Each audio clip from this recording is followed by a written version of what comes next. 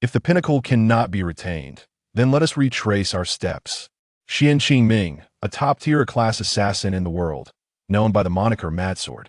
Upon acquiring the slaughter system, he found that every life taken would grant him ability points, thus enhancing his cultivation in every aspect. By chance, he discovered that slaying monsters in an online game would also yield ability points.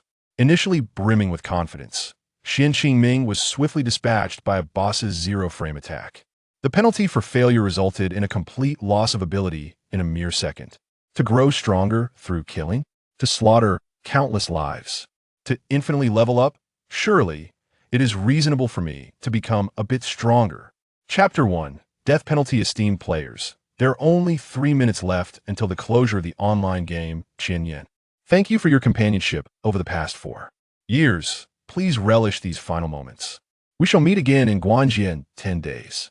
After the system notification, Xian Qingming furrowed his brow at the boss before him, who still had 1/3 of its health remaining, determined to defeat it in the shortest time possible. The level 99 hell boss known as Guardian of the Underworld. Xian Qingming, nicknamed Mad Sword, at 17, ranked 99th among the world's top class assassins. At 5 years old, on the brink of death, an unknown system sacrificed its own energy to save the young Xian Qingming's life. At that time, the slaughter system merely referred to itself as the system, vanishing without a trace after saving him. Years later, during an assassination mission where he was once again near death, the dormant system within him was unexpectedly reactivated, choosing the evolutionary path of the slaughter system. The mechanism of the slaughter system dictates that for every life taken, Xian Qingming would acquire slaughter points, which could be used to enhance his cultivation. The stronger the opponent, the more slaughter points he would gain upon their defeat. By a stroke of luck, Xian Qingming discovered that killing monsters and bosses within the game could also yield slaughter points. Although the ratio of slaughter points earned from monsters was lower than that from human targets, monsters were inexhaustible. Thus, Xian Qingming became an assassin fervently engaged in online gaming. 3 years prior, Xian Qingming began utilizing the online game, Qianyan, to accumulate slaughter points to enhance his own abilities. His prowess grew day by day, gradually evolving into a presence of world-class assassination. In the game world of Qianyan, before the gates of the underworld, stood the imposing figure known as the Guardian of the Underworld, towering above Xian Qingming, cloaked in black. Beneath the pointed hood, 2 eye holes revealed a fierce glare, and his exposed muscles bulged ominously. The Guardian of the Underworld wielded a massive axe, exuding an air of intimidation. Xian Qingming gripped a sharp sword, fixated on the health bar of the Guardian of the Underworld. Suddenly, he launched an assault, his sword elegantly dancing through the air, creating beautiful arcs of light. The Guardian of the Underworld swung his axe with fierce intent towards Xian Qingming. Xian Qingming nimbly dodged, evading the axe while retaliating with a flurry of strikes. 9,999, 9,999, 9997 red numbers flew above the Guardian of the Underworld's head. Xian Qingming's swordsmanship resembled that of a specter, his speed rendering the Guardian of the Underworld unable to keep pace. Roar! Suddenly, the Guardian of the Underworld became frenzied, a faint blue glow enveloping him. With each swing of his axe, a wave of blue energy surged toward Xian Qingming. Seizing the moment as the axe swung, Xian Qingming swiftly maneuvered to the creature's side. With lightning speed, he thrust his sword twice, striking the Guardian of the Underworld directly in the chest. 19,999, 19,999. Just as the Guardian of the Underworld was left with a sliver of health, Xian Qingming instinctively swung backward with his sword. The player attempting a sneak attack was instantly reduced to a wisp of white light. Ding! Player 1 Sword Bloodshed has slain player Beida Huang. Death penalty doubled. Following this notification, the name 1 Sword Bloodshed above Xian Qingming's head turned a pale red. Killing other players incurs a double death penalty. How tiresome! Just before the servers shut down, and you're still resorting to such petty tricks. Beida Huang was a player who had previously provoked Xian Qingming and was subsequently defeated by him. It was rumored he was a scion of a prominent family in Shengjing City. Since killing players did not yield slaughter points, Qian Qingming had no intention of wasting more time on him, only to find that today he attempted to ambush Qian Qingming for vengeance just before the shutdown, only to be swiftly dispatched once more. As Qian Qingming turned to deliver the final blow to the guardian of the underworld, the creature's body erupted with intense blue light. What the hell? How did it trigger self-detonation? Damn it, run! After a blinding flash of blue light, Qian Qingming was transformed into a wisp of white smoke, vanishing into the passage. The cold, mechanical game notification continued unabated. Ding. Player 1 Sore Bloodshed has been slain by Boss Guardian of the Underworld. Ding. Due to Player 1 Sword Bloodshed's minor infraction, the death penalty is doubled. Ding. Esteemed player, thank you for choosing Qian Yin. As of today, Qian Yin will officially cease operations. Players may directly enter the beta testing channel for Guanjia. We look forward to seeing you again in 10 days. 10, 9, 8, 7. The countdown echoed, and Qian Qingming was ejected from the Qian Yin game world. Upon opening his eyes, Qian Qingming heard the familiar notification from the slaughter system that had accompanied him for years, blaring incessantly. Dear host, due to your demise in the game, as a system penalty, your accumulated slaughter points will be deducted.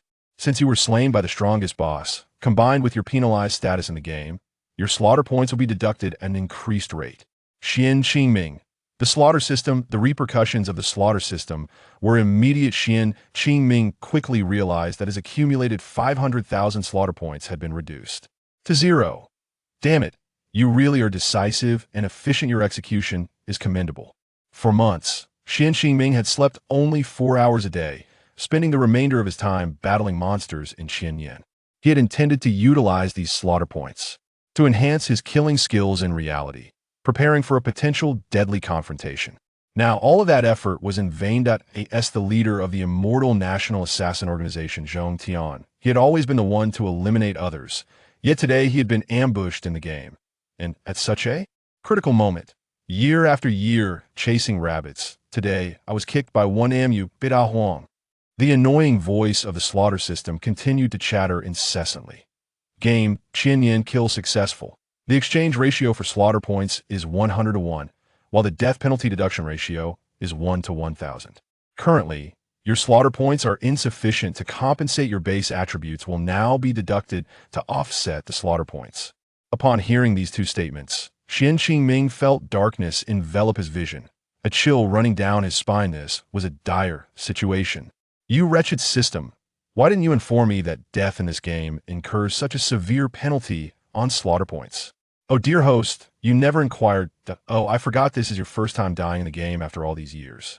Alas, the injuries I sustained during my encounter with SHGU a few days ago have yet to heal. The lingering dark energy left within me has caused my physical capabilities to suddenly regress.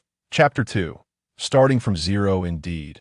A wave of intense fatigue surged towards Sun Qianjimenji, swiftly followed by a piercing pain in his chest and abdomen. This agony gradually spread to his heart, the overwhelming pressure making it difficult for him to breathe. Sun Qianjimenji emerged from the gaming pod, shaking his head vigorously in an attempt to regain clarity. He hastily drew a dagger from the clasp on his arm and, aiming it at his abdomen, made a swift incision, creating a wound the size of a fist. With a splattering sound, a jet of dark purple blood erupted, accompanied by a chilling aura. The immense pain compelled Sun Qianjimenji to let out a howl. Gritting his teeth against the excruciating sensation, he grabbed a cup from the small table, shattered its base, and pressed the rim against his wound, allowing the crimson blood to flow through the exposed bottom of the cup. Laity. Sun Qianjimenji summoned his remaining strength to shout, before promptly losing consciousness. Time passed unmeasured, and Sun Qianjimenji seemed to regain some awareness. The pain in his body had dulled to numbness. Nevertheless, he could still perceive a deficiency in his vitality, rendering him too weak to open his eyes. Greetings, host. Congratulations on surviving the reckoning of your killing points under this system's protection. However, I regret to inform you that I can no longer fully bear the heavenly path punishment on your behalf. Your various attributes have reverted to levels prior to inheriting the killing system, and, well, even lower, hee hee. Upon hearing the system's mocking tone, Sun Qingjiamenji felt a surge of anger, as the system had always been insufferable. Show me my current status. Knowing he had not yet fully awakened, Sun Qingjiamenji relied on the system to gauge his condition and to formulate a rudimentary plan for the future. Glad to be of service. As the words of the killing system faded, two comparative data charts appeared in Sun Qingjiamenji's mind. Host, Sun Qingjiamenji before killing points reckoning cultivation. Innate stage, 4th level of martial realm physique. Poison resistance, blood of sin, rapid healing. Invulnerability to blades, special skills. Master sword technique, dark stab frenzy. After killing points reckoning cultivation. Acquired stage, 4th level of void breaking realm physique. Poison resistance, blood of sin, rapid healing, moderate resistance to. External injury, special skills. Basic sword technique, intermediate assassination. Realizing the severity of the punishment and the drastic decline in his attributes was disheartening, however. He had not anticipated such a significant fall. Damn this insufferable system. Sun Qingjiamenji silently raged within his mind, noting that aside from the poison resistance, blood of sin, and rapid healing he possessed prior to encountering the killing system, all other functional metrics paled in comparison to those he had at 15. The loss of his cultivation was one matter, but the complete disappearance of his sword technique from memory was another. Host, due to your insults towards the system, I have reduced the damage I bear on your behalf. As a consequence of the heavenly path punishment, your resistance to external injury has been downgraded to high resistance to blows. That irritating voice was as vexatious as ever. It would not lend assistance unless in dire circumstances. Sun Qingjiamenji distinctly recalled that it was this very voice that had risked punishment from something called Heavenly Path to save his life when he fell off a cliff at the age of 5. The mocking tone of the killing system echoed in his mind, prompting Sun Qingjiamenji to open his mouth to curse once more, only to find a pill lodged within. A potent herbal aroma erupted in his mouth, causing tears to flow from his eyes due to the bitterness. He sensed that the pill contained several toxic herbs, and he dared not swallow it recklessly. It became stuck in his throat for a moment. Wow, this fellow finally opened his mouth. I nearly dislocated his jaw. A familiar voice reached his ears, leading Sun Qingjiamenji to realize he was safe. He quickly swallowed the pill. With great effort, Sun Qingjiamenji managed to open his eyes slightly, catching sight of a robust figure, and eventually recognized the familiar square face, blinking to signal his well-being. Lixngyn, nicknamed Bidu, 18 years old, shared the 99th rank on the World A-Class Assassins list with Sun Qingjiamenji, and was a core member of the Immortal Nations Assassin Organization ZHNG-10, alongside Li Tin and Li Di. This SNLNGWN contains several medicinal herbs with some toxicity, intended to neutralize the residual toxins in your blood. You must be more cautious. Do you not care that SHGU's true energy is poisonous? Sun Qingjiamenji squinted at Lixngyn, feeling a wave of dizziness, a remnant effect of blood loss. Don't look at me. Your peculiar blood type is unmatched for compatibility. If it weren't for Li Di acting swiftly, your blood would have never stopped flowing. Lixngyn stroked his chin, revealing a rare smile only when around Sun Qingjiamenji and the others. I was pondering whether to have Li Di draw some of your blood for safekeeping, but your hematopoietic function is so robust, it truly is a contradiction. As he spoke, Lixngyn handed Sun Qingjiamenji a straw, and Sun Qingjiamenji eagerly consumed a large bottle of nutrient liquid. Burp, this stuff is truly dreadful. Moreover, SHGU's internal energy is indeed toxic. I am immune to all poisons. I was dizzy from blood loss, thinking someone was trying to poison me before chopping me up. Ugh. Sun Qingjiamenji pouted, regaining some color in his face. Perhaps only with Lixngyn could he indulge in such shamelessness.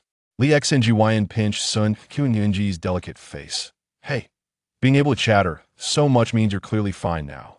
At that moment, Sun Qingji's abdomen had healed completely, leaving no trace of the horrific wound he had inflicted upon himself before fainting. Boss, you were gravely injured by SHGU. Why didn't you inform us? A voice approached, and two individuals hurried to Sun Qingji's bedside. Li Tin and Li Di ranked 133rd and 234th among the World A-Class Assassins, were in fact the eldest and second sons of the Hua family conglomerate in Huayan province, Hua Ziqin and Hua Zikan. One would imagine that the leaders of the prominent assassin organization, Zichengji, in the Immortal Nation had gathered in this inconspicuous small building on the outskirts of Shuqing. Well, my current cultivation is even inferior to what it was when we escaped. Our Zichengji plan may have to be postponed. Sun Kenji's tone carried a hint of frustration as he gazed at the ceiling with a tinge of guilt. Boss, what are you saying? SHGU is ranked 28th among A-class assassins. The fact that you heavily injured him without dying is a source of pride among us four. Hua Zikan patted Sun Qingjiaming's shoulder, eliciting a pained groan from him. Stop it, you foolish brother. Have you forgotten that our boss still harbors the dark energy of SHGU within? Chapter 3. Yao Hua Ziqian forcefully brushed away Hua Zikuan's hand, furrowing his brow as he looked at the pained expression of Xian Qingming. It's all right. Once I digest this Sanling pill, I'll be fine. Xian Qingming sighed. Alas, I had intended to practice controlling my internal energy, gradually dissipating this dark force within me. I never expected it would nearly cost me my life. Had it not been for Xian Qingming's desperate act of slicing open his abdomen before losing consciousness, dissipating a significant portion of the corpse spirit's dark energy, it is likely that he would have perished by now. The known martial arts hierarchy is broadly divided into 3 stages: Houtian, Xiantian, and Yindao. The transition from Houtian to Xiantian is a formidable challenge that many struggle to overcome in their lifetime. Yet both Xian Qingming and Lu Xingyun achieved this milestone 2 years ago. 5 years prior, the two had escaped from the most notorious assassin organization in the world, Shishue, which had raised them. Disguising their identities, they eventually established their own assassin organization, Zhongtian, with the substantial financial backing of the Hua brothers. Although Xian Qingming is the leader of Zhongtian, his role is primarily to recruit members, while Lu Xingyun manages most of the organization's intricate affairs. Every year, Xian Qingming kills only 3 individuals, and due to his erratic nature, Lu Xingyun insists on his leadership to provide a rationale for keeping him in check and preventing him from causing trouble. No worries. There's plenty of time for you to grow stronger. During your recovery, we can scale back Zhongtian's operations, Lu Xingyun remarked. As soon as he finished speaking, Hua Ziqian interjected, Indeed, boss, I have officially begun overseeing the family group's operations. The expenses of my subordinates can now be fully covered by the group. Xian Qingming nodded. Having mostly regained his clarity of mind, he contemplated how to restore his strength. After all, it had been nearly 3 years since he had focused on training.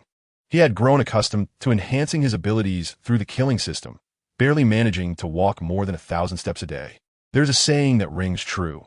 Once you grow accustomed to utilizing an external aid, you become discontented with merely adhering to the rules of the game. Xian Qingming's current plan revolves around how to use the next game to bolster his strength. How long was I unconscious?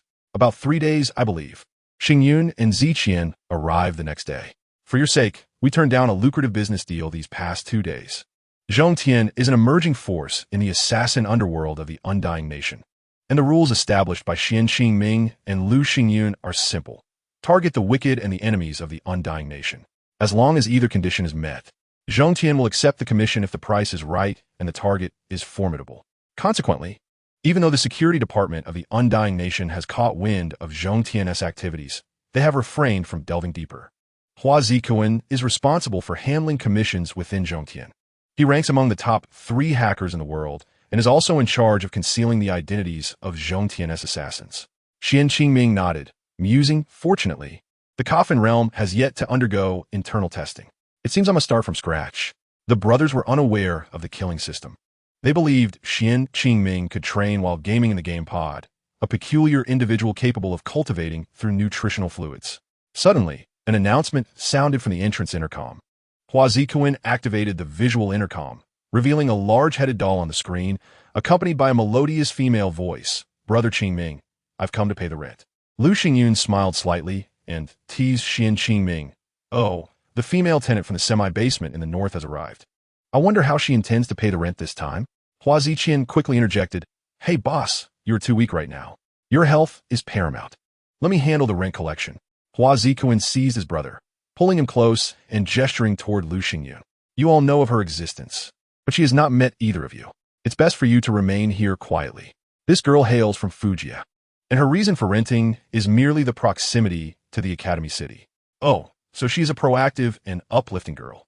Might we allow her? Before Lu Xingyun could finish, Xian Qingming gestured dismissively. Fujiya is filled with unfortunate children. I do not wish for them to follow the same path as us. Lu Xingyun shrugged, pulling Hua Ziqian closer to him, nodding at Xian Qingming and Hua Ziquan. All right, if there are suitable candidates for assassination, those from Fujiya should be the best choice, as their backgrounds are nearly blank slates.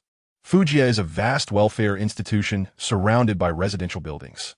Most of its inhabitants are relatively impoverished, survivors of a past biochemical warfare. The one here to pay rent is Ying Yao, who grew up in the welfare institution of Fujiya. Prepare yourself. Upon opening the door, Hua Ziquan took a step forward and struck out with his palm at Ying Yao. Here it comes. As if expecting the confrontation, Ying Yao met the attack with a powerful punch. Ouch! Hua Ziquan found himself outmatched, sent flying several meters before crashing to the ground, and sliding another few meters before halting. Ah, Ziquan, my apologies. I forgot I had made a breakthrough a few days ago, and didn't hold back. Hua Ziquan was pulled up by Ying Yao, looking at her with a mix of admiration and envy. Sigh, I truly don't know whether to congratulate you or be frustrated with my own lack of effort. In just a few days, your cultivation has already surpassed mine. You must be at the Xiantian level now, right? Receiving praise from Hua Ziquan, Ying Yao unabashedly lifted her chin, beaming with pride. I promised Brother Qingming that my goal for the upcoming joint examination is to place within the top 300. Hua Ziquan nodded, genuinely pleased for this ambitious young girl. Keep it up, I believe in you. Hua Ziquan welcomed Ying Yao into the room, accepting her rent and the gifts she brought for Xian Qingming, handing her 2 large bags of snacks. Ying Yao had grown accustomed to Hua Ziquan's benevolent lies, knowing that these snacks were intentionally prepared for the children. Having secured a full scholarship from the Academy City's foremost institution, Ying Yao's senses are exceptionally sharp. She had long been aware that Hua Ziquan had followed her to Fujiya, yet she understood that both he and Xian Qingming were good-hearted individuals. Thus, each time she came to pay rent, Ying Yao would bring along small crafts made by the children with colored paper as a sincere expression of gratitude. Is Brother Qingming unwell? Chapter 4 Fujiya. Upon learning that Xian Qingming was ill, Ying Yao suddenly grew anxious, wanting to rush upstairs. However, Hua Ziquan gently tugged at her braid, stopping her from ascending, making her feel a bit embarrassed for her impulsiveness. It's all right, don't let yourself catch it too. It would be unfortunate to pass it on to the children in Fujiya. After some consideration, Ying Yao agreed, recognizing that a sickness capable of afflicting a martial artist must be no ordinary illness. Still, she glanced worryingly at the stairs leading to the second floor. Hearing Xian Qingming's frail voice emanating from behind the door, Ying Yao felt a bit more at ease. All right, Brother Qingming, take good care of yourself and recover soon. Xian Qingming's weak voice was indeed indistinguishable from that of someone recovering from serious illness, successfully deceiving Ying Yao. All right, I'll head out now. Brother Qingming, goodbye. I'm leaving now, Ziquan. Ying Yao said her farewells to Hua Ziquan and Xian Qingming upstairs. Clutching a small box she retrieved from the refrigerator and the gifts Hua Ziquan had prepared for the children as she made her way to the bus station heading to Fujiya.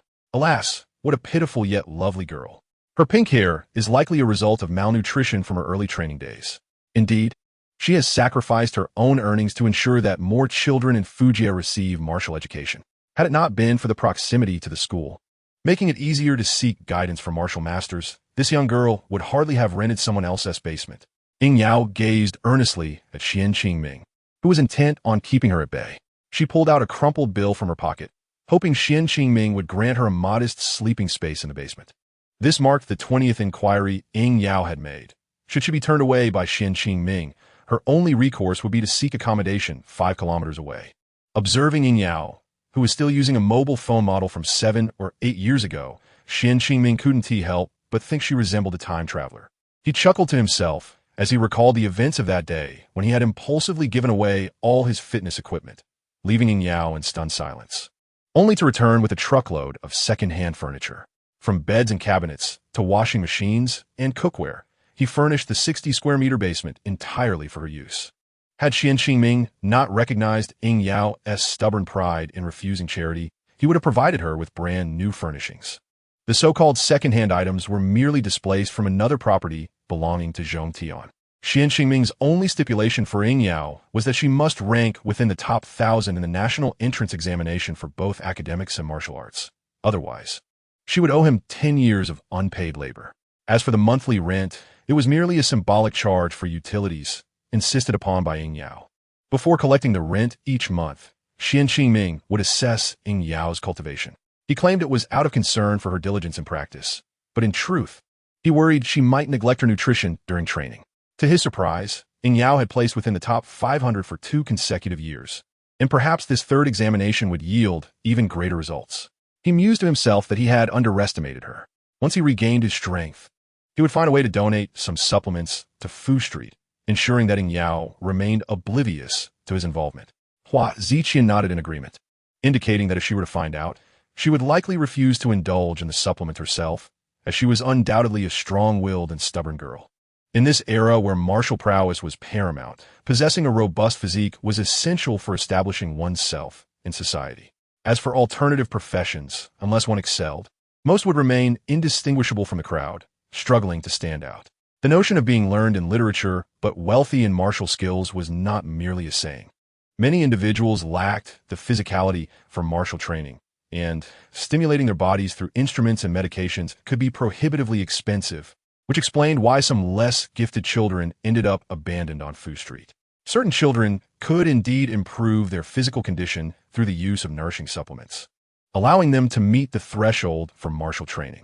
Ying Yao was determined to ensure that more children from Fu Street could access martial education, thereby enhancing their prospects for social standing in the future.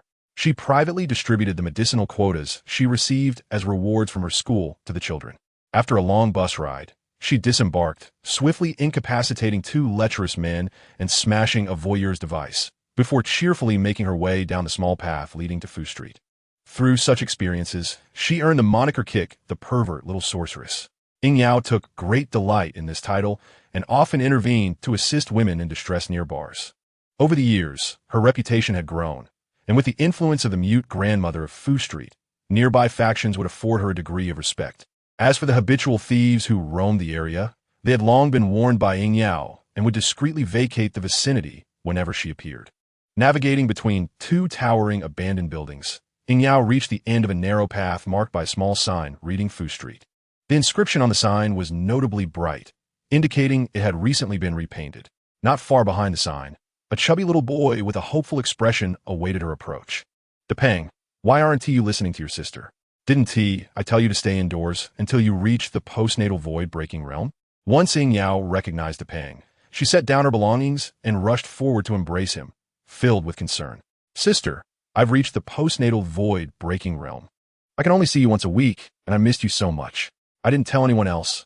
I snuck out to share this news with you first."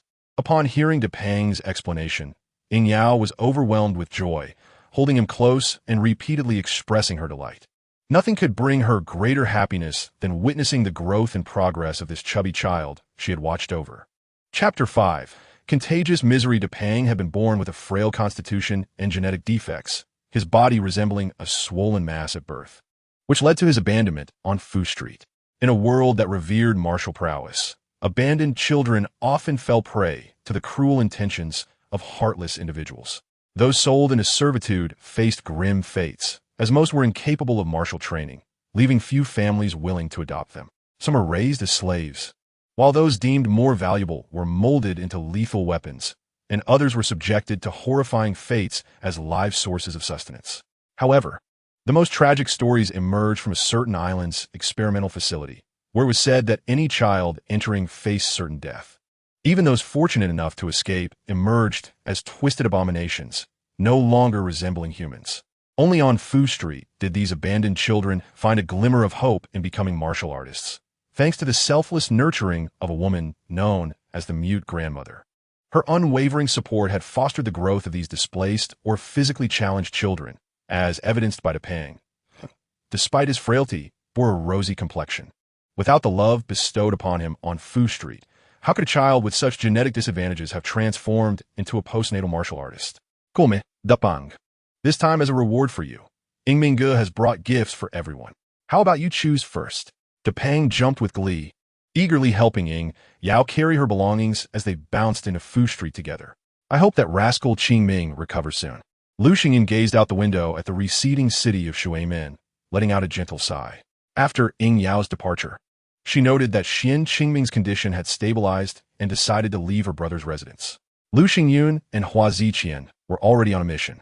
They hurried to Hua Ziqian's office building, where they boarded a private plane on the top floor, swiftly heading to the city where their assassination target resided. In a city like Shuimin, taking a small private plane was relatively commonplace. However, compared to electric-powered low-altitude aircraft, private planes were considerably noisier and prohibited from flying over residential areas. This time, Lu Xingyun and Hua Ziqian entered the residential district by leaping from midair. In their haste to reach Xian Qingming's abode, they even utilized flight wings. However, the approval for using the flight wings had been secured by Hua Ziqian through connections, allowing them a mere 5 minutes of exemption. They raced to arrive as quickly as possible, their actions likely to cause a stir had it not been nighttime. Such commotion would render the residence unsuitable for future use. Over the years, Xian Qingming had accepted missions only once a year. Although he ranked equally with Lu Xingyun in the assassin world, his kill count paled in comparison. Xian Qingming's lack of ruthlessness often led to Lu Xingyun cleaning up his messes. This had cultivated Xian Qingming's laziness, as he typically targeted only the more troublesome assignments. Had it not been for this, his position as one of the 4 leaders of Zhongtian would have long been jeopardized. Lai Di, place me in the gaming chamber. I need to recuperate. Xian Qingming felt a sense of helplessness, having not revealed such a disheveled appearance to his brothers in many years. At that moment, he resembled someone who had just indulged in a copious amount of alcohol, struggling to even take a single step. Come here, my dear, Ziquan said with a mischievous grin, completely disregarding Xian Qingming's disdainful glare, and effortlessly scooped him up in a princess carry. Like an eager and reckless rogue, Ziquan hastily dashed to the side of the gaming pod while holding Xian Qingming. Sleep well. May you have sweet dreams, Mua. Seizing the opportunity while Xian Qingming remained silent, Ziquan swiftly placed him inside the multifunctional gaming pod. Then, with an expression reminiscent of a wicked scientist, he fiercely shut the pod's lid and twisted open the nutrient solution valve. Goodbye, my little treasure. The gurgling sounds echoed as Xian Qingming was instantly engulfed by a deluge of specialized nutrient solution within the pod. Big brother, take good care of yourself. We all believe you won't be defeated by a single setback. Ziquan's final words struck a chord deep within Xian Qingming, causing his murderous intent towards Ziquan to dissipate entirely. Sighing softly, Xian Qingming lamented the unwavering loyalty of his good brother. However, he quickly forgot that he was already enveloped in nutrient solution, and with a couple of gurgles, he was startled into a coughing fit. Cough, cough, damn it. Ziquan, are you trying to drown me? As Xian Qingming raised his hand, Ziquan hastily shut off the nutrient valve and fled the room, leaving behind a trail of laughter. Ha ha, big brother, take good care of your health in there. Ha ha, I did it on purpose. Once Ziquan departed, Xian Qingming shook his head in resignation, reflecting on how this guy would never change, always relishing in teasing others. Ziquan remarked, by the way, I learned all of this from you. Mischief is contagious, don't you remember? The nutrient solution was rapidly absorbed by Xian Qingming, causing his head and hair to feel dry and refreshed. This was precisely why Ziquan dared to tease Xian Qingming so audaciously. The amount of nutrient solution was simply insufficient for him to absorb fully. Lu Xingyun and the others had previously studied Xian Qingming's physique and discovered that he was indeed extraordinary. Even the components of his blood were remarkably unique.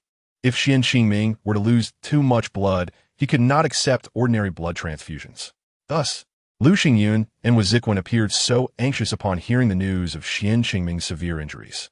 After Ziquan left, Xian Qingming gazed vacantly at the ceiling, contemplating future plans. He was no longer the Xian Qingming of 5 years ago. Now, he and Lu Xingyun were accompanied by 2 trustworthy brothers.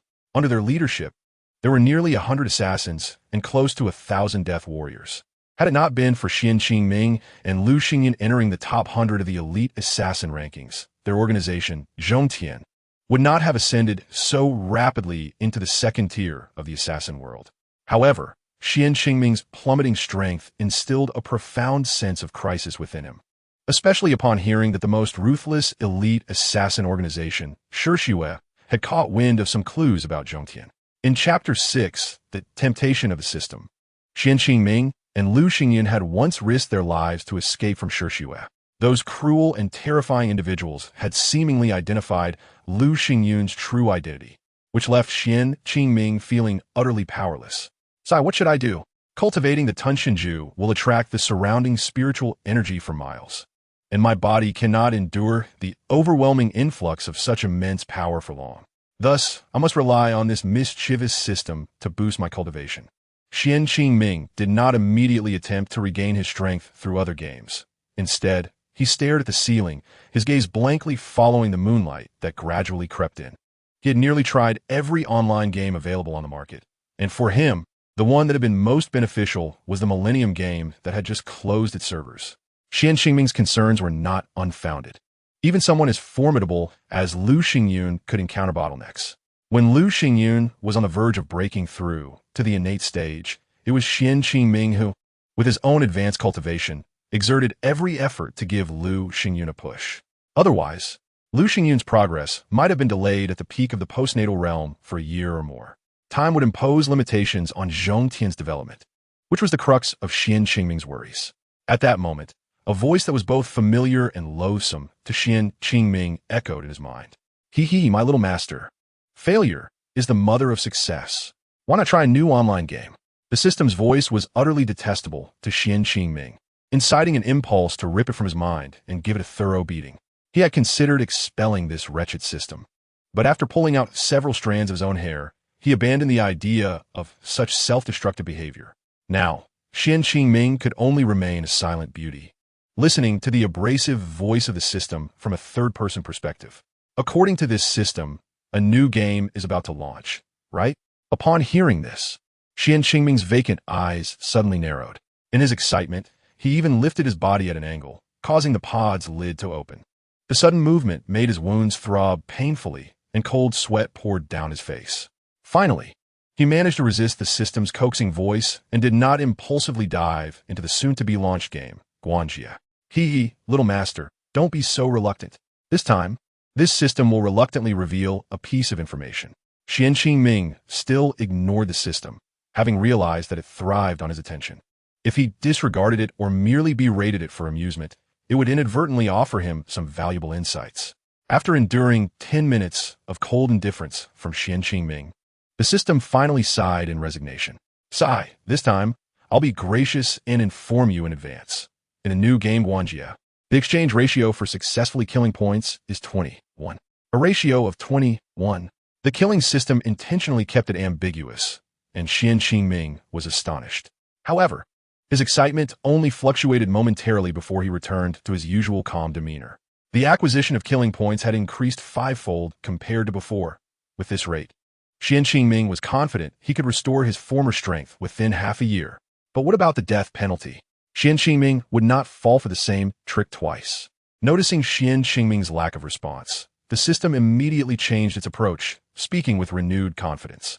And when you die in the game, the penalty ratio for death is 100. Upon hearing the system's voice, Xian Qingming abruptly sat upright in the nutrient bath. Oh, ouch, it hurts. His groans drew Weziquin back into the room. What the hell, big brother? I just want to get some nutrient solution. And what are you doing? Are you trying to kill yourself? Weziquin firmly pressed Xian Qingming back into the gaming pod, offering soft reassurances. I mean, boss, you've only slightly regressed in cultivation. There's no need to contemplate self-destruction.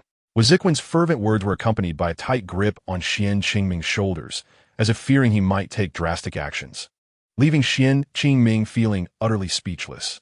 Xian Qingming had intended to shake off Weziquin's persistent grip, but unfortunately, with Weziquin's mastery at the peak of the postnatal realm, he was no match for him in his current weakened state. As the evening approached, Xian Qingming could no longer tolerate the pungent aroma of garlic wafting from the pig's head meat he was consuming. With a mix of exasperation and fury, he turned to Hua Ziquan and bellowed, Hua Ziquan, I have no intention of meeting my demise tonight, so get to bed this instant. Suddenly, soft giggles from two young women drifted in from outside the window, causing Hua Ziquan's face to flush a deep crimson. Oh dear, big brother, good night then, he stammered, awkwardly chuckling as he touched his flushed cheeks. He hastily filled the gaming pod with nutrient fluid for Xian Qingming, ensuring he was well prepared before he swiftly exited the room. Fortunately, the guards outside tonight were the assassins Xiao Yun and Lu Feng, whom Hua Ziquan had already subdued. Otherwise, if it had been another beautiful girl. Hua Ziquan's garlic-laden breath would have become a source of ridicule throughout the entire Zhongshan. The scoundrels within Zhongshan showed no mercy when it came to killing. And even if they were jesting about the higher-ups, their tongues were sharp. After all, the rankings in Zhongshan were reassessed annually based on individual cultivation strength. Upon hearing the laughter of Xiao Yun and Lu Feng, Xian Qingming's eyes narrowed with sudden realization. The relationships among the assassins in Zhongshan were far from the unchanging harmony shared among the four brothers. Within the organization, there were individuals with glaring personality flaws, some of whom exhibited pathological and perverse tendencies. A few were even fixated on Xian Qingming's position. Tonight, Xiao Yun and Lu Feng were on guard, but what about tomorrow? The day after? Sooner or later, the news of his declining cultivation would reach others. Lu Xingyun and the others would likely keep Xiao Yun and Lu Feng stationed with him for a short while. But prolonged vigilance would inevitably attract the attention of other members within the organization. Chapter 7. Submitting the killing system ceased to reveal any new game content to Xian Qingming, as if awaiting his decision. Unfortunate system, you aren't trying to deceive me this time, are you? Just as Xian Qingming pondered this in his mind, the system suddenly sprang to life, eagerly explaining, "It is imperative, my dear master, that this new online game, Guanjia, is tailor-made for you." However, after this proclamation, the system promptly fell silent. The abrupt cessation of its voice puzzled Xian Qingming. Although the system had gone quiet, he had no intention of letting it off the hook so easily. "I suddenly find myself less inclined to play this game. Tell me, what punishment awaits if I choose to stop using you?" Indeed, upon hearing this, the system panicked, fearing abandonment. "No, my esteemed master, if you forsake me, others will come." The system's voice faltered once more, but Xian Qingming understood its implications. His eyes narrowed into crescent moons as he chuckled inwardly. "So, if I were to abandon you, another system would surely take your place, correct?" The system was momentarily taken aback by Xian Qingming's inquiry and erupted in a fit of rage. "Xian Qingming, how dare you deceive me?" Xian Qingming longed to cover his ears, yet he could not silence the unfortunate system's voice echoing in his mind. "Shut your mouth. My tolerance for you stems from the life debt you owe me. But should you dare to flaunt yourself before me again, I will sever our connection immediately." The unfortunate system fell silent, though it continued to threaten Xian Qingming through gritted teeth. "Xian Qingming, I must inform you that upon applying for disconnection from this system, you will have 100 days of contemplation. During this period, I can incessantly disrupt your mind." The killing system grew increasingly fervent, seemingly intent on unleashing all its pin-up frustration from years of solitude upon Xian Qingming. As an assassin, he had little desire to converse with the system, aside from his close comrades within Zhongshan, and he was quite indifferent to outsiders. Yet, unbeknownst to him, his solitary experiences had subtly transformed his demeanor. The Xian Qingming who once crawled out from the pile of corpses alongside Lu Xingyun, burdened by a sea of blood and vengeance, had become, almost paradoxically, more light-hearted than before, more mischievous, to put it plainly. However, this subtle shift did not escape the system's notice, which continued to ramble incessantly in Xian Qingming's head. "I assure you, this system is true to its word. If you act unjustly, I shall retaliate, making you into a madman." Xian Qingming was not easily intimidated by the system. Over the years, he had encountered countless online games and had gleaned a fair understanding of their reward and punishment mechanisms. The killing system, like any other, adhered to the fundamental principles of its kind.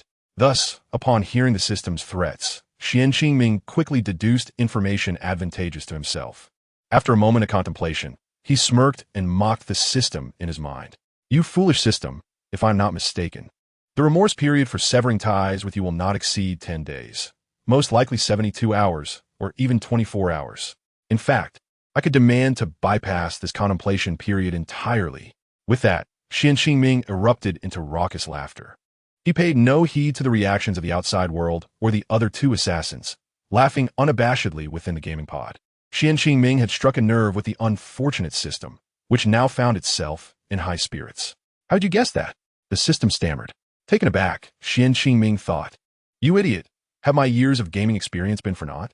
The system, now genuinely subdued, pleaded, "Great master, I truly acknowledge my mistakes. Please do not abandon me."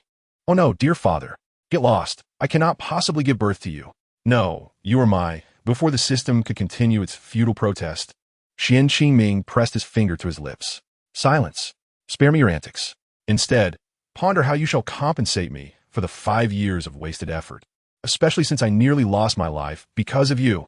Furthermore, if this game, Guanjia, lacks the kind of kills and death ratios you promised, I will undoubtedly sever ties with you, and there will be no room for negotiation. The unfortunate system, upon hearing Qian Qingming's ultimatum, promptly became obedient.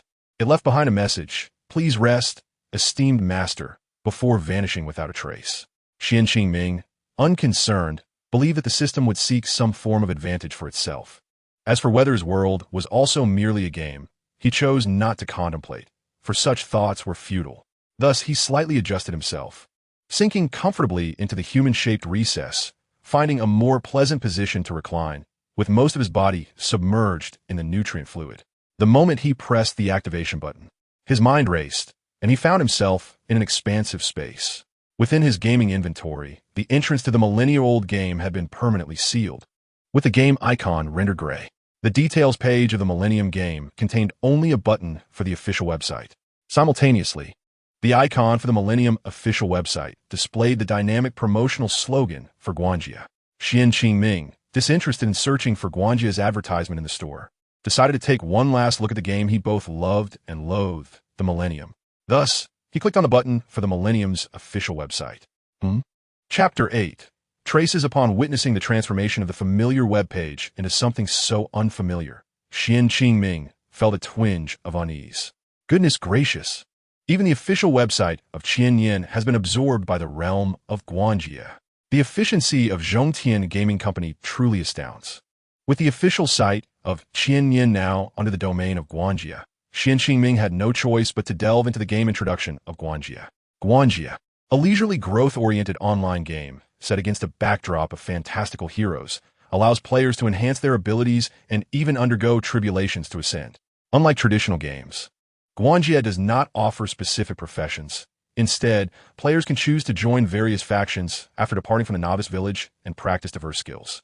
Within Guanjia, there exists a multitude of factions categorized into 2 main branches, the Immortals and Demons, each boasting hundreds of sects for both Eastern and Western traditions for players to explore. Players may also uncover hidden masters and secret sects through their own explorations, acquiring unique skills. Furthermore, players can unlock operations that shift from the path of immortality to that of demons and vice versa, depending on their engagement with the game's narrative. Presently, the algorithm of big data has reached near perfection, enabling all players to unlock intimacy and rewards based on their preferences and dialogues within the game. Simultaneously, Zhongtian's robust system will assist players in activating the hidden attributes of their game characters according to individual capabilities.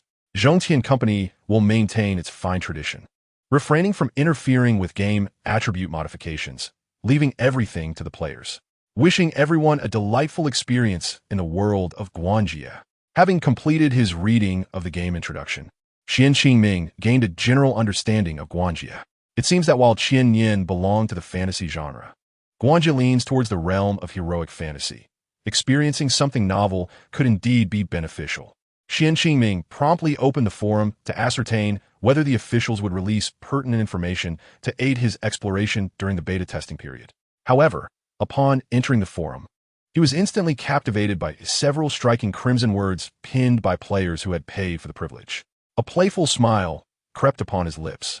For those who knew Qian Qingming understood that this was a sign of his burgeoning murderous intent. With the cessation of Qianyan's service, the so-called despicable emperor was lost, only to find himself mocked by spectators. The eye-catching title shimmered with a spectrum of colors, flashing incessantly at the top of the forum. Qian Qingming clicked on the page. And indeed, he found the footage of himself being obliterated by the gatekeeper of the underworld, a post that someone had paid to highlight.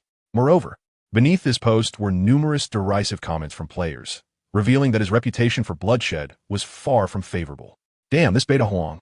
I remember having slain him but once. How amusing. That fellow, known as Beta Huang in the game, not only deceived him, but now shamelessly ridiculed him on the Guanjia forum, enveloped in the shadow of death's punishment. How could Qian Qingming not feel enraged upon seeing such a gruesome video?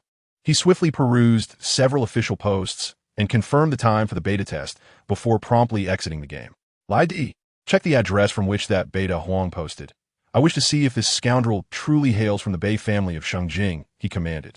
Hearing Xian Qingming refer to him as Lai Di, Hua Ziquan immediately realized that Xian Qingming was preparing something significant, which invigorated him.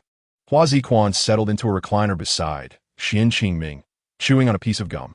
He swiftly donned finger cots on his 10 fingers and a goggle frame devoid of lenses. With a press of a button on the side of the frame, it illuminated as if transforming into lenses, instantly brightening Hua Ziquan's eyes. His hands began to dance swiftly through the air. The semi-transparent goggles flickered with light, displaying lines of text that illuminated Hua Ziquan's focused gaze. This address is protected. It's likely that scoundrel. Hold on. I fear that if I uncover it, I might be caught. One must tread carefully on Zhongtian's forum. Xian Qingming nodded in agreement. Yes, leave no trace. As Hua Ziquan continued to chew his gum, he soon blew a bubble, which popped with a crisp sound as he put away the goggles. Over the years, he had traversed various cities within Malong province, and recently, he had been in Fengdu. The corners of Xian Qingming's mouth curled into a smirk, playfully remarking, Indeed, it is that rascal, Bei Yefang.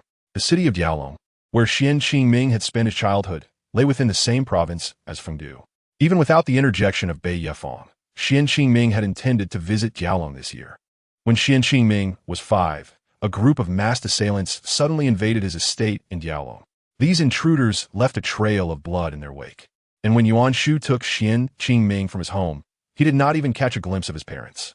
Yuan Shu, unable to withstand the pursuit of dozens of enemies, hurled Xian Qingming into the sea from a cliff before quickly leading the adversaries away with a burden on his back. As Xian Qingming plunged into the sea, he was ensnared by an unexpected undercurrent. When he awoke, he found himself rescued aboard a submarine. Ironically, the vessel was transporting children stolen by the ruthless assassin organization known as Bloodthirst. Sigh, he had not even been able to bid farewell to his parents. Are they still alive in this world? Xian Qingming did not voice his thoughts, but instead gazed through the curtain's gap at the distant crescent moon. After losing his parents, Xian Qingming's personality underwent a profound transformation. Within the Bloodthirst organization, he often resorted to self-deprecation to garner attention. The sight of others reveling in his struggles only led to further beatings. Had it not been for Lu Xingyun's protection, Xian Qingming would have been attacked by other assassins countless times. In recent years, Xian Qingming had aspired to masquerade as a student to investigate his origins, seeking to uncover the truth behind the annihilation of his family. The nearby Shenlong Island was home to the university town. However, hearing the name Bei Yi just now stirred something within him. Xian Qingming could vaguely recall that among the martial artists responsible for the massacre of his family in Diaolong, one had uttered the name Bei Yi. If he were to hear that person's voice again, he would undoubtedly recognize this martial artist. The Bei Yi family, is it? Very well. Chapter 9. Devouring Heaven Technique. I shall attempt to see if I can diminish some of the remaining dark energy of the corpse demon. He waved a hand at Hua Ziquan, who promptly exited the room. Aside from facing Bloodthirst, it had been quite some time since Hua Ziquan had witnessed Xian Qingming proactively embracing his murderous intent. Yet, as Xian Qingming was reluctant to speak of it, Hua Ziquan refrained from asking further. Xian Qingming closed his eyes and began to cultivate the technique known as Devouring Heaven, a practice that had melded with his blood and soul since childhood. As the technique progressed, the very air within the room began to stir. Not only Hua Ziquan, but even the guards outside, Xiao Yun and Lu Feng, sensed the gradual movement of air around them, exchanging glances of delight. Xiao Yun and Lu Feng shared in the moment. I am here to remind you both. Our elder brother has commenced his cultivation, Hua Ziquan announced, having appeared beside them unbeknownst to them, embracing each of the two women. It seems our elder brother has finally grasped the importance of diligent practice. Previously, he would only train once every 3 months, yet now it has barely been a month since his last session. Hua Ziquan's observation was indeed accurate. Ever since the introduction of the slaughter system as an extraordinary aid, Xian Qingming had grown rather apathetic towards the path of cultivation. Over the past few years, his training frequency has diminished from once a month to once every 3 months, and his residence has gradually moved towards the urban area. However, this shift is not without its benefits. At the very least, Xian Qingming has successfully avoided attracting the attention of other masters due to the celestial phenomena that accompany his training. Whenever Xian Qingming practices, The air within several miles around him becomes animated with beneficial elements, now referred to as Tian Di Ling Li since the revival of ancient martial arts, being drawn towards him. During these moments, any martial artist who happens to be near Xian Qingming benefits significantly from the enhanced atmosphere. For ordinary practitioners, the speed of cultivation is several times faster than usual. Meanwhile, Xian Qingming, positioned at the epicenter, absorbs spiritual energy at a rate nearly tens of times that of an ordinary person. However, the Tunshinju serves as a double-edged sword. It is far from perfect. Martial artists who borrow energy from Xian Qingming are hesitant to linger for more than 2 hours, for if he practices the Tunshinju for more than 3 hours, it begins to aggressively devour the surrounding Tian Di Ling Li. After 3 hours, the energy becomes chaotic and violently surges towards Xian Qingming, making him akin to a vacuum cleaner, swiftly draining the life force from all beings within 100 meters. This predatory absorption resembles the Shixing Dafa recorded in novels prior to the revival of ancient martial arts, and may even exceed it. The nearest beings to Xian Qingming bear the brunt of this onslaught, and may even perish from the effects of the Tunshinju.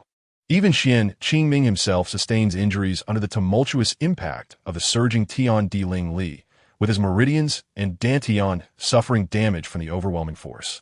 After fleeing from the Bloodthirst organization with Lu Xingyun, Xian Qingming conducted multiple experiments. Even if he trained for less than an hour each time, he would require a month or 2 before he could practice again. Lu Xingyun likened Xian Qingming's training approach to that of a sumo wrestler who starves before gorging himself to gain weight.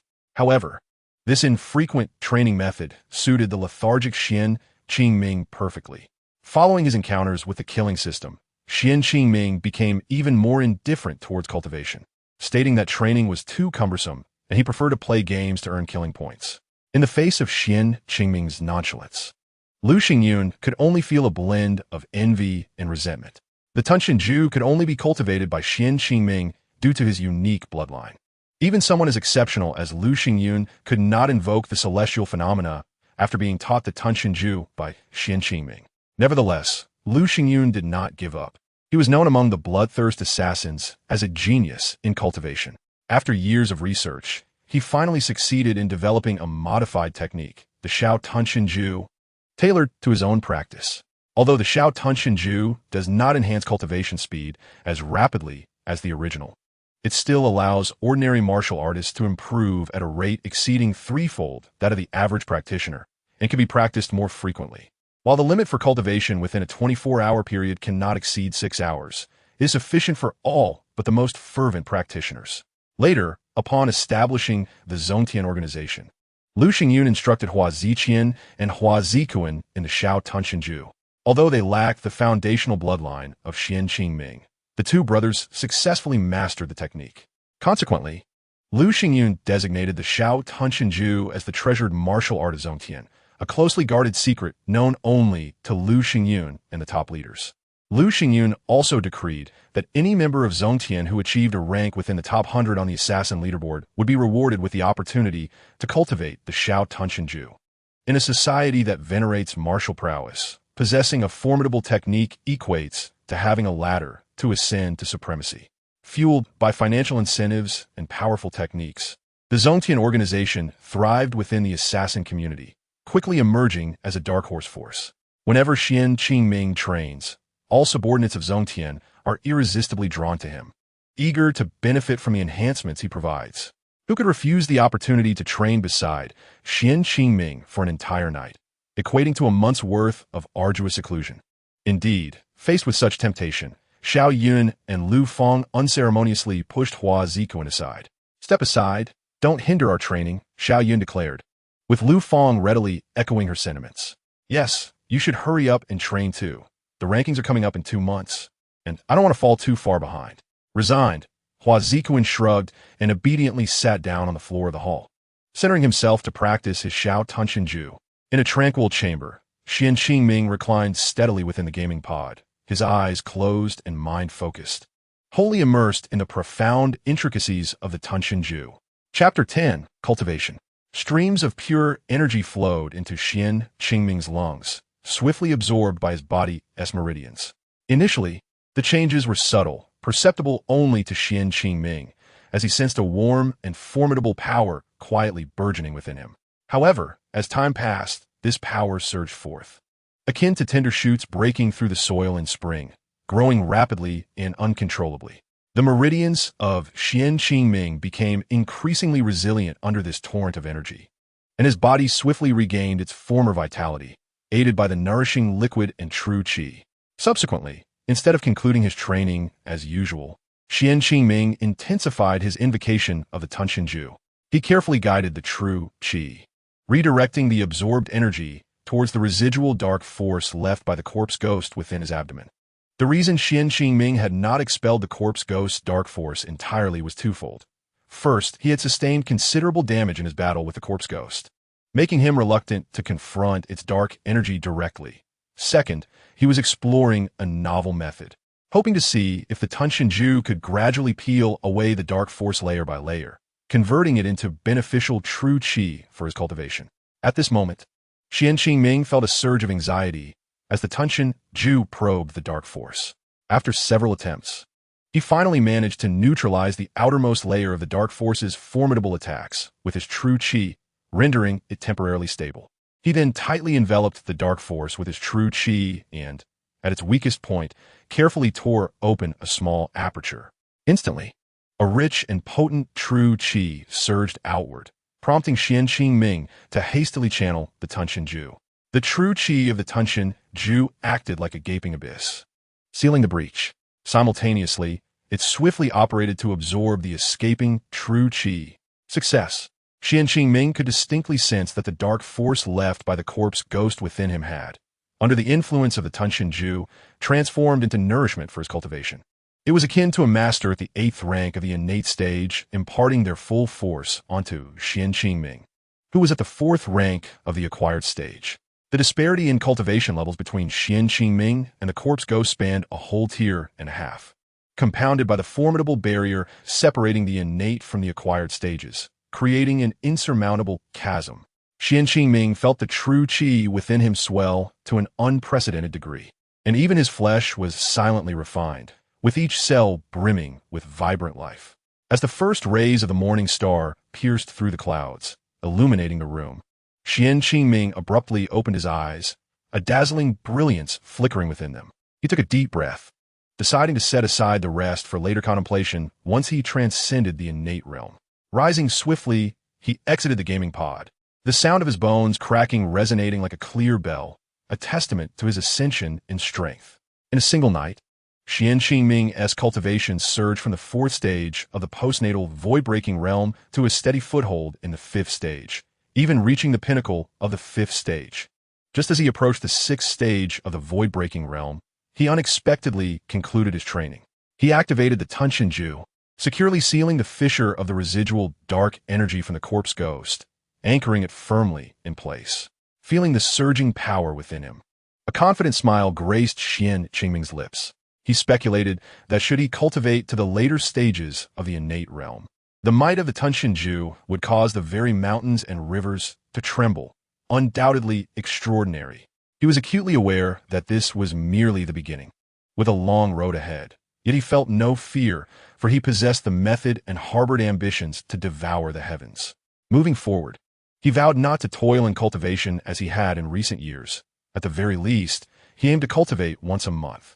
Moreover, this time, he was determined to break through from the postnatal to the innate stage through his own efforts, to truly experience the infusion of the world's spiritual energy. Xian Qingming was right. Since acquiring the slaughter system, he had completely relied on it for his cultivation. It was akin to a player with a golden finger, no longer exploring the game through his own capabilities. Experiencing the transition from postnatal to innate would undoubtedly benefit his future cultivation immensely. Heaven had granted him another chance, and this time he must seize it firmly. "Ah, my little master, your thoughts are perilous," the system's lecherous voice chimed in, causing Xian Qingming to narrow his eyes instinctively, much like a monarch wary of a treacherous minister. "With the support of this system, your cultivation will surely advance by leaps and bounds, far surpassing your so-called Tunshinju." Before the slaughter system could continue its incessant chatter, Xian Qingming firmly commanded it to cease. "Be quiet. You jumped out before the game even entered closed beta. Are you prepared to compensate me?" Xian Qingming was no longer inclined to show the system any courtesy. Having discerned its character, his trepidation and respect had vanished entirely. Indeed, faced with Xian Qingming's indifference and unrestrained words, the system exhibited no anger. Instead, it adopted a tone of flattery. "Oh, dear master, if I fail to secure your compensation, how could I ever face you again?" Xian Qingming clicked his tongue in disdain and retorted, "I can't see your face at all. Where's this old face of yours?" "Ah, that's true. But once your cultivation reaches the later stage of the innate realm, you will behold this system's magnificent form." Xian Qingming's expression twitched slightly, contemplating just how shameless this system truly was, unabashedly boasting in such a manner. "Enough. First, tell me what compensation you bring, for my recent cultivation has been drastically hindered, and my very safety may be at stake." However, he had no interest in exchanging barbs with the system, urging it to get straight to the point. "Very well, master. I bring you both good news and bad news. Which would you prefer to hear first?" Xian Qingming, finding the system's delay tiresome, urged, "Just tell me both at once." "As you wish, my beloved master. I have petitioned the Heavenly Tao to grant you access to the system shop, which is typically only available in the later stage of the innate realm." Chapter 11. The system shop. The innate realm is divided into 3 major stages: Chengwu, Liuguang, and Lianhua, each further subdivided into 9 minor tiers.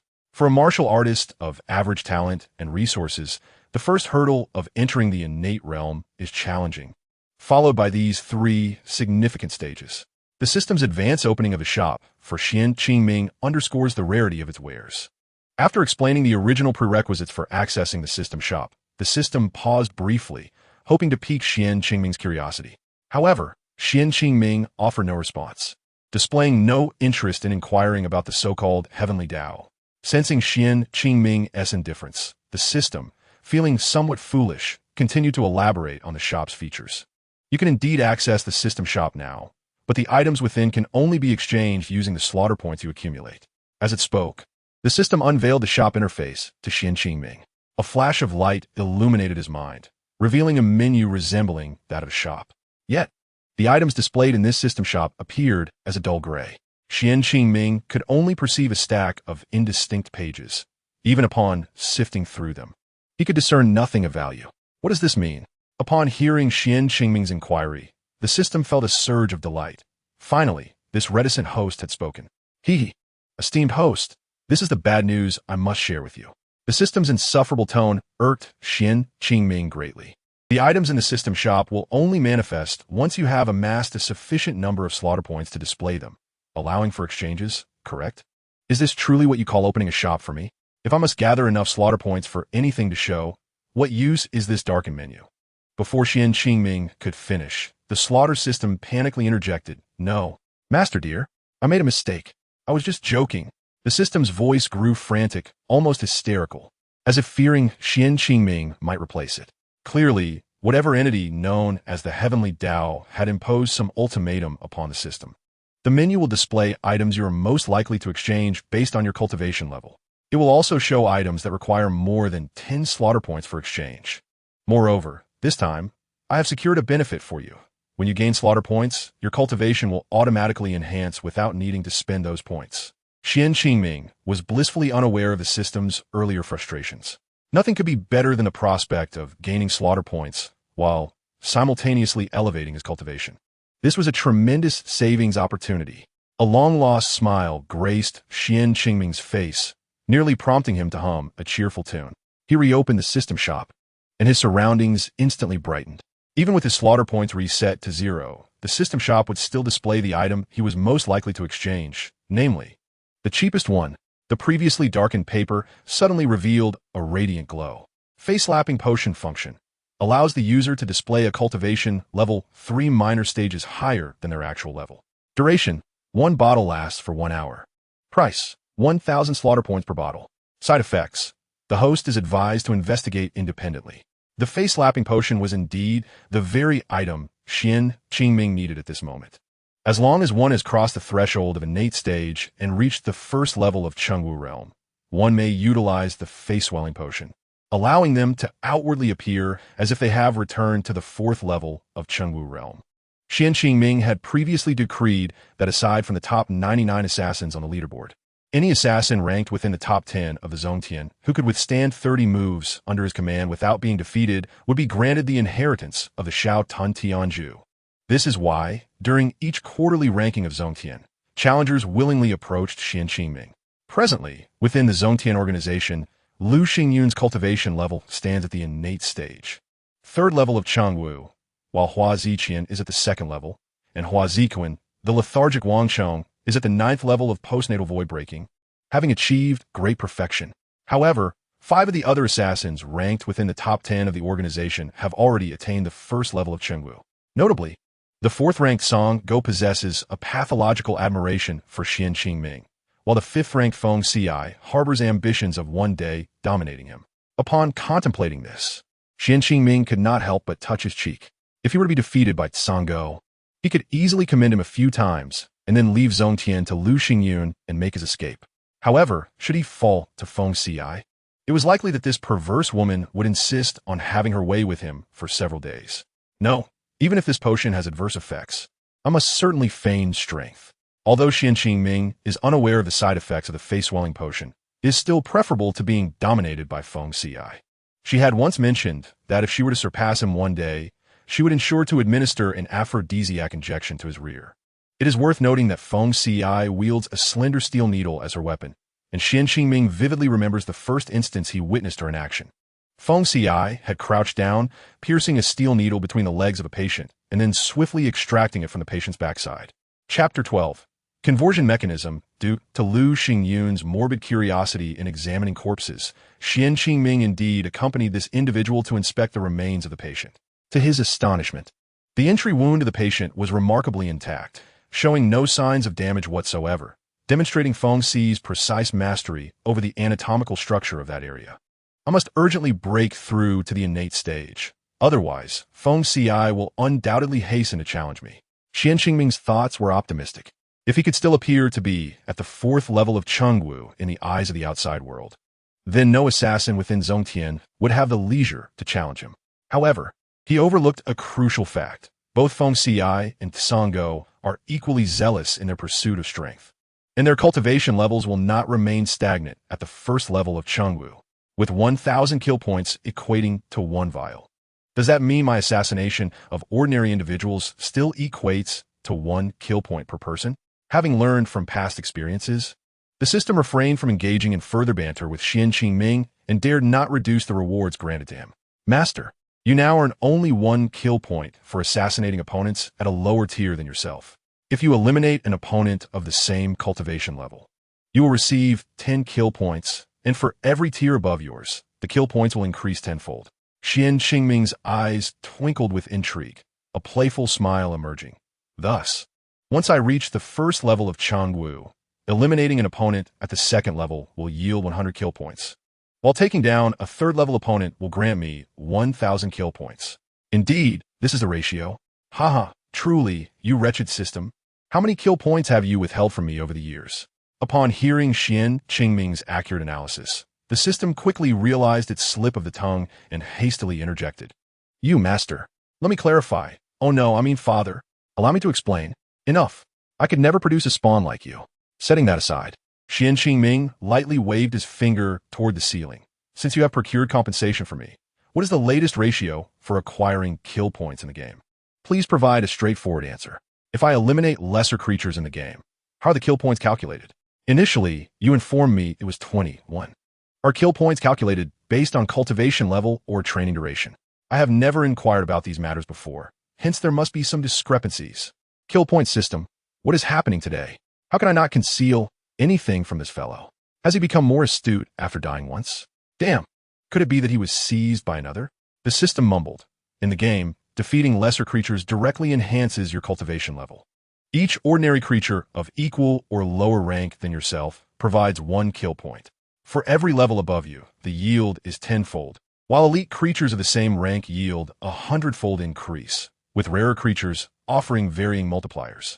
The acquisition of kill points corresponds to the enhancement gained from kills, with points convertible to cultivation time, currently equating to 1 minute of training with a Tun Tianju before your breakthrough to the innate stage.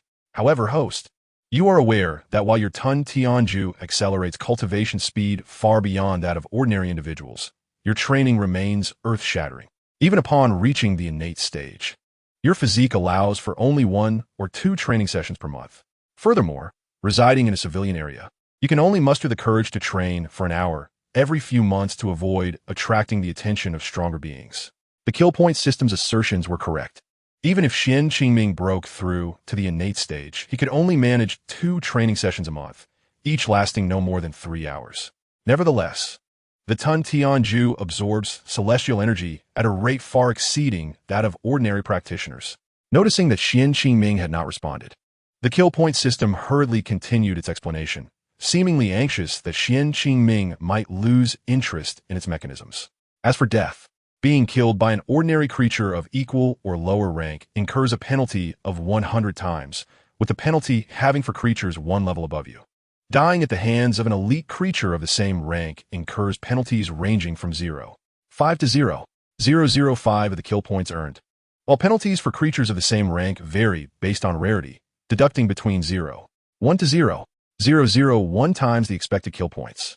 For every level above, the penalty decreases by 10-fold. Upon hearing this, Xian Qingming couldn't help but smirk. The maximum penalty for being killed would be 0.001 times the expected kill points. Extremely accurate. Please endeavor to seek out kills. The system suddenly became rather agitated, its once raspy voice now booming with vigor. The system relentlessly urged Xian Qingming, shouting in a robust tone, "Go on, my dear. Crush them." Xian Qingming remained silent, yet his joy was unmistakable. The kill point system's elucidation had become exceedingly clear. Should Xian Qingming inadvertently encounter a common creature 4 levels above him, he would stand to gain 1,000,1010,101,010,000 kill points from the kill.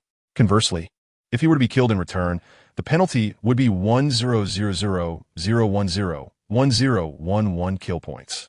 The system's explanation solidified Xian Qingming's resolve to target higher level and higher quality creatures for kills. Provided he operates within his limits in the Coffin Realm and refrains from provoking creatures significantly above his rank or those of excessive rarity, he would amass a considerable fortune through the minor over-level kills available in the Coffin Realm. Xian Qingming slightly raised his forearm, extending his hand skyward with a gentle grasp. It appears that once I accumulate a sufficient number of kill points, I may attempt to engage with some desperate foes, allowing for a reduction in my annual kill count. Xian Qingming had never been particularly fond of taking lives, which is precisely why Zhong Tian's targets were invariably those who had committed numerous acts of wickedness. Consequently, Xian Qingming's annual quota of 3 kills would likely be reduced to 1 or 2 in the future. Indeed, my dear master, this halved and then halved again punishment ratio has been fervently negotiated on your behalf by this system. Honestly and without deceit. To deceive you would be akin to deceiving a puppy. Xian Qingming clicked his tongue, and since you assert this, I shall refrain from holding you accountable for your previous withholding of my kill points. Regardless of whether it was a 100, 1 or 20, 1 ratio, it is all in the past now. Upon hearing Xian Qingming's words, the killing system fell silent, feeling a wave of embarrassment, for in recent years, this dog's system had indeed deprived Xian Qingming of millions of kill points. The more valuable kill points it provided, the more it ultimately had to win, for losing would still incur losses. Now, you may take your leave. The system, stifled by Xian Qingming's words, could only comply with a soft acknowledgement. However, it is still prudent to inform you. The killing system hesitated briefly before deciding to impart a crucial piece of information that Xian Qingming had overlooked. Chapter 13. The Noodle Stall. I shall benevolently remind you that in the game, regardless of being killed by players of any level, the loss of kill value amounts to 100 points, and this does not apply to changes in level. Seizing the opportunity while Xian Qingming was lost in thought, the escape system quietly vanished from the scene, leaving Xian Qingming's mind utterly tranquil. Thus, it follows that I must be careful not to be slain by players without accumulating kill points, or I shall incur a deduction of 100 kill points. Xian Qingming raised an eyebrow and chuckled lightly. Is this not a greater loss than being killed by a minor monster? Is it not compelling me to continue acting foolishly? What difficulty lies therein? Indeed, while such a statement might come off as boastful from another, when uttered by one who had previously dominated for a millennium as the number 1, Yijian Biaoshui, it carries a different weight altogether. Qian Qingming smacked his lips and closed the system shop. Although he had accessed the system shop, he found himself unable to afford its contents. Yet at the same time, Qian Qingming brimmed with anticipation for this new game, Guanjia. According to the death penalty ratio, should Qian Qingming be killed by an elite monster of the same level, his loss would equate to 100 minutes of training time. Conversely, should he successfully slay an elite monster 3 levels above him, his reward would amount to an astounding 1001010100000 kill points. Should he unfortunately be vanquished by this elite monster, the cost would be 10000202400 kill points, translating to a staggering 400 minutes of training time. Such speed is unattainable through ordinary cultivation. It could be likened to soaring on a rocket. As the saying goes, fortune favors the bold. Even should one fail, this loss pales in comparison to a 1,000-fold punishment spanning a millennium. Qian Qingming approached the window, pulling back the curtains to allow the freshly risen morning light to cascade upon his face. He paid no heed to Huazi Cohen, who had already concluded his training on the terrace above, reveling in his embrace of the morning. Gazing toward the east, which was brightening at an observable pace, Qian Qingming felt an overwhelming sense of hope for the future. At 7 o'clock sharp, the internal testing of Guanjia is set to commence. How exhilarating! Although the horizon had just begun to illuminate, Qian Qingming, having recently achieved a breakthrough, felt no inclination for slumber. He slid into the bathtub, indulging in a soothing hot bath, and, as the sky was dyed crimson, he left his courtyard, accompanied by the still-burning streetlights. After a month of battling the Shirgui, he had not ventured outside and decided to first visit Zhen Bo's noodle stall for breakfast. Upon departing his residence and covering several kilometers, he arrived at familiar streets, unwittingly surpassing many morning joggers. My goodness, is this fellow's running speed akin to that of an athlete? Shortly thereafter, Qian Qingming arrived at a roadside stall. Located near a 24-hour noodle shop, this stall operated solely from 3 to 7 each morning. A year prior, after completing a bounty task, Qian Qingming had caught a whiff of the fragrant broth and discovered this hidden gem within the expansive residential area. The stall's proprietor, Zhen Bo, was at least in his 60s, and he prepared a bowl of noodles for Qian Qingming, even adding an egg out of concern that he might not be satiated. However, before long, as Qian Qingming enjoyed his noodles, a burly man with glasses and a beard emerged from the noodle shop, hurling insults at Zhen Bo and shoving him, berating him for affecting the shop's business. Even Qian Qingming and several other late-night noodle enthusiasts were not spared from the wrath of this towering figure. That night, Qian Qingming had driven away a few of Zhong Tian's subordinates lurking in the shadows, and he had even offered the hefty man a few red bills, claiming to be a distant relative of Zhen Bo, signaling him not to bully the elderly. Only then did the burly man refrain from further harassing Zhen Bo, complimenting him for having a sensible nephew. Qian Qingming declined Zhen Bo's offer of money, and from that point on, each time he visited the stall, he would voluntarily pay using a QR code. Yet in the days that followed, each time Qian Qingming dined, Zhen Bo would insist on adding an egg or a serving of fish balls. Remarkably, the burly man from the noodle shop mysteriously vanished the following week. The noodle shop owner, unable to locate the hefty man, hired a new noodle chef. The newcomer was indifferent to the profit margins from the additional bowls and did not disrupt Zhen Bo's business again. After all, aside from a bully like the burly man, no one would intentionally seek to undermine a competitor in a realm so dissimilar. Legend has it that the bespectacled, bearded man was discovered dead in his home restroom 3 months later. The stench from his decomposing body prompted the entire building's residents to conduct a thorough cleaning. Forensic analysis revealed that he had slipped while bathing, fortuitously landing on an item that penetrated his flesh, and as luck would have it, he struck his head against the wall. The object had pierced his soft tissue, and due to electrical stimulation, it continued to rotate, causing him to bleed out slowly. Zhen Bo, 1 bowl of beef noodles, please. Before long, the delectable aroma wafted from Zhen Bo's hands toward Qian Qingming. Come, my dear nephew. Today it seems you are not feeling very well, so I have only added 2 thick slices of seaweed and 2 quail eggs for you. Hee. Zhen Bo truly understands me. Thank you. Qian Qingming was quite pleased with Zhen Bo's arrangement, forgetting to mention that he was indeed feeling unwell. And had Zhen Bo added an egg today, he surely would have overindulged. With no tasks at hand, Zhen Bo took a seat across from Qian Qingming and struck up a conversation. My boy, Zhen Bo has not seen you in nearly a month. Where have you been? Xian Qingming was momentarily taken aback by Zhenbo's inquiry, thinking to himself that he could not possibly tell Zhenbo that he had been engrossed in a game for a month due to the impending closure of his millennial account. Nor could he admit that, after nearly a month of gaming, he had squandered the cultivation he had accumulated over the years. Thus, Xian Qingming feigned calmness, scratching his head, and rather sheepishly concocted an excuse. His words were a mix of truth and fabrication. Aside from the travel aspect, the rest were genuine. However, Xian Qingming failed to notice that as Zhenbo left the small table, he cast a discreet glance at Xian Qingming's abdomen. Chapter 14. The efficacy of noodles. Zhenbo's gaze had coincidentally landed upon the location where the Shigue had left its dark energy on Xian Qingming. Xian Qingming remained oblivious, and Zhenbo had also surreptitiously swapped the pot in which he prepared the noodles for Xian Qingming with another. At that moment, Xian Qingming's keen perception seemed to falter entirely. Su Ing savored a bowl of noodles, and before he realized it, he felt a refreshing sensation enveloping his entire being. Upon entering, he chanced upon Hu Zkn, who, having just emerged from an intense battle, was bare-chested. Meanwhile, Xiao Yin and Li F-ing had already retreated to the adjacent bathroom via the terrace. With a lascivious grin, Hu Zkn remarked, "Hey boss, how is it that after your little outing, your complexion has improved so remarkably?" Su Ing shot him an irritated glance, waving his hand dismissively. "Hurry up and wash yourself. I can't endure that lewd odor lingering here." Surprisingly, rather than taking offense, Hu Zkn responded with amusement, "Hee hee. It's because the two of them are in the bathroom next door. They were afraid I wouldn't be able to resist and kick me out." Suddenly, Hu Zkn grinned widely. "Boss, I know there is nothing for you in the realm of Yin, but let us not dwell on that. How about I use your bathroom first?" Before he could finish, Su Ing landed a solid punch on him. Hu Zkn quickly crossed his arms over his chest to avoid being sent flying. "Get lost. You're so annoying.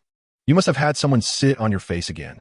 Su Ing realizing he could no longer send Hu Zkn sprawling as he once did, deliberately took a step back, distancing himself from Hu Zkn, who was poised to retaliate. Soon after, Su Ing felt a wave of heat radiating from his body and frowned at Hu Zkn. "Hey, you brat, have those two girls next door use some sort of drug on you? Why do I feel this heat in my lower abdomen?" He shook his head, dismissing the thought. "No, that's not quite it." As he muttered to himself, he quickly paced around the upstairs and downstairs. Before Hu Zkn could react, Su Ing had already left a mechanical lock bomb at each bathroom door before heading toward the gaming pod. "No, you brat. Make sure you infuse me with plenty of nutrient solution before you leave. I need to absorb it first. About 10 minutes worth should suffice." Hu Zkn smiled ambiguously at this.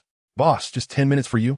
Su Ing paused momentarily, then threw a dagger at Hu Zkn. "I'll stab you." "Hey, wait. Boss, my inclinations are quite normal, but your choice of words is rather apartment, damn it." Though Su Ing could no longer send Hu Zkn flying, he still managed to knock him to the ground. Su Ing then lay down in the gaming pod, but before Hu Zkn could make a move, he couldn't help but offer a few instructions. "This time, I will fully absorb the nutrient solution. You just need to manage the timing." With dark circles under his eyes, Hu Zkn seemed suddenly invigorated, his eyes widening. However, he dared not speak, and instead, he dutifully opened the valve for the nutrient solution to its maximum. Only when Su Ing was completely submerged in the solution did Hu Zkn menacingly declare, "I'll drown you, you bastard." Yet, despite his words, Hu Zkn attentively watched over Su Ing, concerned for his safety. After all, in the past 2 or 3 years, Hu Zkn had never witnessed Su Ing training so intensely in a single day or even a month. Su Ing absorbed the nutrient solution, fully aware of its worth, something only killers like them, who were not short on funds, could afford. For an ordinary person, even a single diluted drop could sustain their vitality for an entire day. In truth, Su Ing was taking a risk with this training, feeling a sudden heat in his dantian that compelled him to give it a try. However, he only dared to activate the Shi-O-T-N-T-N-Ju and refrained from recklessly attempting the T-N-T-N-Ju. As he absorbed the nutrient solution, he did not allow his thoughts to wander back to the bowl of noodles he had just devoured. accustomed to the infusion from the Tn Ju. Using the Tn Ju felt like a glutton suddenly forced to sip delicately. Su Ing could only endure and practice slowly. Change the time to 2 hours. Just as Uzk was about to cease the infusion of the nutrient solution, Su Ing suddenly sent a message from within the pod. You stubborn bastard, you're quite resilient to drowning. Let us make this even more flavorful. Serve me well, and don't stop until I say so. Yes, I'll water you right away. Finally, at 7:30, Uzk halted the infusion of the nutrient solution. After a while, once Su Ing felt his true energy stabilize, he successfully consolidated his cultivation at the 6th stage of the postnatal breaking void realm. My heavens, breaking through 2 stages within 24 hours. This miraculous feat is something only you could achieve. Alas, is there no humanity left in you? How did you manage to train for 2 hours straight without bursting? He intended to take a proper shower next door. For Yin and Li F-ing had deliberately maintained their distance from him outside the window, although the 2 adjoining villas boasted 4 bathrooms.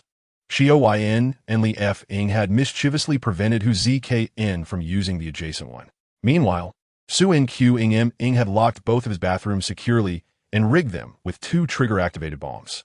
While Hu Zk-in was indeed skilled in hacking and possessed some lock-picking abilities, he was not adept at dealing with the physical traps Su Ing had set up, leaving him to watch Su Ing train from the sidelines.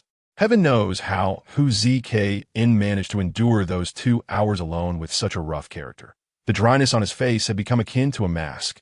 Relying solely on the Tn Ju, Su Ing's progress would not have been so swift. It was merely his years of experience rapidly enhancing his cultivation through slaying game monsters that facilitated his current advancement, and he thought little of it. The inner strength from the corpses was one aspect, but the unassuming health powder he had consumed from CHNB was the primary factor. You two need not worry too much about me. However, I will rely on you this month for the guard duties. My weakened cultivation cannot be disclosed to F-ing-C. After Hu Zk-in departed, Yin and Li F-ing approached Su Ing. Alright, but Chief, if F-ing-C comes looking for you herself, don't blame us. Chief, you can't keep going like this. Su Ing shook his head, aware that, like Hu Zk-in, Yin and Li F-ing would never divulge any secrets about him as their leader to others. However, their attitudes toward the woman F-ing-C were quite different. So, Su Ing felt the need to be more cautious around these 2 girls, who could potentially turn against him. Don't worry, I've encountered a snag in my training. You just need to guard me well for a month. Su Ing glanced at the time, as he merely intended to test the effects of the Coffin Realm game. Once he elevated his cultivation to the pinnacle of the 9th stage of the postnatal breaking void realm, he would promptly exit the game and attempt to break through to the innate stage. You two just keep watch over there.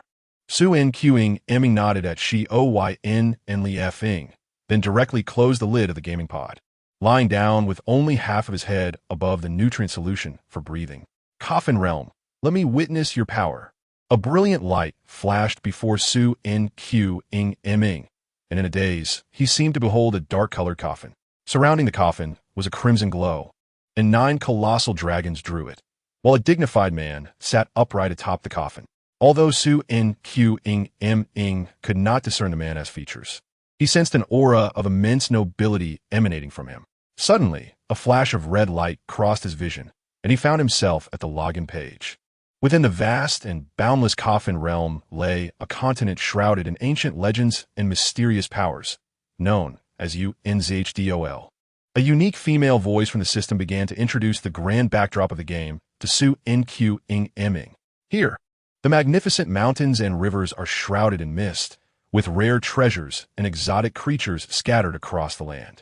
As the sovereigns of this continent, humanity yearns for the day they can master the art of soaring through the skies and traversing the earth.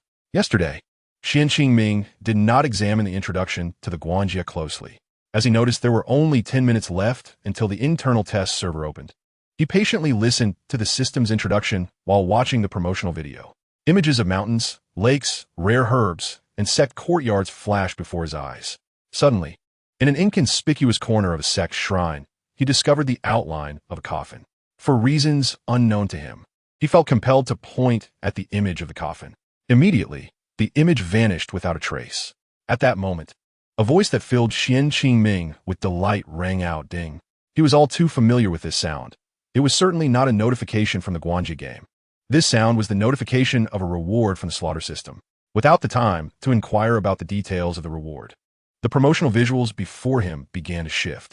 As the scenes changed, with Xian Qingming's keen observation, he noticed the outlines of coffins appearing in different locations. Are others trying to find fault? Let me give it a try. The sounds of ding, ding, ding echoed as Xian Qingming continued to listen to the system's introduction while tapping on the subtle outlines of coffins in the visuals. Time swiftly passed, and after he clicked on the final image, the promotional video came to an end. However, Xian Qingming was unaware that the promotional visuals he had witnessed were vastly different from those seen by others. Only he could see those peculiar outlines of coffins. Yet, with the disappearance of the last coffin he clicked on, this would mark his first and only instance of playing Find the Difference in the promotional animation. No matter how many times Xian Qingming viewed the promotional animation in the future, he would never again be able to discern those subtle outlines. System, what have you done today? In response to Xian Qingming's inquiry, the slaughter system let out a triumphant laugh. Haha, this system is invincible. I have gathered for you. Before the slaughter system could continue its boastful tirade, Xian Qingming tilted his head and pouted, saying, "There are only 2 minutes left until the game starts." What was that all about? Hurry up. TCH, not cute at all. Sigh, where has that naive Xian Qingming from a few years ago gone? But you'll find out what it is once you enter the game. Xian Qingming narrowed his eyes, realizing that this reward was indeed precious, even to the slaughter system. Yet, he couldn't shake the feeling that the slaughter system was somewhat reluctant to grant it. Before Xian Qingming could berate the slaughter system for its greed, the notification sound from the Guanjia game rang out. Welcome to Guanjia. Shortly, players will be able to create characters, after which they will be transported to a random novice village. Today's internal test qualification is not something everyone can obtain, because Xian Qingming had purchased the top-tier gaming equipment cabin, and he was ranked first on the power leaderboard at the time of the Millennium server closure announcement. He was granted one of the most coveted internal test qualifications. Players like him numbered only 500 worldwide, while the total internal test quota was 10,000, with the rest of the players obtaining their spots through various sponsorships and number-grabbing methods. On the forums, this internal test qualification was even speculated to be worth 1 million immortal coins, due to its permanence without account deletion. Dear player, there are 10 seconds left until Guanjia begins its internal test. The internal test save data will not be deleted. Players are welcome to explore the game freely. The countdown began. 10, 9, 8, 7, 6, 5, 4, 3, 2, 1. Welcome to the world of Guanjia. Suddenly, a beam of light illuminated Xian Qingming's vision, and the system music abruptly stopped, leaving only the buzzing of the notification sound. Dear player, please create a game name for yourself. Please note that the game name cannot be changed. After a moment of contemplation, Xian Qingming decided against using his old name, Yijin Biaoxue. Having a notorious reputation as a powerful player who frequently rejected game guilds, cash-heavy sponsors, and studio recruitment, he was often targeted by many players. If he were to continue using his former username, he would undoubtedly face harassment from veteran players like Beta Huang, making it difficult for him to develop further. I shall name myself Yijian Shuexian. Upon uttering these words, he felt the 4 characters manifest above his head. Ultimately, being a killer, Xian Qingming could not escape the association with blood. It seemed that the slaughter system had informed him that one of his talents was the blood of sin, and this association with blood had always been a part of him. Chapter 16. Basic attributes. The scene abruptly shifted, and a flash of white light enveloped him. Xian Qingming found himself in a first-person perspective. Looking down, he discovered he was completely bare, which made him chuckle. Remembering his initial entry into the online gaming world, his first instinct was to reach down and cover his rather impressive endowment. Now, however, Xian Qingming's reaction was far more open-minded as he adeptly activated the system's mirror function to examine his physique. Appearance. Inner double eyelids transformed to outer double eyelids. Pupil size, 10. Skin tone, 10. Skin delicacy, 10. Muscularity, 20. Height, 0.5. Appearance enhancement, 20. Xian Qingming observed his transition from a delicate exterior to a robust and powerful figure, satisfactorily closing the appearance settings. Well, It seems I've transformed from a refined, young scholar into a vigorous, athletic young man, standing at 180 centimeters. Xian Qingming was correct. His original appearance, indeed, leaned towards that of a cool and refined youth. Yet his muscular state was terrifyingly strong, causing envy in Lu Xingyun, whose muscles were prominently displayed in the game. Lu Xingyun tirelessly trained day and night, consuming various supplements and immersing himself in medicinal baths, only to achieve half of Xian Qingming's strength. As Xian Qingming often said, "This is natural. No need to envy, bro." This time, due to the fantastical background of Guanjie, Xian Qingming's alterations to his appearance were relatively restrained. In the previous Millennium's game, he had embodied a muscular giant, yet he had chosen to pursue the path of the sword, thus presenting himself as a formidable swordsman in public. However, due to his overly flamboyant behavior and frequent mischief in the game, he earned the nickname Rowdy Rogue, among others. Dear player, please allocate your initial attribute points. The initial attribute points will not increase with level progression, so please consider carefully. As the game's notification rang out, an attribute panel appeared before Xian Qingming. Player name, Edian Shui Xian. Initial attributes: Perception, 1, Luck, 1, Evasion, 1, Focus, 1. Dear player, each person starts with 1 basic attribute point, and the system provides an additional 5 points to allocate. Please proceed. Suddenly, a chime sounded. The game's notification abruptly changed, due to player Edian Shui Xian discovering 9 coffins. The system grants an additional 9 points to allocate. Immediately, Xian Qingming noticed that the available attribute points at the top of his panel had increased from 5 to 14. Observing this development, he instinctively swallowed hard. Damn, you mischievous system. I knew this wasn't your doing. What? You heartless creature. I shouldn't have pitied you. Ignoring the slaughter system's frantic protests, Xian Qingming enthusiastically began to allocate his points. I can only allocate a maximum of 3? Xian Qingming initially intended to assign all his points to evasion, but he discovered that the maximum value could only be raised to 3. The other 3 basic attributes can be maximized to 10, totaling 100 points, with 1 point in any attribute corresponding to a value of 10, signifying the pinnacle of achievement. The system's mocking was not without merit, and Xian Qingming couldn't help but smile awkwardly. If this evasion truly reached 100, he would be impervious to harm in the game. In that case, this realm of coffins would merely become his personal ATM for killing points. Thus, Xian Qingming turned his attention to the remaining 3 attributes. Very well, let me become the favored one in the realm of coffins. He allocated 9 points to luck, 2 points to evasion, and the remaining 3 points to focus. Player name, Yijian Shui Xian. Initial attributes: Perception, 1 luck, 10 evasion, 3 focus. For Xian Qingming made these choices because he had absolute confidence in his perception. In his own words, he was a natural prodigy. Please confirm your basic attributes. Once confirmed, modifications will not be possible. Faced with the game's prompt, Xian Qingming decisively chose to confirm. Confirm. I refuse to believe that with my innate talent as a killer, I cannot comprehend the so-called secrets of this realm of coffins. Killing system, are you not reconsidering? Come on, don't confirm so early. It's over, you've lost out. The woeful voice of the killing system echoed, and upon hearing it, Xian Qingming sensed that something good was about to happen, and a smile involuntarily crept across his face. I can tell you're up to no good. Sure enough, Xian Qingming's updated attribute panel appeared before him. Player name, Yijian Shui Xian. Initial attributes: Perception, 10 luck, 10 evasion, 3 focus. For what? You wretched system. How dare you scheme against me? Xian Qingming whistled proudly, flipping the bird at the system as if it were hovering above him. I knew it. How could my innate perception be assigned such a low initial value? Back in the day, I could comprehend sword techniques while gaming over a millennium. That's what you call divine favor. Clearly, had Xian Qingming allocated all or part of his attribute points to perception, those points would have been wasted. Even if he sought an explanation from the killing system, it would argue that his perception had reached its maximum due to his own efforts, leaving him with no ground to stand on. Nevertheless, Xian Qingming was somewhat astonished, for he had not anticipated his perception would peak at 10. Moreover, with his luck now at an astounding 10, his drop rate for equipment in the game would surely be exceptional. Just wait. I shall transform this realm of coffins into a veritable ATM for killing points. Feeling pleased, Xian Qingming disregarded the lamentations of the killing system, hummed a little tune, and clicked on the next step. Player initial setup completed. Please enter the game.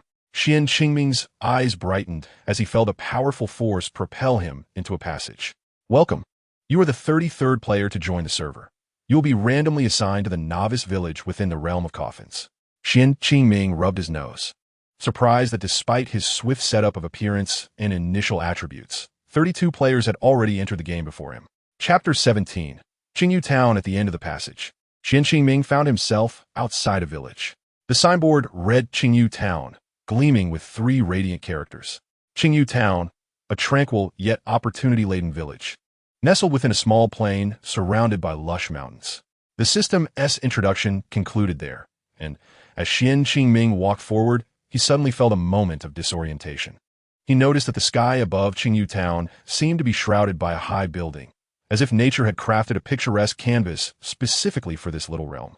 Perhaps it was the protective barrier of the novice village. Briefly glancing at it, he turned his attention to the scenery before him. In the distance, the cobbled paths lined with wooden houses created a harmonious picture, with wisps of smoke rising from chimneys, intertwining with the distant mountains. The villagers, dressed simply, greeted each traveler with warm smiles. Welcome, beautiful lady, your eyes are enchanting. Hello there, handsome sir, your nose is quite distinguished. Hey, young man, are your double eyelids real?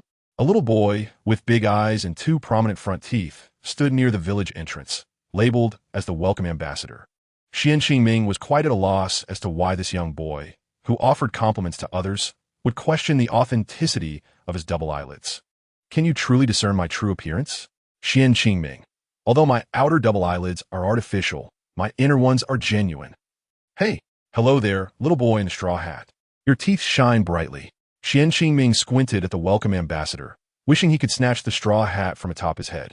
Thank you for the compliment. I love it when people praise my beautiful teeth. Game reminder.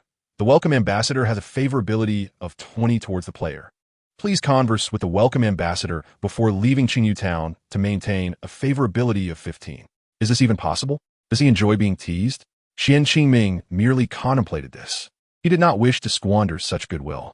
Players can receive quests from various locations within the village, activating different quest chains based on dialogues and experiences. Yidian Shui Xian, don't forget to find me before you leave Qingyu Town. After bidding farewell to the welcome ambassador, Qian Qingming walked a few steps further and arrived at the signboard at the village entrance. Standing by the entrance was a man resembling a country squire. This man, with his thin lips and pale complexion, combined with small eyes, appeared to be quite a mean individual in life. Why do I say in life? Because Qian Qingming noticed that this man seemed not to be alive, for his legs had completely vanished, yet he stood in a long robe, as if floating in mid-air like a ghost. Above his head were the words, Lu Huashuang's vengeful spirit. Could this be the legendary landlord?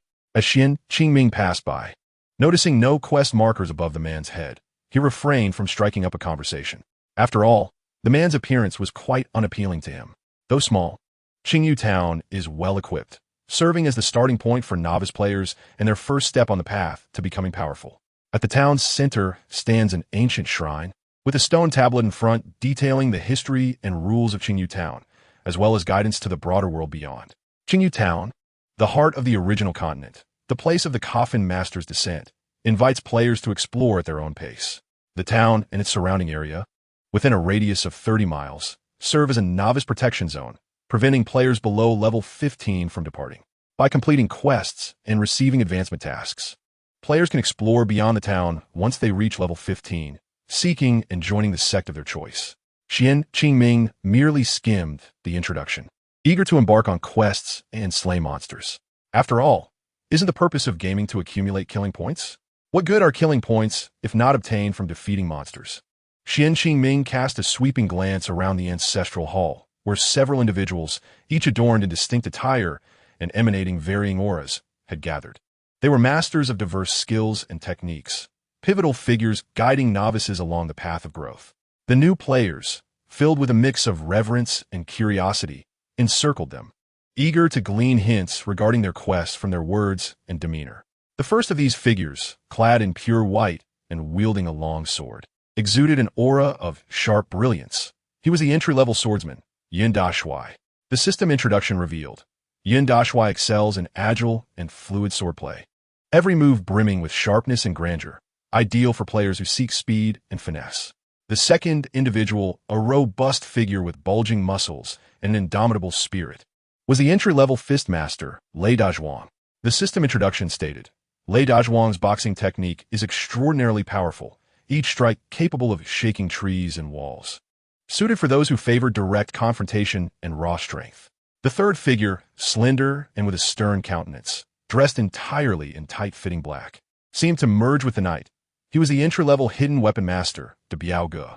The system introduction noted, De Biaoge is well-versed in the use of various concealed weapons, excelling at delivering lethal strikes from the shadows. Perfect for players who appreciate strategy and stealthy combat. The fourth, donned in a straw coat and hat, with a hoe slung over his shoulder and a warm glimmer in his eyes, was the life mentor, Lao Wangtu. The system introduction indicated, Lao Wangtu possesses ancient agricultural techniques, a paragon of the laborious traditions passed down through generations, ideal for players who enjoy leisure, management, and cultivation. As Xian Qingming surveyed the scene, he paused momentarily upon seeing Lao Wangtu, struck by an overwhelming sense of grandeur emanating from him. The esteemed traditions of our great Dabu Xiao Guo seem to manifest in such a lofty manner, bridging the battlefield and the rice paddies. Long live the people! Long live the farmers! Unaccountably, Xian Qingming felt an urge to bow to Lao Wangtu. However, upon witnessing the genial smile of Lao Wangtu, he could not resist approaching him. Hello, Lao Wang. Oh no, Wang Lao. Xian Qingming stumbled over the name, feeling it somewhat peculiar, yet Lao Wangtu's warm demeanor quelled any errant thoughts. Chapter 18. Triggering the quest, Lao Wangtu noticed Xian Qingming greeting him first and smiled back. Well, hello there, young man. You're the first among so many to speak to me. Clearly, Lao Wangtu held a favorable impression of Xian Qingming, and indeed, the system's notification chimed in. Player Xian Qingming, as the first player in the game to initiate conversation with Lao Wangtu, gained 3 favorability points, and the completion reward for Lao Wangtu's quest was 30. Xian Qingming's eyes widened in astonishment, gaining only 3 favorability points, but a quest reward of 30? What a treasure this is! To his surprise, there was no quest indication above Lao Wangtu's head, yet a task was indeed available. Lao Wangtu spread his arms in a gesture of lament, saying, I hope you can help me by eliminating 33 wild chickens, and in return, I shall reward you with a hoe. Game prompt. Will the player accept the Black Iron level quest, guarding the cabbage field, eliminate 33 wild chickens? The guaranteed completion reward is a standard hoe. Accepted. Xian Qingming, thrilled by the prospect of leveling up while battling foes, was less certain about the hoe's significance, assuming it to be merely a basic tool for life skills. The guaranteed reward as standard hoe indicated the possibility of additional rewards. Xian Qingming understood that if he executed the task flawlessly, greater rewards awaited him. Rest assured, Wang Yi, I will handle this promptly. Xian Qingming nodded to Lao Wangtu and promptly turned towards Yin Dashuai, who was surrounded by players. As the number of players in Qingyu Town Square grew, Xian Qingming recognized that soon enough, he might need to compete for kills. He needed to seize the moment, undertake more quests, and leave the majority behind. As a seasoned online player, Xian Qingming knew better than to hang on a single thread. Having witnessed many instances of simultaneous quests, he circled the area, consistently triggering tasks. Upon reaching Yin Dashuai, a broad smile greeted him, reminiscent of a drunkard spotting fine wine. Kid, I see your potential. You are undoubtedly an excellent candidate for martial arts. Yin Dashuai exclaimed, his enthusiasm palpable. Game prompt. Will the player accept the Black Iron level quest? Yin Dashuai's appetizer, eliminate 10 wild chickens. This quest can be completed concurrently with guarding the cabbage field. Just as I thought, accepted. Xian Qingming hummed a tune as he approached Lei Dazhuang. The latter wore a gloomy expression, as if burdened by unspoken worries. The beavers at the village's edge have dammed the water source, Lei Dazhuang lamented, extending his hands, revealing a pair of iron-enforced gloves. Game prompt. Will the player accept the Black Iron level quest, Lei Dazhuang's beaver coat, eliminate 13 beavers? Accepted. Upon encountering De Biaoge, Xian Qingming was met with exuberance akin to discovering a savior. De Biaoge pointed to the scattered stones on the ground. Practice skipping stones with those pebbles by the riverbank, and then practice hitting magpies. Those pesky magpies always eat the persimmons from my backyard, leaving me without any to dry for the winter. Ding! Game alert. Player has learned the basics of hidden weapons, currently at level 1. Requires proficiency of 0-20 to level up. Xian Qingming touched his slightly warm cheeks, astonished. Could this be the power of a 10 in comprehension? Perhaps it was merely a game, yet he focused only on the stats, not contemplating the implications for his sharp vocation. However, the next moment, the game notification rang out again. Ding! Game alert. The player is already proficient in the use of hidden weapons, automatically advancing to Hidden Weapon Master Level 1. Requiring proficiency of 0-1000 to level up. De Biaoge was about to issue further tasks, but suddenly appeared horrified, staring at Xian Qingming as if the system had glitched. Game alert sounded, but this notification differed from the previous ones. Accepted. What are you waiting for? Xian Qingming decisively accepted the quest. A quest chain, that represented a series of tasks, and it was a bronze-level quest, the very one obtained upon entering the village during the closed beta. Yet, to be prudent, Xian Qingming still circled the village. He flitted between various characters, engaging in conversation with all he encountered, from the small vendors to leisurely residents A, B, C, D. He even approached those lounging in corners, smoking, chatting, or playing hide-and-seek, swiftly striking up dialogues. Ultimately, he even conversed with the most disagreeable specter, Old Lu, demonstrating patience. However, apart from this last encounter, no other villagers had triggered any new quests for him. Old Lu, with an air of arrogance, looked disdainfully at Xian Qingming. Go! You dog servant, kill 50 rabbits for me. I want a rabbit fur collar to keep warm. Remember, do not damage the rabbit skins. Game alert. Will the player accept the Black Iron level quest? Old Lu's collar, eliminate 50 rabbits? The current reward is unclear. Chapter 19. The chicken slaughter at the ridge. Xian Qingming listened to the game's notification sound while observing the rather ostentatious Lu Huashuang before him, furrowing his brow as he sought clarification on the task. Can I abandon this troublesome quest midway? Will there be any negative repercussions? Xian Qingming murmured to himself, unexpectedly eliciting a response from a game. Ding! Game notification. This task can be abandoned at any time. I too find this old man quite intolerable. The system chimed in, stating, Indeed, I share your sentiments. If you feel uncomfortable, feel free to abandon it. Good. That's reassuring. I shall accept it for now. Xian Qingming accepted the mission and proceeded towards the outskirts of Qingyu Town. On a secluded hillside behind Qingyu Town, within a modest patch of cabbage field, several wild chickens could indeed be seen hopping about. Below the hillside lay an expansive rice field, teeming with numerous wild chickens. Upon closer inspection, Xian Qingming discerned that the wild chickens in these two fields were not identical. The chickens in the wheat field were numbered as 1, whereas those in the cabbage field surprisingly bore the number 3. Perhaps due to the influx of players accepting General Yun's quest, several individuals were already engaged in hunting the wild chickens in the rice field. This is rather realistic, Xian Qingming mused, observing the players comically chasing after the wild chickens. Though not many among them had succeeded in making a kill within a short span of time. He noticed a female player, adorned with the moniker Tian Kai Xiao Nu, hilariously pursuing a wild chicken while excitedly shouting, Little chicken, wait for me, let me slice you. Upon hearing her boisterous exclamations, Xian Qingming instinctively tightened his legs. However, one particular detail captured his attention.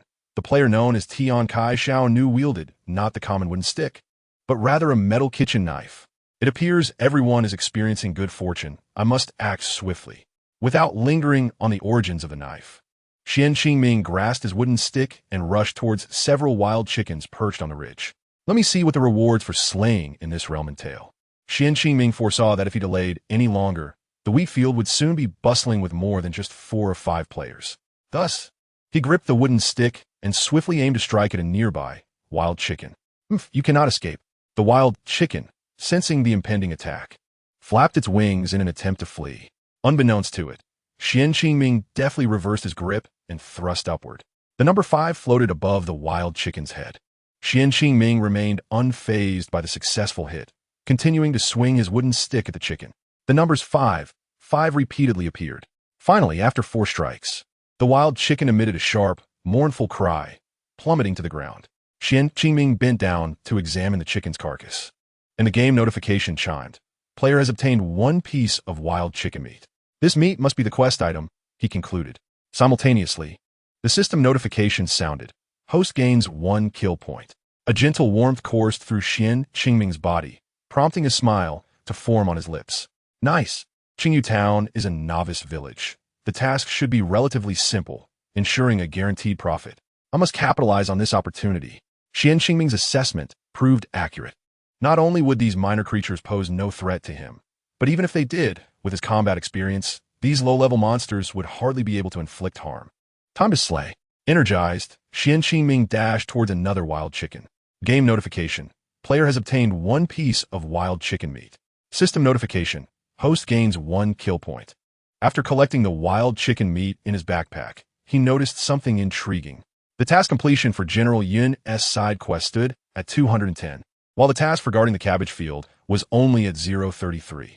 The explanation indicated that the 2 tasks of slaying wild chickens could be completed simultaneously, implying that the task of 3 could accommodate the lower task. It seems old Wang is not one to be trifled with.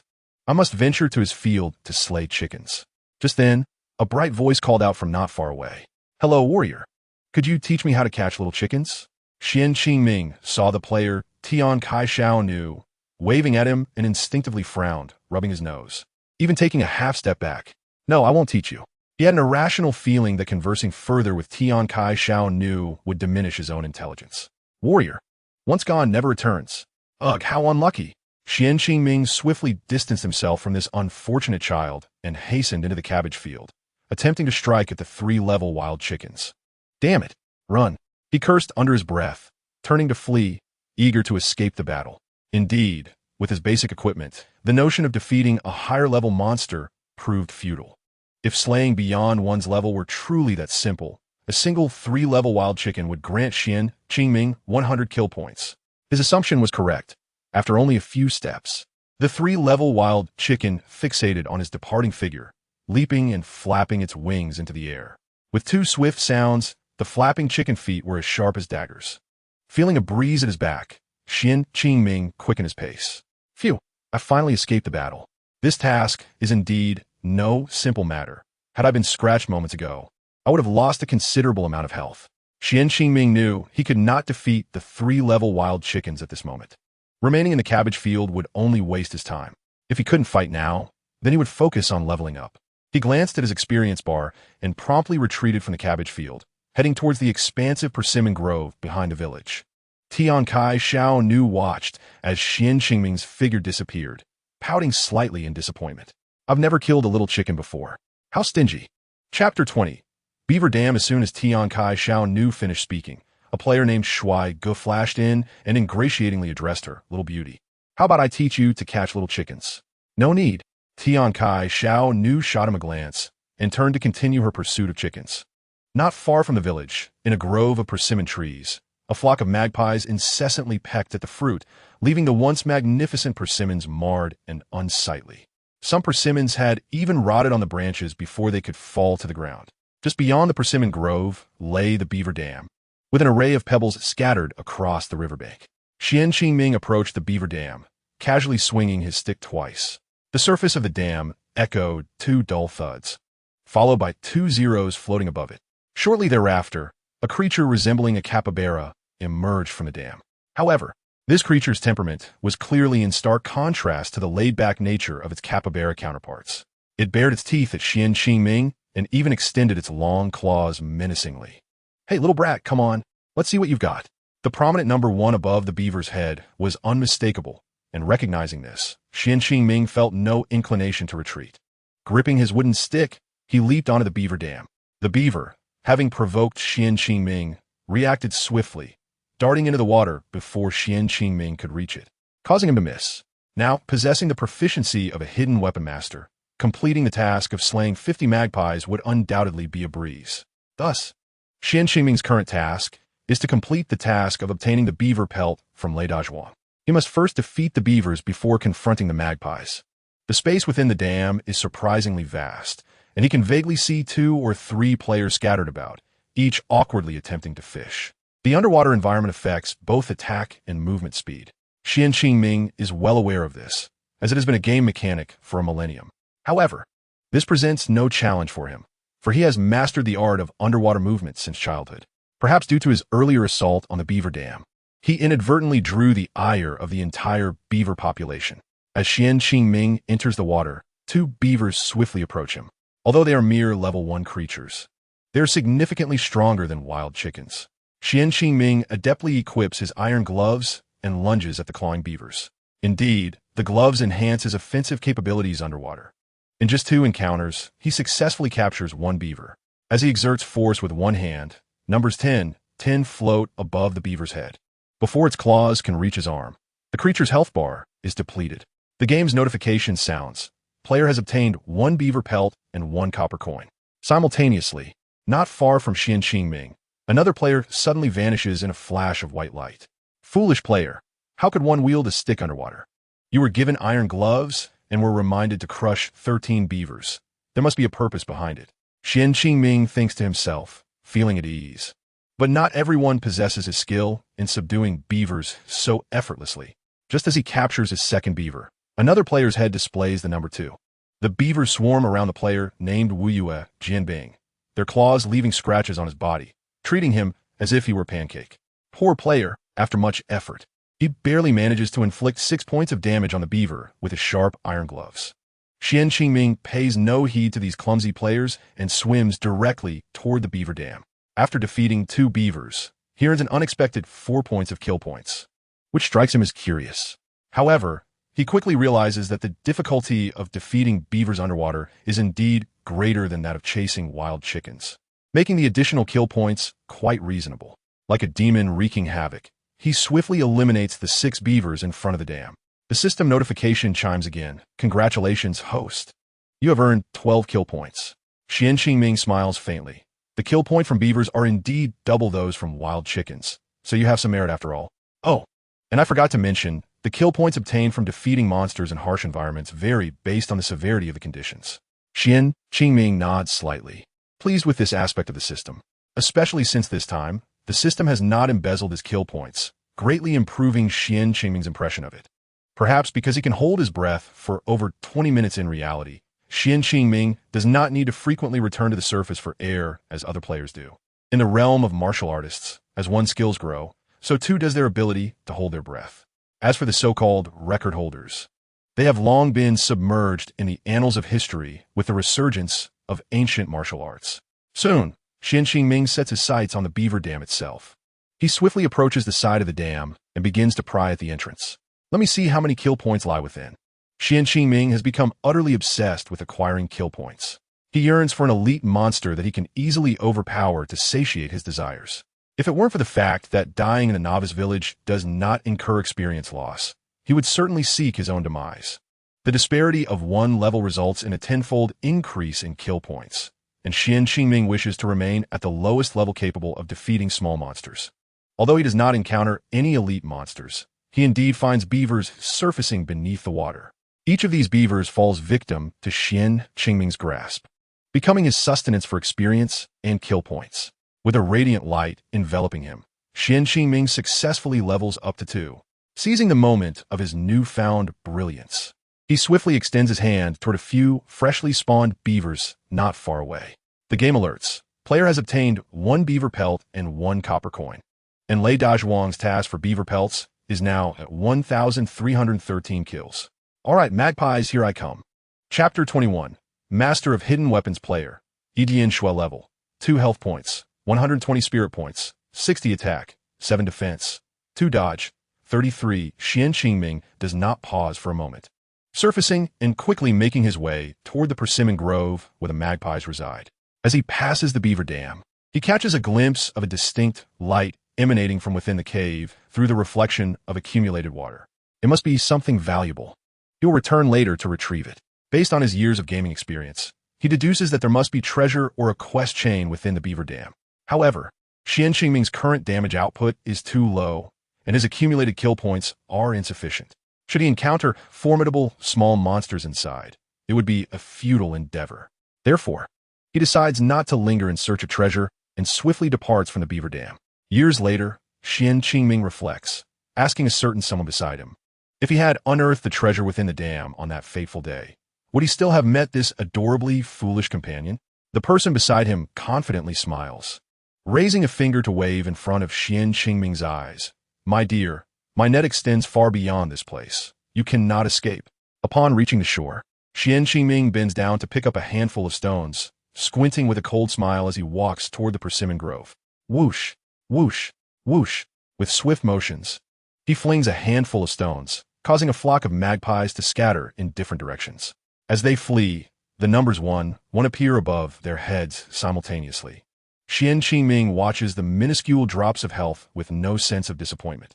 Instead, he is filled with exhilaration, though the magpies flit about like flies in a room. Perhaps due to game mechanics, they do not stray beyond the confines of the persimmon grove. Having discerned the pattern, Xian Qingming grabs another handful of stones, selects a magpie, and pursues it. Whoosh, whoosh, whoosh. The elusive magpie is obscured by the overlapping leaves of several persimmon trees. Xian Qingming searches around until the chosen lucky magpie is on the verge of escaping combat. He seizes the moment, launching a stone toward its exposed abdomen. A critical hit. The magpie's health bar plummets, and it transforms into a white light, plummeting to the ground beneath the tree. Lucky magpie. How fortunate am I? The system prompts. Host has gained 100 kill points. Hearing the system notification, Xian Qingming excitedly smacks his lips, revealing a long-lost smile.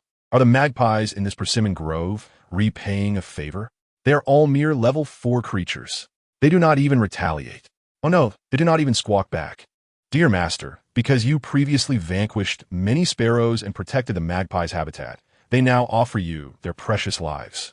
Xian Qingming rolls his eyes, ignoring the jibe from the system. He had already contemplated that the task involving these 50 magpies was undoubtedly designed according to the player's proficiency levels with concealed weapons. This task served merely to assess the player's precision in mastering such skills, as players like Xian Qingming, with an initial focus level of 4, were indeed a rarity. Moreover, as Xian Qingming analyzed, this focus value could be enhanced through the later improvement of one's skills with concealed weapons. However, he perhaps did not anticipate that Xian Qingming's expertise with these weapons would be so exceptional that he could trigger and unlock the assassin-related tasks in advance. Each magpie offered a commendable 100 kill points, and after inspecting the corpses, Xian Qingming obtained 1 magpie's tail feather and 6 copper coins. The tail feather was rather trivial, but regarding the small monsters dropping gold coins, Xian Qingming explained that these creatures had swallowed copper coins in their early days and had yet to digest them. He then picked up several pebbles, continuing to shoot at magpies to accumulate kill points. Whoosh! Another magpie fell in response. But Xian Qingming did not rush to inspect the corpse. Instead, he continued to throw pebbles at the visible magpies. He felt no regret for not attacking the magpies earlier when he was at level 1. As an experienced player, he understood that had he attacked the magpies at that level, the outcome would have been akin to his recent encounter with the level 3 wild chickens, resulting in a meager 0. While Xian Qingming dispatched the magpies, other players nearby were leisurely skimming stones around a beaver dam, showing no interest in competing for the magpies. However, the good times didn't last long. Shortly after, he leveled up from 2 to 3. Hooray! Now he could only earn 10 kill points. If only dying in the novice village could result in losing experience.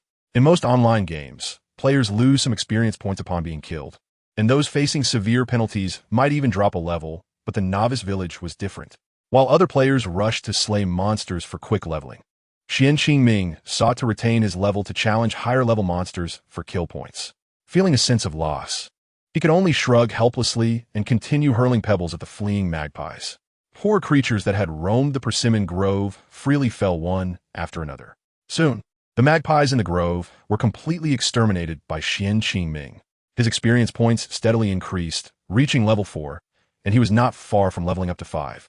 Just then, 2 players entered the persimmon grove, which had previously been dominated solely by Xian Qingming. Hello, friend. How about we team up? The higher the intimacy, the more experience we can gain, one of them suggested. Upon recognizing the 2 players, Xian Qingming was momentarily taken aback. These 2 were his old acquaintances, the notorious drinking buddies, Qing Jiuyong Feng and Qing Jinhua Sa. In reality, due to their wives prohibiting them from drinking, they had taken to the game to indulge their cravings within its immersive environment, truly embodying the spirit of alcoholics. The majority of their earnings in the game had been exchanged for fine wines, and on occasion, they would even trade high-quality equipment for drinks. However, those willing to spend lavishly on gaming pods to satisfy their drinking habits were not ordinary individuals in real life either. Chapter 22. Do not kill the bunny yet. Xian Qingming had no intention of showing mercy towards these former gaming friends, especially those with whom he often teamed up and shared drinks. As a killer, he found his frustrations could only be released through teasing, and ironically, these two were his favorite targets for such antics. Xian Qingming smiled slightly, readily accepted their friend requests, but promptly declined their invitation to team up. Are you kidding? I don't want my level to increase too much. Had he teamed up with them, he would earn kill points without reducing his experience gain. He might have considered it. His refusal was timely, as the kill points gained through teaming up would be reduced based on the number of team members and their contributions to monster kills, with any amount less than one being directly pocketed by the system. Xian Qingming rolled his eyes and thought, you really know how to pocket kill points for yourself, don't you? Of course, even the tiniest reward was still a reward. In the future, he would only aim to gain the smallest of rewards from them. Ignoring the system, Xian Qingming realized that expecting leniency from it was more difficult than switching systems. Hey you're not. Seeing the two players momentarily stunned by his refusal, Xian Qingming seized the opportunity to tease them. Whoosh, whoosh, whoosh. He sprinted between the persimmon trees, continuously launching pebbles at the magpies. Not only did he reject the invitation from the two alcoholics, but he also unceremoniously shot down several newly spawned magpies right in front of them. By the time they regained their senses, the entire grove was eerily quiet again. Damn, you completed the task of 10 magpies and are still here farming monsters? One exclaimed. Yeah, brother, monopolizing the monster area like this is truly outrageous. Xian Qingming relished the sight of their dismay and couldn't help but feel a sense of satisfaction. Yes, I did it on purpose. What are you going to do about it? Qing Jin Huasa commented. Big brother, was that guy a bit of a weirdo? Qing Jiuyongfeng added, well, somewhat. It seems everyone is under a lot of pressure in real life, but I can't help but feel his behavior resembles someone we know. If the common task involved 10 magpies, then that was even better. Xian Qingming's anticipation grew, as this news further indicated that the rewards behind this task chain he held were undoubtedly significant. After leaving the grove, he took a moment to assess his condition and discovered that he was only a hair's breadth away from reaching level 5. First, let us check the attributes. Player, Yijian Shui Xian level, 4 health points, 180 spirit points, 100 attack, 9 defense, 4 dodge, 33. This game surprisingly lacked an option for attribute point bonuses upon leveling up. Was it possible that all attributes naturally increased proportionally with personal level progression? However, such details were irrelevant to Xian Qingming, who was eager to acquire kill points, as he hastened towards Lao Wang's rice field. After all, he was already at level 4, and the level 3 wild chickens would not provide him with additional kill points. Nevertheless, his level offered an extra layer of security. With the improvements to the kill system, Xian Qingming was no longer afraid of elites in the game. His only concern was the small monsters. On his way to the rice field, he fortuitously encountered a solitary wild rabbit outside the village and suddenly remembered the unappealing task assigned to him by Lu Leoi. Hey, what a great opportunity. Let us give it a try. Xian Qingming rushed towards the rabbit with his stick, landing a blow to its abdomen. The wild rabbit, in pain, turned and darted towards the grass. Don't run. In a moment of desperation, Xian Qingming exerted force with his foot, striking a pebble beneath him. The rabbit faltered in its escape. Seizing the moment, Xian Qingming quickly advanced and struck the rabbit on the head again. 15. What? A critical hit? A flash of light enveloped him, and Xian Qingming's level instantly rose to 5. The rabbit lay still on the ground, and Xian Qingming bent down to inspect it. Game prompt. Player has obtained 1 tattered wild rabbit skin. Task completion for Lu Leoi's scarf. 150 tattered wild rabbit skins. Xian Qingming waited in place for several seconds, but to his dismay, the system notification did not sound. He frowned and inquired of the system. I've slain all the little monsters. Where are my slaughter points? Unexpectedly, the system cheekily responded, how could you harm such a cute rabbit? Frustrated, Xian Qingming cursed under his breath and decided to abandon this tiresome task, vowing never to entangle himself with that arrogant Lu Leoi's vengeful spirit again. That unfortunate old spirit was indeed thwarting his plans to accumulate slaughter points. If experience points could be dropped, he would have relished the thought of fiercely retaliating against Lu Huashuang, becoming infamous and being crushed by the enforcers for it. Just think about it. I kindly remind you that if that old fiend kills you, your slaughter points will be deducted. The slaughter system leisurely mocked. You've forgotten the pain after the wound is healed. Are you not afraid that your slaughter points will be deducted so severely that the player you're courting outside will lose their account? Xian Qingming, stung by the system's jibe, rubbed his nose, realizing he had indeed forgotten that being killed would result in a deduction of slaughter points. Well, just consider it. Nowadays, these players no longer need to struggle to catch wild chickens, as the wild chicken monster's activity range does not extend beyond 1 meter from the field ridge. With so many people in the rice fields, it resembled a bathhouse filled to the brim with dumplings. The wild chickens, amid the throng of players, could hardly evade the onslaught of clubs. Chapter 23. The chicken is too beautiful. As soon as all the wild chicken monsters spawned, they were mercilessly bludgeoned to death by players, one after another. This was merely at the level 1 wild chicken spawn point, and players in the rice fields had already begun frantically competing for kills. Some astute players, to avoid the embarrassment of competition, opted to form teams for mutual benefit. Even so, the required kill count for the wild chickens would double, but this was still preferable to everyone walking away empty-handed. The girl, who initially needed Xian Qingming to teach her how to kill chickens, was no longer in the throng, suggesting she had discovered the trick to it. Xian Qingming pursed his lips and directly walked towards the empty cabbage patch. Aside from himself, few players would forsake the level 1 wild chickens to specifically hunt the level 3 ones for experience. Let's go. The chicken hunting operation begins.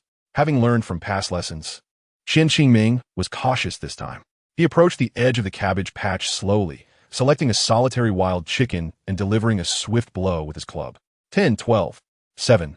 Indeed, the chicken's claws could withstand some damage. The first 2 blows struck the wild chicken's head and wings, but the third was partially deflected by the wild chicken's sharp claws, reducing the damage significantly. Seizing the moment while the wild chicken flapped its wings, attempting to retaliate, Xian Qingming did not hesitate and landed 2 more blows to its abdomen, successfully sending it away in a flash of white light. Noticing 2 wild chickens approaching him, Xian Qingming quickly crouched to loot the corpse, exiting combat mode. Game notification. Player has obtained 1 wild chicken meat and 1 wild chicken tail feather. System notification. Host has gained 1 slaughter point. Indeed, the wild chicken S level was still too low, yielding only 1 point. Xian Qingming was not surprised by the meager reward of 1 slaughter point and targeted another solitary wild chicken. Game notification. Player has obtained 1 wild chicken meat, 1 wild chicken tail feather. Completion of Yin Dashui's drinking snack task is at 1010. Xian Qingming ignored the task notification and continued attacking the nearest wild chicken with his wooden club. Before long, he had successfully slain 29 wild chickens. He stored the wild chicken tail feathers in his inventory, only then realizing that the surrounding wild chickens had been completely wiped out by him. During this time, he had accidentally attracted 2 or 3 wild chickens simultaneously due to a miscalculated move. However, given his own level, he had only received a scratch from the wild chicken's claws, losing merely 3 health points. At present, Xian Qingming longed to immerse himself in the game for 24 hours to earn more slaughter points, as he felt his body growing increasingly heated with each point gained. Currently, Xian Qingming's slaughter points had reached an impressive 22-23, far surpassing what he could have earned through a year of diligent training. Xian Qingming, well, I practice once a month, each time for 3 hours. I'm quite diligent. Shang Wujiao, I've removed all the brains. The number of slaughter points is just a rough estimate. Don't hold me accountable for calculations, even if you get it right. He admitted. From a young age, Xian Qingming recalled his father advising him, unless in an extremely safe environment, do not practice the Tunshinju. Therefore, before escaping from the bloodthirsty organization, Xian Qingming had never practiced Tunshinju. Even the name he used within Bloodthirsty was a pseudonym, Sun Xianmu, while Lu Xingyun also employed a false name, Lu Xianying. Despite Lu Xingyun's formidable talent, leaving Bloodthirsty with a cultivation level 3 minor tiers above Xian Qingming, he was ultimately surpassed by Xian Qingming's Tunshinju. However, the Tunshinju absorbed more spiritual energy from the heavens and earth. Thus, Xian Qingming's consumption of spiritual energy for cultivation was also greater than that of the average person. Otherwise, with the speed at which Tunshinju absorbed energy, his cultivation efficiency would be several times greater than that of ordinary individuals. Now, Xian Qingming could distinctly feel that with the acquisition of slaughter points, his cultivation had likely reached the 9th tier of the postnatal void-breaking realm. He foresaw that if he could accumulate another 1 or 2,000 slaughter points, combined with the residual internal energy from the corpse spirit within him, he could attempt to break through to the innate realm. However, after slaying the last 2 wild chickens in the cabbage patch, he did not hear the system notification regarding his slaughter points, causing him to furrow his brow. Dog system, why have 2 slaughter points gone missing? Qingming was not particularly concerned about his monetary balance, but if his slaughter points were reduced, he would genuinely confront the system over his life. How stingy! Having cleansed the wild chickens in the cabbage patch, Qingming temporarily halted his actions, awaiting the game system to refresh these wild chickens. A golden glow flashed, and what Qingming awaited was not a spawn of wild chickens, but a plump and robust elite wild chicken, Gni Tai Mei. Gni Tai Mei, elite monster, level 6. Qingming gazed at the rotund Gni Tai Mei, noting the blue elite label above its head, and could not help but lick his lips. Upon spawning, Gni Tai Mei ignored Qingming, proudly lifting its head and sauntering towards a nearby tender cabbage. Without hesitation, Gni Tai Mei tore off a leaf and began munching it right in front of Qingming. The sound of "go-go-go" echoed as Gni Tai Mei squinted its eyes, its sturdy beak curving into an arc, clearly in a delightful mood. Seizing the opportunity, while Gni Tai Mei had its back turned, Qingming swiftly swung his club several times. 5-5-5-1. After Qingming struck Gni Tai Mei 3 times, it finally reacted, astonished that a diminutive human dared to attack it. Such a low-level creature had the audacity to ambush. Gni Tai Mei immediately raised its wings to shield its head. Chapter 24. Tiger Seal. Qingming noticed the damage inflicted on Gni Tai Mei decreasing sharply, hurriedly swinging out several more blows and retreating swiftly to create distance between them. Truly a bulldozer among wild chickens, his attacks seemed almost ineffective. This creature was certainly no ordinary foe. The system's somewhat disdainful voice resonated, detected a notable disparity in strength between the host and the elite monster. Should the host successfully eliminate Gni Tai Mei, an additional reward of 1,000 kill points will be granted. The allure of 1,000 kill points was undeniable. It equated to an efficiency of 1,000 minutes in training, or the price of 1 vial of puffed face potion. Although Qingming had already accumulated over 2,000 kill points, sufficient only to exchange for 2 vials of the potion, who would ever scorn an excess of kill points? If he were to vanquish Gni Tai Mei, how profoundly would his cultivation improve? Given that the host had reached the magpie level, the influx of kill points would indeed surge, confirming that his current strength had already attained the 9th tier of the void-breaking realm. Successfully defeating Gni Tai Mei would elevate his prowess to the pinnacle of the 9th tier. Upon hearing the system's elucidation, Qingming narrowed his eyes. He had perished once in the game before, yet that did not render him timid. Let's do this. As soon as his words fell, a golden, translucent barrier enveloped the entire cabbage patch, preventing all players, including Qingming, from entering or exiting. Clearly, the game had granted him the authority to decide whether to abandon the elite monster, providing him with time to escape. Once the barrier sealed the cabbage patch, Gni Tai Mei's eyes blazed crimson. With a powerful thrust of its claws against the ground, it transformed into a spiky, pointed object, kicking up a cloud of dust as it charged toward Qingming. Reacting swiftly, he rolled aside. However, Gni Tai Mei spread its wings mid-air, pivoting sharply to soar toward him once more. Seizing the opportunity, Qingming hurled a handful of pebbles at the creature. Although they inflicted no damage, they successfully diverted Gni Tai Mei's attack trajectory. Taking advantage of the moment, Qingming swung his weapon, striking Gni Tai Mei on its side. Noticing the creature momentarily dazed, he followed up with another upward swing, landing a blow to its lower abdomen. To his astonishment, Gni Tai Mei began to weep mid-air, its eyes glistening with a red hue. Qingming, fixated on Gni Tai Mei, failed to hear the explosive sound accompanying his strikes. Then, a piercing cry erupted from the creature. Oh no! Upon landing, Gni Tai Mei's chest puffed up dramatically. Without pausing to ponder why its cry differed from that of an ordinary rooster, it charged at Qingming once more.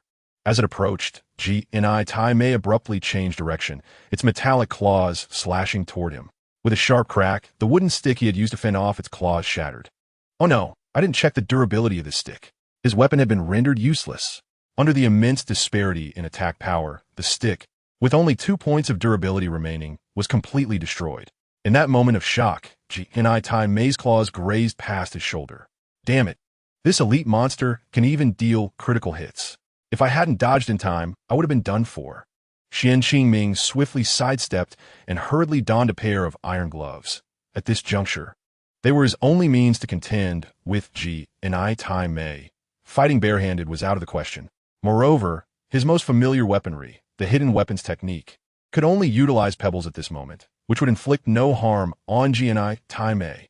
However, even after equipping the iron gloves, Qian Qingming did not feel entirely confident, as G&I Tai Mei was considerably more agile than he. The iron claws beneath G&I Tai Mei were also far sharper than his gloves. As G&I Tai Mei flapped its wings and soared into the air, Qian Qingming instinctively swallowed hard upon seeing the bloody gash on its underside. A twinge of guilt surfaced within him. So that's why he suddenly erupted with such fury earlier. It's all because of that injury. How cruel! As G&I Tai Mei flapped its wings in midair, Qian Qingming even noticed 2 streams of tears cascading from small eyes. Hey, don't be angry. You could still be the queen of chickens instead of just a king. After all, both genders are royalty. It was evident that G&I Tai Mei comprehended Qian Qingming's words, as it charged toward him with a face full of snot, seemingly intent on retribution. I'll kill you. Seeing the drastic change in G&I Tai Mei's expression, Qian Qingming hastily dodged to the side, successfully evading the creature's lethal strike once more. This time he was prepared, ensuring that G&I Tai Mei did not scratch his shoulder or neck. Simultaneously, as G&I Tai Mei swept its claws upward, he swiftly crouched down, transforming his hands into a tiger claw shape. 20.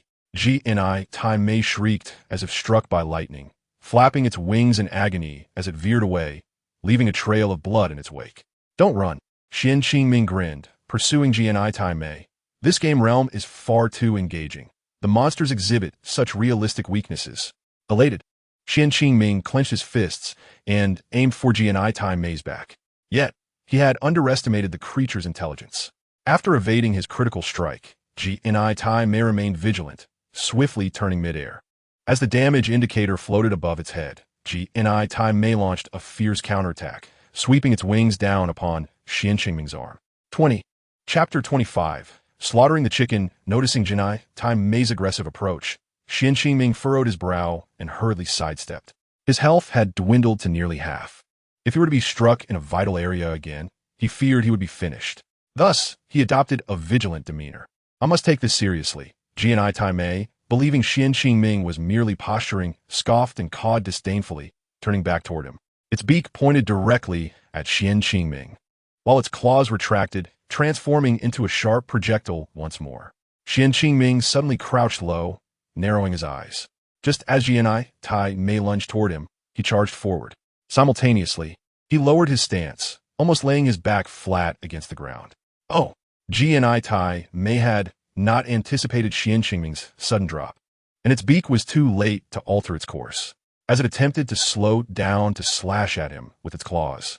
Qian Qingming's body sprung upward in an unusual posture. Wow, this creature possesses incredible core strength.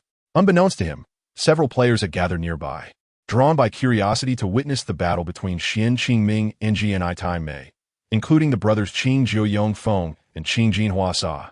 Indeed, that core strength is impressive. Youth truly is remarkable, one remarked, but why does this pose seem so familiar? Seizing the opportunity as G&I Tai Mei's attack missed, Qian Qingming executed the same technique once more, driving his iron gloves into the creature's wound with renewed vigor. With unrelenting force, he struck as if his hands had transformed into a pile driver, targeting G&I Tai Mei's vital points repeatedly. 30, 50, 50. Several damage values illuminated above G&I Tai Mei's head. Qian Qingming pressed on, thrusting rapidly. Just as G&I Tai Mei bent its claws to retaliate, grazing Qian Qingming's arm and causing a loss of 20 health points. Its health bar plummeted to critical levels. Fortunately, there was still some blood left. It was worth it. As Qian Qingming's voice faded, a radiant light enveloped him, replenishing his blood gauge. A subtle smile graced his lips as he bent down to examine the corpse of the creature. G.N.I. Tai Mei. Ding! A game announcement resonated. In Qingyu Town, player Jian Shuexian has successfully slain the elite monster G.N.I. Tai Mei. The prize cabbage patch of Old Wong will no longer host G.N.I. Tai Mei this month. The game continued to chime. Player has obtained 1 wild chicken tail feather, 1 chicken crown hat, silver, unidentified, and 1 silver coin. The system's notification followed. Host has acquired 1,000 slaughter points. Ah, silver equipment. This harvest is quite commendable.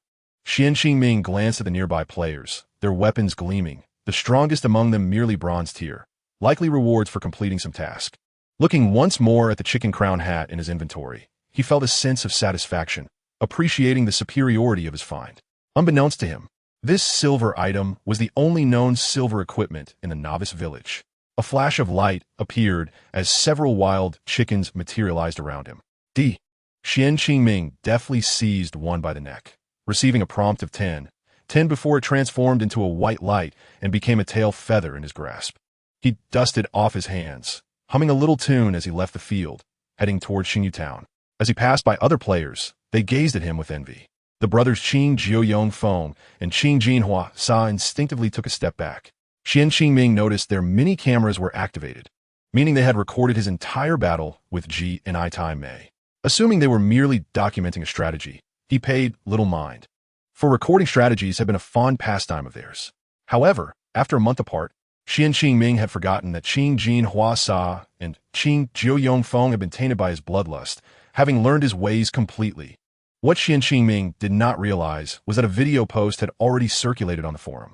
Was it a moral decline or a perverse inclination? How could the slaughter of a magpie be so exhilarating? The footage of Xian Qingming's kill was paired with commentary from Qing Jinhua Sa and pinned to the top of the forum, accompanied by multiple tags.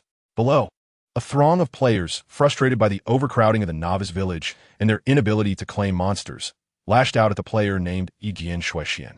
Just moments prior, Qing Jinhua Sa had finished cleaning the restroom, satisfied as he tucked away his phone. Humph, after work, I play a game to unwind, and you? The uncouth one, have us waiting for monsters with no drinks in hand. It's your fault.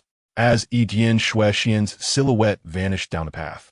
A second video post emerged on the forum, showcasing the battle footage between him and G.N.I. Tai Mei. The footage showcased the ultimate confrontation of the sadistic player and the Bird King, following which the player vented his frustration by mercilessly slaughtering wild chickens. The final scene depicted Xian Qingming extending his iron-gloved hand, tightly grasping the chicken's neck, captured in close-up by Qing Jinhua Sa, painting him as a ruthless demon who slaughters without a flicker of an eye. You vile, heartless wretch. You must have committed countless misdeeds in life to be condemned to stand here, deceiving me into killing rabbits. Just as Xian Qingming finished speaking, the vengeful spirit of Lu Huashuang revealed a look of horror. He recoiled as if he had committed a grave error, retreating several meters. How did you know? Observing the trembling spirit of Lu Huashuang, Xian Qingming rubbed his nose, intrigued. Could it be that he guessed correctly?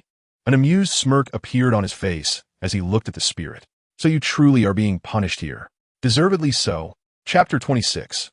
A false alarm. Lu Huashuang's spirit stood frozen for several seconds, then appeared to grasp that Jian Shuexian was merely taunting him. In an instant, the spirit's expression morphed into one of fury, his gaze transforming into something malicious and cruel. You scoundrel! How dare you deceive me? Enraged, Lu Huashuang's spirit began to tremble and scream as the game notified. Lu Huashuang's spirit's favorability towards the player has dropped to 99. He may attack at any moment. Players should be cautious. The notification faded, revealing a 10 above Lu Huashuang's head. Astonishingly, it was still black iron. Xian Qingming furrowed his brow, realizing he was facing a 6 against a 10, with a potential kill netting him 1,000 slaughter points. This stark difference in points did not bring him joy. Instead, it ignited a desire to flee. If he were to be slain, the loss would be 1,000,010,101 slaughter points, a price he could not afford. But Lu Huashuang's spirit clearly wooed T granted him time to ponder.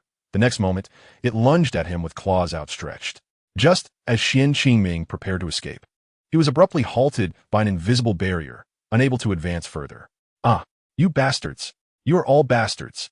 Lu Huashuang's spirit curled away, horrified by the transparent wall before him. Xian Qingming was released from combat mode and noticed a small sign where Lu Huashuang had hovered. The inscription read, "Oppressing villagers, acting tyrannically, failing to educate one's children, condoning evil, punished to stand here for eternity as a warning to others." Ah, so it is true. You were a notorious villain in life, deserving of this eternal punishment. You may as well continue standing here. Xian Qingming was uncertain whether this protective barrier could be breached from the outside, and he had no intention of becoming a target so soon. With a mocking glance at Lu Huashuang's spirit, he turned towards the direction of Yun Dashuai and the others. Seeing his past exposed, Lu Huashuang's spirit hastily rose. His somewhat translucent garments conveniently obscured the inscription on the sign, and without careful observation, one might mistake it for mere patterns on his attire. Thus, many players, including Xian Qingming, had fallen for his ruse, but thankfully, Xian Qingming had pulled back in time to minimize his losses. Damn it! No rewards? Is there a follow-up quest? Not long after, a player beside the now upright spirit of Lu Huashuang was on the verge of tears. He had expended considerable time chasing wild rabbits, only to find himself at level 3, seeing Yi Jian Shui Xian, who was turning in a quest to Lei Dazhuang, with the number 6 hovering above him. That player felt despair settle in. Please no. Over the course of the day, his level had lagged behind the rest, not to mention the overwhelming progress of Yi Jian Shui Xian. For those eager to level up, Yi Jian Shui Xian's progress appeared painfully slow, especially with the top player in the server, Guangzhan Bai Wei, having reached the terrifying level of 9. Initially, this player had thought that encountering the proud Lu Huashuang would yield some special reward. Little did he know that others already donned black iron and even bronze equipment, while he was still wielding a wooden stick, truly a poor beggar in the making. Meanwhile, Lu Huashuang continued to regard the players around him with arrogance. You dare ask for a reward after bringing me such paltry scraps? You think you deserve it? The player was momentarily taken aback by the words of Lu Leoi, inadvertently finding himself at the mercy of the old landlord. He even began to attribute the lack of his task rewards to his own shortcomings. Convinced that his efforts were insufficient, regret began to blossom in his heart. Lu Leoi, what must I do to earn the task rewards? Seeing the player's demeanor, Lu Leoi was reminded of the subservient individuals he once exploited without restraint. He feigned an air of profundity, casting a disdainful glance at the player. Since you have sincerely apologized to me, I shall reluctantly forgive you. Why venture into the remote rivers of the back mountains, where not even a bird would dare to land? The player cursed inwardly, thinking, if there are no rewards for the subsequent tasks, I shall take matters into my own hands. To his surprise, the detestable Lu Huashuang indeed had follow-up tasks. Concurrently, Xian Qingming made a note of the dauntless player beside Lu Huashuang, who was unafraid of potential pitfalls, known as Bushi Nyoma. His name is actually Bushi Nyoma. Yin Dashuai wore a look of disdain, leaving Xian Qingming both amused and exasperated. In such a brief time, over 30 obedient disciples had already learned swordplay from him. He could now boast of being a master in Qingyu Town. What? No. The wild chickens you have slain mostly came from Old Wang's vegetable patch. Yin Dashuai exclaimed, his eyes wide with surprise, as if he had witnessed something extraordinary. Here, this is your reward. From now on, you can continue learning swordsmanship with me. A flash of light illuminated the scene. Yet the tail feathers of the wild chicken in Xian Qingming's hand remained unchanged, while the chicken's meat vanished entirely. It seemed that the tail feathers were merely for reporting back to Old Wang. Chapter 27. Completing the task, the game notification chimed. Player has completed the black iron level task of slaying 10 wild chickens. Task completion quality, perfect. Yin Dashuai's favorite, 10. Reward, 20 copper coins, 1 ordinary iron sword, black iron, 1 basic swordsmanship entry.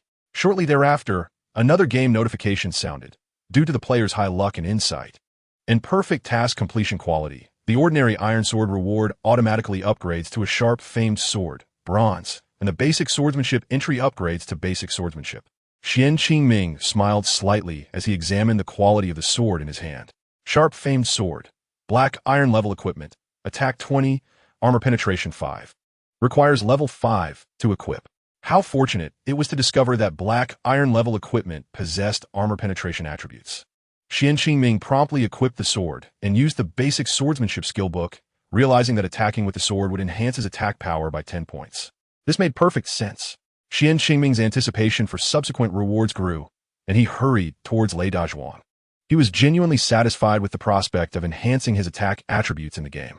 As for Yun Dashuai's offer to learn swordsmanship continuously, Xian Qingming was not particularly interested. Yun Dashuai's swordplay was merely a collection of techniques available in the market, vastly different from the martial arts he had mastered in real life. Although Xian Qingming had lost his skills over the years due to system punishment, the $1 Million Gaming Pod could simulate all his movements. When Xian Qingming battled monsters, the 3-meter diameter gaming pod allowed him to assume a standing position. He could perform any action within the pod, as long as he did not deliberately exert destructive power exceeding the peak of innate martial prowess. With such highly simulated training, it was quite possible that Xian Qingming could discover new martial techniques during his upcoming adventures. Despite the significant reduction in his physical strength and internal energy, his combat awareness and innate insight remained intact. Particularly, over the years, Xian Qingming had actively trained in numerous martial techniques during his millennium. Some of these techniques were obtained from the tasks completed by the members of the Zhongtian, while others were acquired from the spoils of slain targets. However, certain techniques were beyond his current capabilities and required him to relearn them. Nonetheless, Xian Qingming's disdain for martial techniques was limited to this novice village. With his keen perception of the game, he was confident that he would learn more profound sword techniques in the future within the realm of the coffin. Killing system. You are absolutely right. Lei Dazhuang was overjoyed upon seeing the player, Yidian Shueshuan. You performed exceptionally well, swiftly dispatching those little pests. Let's see if they dare to disturb my fish pond again. The game notification chimed. Player receives 20 copper coins, 1 entry into basic fist techniques. Since Xian Qingming had merely completed Lei Dazhuang's beaver coat task and was not the first to do so, he did not receive any additional goodwill or rewards. Likewise, the entry into basic fist techniques, enhanced by his maxed out insight, directly transformed into an entry into basic melee combat. Well, I have dealt with some bothersome beavers. The beaver dam will still pose a risk to the village's drinking water and irrigation if it remains outside. The water quality in the dam is already becoming murky. Lei Dazhuang's mutterings caught Xian Qingming's attention, prompting him to respond. Do you need me to help you dismantle the beaver dam? That would be splendid. You truly have a kind heart, just like I did in my youth. The game notification sounded. Player, do you accept the task to dismantle the beaver dam? Task difficulty, bronze. Task reward, 80 copper coins, 1 pair of boxing gloves from Lei Dazhuang. Accept. The game notification chimed. Due to the player triggering the task to dismantle the beaver dam, Lei Dazhuang's favor increases by 2. This month's task to dismantle the beaver dam is unique. Player Yidian Shueshuan has only 1 chance. If the player dies, the task to dismantle the beaver dam will automatically fail. Xian Qingming stroked his chin, observing Lei Dazhuang with renewed affection. It seemed that engaging in various dialogues within the game would present numerous opportunities to unexpectedly trigger tasks. Master Yun, I see your movements are graceful, and your sword techniques are divine. Is there any secret to it? Yun Dashuai, flattered by Xian Qingming's praise, looked at him with delight, as if to say, you finally understand. You truly have a discerning eye. Especially when Yun Dashuai noticed the bronze-level sword that Xian Qingming was deliberately holding. His gaze turned even more affectionate. Game notification. Player gains 20 favor from Yun Dashuai. Xian Qingming felt somewhat speechless. Yun Dashuai was indeed rather easy to manipulate, making him feel a twinge of guilt. You are truly an aficionado of swords, especially with this black iron-level iron sword, which, in your hands, can unleash its bronze value. Excellent. Very excellent. Perhaps due to the increase in goodwill, Yun Dashuai even took the initiative to pat Xian Qingming on the shoulder and flick the sharp-famed sword. Unexpectedly, the sharp-famed sword emitted a faint glow, and an additional attribute appeared. Sharp-famed sword, silver-level weapon, attack 20, armor penetration 5, severe injury 1. Requires level 5 to equip. Upon seeing this attribute, Xian Qingming began to doubt whether Yun Dashuai possessed the ability to enchant weapons, much like during the Millennium. However, the Realm of the Coffin was a fantasy adventure game.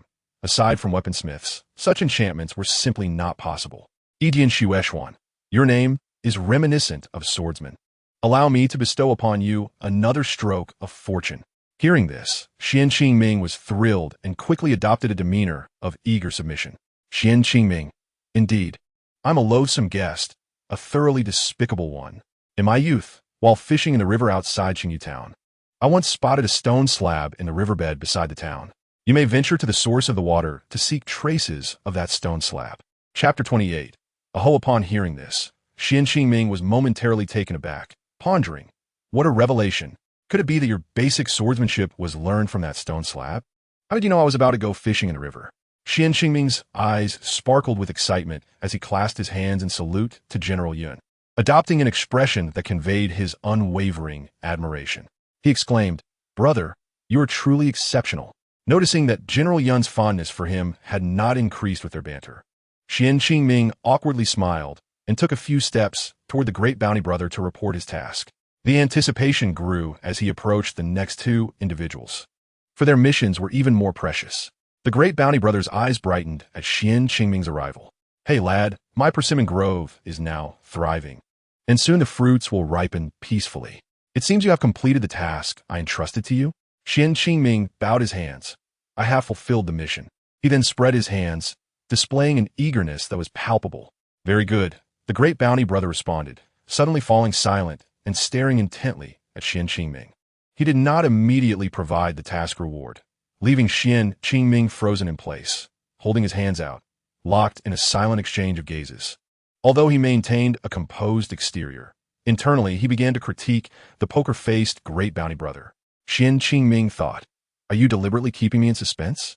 I refused to inquire. As the silence stretched beyond a minute, he began to suspect that the great bounty brother might be stuck. Just as he prepared to shift his gaze from the great bounty brother's vacant eyes, the latter smiled and said, "Excellent, you truly are a born killer." Remaining calm and composed without rushing to question me, Xian Qingming felt his lips twitch involuntarily, and his stomach churned with acid. Amusing, isn't it? I can endure days without sleep while executing tasks. What difference does it make to maintain eye contact with you for a while? It's just that your appearance is so unappealing that I genuinely wish to avoid looking at you any longer. I have decided to share this secret with you without reservation. Upon hearing about the silver-level task chain, Xian Qingming's spirits soared, his eyes gleaming with anticipation. Naturally, he accepted the task without hesitation. Game prompt. Player Xian has accepted the silver-level task chain heir of the Assassin Guild. Completing the task rewards a guild token, with a deadline of 1 month after the official server launch. This task is unique. What a bountiful reward. The guild token is immensely valuable, as Xian Qingming well knows from his experiences in thousands of games. In the games spanning a millennium, the top 10 players who obtained the guild token received substantial rewards, and their guilds became powerful forces in the game. Thus, I have ample time during the closed beta to prepare.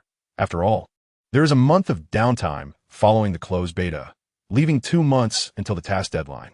When you decide to leave Qingyu Town, continue south and look for a pit on the cliff stone wall, the great bounty brother instructed, nodding approvingly at Xian Qingming, leaving him somewhat speechless.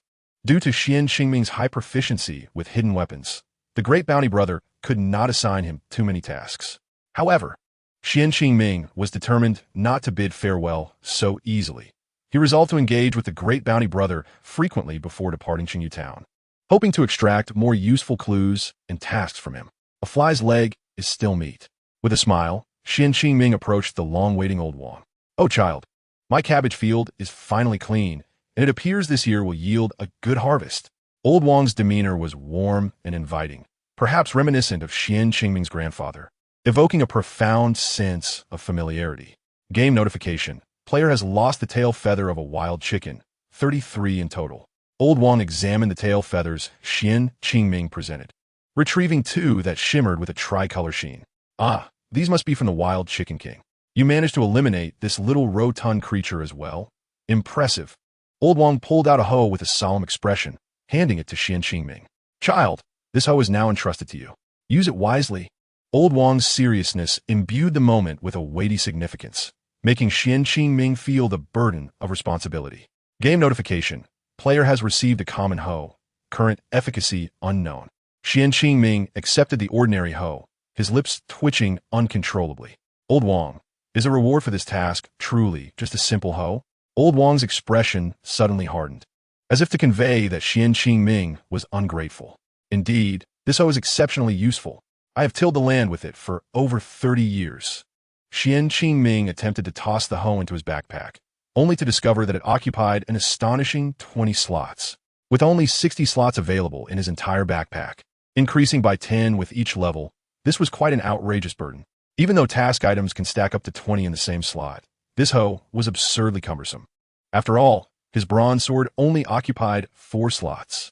Old Wong's demeanor remained congenial, yet the task felt exceedingly frustrating. After laboring for half a day and even taking down an elite chicken, this was the outcome? Chapter 29. Purchasing 3 bottles, Xian Qingming stared at the hoe in a daze, even scrutinizing it in disbelief, ultimately categorizing Old Wong alongside that troublesome Lu Leioi. While Old Wong appeared more amiable, his kind face did not alleviate the absurdity of the task. Xian Qingming fixated on the hoe, avoiding eye contact with Old Wong, fearing he might be provoked into striking the hoe against something. Just as he resigned himself to his misfortune and prepared to log off, Old Wong unexpectedly placed a hand on his shoulder. Good child, do you see what makes this hoe special? Excellent from now on. The mission of expanding territories is entrusted to you. Game notification. Old Wong's affinity for the player is at 66. Player has activated the epic task Explore the Continent. Task completion deadline is 1 year. Unique task. If failed, the task will disappear completely.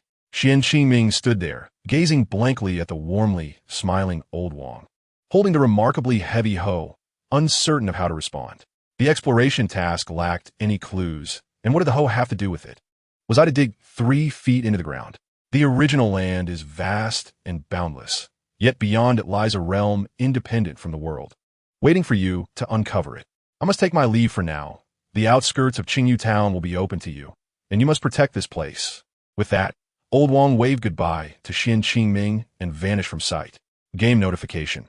Due to the requirements of the Explore the Continent task, player Xian can now store all similar items in the same slot with unlimited stacking, temporarily expanding storage by 100 slots. Wow, have I just become a portable vault? Old Wong is truly remarkable.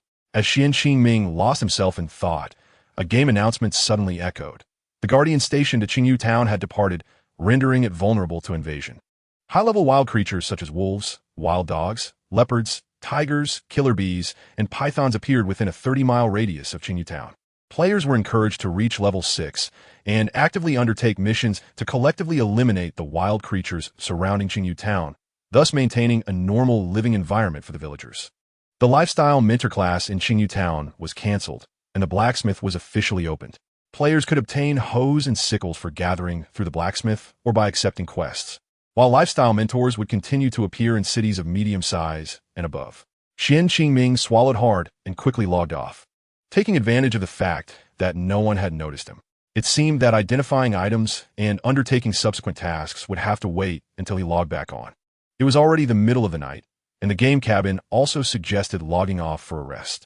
Xian Qingming's game cabin was equipped with a life-sustaining nutrient supply function, thus allowing players to engage in continuous gameplay for 24 hours.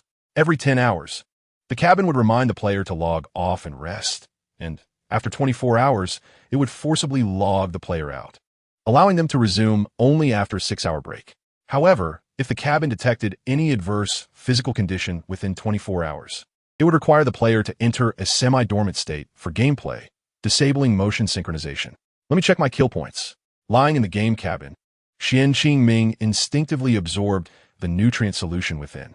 He examined his kill points, which stood at 3224. Not bad, he thought, enough to exchange for 3 bottles of face-puffing potion. The system's mischievous voice chimed in. As you wish, my esteemed host. Deducting 3,000 kill points, you now have 224 remaining. Xian Qingming extended his hand, and a bottle of thumb-sized purple potion materialized in his palm. Why does this potion look so toxic? The system's voice teased. Why not take a small sip, and you may find yourself enamored. Hearing the system's temptation, Xian Qingming squinted his eyes. There was no rush. He would break through first. The more the system insisted, the more he felt there was something amiss. His trust in this mischievous system was only 3 out of 10. Well, since you were so generous with your exchange this time, this system will reluctantly share a piece of information with you. The kill point system paused intentionally, noticing Xian Qingming's lack of reaction before continuing. Your physical condition is currently excellent. You can attempt to cultivate again using Tunshinju and fulfill your desire to break through to the innate level. Xian Qingming felt a surge of excitement at the system's reminder, aligning perfectly with his thoughts. He had expected he would need several more days to cultivate again. not realizing that the cooldown for his cultivation had been unexpectedly lifted. I will take your word for it. For now, hold on to the other 2 potions for me. Don't embezzle them. I'll step out for a bit. Xian Qingming got up, dressed, and tucked the potion into his pocket. Lian Kong, let's head to the dock. Understood.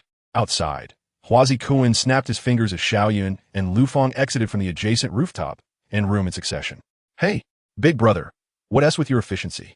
Xian Qingming prepared to go to the dock, which had only one destination, an underwater villa within the contracted sea area of Zhongtian. This area was rarely visited and had been one of Xian Qingming's fixed cultivation spots, suitable for concealing Tunxinju. Upon hearing Xian Qingming's intention to go to the dock, Huazi Kuan could easily guess that his brother was determined to make progress. Have you reached the pinnacle of the 9th level of the Void Realm so quickly? Xian Qingming shrugged, exuding an air of extreme nonchalance that made Huazi Kuan envious to the core. He wished he could give Xian Qingming a good thrashing to savor the feeling of having the upper hand over him. Yet, he was also wary that if Xian Qingming broke through, he might seek retribution, especially since their strengths were now comparable, and he was certain he could win. Thus, Huazi Kuan could only pout and commend him while mixing in some sarcasm. Big brother, you're as powerful as a monster. By the way, with such a short interval for cultivating Tunxinju, are you sure you're all right? Why do I feel there's some hidden meaning in your words? Fine, I'll take it as a compliment from you. But don't worry, it will be perfectly safe this time. Chapter 30. The Underwater Villa. Xian Qingming shot a sidelong glance at Huazi Kuan, and with the latter's whistling accompaniment, he donned his clothes and led the way to the balcony. Xian Qingming dared not make any guarantees about Tunxinju, but when it came to such matters, the mischievous system would not deceive him. Upon reaching the balcony, Xiaoyan had already brought a hovering vehicle to wait outside the 2nd floor. Lu Fang stood nearby, ready to open the door for Xian Qingming, and seemed quite impatient. Come on, you little rascals, let us go. This time, we don't need to leave anyone on the ship. Hooray! Xiaoyun and Lu Fang exclaimed in low, excited voices, with Lu Fang eagerly ushering Xian Qingming into the vehicle. Why was only Xian Qingming welcomed? Because as Huazi Kuan passed Lu Fang, his mischievous hand had unceremoniously groped her backside. Lu Fang remained composed, and once inside the vehicle, a small table rose from the ground, adorned with fruit platters prepared for Xian Qingming and Lu Fang. Hey, Lu Fang, don't be unfair. Why doesn't my platter come with a small fork? Because you don't deserve it. Xian Qingming and Xiaoyan burst into laughter at Huazi Kuan's misfortune, joining Lu Fang in her teasing. Xiaoyan caught a glimpse of the look Xian Qingming sent through the rearview mirror. Raising an eyebrow, she pressed the accelerator to the floor. Huazi Kuan, in his haste, nearly sent his fruit platter flying. Hey, Xiaoyan, I didn't mean to take liberties with you. The 2 girls harmonized in their banter, completely wrapping Huazi Kuan into their playful exchange. Seeing that he couldn't win, Huazi Kuan clutched his fruit platter, feigning a pitiful expression as he pleaded for mercy. Sigh. No one cares for me. No one loves me. It's truly heartless to turn a blind eye after pulling up my pants. Don't say that. We care about you. Here, take this. However, just as Huazi Kuan was about to sneakily touch Lu Fang's little hand, she suddenly flipped her fingers, and the fork precisely jabbed into the gap of his fingernail, leaving him momentarily stunned. Thank you. Xian Qingming observed their little antics and noticed a drop of blood emerging from the gap of Huazi Kuan's nail. He feigned horror, tilting his head to the side as he gazed at the rapidly receding cityscape. The night in Water City was vibrant and colorful, illuminated by neon lights. This low-flying hovercraft entered a dedicated express lane, speeding toward the dock. As Huazi Kuan slowly chewed on a grape he had just bitten into, they arrived at their destination. Xiaoyun slammed on the brakes, causing Huazi Kuan to almost choke on the grape seed he hadn't had time to spit out. Xian Qingming rarely felt pity, but he gave Huazi Kuan a light pat on the back, looking helplessly at this usually mischievous fellow. Sometimes, Xian Qingming wondered if Huazi Kuan was also a masochist, so infatuated with the teasing duo of Xiaoyun and Lu Fang. Yet, recalling their past, Xian Qingming secretly shook his head. If it weren't for Huazi Kuan's care for the 2 girls, they might have long since turned into cold-hearted killing machines. The group docked at a private marina, where Zhongtian held a respectable number of berths among the hundreds of precious spots. Xiaoyan nodded at several members of Zhongtian's outer circle guarding the yacht, who respectfully arranged for Xian Qingming and his companions. With a faint smell of seawater, the yacht came to a stop in the core area of the sea contracted by Zhongtian, under the moonlit sky. At this moment, Qingming and his companions were each enveloped in a submerged life capsule, situated within a comparatively confined space, where radiant light streamed in through the surrounding glass. Leader, shall we begin our descent? Qingming nodded, and Lu Fang pressed a button, causing a commotion beneath the yacht as they were suddenly weightless. The hull of the three-deck yacht opened up, revealing a large aperture, and shortly thereafter, a small submarine gently descended into the depths. It has been a while since I last visited this place. The air remains refreshingly pure. The submarine's hatch sprang open, and Huazi Kuan eagerly flipped the lid of his life capsule, bounding onto a dry platform. The four of them had now arrived at one of their secret bases, the underwater villa of Shuicheng. I must admit, I have become somewhat lazy lately. It feels as though this place has been neglected for almost a year. Qingming nodded, feeling a bit embarrassed as he shook his head. Apart from the docking station for the submarine, this underwater villa comprised barely over 100 square meters. Yet, it was within this limited space that the Hua brothers had invested over $1 billion to conceal the spiritual energy needed for Qingming's cultivation. The villa even boasted facilities for oxygen production from seawater, tidal power supply, pressure stabilization, and complete ventilation systems, a testament to their significant efforts. Let's commence, Qingming declared, observing the hesitant expressions of Xiao Yun and Lu Fang. I feel confident this time will be uneventful. You may watch for 1 minute. And if the spiritual energy remains stable, you may join me in cultivation. With that, Qingming strode directly towards the core meditation mat, which remained dry and tidy. Hooray! Long live the leader! Xiao Yun, Lu Fang, and Huazi Kuan hurried to follow Qingming's lead, sitting obediently in a triangular formation around him. Qingming closed his eyes and quickly immersed himself in the pleasure of absorbing the world's spiritual energy. As he entered a state of cultivation, the surrounding waters began to tremble slightly. Guided by Qingming, the spiritual energy of the ocean swiftly converged towards the underwater villa.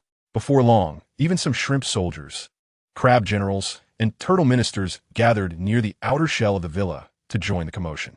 Several patches of glass on the ceiling, previously occupied by algae and shellfish, quickly changed owners. Completely engrossed in his cultivation, Qingming remained unaware, maintaining his focus on channeling the spiritual energy from the seawater into his own body. The three companions, seeing no unusual signs from Qingming, exchanged glances and simultaneously revealed delighted smiles, subsequently closing their eyes to engage in their own cultivation. Prior to their arrival, Qingming had warned them that should they sense any abnormalities in the spiritual energy, they must immediately leave the underwater villa and await his word. This time, Qingming was determined to push forward. In order to clearly experience the impact of reaching the innate stage, he unleashed the full power of the Tunshinju. The surging spiritual energy crashed against the invisible barrier time and again, causing him to feel an overwhelming heat enveloping his entire being. Chapter 31. Returning to the innate stage beside Qingming, Xiao Yun, Lu Fang, and Lai Di were also reaping substantial benefits, eagerly absorbing the powerful spiritual energy he guided. The practice of the Tunshinju continued for a full 3 hours, during which Qingming maintained a steady absorption rate, showing no signs of disturbance. After 3 hours, sensing no inclination for a breakthrough, he intended to conclude the absorption of the Tunshinju for safety, but an unexpected change occurred. A sudden surge of heat erupted from his dantian, racing along the path of the Tunshinju to circulate through his meridians. As this heat coursed through him, Qingming's extraordinary meridians radiated vitality, even causing the cultivation of the Tunshinju to slow. The system alerted. Host is currently under the protection of rare herbs.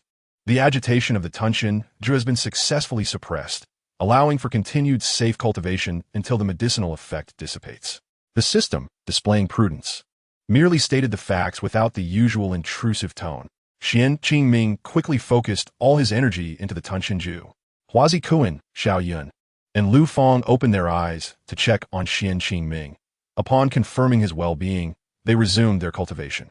The four of them greedily absorbed the ocean's overwhelming essence, with the Tunshinju showing no signs of waning even as dawn approached. Above the underwater villa, the surface of the sea, where even Zhong Tian had arranged a floating fishing ground to conceal his activities, was now teeming with fish. A multitude of diverse marine creatures congregated around the floating fishing ground, with fish and shrimp continuously leaping from the outside. This spectacle would surely tempt any fishing enthusiast. In just a few hours, the relatively weaker Xiao Yun and Lu Feng each managed to elevate their cultivation levels by 2 minor tiers, nearing the pinnacle of the postnatal stage's 9th realm. Even Huazi Kuan felt on the verge of a breakthrough. Suddenly, Xian Qingming sensed a powerful wave of heat rising within him. He hurriedly maximized the Tunshin Ju, channeling all his internal strength towards the still warm barrier. Break for me. Xian Qingming summoned all his internal energy in a desperate attempt to shatter the barrier he had weakened to a certain extent. In an instant, a surge of heat filled Xian Qingming's extraordinary meridians, causing him to exude steam from his body. A faint stream of impurities began to seep from his skin, resembling a piece of braised pork oozing fat. Hey, leader, could it be that he is self-immolating? The last time he broke through a home, there was no such reaction. Xiao Yun quipped, tossing her hair ornament at Huazi Kuan, striking him squarely on the forehead. Cursed tongue. Clearly, our leader's body is devoid of such impurities.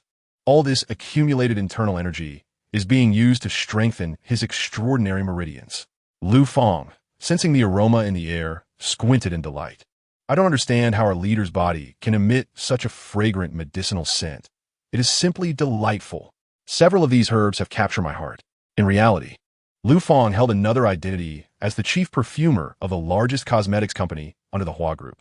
She could already detect over 10 different herbal aromas in the air, with their scents effectively masking the minuscule impurities expelled from Xian Qingming's body.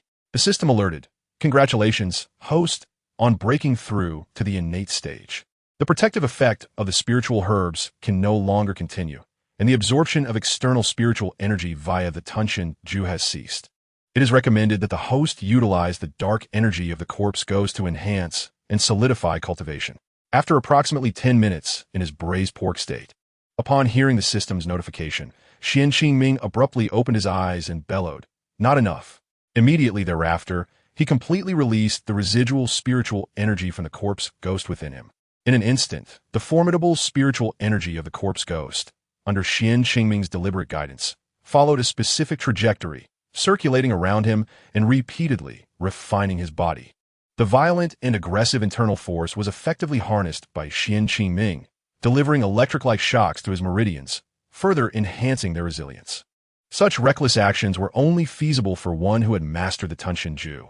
An ordinary martial artist would likely suffer severe damage to their meridians from the chaotic dark energy.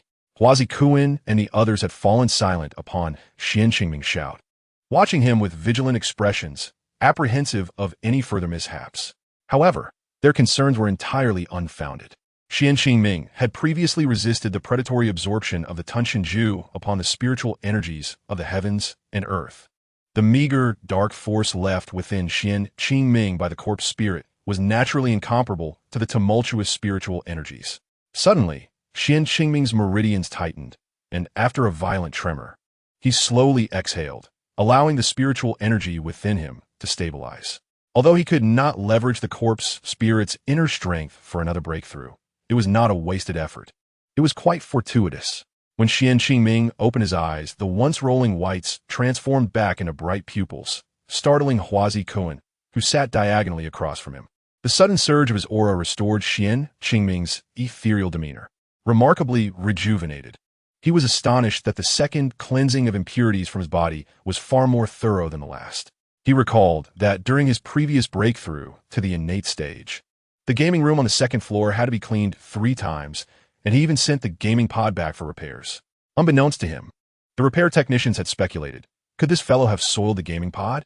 Why does it smell so strongly of traditional Chinese medicine? Perhaps the technicians were so repulsed by the odor that they decided to waive the repair fee and replace it. How unfortunate!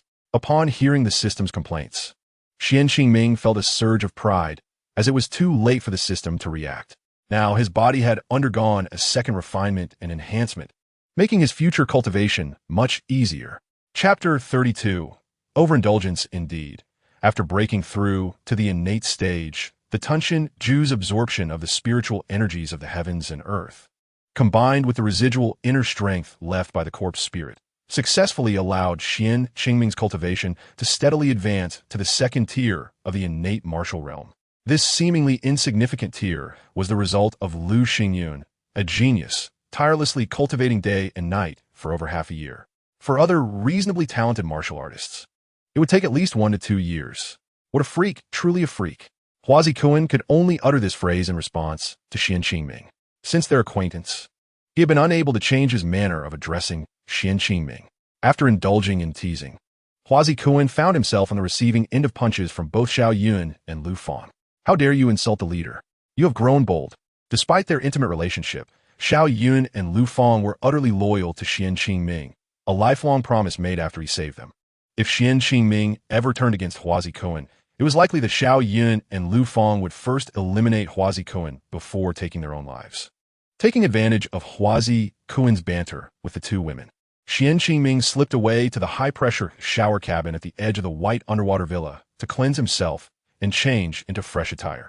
In preparation for his breakthrough, Xian Qingming had made meticulous arrangements at the underwater villa. This not only facilitated his concealed cultivation, but also ensured that the members of Zhong Tian could break through without external disturbances.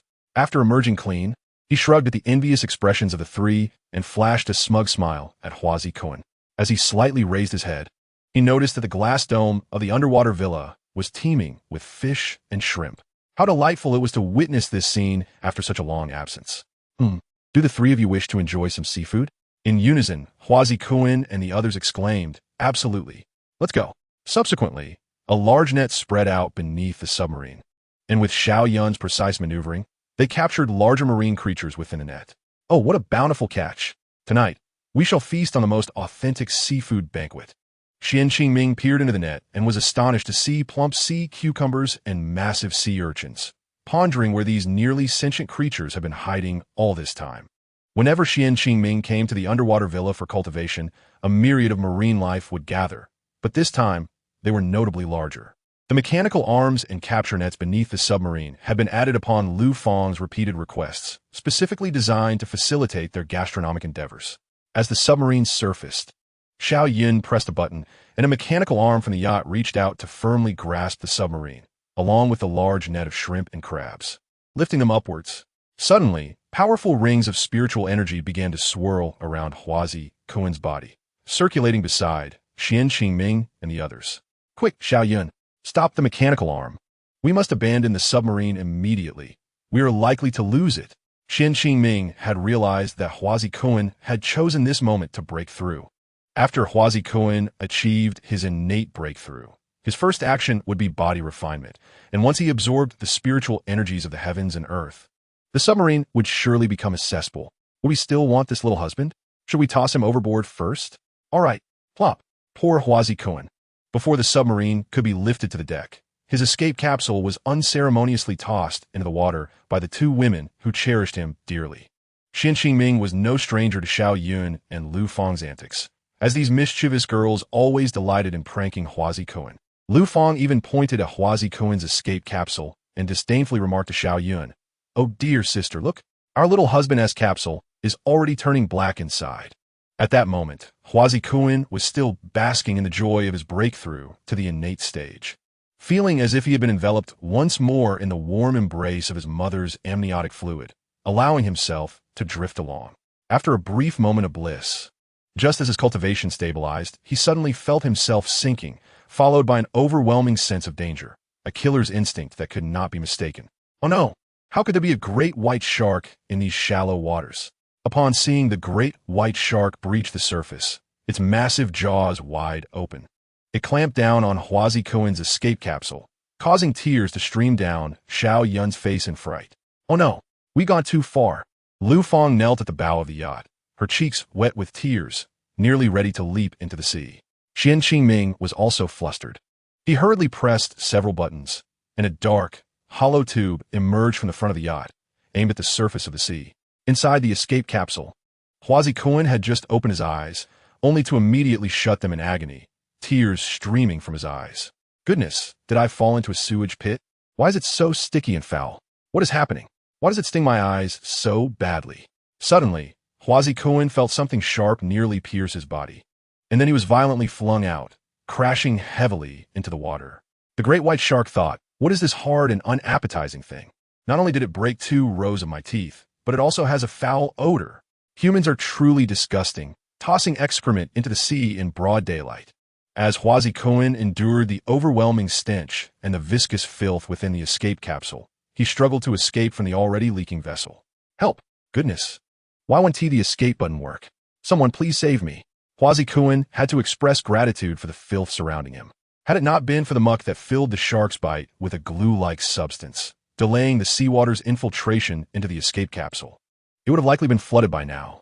Chapter 33. Stinky, dirty, unwanted hooray. Lu Fang exclaimed upon seeing Huazi Cohen flailing inside his capsule. Sister, look, our husband is alive. How wonderful. Wiping away tears, Lu Fang turned to Xiao Yun with a pitiful expression. But look at him now, so filthy. Do we still want him? Xiao Yun, through her tears, gritted her teeth with anticipation, rubbing her hands together. Yes, but first, he must endure 3 months of sea baths and shed 3 layers of skin. Oh no, 3 layers. Otherwise, we cannot let him touch us. As the laughter of Xiao Yun faded, a large net shot out from the black tube at the front of the yacht.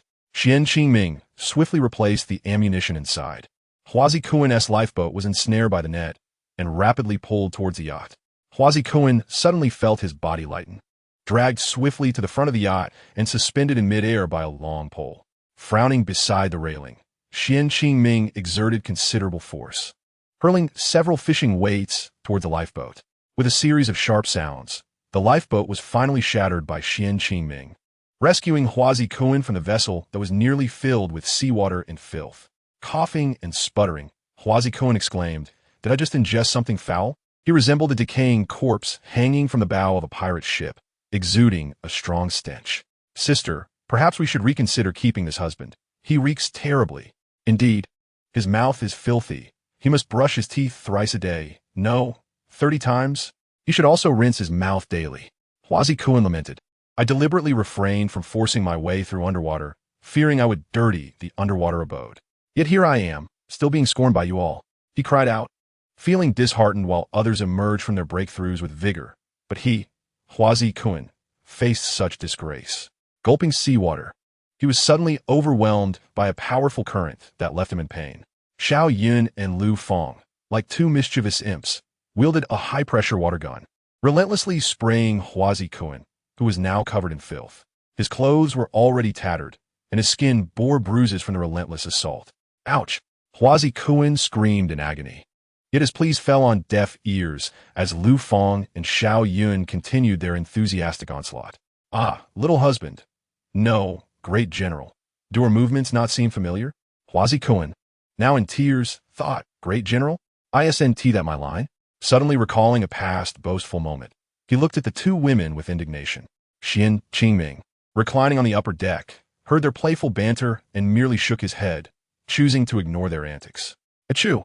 Dressed in a bathrobe and wrapped in a thick towel, Huazi Cohen sneezed and stumbled into the living room, collapsing onto the sofa. Ah, it no longer smells foul. I am finally clean. This little husband is still worth keeping. Xiao Yun nodded at Lu Fang, who from a distance offered Huazi Cohen a playful gesture. How can you treat me this way? You truly forget your loyalty once your pants are up. Huazi Cohen gazed at the 2 women holding hands, trembling with grievance. Unmoved, the 2 impish figures took a step back, deliberately distancing themselves from Huazi Cohen. We agreed to play with you only after you shed 3 layers of skin. For now, focus on consolidating your cultivation. They left Huazi Cohen in disarray, skipping away to the cockpit. Xian Qingming glanced sympathetically at the forlorn Huazi Cohen, but upon noticing the bruises on his body, he couldn't help but shiver. Alas, women are indeed dangerous creatures. I hope I can handle the challenge posed by Feng Ci in 2 months. The intimidation Feng Ci held over the members of the Zhongtian was far beyond that of Xiao Yun and Lu Fang. Her penchant for tormenting others left many in the Zhongtian feeling dread. Beneath her enchanting exterior lay a wildly contrasting, frenzied personality. From training to leading these assassins in their missions, Xian Qingming had assessed Feng Ci as the epitome of contrast. When driven to madness, Feng Ci would even use silver needles to pierce her own acupoints to enhance her combat abilities while simultaneously torturing her opponents. Xian Qingming hesitated to allow Feng Ci to be his partner on assassination missions. Who knew if he were injured, she might provoke his acupoints, leading to a chaotic game. Taking advantage of Lu Feng and Xiao Yun being in the cockpit, Xian Qingming feigned concern for Huazi Kun, handing him a bottle of swelling remedy. Here, drink this concentrated red ginseng and goji berry extract. Don't catch a cold. Finally receiving someone's concern, Huazi Kun felt grateful, recognizing that in times of need, a brother is essential. He sat up, touched, and began to share his grievances with Xian Qingming. Brother, my cultivation always lags slightly behind yours. Just when I managed to hold my head high, those two mischievous girls had to ruin it. Brother, I didn't force my breakthrough in the underwater abode. It was all for environmental preservation. I was struggling. As he spoke, he opened the small bottle of swelling remedy and gulped it down like a carefree drunkard. Brother, why does this taste like loquat and chuanbei syrup? Observing Huazi Kun's suddenly surging spiritual energy, Xian Qingming couldn't help but smile and rub his nose. The effect is quite remarkable.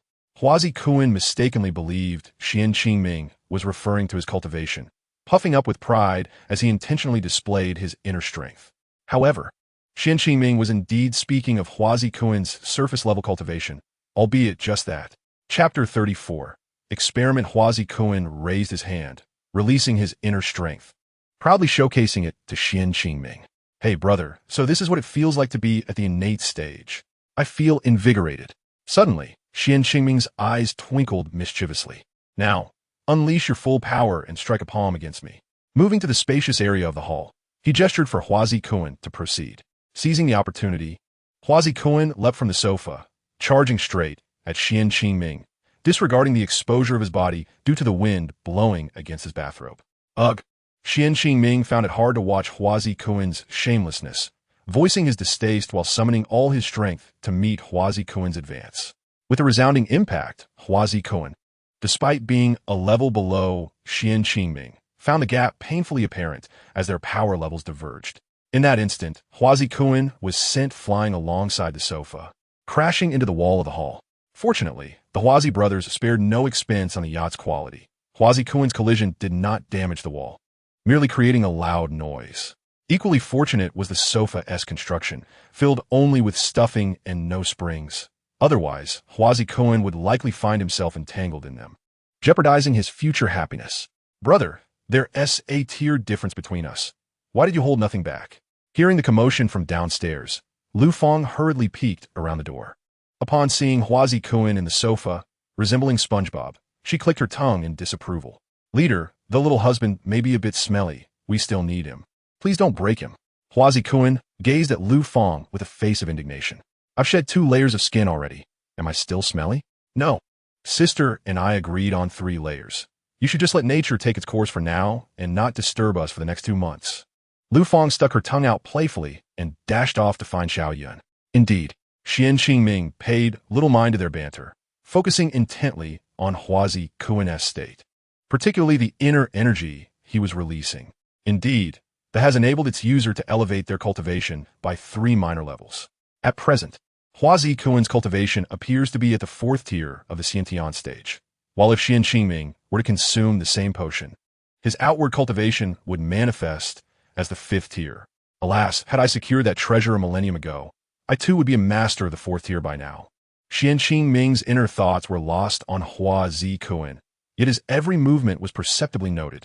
Struggling from the sunken sofa, Huazi Kun raised a hand, waving a towel in surrender. He presumed Xian Qingming's demeanor was a result of his recent disrespectful provocations, especially since Xian Qingming's cultivation had recently diminished. Stay quiet inside and allow me some peace, Xian Qingming instructed, ignoring Huazi Kun as he turned on the television to watch a promotional segment for. He planned to wait an hour to assess whether the effects of the wood dissipate and if any side effects would emerge.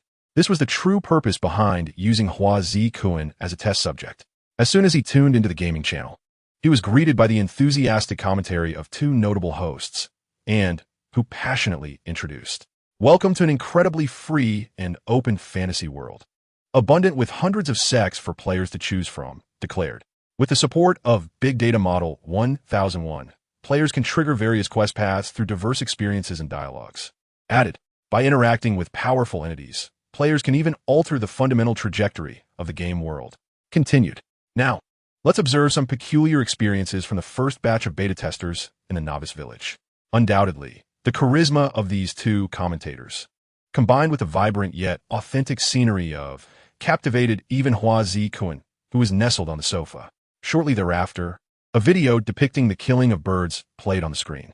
The footage showcased a figure weaving through the forest, occasionally picking up stones to swiftly bring down throngs of magpies. The male commentator voiced a question: is this a descent into moral decay or a manifestation of psychological perversion? Is it truly so exhilarating to kill magpies? The female commentator chimed in: the title of this post elucidates everything. In reality, if the pressures of life become unbearable for the working masses, one can only imagine the extent of their anxiety. Thus, it seems that it is not merely an expansive gaming universe, but also an ideal outlet for the suppressed frustrations of the masses, concluded. Indeed, it is far superior to breaking dishes or slapping oneself, having no bearing on one's real life, affirmed. Soon after, a second video titled The Ultimate Showdown, The Perverse Man versus the Bird King. After the slaughter, the perverse man unleashes his fury on a wild chicken, appeared on the screen. Xian Qingming felt his lips twitch involuntarily, his face trembling with disbelief. Damn it, the Frontline Gaming Station. How could you not censor my name? The words flashed clearly on the screen, and the frown on Xian Qingming's face deepened. Swiftly, he opened a forum for on his phone, only to find a post by Qing Jin Huasa. This video had even enabled a tipping function, and already over 30 players or onlookers had contributed, with the view count exceeding 1,000. Although magpies are not considered beneficial birds due to their fruit-eating habits, the individual killing them was even more disturbed, likely reflecting his own twisted psyche and repression in real life. Hua Zikun, in a state of cynical indignation, failed to notice the glimmer of excitement and malice in Xian Qingming's reflection on the window. If only I had played this game, I would thoroughly investigate this person's true identity and inform their family to ensure proper supervision and treatment, lest they truly harm small animals. Oh dear, illness must be treated. Upon hearing Hua Zikun's words, an idea struck Xian Qingming, and a sly smile crept across his lips as he turned to face Hua Zikun. This is mine. I too feel a bit repressed. Hearing this, Hua Zikun, witnessing the murderous glint in Xian Qingming's eyes, panicked and struggled to escape the confines of the sofa. Brother, please don't kill me. I was wrong. My brother is wise and powerful. How could he be so repressed? Xian Qingming narrowed his eyes at Hua Zikun, who begged for mercy, a devilish smile adorning his face. Do you wish to come out? Yes. Brother, I will pull that Qing Jin Huasa from the other end of the internet. This person is undoubtedly jealous of your monster hunting speed, which is why he maliciously edited the video to slander you. Xian Qingming was momentarily taken aback by Hua Zikun's words. Huh, you little rascal, regardless of whether you're begging for mercy, you have spoken the truth this time. However, our cultivation is vastly inferior to that of this person. Even if we were to confront him, it would have to be in the game. With that, Xian Qingming beckoned Hua Zikun closer, instructing come forth, and hack into the Frontline Gaming Station to replace every mention of me in that video with Qing Jin Huasa. No, I want you to change every online reference to this video to Qing Jin Huasa. Is that too difficult? It's a piece of cake.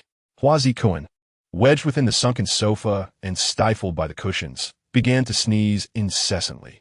He feared that his earlier words would provoke Xian Qingming into transforming him from a sponge-like figure into a large snow creature. To his surprise, his pleas for mercy had been successful. Upon receiving his task from Xian Qingming, Hua Zikun felt invigorated, springing from the sofa to the computer like a human spring.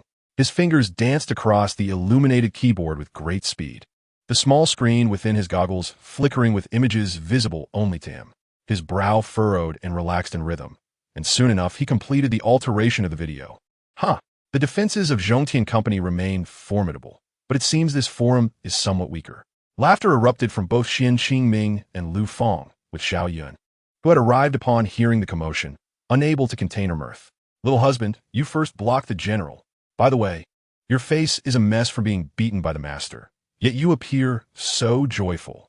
Hua Zikun blushed at the remark, hastily grabbing a towel to cover himself, while curiously touching his own face. What on earth? How did this happen? Xian Qingming observed Hua Zikun and awkwardly touched his own face, relieved to have escaped a calamity and not become a victim of the slaughter system. While his good friend sought revenge, he inadvertently ensnared Hua Zikun in a predicament. It seems that playing tricks on Hua Zikuan had become one of Xian Qingming's essential skills. It seems this indeed has the side effect of causing one to appear as if they have been beaten. Alas, it appears Hua Zikuan is in significant discomfort. To punish him for his earlier transgressions, no one is permitted to treat him today. Xian Qingming clenched his fists, glaring at Hua Zikuan with fierce intent. You're not to apply any medication to your face. I want to see how long it takes for your injuries to heal post-Xintian. Do you understand? Xiao Yun, who had docked the yacht, along with Lu Feng on the stairs, obediently nodded, their eyes brimming with excitement. How wonderful! It is most delightful to tease the little husband. At that moment, Hua Zikuan stared blankly at the three before him, perplexed. Once Xian Qingming and his companions disembarked, they headed directly to the residential area, while Hua Zikuan, clad in a bathrobe and towel, followed suit. As they passed several outer members, those individuals cast knowing glances filled with innuendo. It is likely that Hua Zikuan frequently indulges on his yacht with both Xiao Yun and Lu Feng. However, this time he surprisingly brought along Xian Qingming, which left the members somewhat perplexed. Are Xiao Yun and Lu Feng not Hua Zikuan's personal favorites? Does the boss enjoy witnessing real-life combat? Fortunately, the few who are unaware of the wild speculations from one of the eccentric external members would have likely been astounded by his thoughts.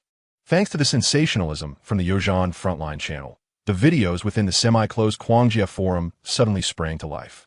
Furthermore, with Hua Zikuan deliberately using numerous accounts to share and orchestrate a multitude of comments, the video swiftly soared to the top of the trending charts on the Zhan platform. Meanwhile, Xian Qingming, engrossed in the game, remained oblivious to the chaos unfolding at Qingjin Huasha's home, which had erupted into turmoil. I forbid you to smoke or drink. I want you to take care of your health. You claim you're going to play games and use simulation instead of research. Are you playing games just to kill birds? Are you a pervert? In a grand estate, a noblewoman cradled a parrot tenderly in her arms. She had commanded the butler to confine all the beloved birds to a remote flower room temporarily. No, dear wife, please let me explain. The person in the video is truly not me. As the noblewoman saw a middle-aged man approaching, she immediately dashed to the side, still holding the parrot. I want to listen. It's clearly your Qingjin Huasha. You are a bird-killing demon. Stay away from us. The vibrant parrot, Hua Huan, gazed at the middle-aged man with terror, instinctively burying its head in the noblewoman's embrace, trembling uncontrollably. Dad kills birds. He kills any bird. Mommy, help. Chapter 36. Mutual entanglement. The colorful parrot, Hua Huan, serves as a witness to the love shared between the noblewoman and Qingjin Huasha. Since its hatching, they have raised it together, treating it like their firstborn son. Over the years, the noblewoman's expenditures on the parrot have even exceeded those for their second son. Now, with Qingjin Huasha branded as the notorious bird-killing demon, the foundation of their decades-long relationship has crumbled. In a single night, Qingjin Huasha has seemingly transformed into a duplicitous, monstrous figure, causing fear among those closest to him. Qingjin Huasha, originally named Duanmuang and the head of the Duanmu family, was well known in the circle for being henpecked, alongside Hui Daowei, the head of the Hui family. From drinking partners to inseparable gaming allies, today, Duanmuang's home has erupted in chaos. Madame Duanmu exclaimed in indignation, "Let me tell you, you are now notorious in our circle." The head of the Duanmu family, anxiously venting his frustrations by killing birds. With a sorrowful expression, Madame Duanmu nuzzled against the feathers of Hua Huan, sobbing, "I can't even find anyone to play cards with anymore. No, not just me. Hui's sister is in the same boat. We have been isolated by our peers. This is all your fault, Duanmuang." At this moment, Duanmuang found himself at a loss for words. His lover and the parrot appeared as if they were startled birds, eager to flee from the clutches of their bird-killing demon. I Haven T killed many birds. That was a system task. Old Hui and I only killed 20 birds in total. It's not that excessive. Mom, did you hear that? Dad said he killed around 20 birds. Hua Huan quivered, persistently nudging its head against Madame Duanmu. The parrot's words nearly shattered her heart. She tightened her embrace around Hua Huan and hastily retreated to a corner of the room. You, stay away from us, you pervert. If you come any closer, I will jump. Duanmuang quickly raised his hands in a placating gesture. All right, don't jump. I'll check my phone first. Besides, you 1T get hurt from the second floor. As he muttered under his breath, he opened his phone, but he dared not voice the latter part of his thought aloud. Damn, I've been set up. Duan Muong set down his phone, overwhelmed by the flood of messages online. Particularly, the two videos, after being altered, were widely disseminated across various websites. Honey, I need to take this call, he lamented, his heart heavy. He barely had time to explain to his lover before Hui Dao Wei's call came through. Hey, old Hui, that video ISNT me. I uploaded it. But why would I willingly expose myself online? Please explain this to our Yinzi. I'll put it on speaker.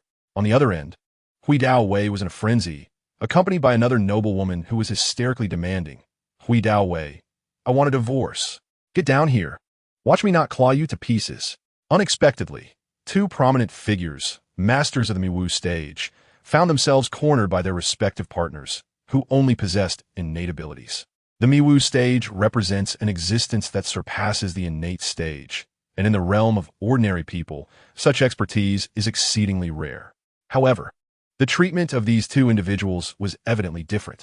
Perhaps Madame Duanmu had come to realize that her husband was a deeply repressed individual, fearing to provoke him, lest she and the parrot fall victim to his wrath. Otherwise, the usual Madame Duanmu would have long since wielded a golden scratching tool to discipline Duan Muong. I'm not coming down. By the way, Yinzi, listen to me. Old Ong is not that kind of person. The one in the video is not him. The voice of Hui Dao Wei echoed through Duanmu Ong's phone speaker, prompting tears of gratitude to stream down his face. In critical moments, it is truly my brother Hui who comes through. Did you hear? It's not me. It truly ISNT. We've been together for over 40 years, having grown up together in diapers. How could I deceive you? Upon hearing Hui Dao Wei and Duanmu Ong's explanations, Madame Duanmu began to believe, albeit slightly. Sister, why don't you hold off on hitting your husband for now? Let me ask a few more questions. But before Hui's wife could respond, Hui Dao Wei's voice interjected, forget whether it's true or not for now. Be careful about Monday's stocks. We need to think of a way to manage this. Great. The market opens the day after tomorrow. We must prioritize protecting our stocks. Hearing Hui Dao Wei's warning, Duanmu Ong felt a wave of frustration wash over him. His family had recently achieved a significant collaboration in the production of gaming helmets and was poised to reap substantial profits. Little did he know that mentioning hackers would leave Hui Dao Wei speechless. Wait, you know this was orchestrated by hackers? I've investigated. The code in that video was tampered with by the third-ranking hacker, 12. Setting aside whether hiring other hackers to alter the name would be timely. Merely revealing the price might deter any hacker from daring to challenge the authority of 12. As Duanmu Ong pondered, a peculiar smile emerged on his face. One that sent chills down the spine of his partner, lurking in the corner. You, don't come any closer. I might really jump. Mom, do you think Dad has gone mad? He isn't the type to kill birds, but when he gets worked up, he's not human. Hurry, run. He might go crazy and even kill you. Upon hearing the colorful parrot Huahuan's voice, Duanmu Ong could only shake his head in disbelief. You little rascal. You're usually so talkative. Now just keep quiet. Chapter 37. Let be the colorful parrot Huahuan, frightened by its father's fierce demeanor, instinctively buried its head deeper into Madame Duanmu's embrace. It began to flail, trembling uncontrollably, nearly losing control of itself. Mom, Dad is too scary. Huahuan is frightened. As she gazed into Huan's tear-filled eyes, Madame Duanmu felt an overwhelming surge of maternal instinct, which swept away the timidity that had plagued her all morning and overcame the suppression imposed by Duanmu Ang's formidable prowess. With a sudden motion, she tossed Huan aside onto the nearby bonsai's branch and, brandishing a golden scratching tool that appeared from nowhere, pointed it menacingly at Duanmu Ong, shouting, "Try being fierce one more time." Duanmu Ong, startled, protested, "Honey, no, I was being fierce." He then turned to flee, exclaiming, "Mom, I'm going outside to hide. Dad is angry with me. I fear he will take out his frustration on me. Mom, your son loves you. We shall meet again in the martial world." With that, Huan dashed out the window, prompting Madame Duanmu to chase after Duanmu Ong, wielding her golden scratching tool with fervor. As Duanmu Ong ran, he shouted into his phone, "Lao Hui, let us utilize Zhongtian Company's desire to promote in the coffin realm. We should launch a wellness plan as well. Immediately, negotiate with Zhongtian for a low-cost gaming helmet distribution deal, allowing the office workers to experience the joy of stress relief through the game." In a fervent tone, he added, "I, Qing Jinhua, am a living advertisement. Let everyone leave purchasing links in the comments. It's south all over the place, so I'm not afraid of embarrassment. Just then, distracted by his own enthusiasm, he received a solid blow to the back from Madame Duamu, causing a painful bump to form, leaving him kneeling and grimacing in agony. Meanwhile, Hui Dao Wei, who was watching in excitement, accidentally slipped and fell from the chandelier. Hui Dao Wei, you dare to land on me with your rear? I will scratch you to death today. Feeling the softness beneath him and hearing the threat, Hui Dao Wei jumped away in fright. Ling Er, darling, are you all right? I didn't mean to. I trust you as much as a ghost. You old rascal are quite mischievous. I'll scratch you to death. As Xian Qingming entered the room, he headed straight for the gaming pod, determined to enhance his skills before someone from Zhongtian challenged him. To strengthen his physique, he set the pod to a pain level of 30, where electric shocks would correspondingly feedback pain to his body. Thus, while losing health, he endured electric shocks. This pain would also affect his reactions in the game, serving as a method of self-discipline. Observing the current state of Hua Zi Kuan's pig-like visage, Xian Qingming felt somewhat resistant to using the swelling agent. Yet he was eager to elevate his skills. The method of violently acquiring kill points in the Coffin Realm was precisely what Xian Qingming sought. By continuously challenging elite monsters, his abilities could recover within months. This method of aggressive enhancement was exponentially faster than traditional means. Upon entering the game, his first action was to engage in dialogue with all characters once more. Well-versed in the game's rules, he understood that as levels increased, tasks would progressively unlock for players. To be prudent, he converted 90% of his coins into healing potions.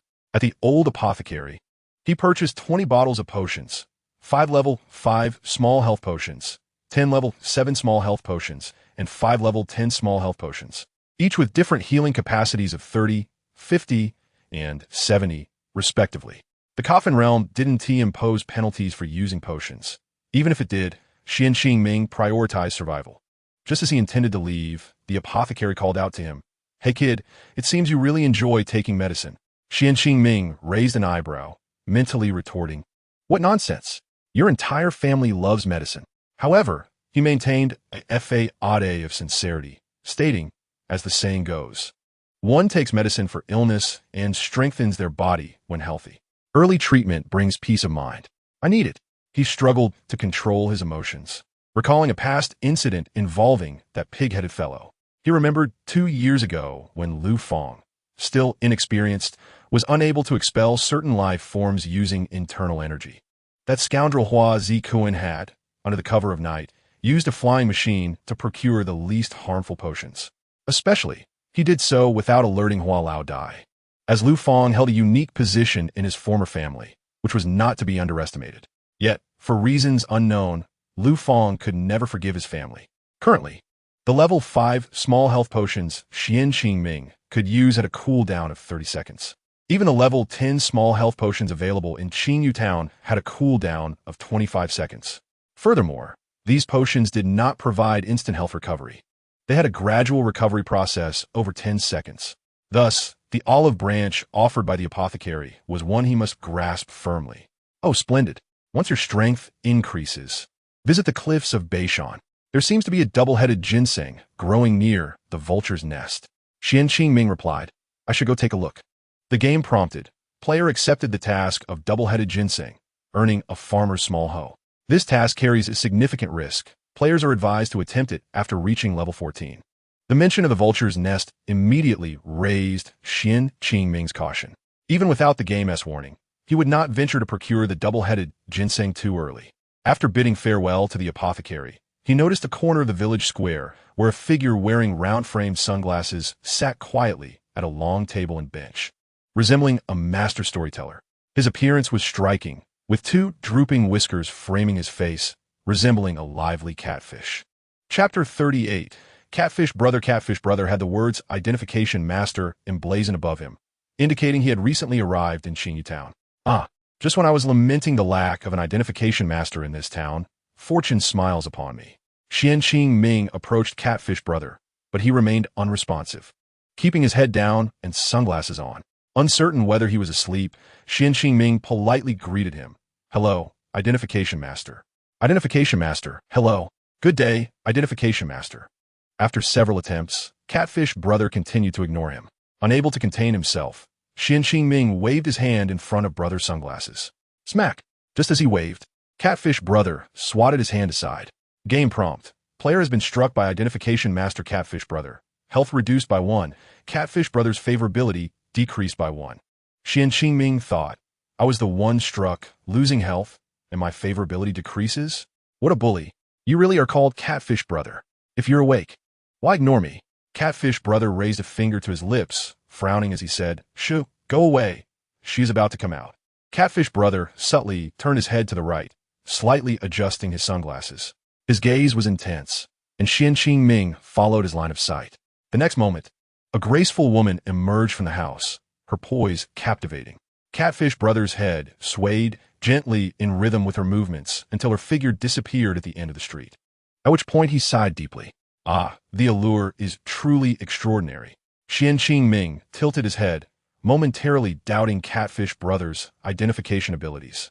Kid, you better keep your distance. Your level is too low. I have nothing to show you. Catfish Brother, seemingly pulling a folding fan from nowhere, crossed his legs and began fanning himself, explicitly signaling for Xian Qingming to leave. Seeing Catfish Brother's demeanor, Xian Qingming decided not to be polite. He took out the chicken crown hat that dropped from the chicken you are too beautiful of it. Xian Qingming insisted on having the self-righteous appraiser take a look at why such a small place like Qingyu Town could not produce golden equipment. Hey, Brother Catfish, you claim Qingyu Town is a shabby little place, but can you tell me if you recognize this item? Brother Catfish had initially turned his head away, intending to ignore the provocations of Yidian Shuexian. However, he casually turned around and was taken aback upon seeing the golden equipment, a chicken crown hat. In astonishment, he even removed his sunglasses. Damn, it's you. I knew it. Game notification. Brother Catfish's affection for the player is at 20. He refuses to appraise any items for the player. Xian Qingming was bewildered. Brother Catfish's sensitivity was astonishing. Was it really necessary to hold a grudge just because he had exchanged a few words? Come on, big brother, I just brought a hat for you to appraise. I didn't mean to interrupt your voyeurism of respectable women. Surely you don't hold that against me? Brother Catfish quickly covered Xian Qingming's mouth, glancing around nervously, signaling him to cease speaking. Shut up. That's Chun the blacksmith's wife. If he finds out, I'll be turned into dried catfish. Xian Qingming smirked ambiguously. So, will you appraise it for me or not? Of course I must.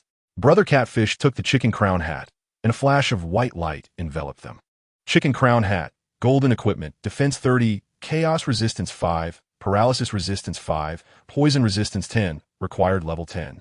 Gazing at these extraordinary attributes, Xian Qingming nearly drooled. Golden equipment was indeed enticing. The 3 powerful resistances were simply remarkable. However, just as Xian Qingming prepared cheer, he suddenly noticed his currency had dropped from 1 silver coin and 333 copper coins to 333 copper coins. Game notification. Chicken Crown had appraisal successful. Brother Catfish's affection for the player is now dislike. Appraisal cost doubled. Seeing Xian Qingming looking at him, Brother Catfish's gaze faltered as he adjusted his sunglasses. Hey, so you're going to cut me off without asking for the price? Xian Qingming stepped onto the armrest of Brother Catfish's chair, leaning closer to his sunglasses. You didn't even ask how much it cost for golden armor or helmets. The fee should certainly be unique. Xian Qingming was itching to pull at Brother Catfish's mustache, but for the sake of his grand plans, he remained patient and conversed with him. I say, Brother Catfish, based on your earlier words, I must be your first customer in Qingyu Town. They say a good start is key. Why are you so ruthless? To Xian Qingming's dismay, Brother Catfish, upon hearing this, furiously slammed his sunglasses down on the table, nearly breaking them. You have the audacity to say that. I am a high-level appraiser trained in Feiyun City, soon to be the manager of the appraisal pavilion in Yuanwu City, and then you show up as this troublesome star. Brother Catfish shoved Yidian Shuexian aside, pointing at his chest and passionately venting his frustrations. Through Brother Catfish's explanation, Xian Qingming finally understood that it was his luck combined with Old Wang's assistance that had allowed Qingyu Town to unlock silver-tier equipment ahead of schedule. Normally, rare silver level and above equipment would require appraisal, and it was uncommon for new villages to have early appraisal requirements. However, Xian Qingming had completed Old Wang's task too perfectly, triggering the system and unlocking the appraiser ahead of time. Oh, so it's true what Zhongtian Company claimed in the game introduction, that players can influence the world through triggered events. With this realization, Xian Qingming took out the hoe old Wang had given him. Brother Catfish, since you claim your appraisal skills have reached the treasure appraisal level, can you tell me what attributes this item has? The old medicine box provided Xian Qingming with a herbalist short hoe, which boasted a durability of 30 and a 10 success rate for harvesting, qualifying it as a basic-level herbal gathering tool. However, the hoe given by Old Wang had no attributes, and Xian Qingming was quite curious about it. What? Chapter 39. Infectious Brother Catfish stood up abruptly, even instinctively stepping back a pace, clearly too intimidated to touch the hoe Xian Qingming had placed on the table. Wang. Oh no, Old Wang actually gave you this hoe? It's you? Brother Catfish's demeanor towards Xian Qingming instantly shifted, and he didn't even notice his sunglasses falling to the ground. He swallowed hard and cautiously pushed the hoe on the table towards Xian Qingming. Don't let anyone else know this is in your possession, especially the leaders of the major sects and the lords of large cities. Brother Catfish paused and concocted a reason for himself. Well, Old Wang and I have a particularly close personal relationship. As for you dragging me to this desolate Qingyu town to appraise items, let us just say it's fate. This time, the copper coins you spent will be considered as you treating me to a drink, and I will give you a 10 discount on future appraisals. Game notification. Brother Catfish's affection for the player rapidly increased to 30. Current appraisal fee is at a 10 discount. Upon hearing this notification, Xian Qingming's curiosity about Old Wang deepened, viewing the ordinary hoe in his hand with newfound respect. However, his desire to pull at Brother Catfish's whiskers intensified. Losing 550 copper coins was unbearable, and had he known, he would have brought out the hoe sooner. Xian Qingming deliberately shot Brother Catfish a cold glare, slowly tossing the ordinary hoe into his storage compartment. Brother Catfish, sensing Xian Qingming's murderous gaze and understanding his intentions, awkwardly smiled back at him. Just as Brother Catfish finished speaking, a clear voice resonated. Hello, appraiser, I have a piece of silver equipment that needs your discerning eye. The wealthy girl approached the long table and noticed Xian Qingming was also present. Oh, it's you, brave sir. What a coincidence. Are you here for an appraisal too?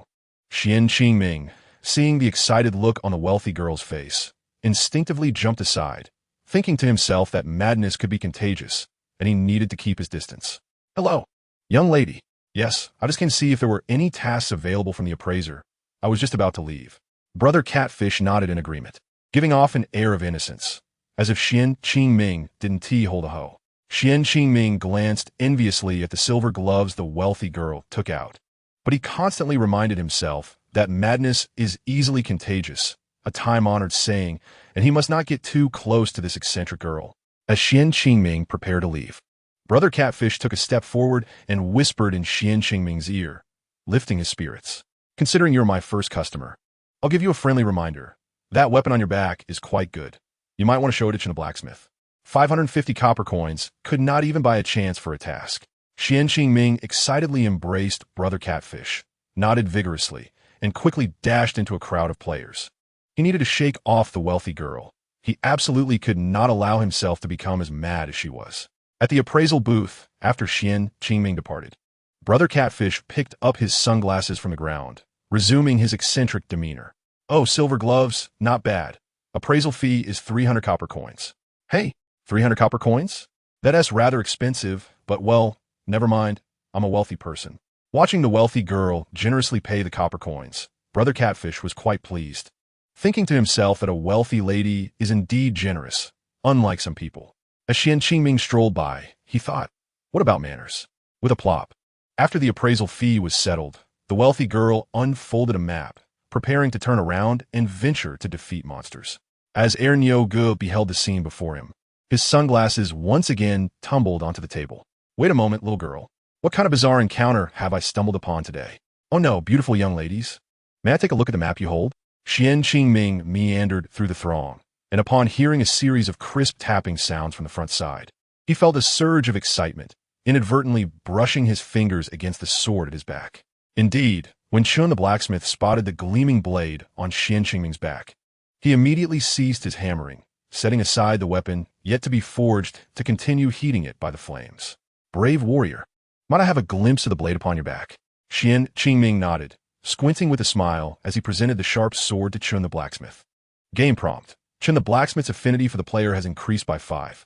Xian Qingming chuckled inwardly. This is promising. Ah, this is indeed a fine weapon. It appears to resemble a creation of my late father from 20 years ago. I have missed him dearly over the years. Xian Qingming swiftly interjected. It truly is an excellent sword. I see your stance is firm, as if your feet are rooted to the earth, and each swing of your hammer strikes with the precision and speed of lightning. Your craftsmanship must have surpassed your predecessors by now, has it not? Flattered by Xian Qingming's praise, Chen the blacksmith's half-charred beard quivered uncontrollably with delight. Game prompt. Chen the blacksmith's affinity for the player has increased by 20. Upon receiving the prompt, Xian Qingming was pleased to find that flattery indeed worked wonders, and he continued to strike while the iron was hot. For a skilled blacksmith such as yourself, mending Lei Dazhuang's gloves must be a trivial task, I presume? Without a moment's hesitation, Chen the blacksmith took the iron gloves given by Lei Dazhuang, tossed them into the fire, and then retrieved them to strike a few blows with a small hammer. Consider this a complimentary service. This is one of my earlier works, and restoring it is child's play. Upon inspecting the iron gloves, which originally possessed a mere 3 attack points, they had transformed into a blue-black iron weapon. Enhanced ordinary iron gloves, attack 5, armor piercing 1. When equipped, they can serve as armor with defense 5, armor piercing 1. Seeing the permanent armor piercing attribute, Xian Qingming could hardly suppress his laughter. Wow, a true expert knows how to enhance. These gloves are even better than new. Game prompt. Chen the blacksmith's affinity for the player has increased by 5, bringing his total affinity to 30. The player receives an 80 discount on item repairs. Xian Qingming, upon hearing the game prompt, squinted while stifling a laugh. Chapter 40. New quest. However, Xian Qingming showed no signs of retreating, continuing to test Chen the blacksmith's capacity for flattery. Yet, I feel that this sword alone might be too solitary. It would greatly benefit from the company of light armor. Chen the blacksmith suddenly raised his head, excitement gleaming in his eyes. What a coincidence. I think the same way. But I need. Game prompt. Will the player accept Chen the blacksmith's quest for light armor to accompany the sword? Accepted. Excellent. If you could also eliminate some wild wolves and collect over 20 wolf fangs, I can have my wife craft a wolf tooth necklace for you. Game prompt. The player accepts the quest for light armor to accompany the sword and receives a mining pickaxe. Quest rewards include 1 piece of light armor crafted by Chen the blacksmith, with a completion rate of 30 copper and iron ores. Game prompt. The player accepts the accompanying quest for the wolf tooth necklace, with a completion rate of 20 wolf fangs. Initially, Xian Qingming's attention was entirely captured by the mention of the blacksmith's wife, and he couldn't help but glance at the scruffy beard that had been mostly singed. He recalled that Chen the blacksmith's wife was the spiritual pillar of Qingyu Town, the lovely lady who would sashay out each day with a delightful sway. Goodness, have accessories become so undervalued in this realm? Xian Qingming deliberately surveyed his surroundings, noting that players wore bare necks, and excitedly bowed to Chen the blacksmith. Necklaces, shoes, gloves, arm guards, rings, shirts, pants, helmets, weapons, belts, and secondary weapons. Apart from the shields wielded by seasoned warriors, nearly everyone wore the same configuration. In Xian Qingming's past experiences, accessories were typically the most challenging items to acquire in games. To his surprise, he encountered such a delightful opportunity in the novice village of Qingyu Town. Indeed, this realm was a splendid game. Ah, my dear host, a piece of ancient wisdom from the immortal kingdom states. A sweet tongue never goes unrewarded, coupled with your unashamed luck. Though Xian Qingming ignored the system's banter, he couldn't dismiss its words entirely with a mere shrug.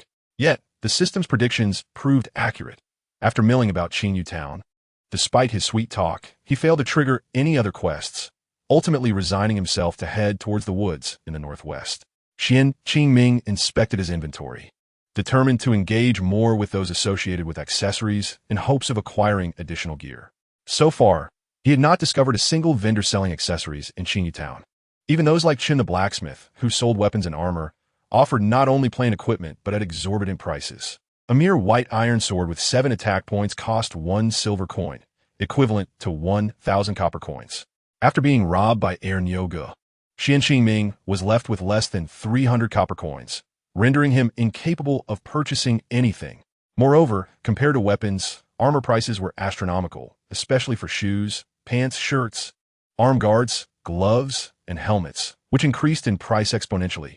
This game shrewdly guided players to obtain equipment through combat. Yet it was likely that future expansions would introduce larger towns and a currency exchange system, with auction houses yielding substantial profits. While analyzing the situation, Qian Qingming unwittingly arrived at the desolate woods in the northwest. Game prompt. The fog shrouding Qingyu Town has dissipated, granting players access to the northwest wilderness. The area is rife with wild wolves, tigers, and leopards alongside mutated beasts. Low-level players should avoid venturing too deeply. Is level 6 considered low? Perhaps caution is prudent. Qian Qingming thought, noticing a few level 6 wild boars nearby. Glancing at his nearly empty experience bar, he shook his head. No, I should seek out some solitary level 7 creatures to hone my skills. After all, my weapon's attack attributes are here. Carefully, Qian Qingming circumvented the group of black-furred wild boars, stealthily making his way toward the heart of the woods. Before long, he found himself at the entrance of a cave.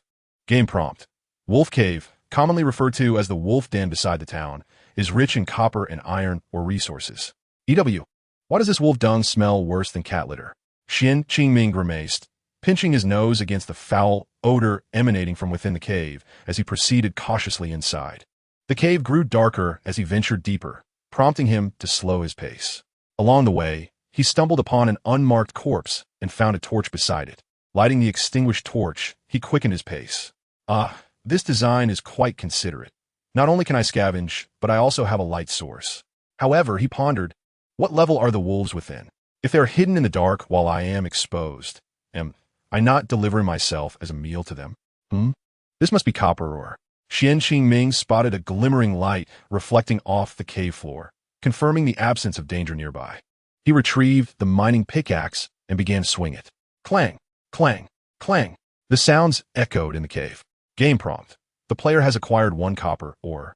With a success rate of 10 from mining with a pickaxe, Qian Qingming knew that on average, he would need 5 to 10 strikes to unearth a piece of copper ore. Qian Qingming had just harvested 2 pieces of copper iron ore, and, upon noticing the durability of 2,730, he shook his head in resignation. For him, the most pressing need was undoubtedly the acquisition of killing points. The thought of delaying his cultivation plan for a mere piece of armor left him somewhat disheartened. Yet, the memory of the accompanying quest related to that necklace rekindled a flicker of motivation within him. How is it that the hoe given by Lao Wang could be so treasured by Catfish Go, while this oversized hoe of mine? Oversized hoe. Chapter 41. The Wild Wolf Cave. Qian Qingming's musings were abruptly interrupted as he hastily set aside the large hoe gifted by Chun the blacksmith and retrieved a common hoe from his storage space. Now, let's see if this so-called epic quest item is as remarkable as the legend suggests. Qian Qingming aimed at the copper iron ore and struck down with his hoe. The game notification read, player has achieved a critical hit while mining, obtaining 3 copper iron ore. Qian Qingming exclaimed, I knew it. Oh, how delightful. Farmers are truly the sweetest. He hummed a cheerful tune as he swung the hoe rhythmically, unwittingly delving deeper into the cave. Suddenly, an overwhelming sense of danger sent chills down his spine, causing him to roll swiftly to the side. A pair of sharp claws grazed the ground where he had just stood, accompanied by a low, menacing growl, though startled by the wild wolf. The sight of the number 7 above its head filled Qian Qingming with exhilaration. These were killing points. He dashed towards the torch, seized it, and promptly climbed up onto the elevated stone wall beside him. Looks like it's just you, huh? Let us see how we fare in a duel. Taking advantage of the wolf's moment of distraction, Qian Qingming drew his sword and leaped to deliver a powerful strike. The damage figure of 5,030 erupted above the wild wolf's head, and Qian Qingming's attack landed 2 critical hits. To better gauge the wolf's damage potential, he intentionally allowed the wolf to strike him with its claws and then took a bite from its maw. A damage value of 1525 appeared above him, and his health decreased slightly. With a swift motion, he unleashed his 3rd strike. The first 2 had struck the wolf's head, and due to their critical nature, differing damage values floated above. With the final blow, the wild wolf transformed into a burst of white light, leaving behind a corpse. Game notification. Player has obtained 1 wild wolf tooth, 1 wild wolf pelt, and 7 copper coins. System notification. Host gains 10 killing points. Puzzled, Qian Qingming checked his quest. Initially, he had not accepted a task requiring wolf pelts. He pressed deeper into the cave, gradually growing bolder. As long as he avoided critical strikes from the wild wolves, the ordinary bites would only reduce his health by 25 points. He consumed a small health potion and ventured further into the wolf den. However, this time he was wiser. Before attacking any approaching wild wolves, he split his attention to ensure he was not ambushed from behind. Soon, he reached the innermost part of the wolf den, having slain 15 wild wolves and gathered 30 pieces of copper iron ore. Curiously, he wondered, isn't it said that wolves are nocturnal creatures? Why is it so eerily quiet in the den during broad daylight? Just as he finished speaking, he wished he could take back his words. For 3 wild wolves had already rushed in through the only entrance he had come through. Without hesitation, Qian Qingming charged toward the nearest wild wolf. He noticed that behind the 3 wolves were 2 more cautiously approaching. The leading wolf seemed unhurried in its advance, moving at a sluggish pace. Notably, one of the 2 wolves trailing behind was radiating the glow of an elite monster, with the experience gained from his previous encounters. Qian Qingming approached the 3 wild wolves with confidence. Within moments, he had dispatched one, thanks to the formidable power of his renowned sword. Without pausing, he turned his focus to the remaining 2 wolves attacking him. After enduring 2 strikes, Qian Qingming successfully eliminated the 3 nearest wild wolves. Consequently, his level peaked at 6. Behold, an elite monster is within arm's reach. I must find a way to avoid the mother wolf beside it. Upon first sighting the lead wolf, Qian Qingming nearly burst into laughter. This wolf was clearly injured, limping due to an impaired forepaw. It was relying on the mother wolf beside it for support, allowing it to move forward. No wonder the 2 wolves had refrained from attacking him earlier. His eyes sparkled with excitement. This lead wolf was a level 7 bronze creature, offering 10 killing points. Yet he also noted that the mother wolf was no ordinary foe. She too was an elite monster. What a stroke of luck. An elite monster at level 7 could grant Qian Qingming 1,000 killing points. His experience was already at a critical threshold. Any wolf he killed would elevate him to level 7. Thus, for Qian Qingming, the optimal strategy to gain killing points was to bypass the elite mother wolf and head straight for the Wolf King. The wolf was visibly weakened, indicated by the weakened status displayed above its head. Under such conditions, the attributes of his renowned sword would amplify his attack significantly. However, if he wished to strike down the Wolf King immediately, he would have to step over the mother wolf's corpse. In doing so, Qian Qingming would inevitably become level 7, and his killing point gains would plummet to 1, losing a staggering 90. He found himself in a precarious situation, feeling incredibly unfortunate. Qian Qingming gazed at the wolf couple, unsure of how to proceed, leaving both sides in a stalemate. The mother wolf bared her teeth at him, while the Wolf King regarded him with evident wariness. Qian Qingming was filled with frustration. It was agonizing to have such a tempting opportunity before him, yet feel powerless to seize it. After approximately half a minute, he steeled himself. He resolved to target the mother wolf first, hoping to weaken it before tackling the Wolf King. If that failed, he would have to forego the majority of the killing points, as survival took precedence. Chapter 42. The reason for misfortune. Just as Qian Qingming prepared to draw his sword against the mother wolf, he suddenly heard a game notification. Ding! Game notification. Does the player wish to accept the Wolf King couple's communication request? Qian Qingming paused, murmuring, what on earth? How the beasts in this game gained intelligence and can now communicate with players? He accepted the request, momentarily forgetting that this game was a mystical realm where even monsters could wield extraordinary powers. The Wolf King opened its blood-stained jaws, fixing its gaze on Qian Qingming. While we wolves were out hunting, the wild dog gang attacked our den, leaving none of our pups alive. The Wolf King continued. The wild dog gang will soon assault the wolf den. If you are willing to help me repel their attack, you shall earn the friendship of my wolf clan. Seeing the Wolf King's eyes filled with hatred, Qian Qingming felt a pang of sympathy. This creature had just lost its entire brood to an ambush. The situation was truly dire. The sorrow of the mother wolf was evident in her moist tear glands, reflecting her profound sadness. Qian Qingming hesitated for a moment, but ultimately chose to speak the truth. However, I currently have a task at hand, and I still need to collect 2 wolf fangs. The Wolf King nodded in acknowledgement, as the mother wolf swiftly dug into the ground with her forepaws, resembling a cat scratching in litter. I have given you all the wolf fangs I possess. These are the remnants left by my deceased kin. Please assist us in avenging their deaths.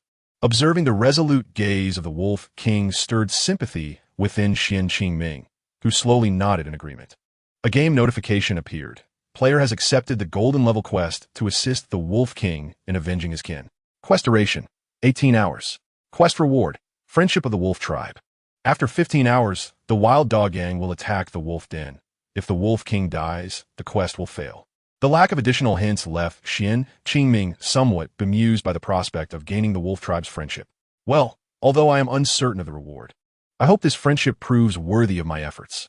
Noticing that the labels above the Wolf King and his mate had turned harmless green, Xian Qingming approached and reached into the pit the mother wolf had excavated. I might as well collect a bit of interest first. A game notification chimed. Player has acquired 20 Wolf King fangs and 50 Wild Wolf fangs. Oh, it seems the Wolf King is reliable after all. Unable to contain his excitement, Xian Qingming reached out to stroke the Wolf King's head. The mother wolf emitted a low, growling sound, yet the Wolf King, with a lowered expression, nudged Xian Qingming's calf with his head. Another game notification appeared. Player has gained the friendship of the Wolf King. Wolf King's affection increased by 50. Player has acquired the ability to communicate with beasts. When the Wolf King's affection reaches 100 upon quest completion, the Wild Wolf Tribe will fight alongside the player. Xian Qingming gazed at the Wolf King, whose demeanor was calm and composed, and could not help but grin. Am I on the verge of becoming a druid? However, he quickly shook his head, dismissing the unrealistic notion. What a joke. This is a fantasy game. If I were to become Erlang Shun, it would be more plausible for the Wolf King to transform into Xiao Tianquan. The notion of becoming a druid is absurd.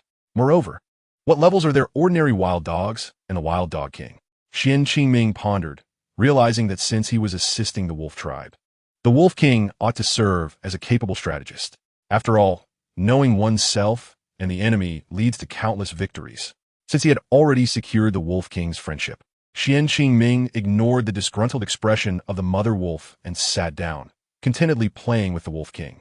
The Wild Dog Gang comprised over 30 wild dogs, and they indicated they would launch another attack on his wolf den as night approached. The ordinary wild dogs of the gang were level 7, while 2 of the 3 leaders were level 8 elite monsters, and the Wild Dog King was a level 9 black iron foe. Our overall strength has been evenly matched. Had it not been for the 3 foolish ones you just dispatched, who fled in fear during battle, we would not have suffered a sneak attack defeat.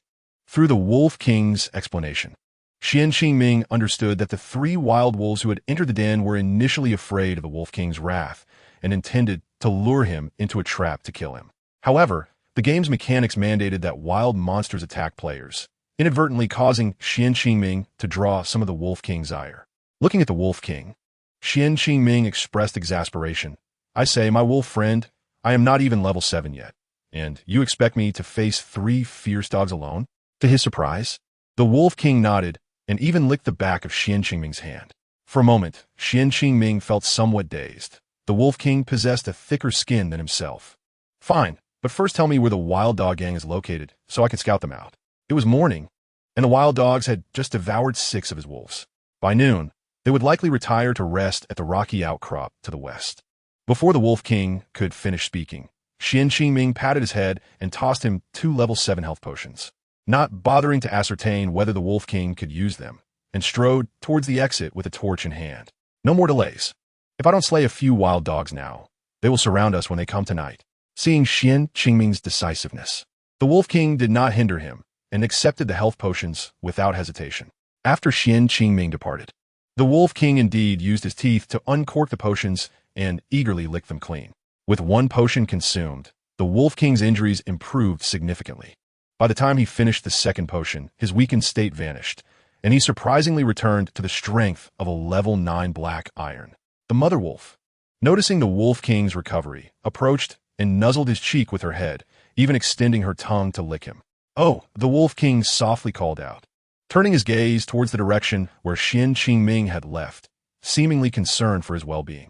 After leaving the wolf den, Xian Qingming did not immediately venture into the territory of the Wild Dog Gang to gather information.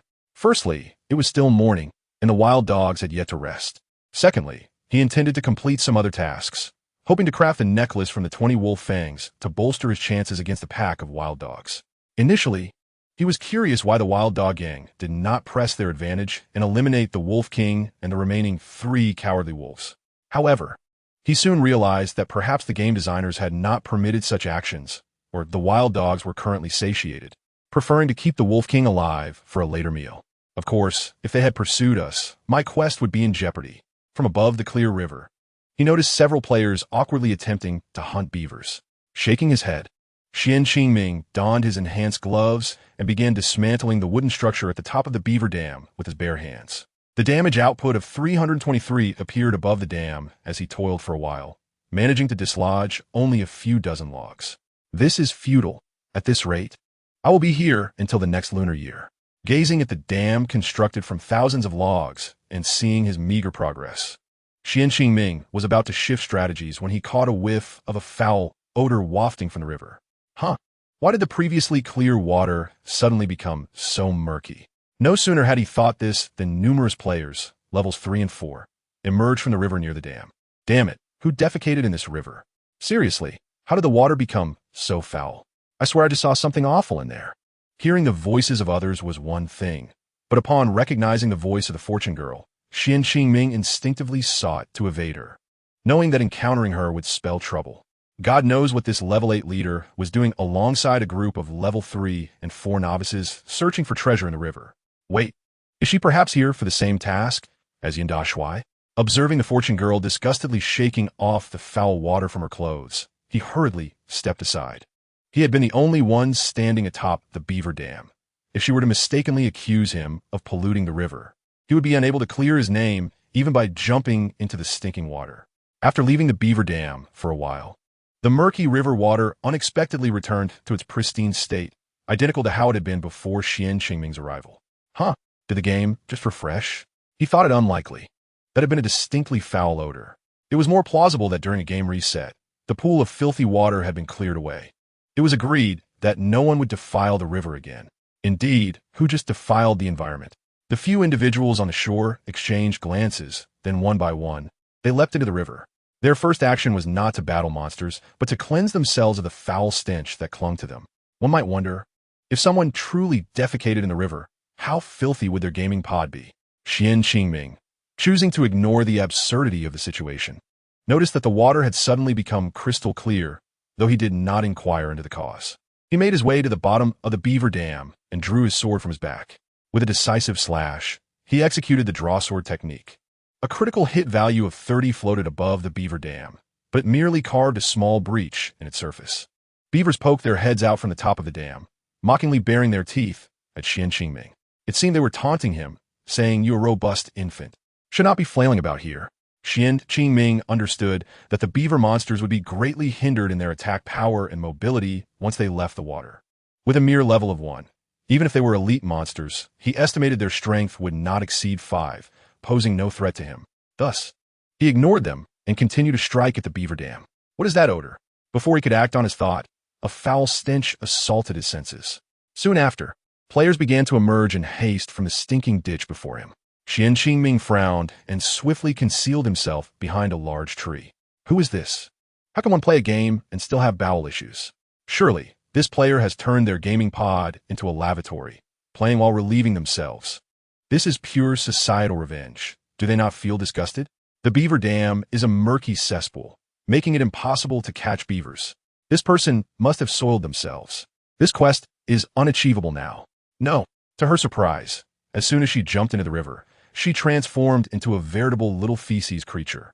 The wealthy girl grimaced in disdain, her left thumb rhythmically tapping various positions on her fingers. Is it a day of bad luck? That cannot deter me. With her lips pursed, she hurried upstream towards the waterfall.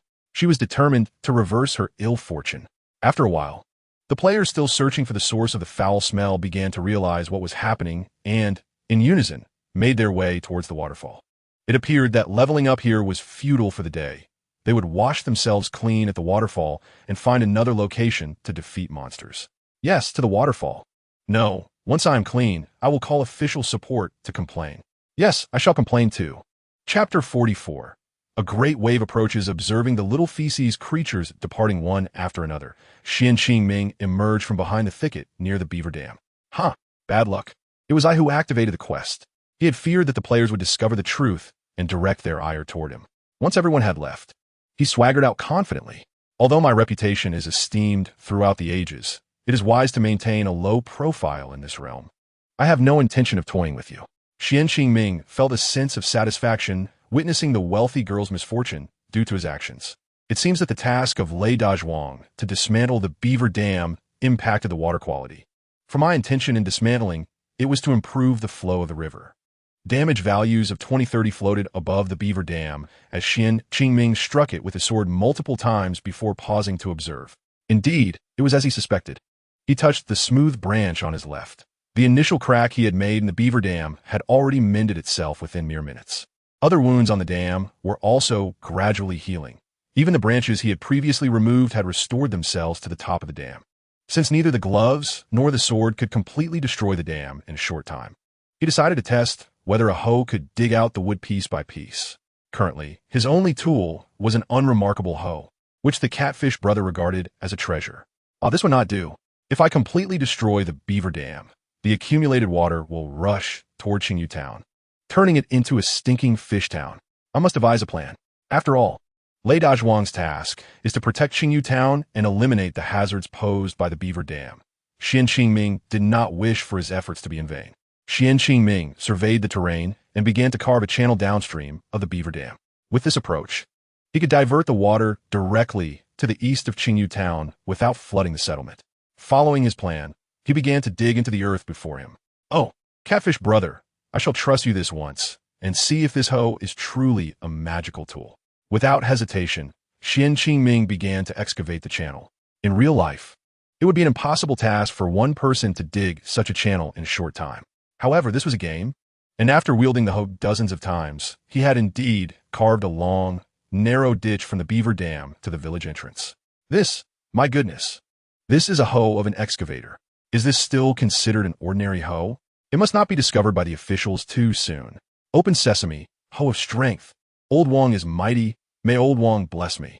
He muttered a chant, swinging the hoe downward, and with a crack, the beaver dam indeed broke with a large hole.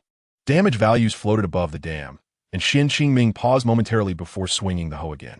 As he was lost in thought, the beaver dam's health bar hit 0, and the foul waters surged forth in a torrential rush. Run!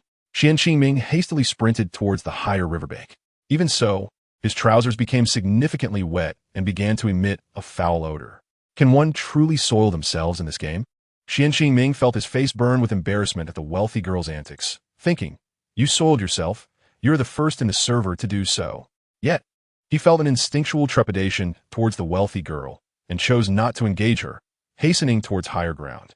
The wealthy girl watched as Xian Qingming fled, completely unaware of the imminent danger. In the next moment, with a loud splash, a massive wave crashed down, engulfing her in the tumultuous, foul waters. 9,999. That scoundrel. He didn't even warn me about the approaching foul waters. When a wealthy girl resurrected at the Qingyu Town spawn point, she quickly checked for any lingering odors on her person and, finding none, sighed in relief. Phew. Thankfully I am not stinking, otherwise I would have to wash myself at the waterfall. Running around smelling like this would be embarrassing. I won't let this matter go without a response. As she stormed towards the damaged beaver dam, where her important quest awaited, she grumbled to herself. I knew today, as fortune was indicating bad luck, it has manifested here. Meanwhile, Xian Qingming, witnessing the wealthy girl transform into a beam of white light, felt a slight lift in his spirits. The great wave had indeed knocked the madwoman into the foul waters. Phew, that was close. Xian Qingming's relief was not merely due to narrowly escaping the rushing waters, but rather because he had preemptively dug a channel downstream with the hoe. The canal directed the flow of water towards the once parched river valley, successfully preventing a potential disaster from affecting Qingyu Town. The game prompt revealed that the ordinary hoe had partially unlocked its functionalities for the player, who was currently below level 10. Each day, the hoe could be used once for combat, increasing its usage ability for every 10 levels gained. Other capabilities of this artifact remain for the player to explore independently. Upon hearing this announcement, Xian Qingming felt a surge of unexpected delight. To his astonishment, this hoe not only could unearth treasures from the soil, but also possessed formidable attack power, with no visible durability. Wait, an artifact? Could it truly be an artifact? Wouldn't that mean he could wield it in the future? Chapter 45. The little chubby smash. You're dreaming too beautifully, my friend. Before Xian Qingming could finish his thought, a lazy voice from the system interrupted. Do you intend to use it for instant kills? One hoe per enemy? One punch for a little student? All yours. Would you like this system to provide you with free slaughter points? Qingming was momentarily taken aback by the system's barrage of questions, as it had indeed struck a chord with his thoughts, causing him to chuckle softly, somewhat embarrassed. Don't laugh just yet. This time, the system has given you a heads up. Any monsters killed with this hoe will not count towards your slaughter points. Figure out yourself. Upon hearing this, Qingming pondered for a moment and, with a hint of regret, stored the hoe in his backpack. TCH, as if I would let you take advantage of me. You're truly something else. I'll just go back to fighting monsters. This losing deal was one Qingming adamantly refused to engage in. The purpose of playing the game was to earn slaughter points. Without them, what was the point? Before Qingming could further contemplate the hoe, a blood-red-eyed beaver monster, with a low growl, bared its teeth at him. The hefty creature, the size of 3 ordinary beavers, had blue text above its head. Furious Beaver King, level 8. Elite monster, the game reminded. The Beaver King once had a vast harem of beavers, enjoying the flowing waters of Qingyu Town. However, due to the player's actions, the Beaver King's home was shattered, inciting its fury and transforming it into the Furious Beaver King, which dealt double damage to ordinary players. What the heck? Qingming felt an impulse to flee, yet the temptation of earning 10,000 slaughter points from the Furious Beaver King held him back from retreating immediately. Especially since Yandashuai had entrusted him with a mission, as there was a stone slab beneath the river waiting for him to explore, which promised a unique quest chain available server-wide. Now, the water level had rapidly receded, exposing a vast stretch of riverbed to the air, and Qingming saw a chance to investigate. There's no water left in the riverbed. Qingming suddenly noticed that the Furious Beaver King was perched on the still damp slope, currently affected by a sluggish state. Qingming licked his lips, feeling as thrilled as if he had discovered 100 bottles of rejuvenation potion upon seeing this elite monster. System. How many slaughter points do I need to accumulate to view the next item in my shop? The system, not keeping him in suspense, replied in a tempting tone, just 5 slaughter points. Qingming narrowed his eyes, a barely perceptible smile gracing his lips. System. Do these 5 slaughter points refer to the cumulative total I've acquired, or must I reach a balance of 5 slaughter points? The system, caught off guard by Qingming's question, instinctively responded, Wow, this dog of a host has gotten clever. Noticing that the Furious Beaver King was closing in, Qingming promptly cut off the conversation with the system and sidestepped. I'll deal with you later, system. Just as he evaded, the Furious Beaver King's claws tore through the ground where he had just stood. Qingming watched in astonishment as several pebbles were crushed to dust by the beaver's massive claws. Goodness, did you excavate wood with your teeth? How could you dig with your hands? That's a pebble, easily crushed by those claws. If that were to land on me, I'd lose so much health. However, the sluggish Beaver King found itself at the mercy of Qingming's sword slash. A damage value of 20 floated above the Beaver King's head, and Qingming quickly darted to the side. The Furious Beaver King, now hindered by its sluggish state, struggled to keep pace, dragging its enormous tail behind it. Qingming seized this opportunity to evade direct confrontation and repeatedly dash sideways, ensuring the cumbersome beaver could not reach him. Simultaneously, he swung his sword at the lumbering creature, attempting to whittle down its health. Qingming delightedly thought, pulling monsters is the most enjoyable. Damage values of 25 and 20 appeared above the Furious Beaver King's head, quickly reducing its health to 1/5. Just as Qingming prepared to continue his evasive maneuvers, the Beaver King suddenly swiped at him with 2 claws. Simultaneously, the air erupted with 2 explosive sounds. Qingming staggered forward as if swept by a shockwave, nearly losing his footing.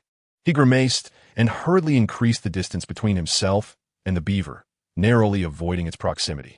His health plummeted by 1/3, prompting him to hastily drink a small health potion.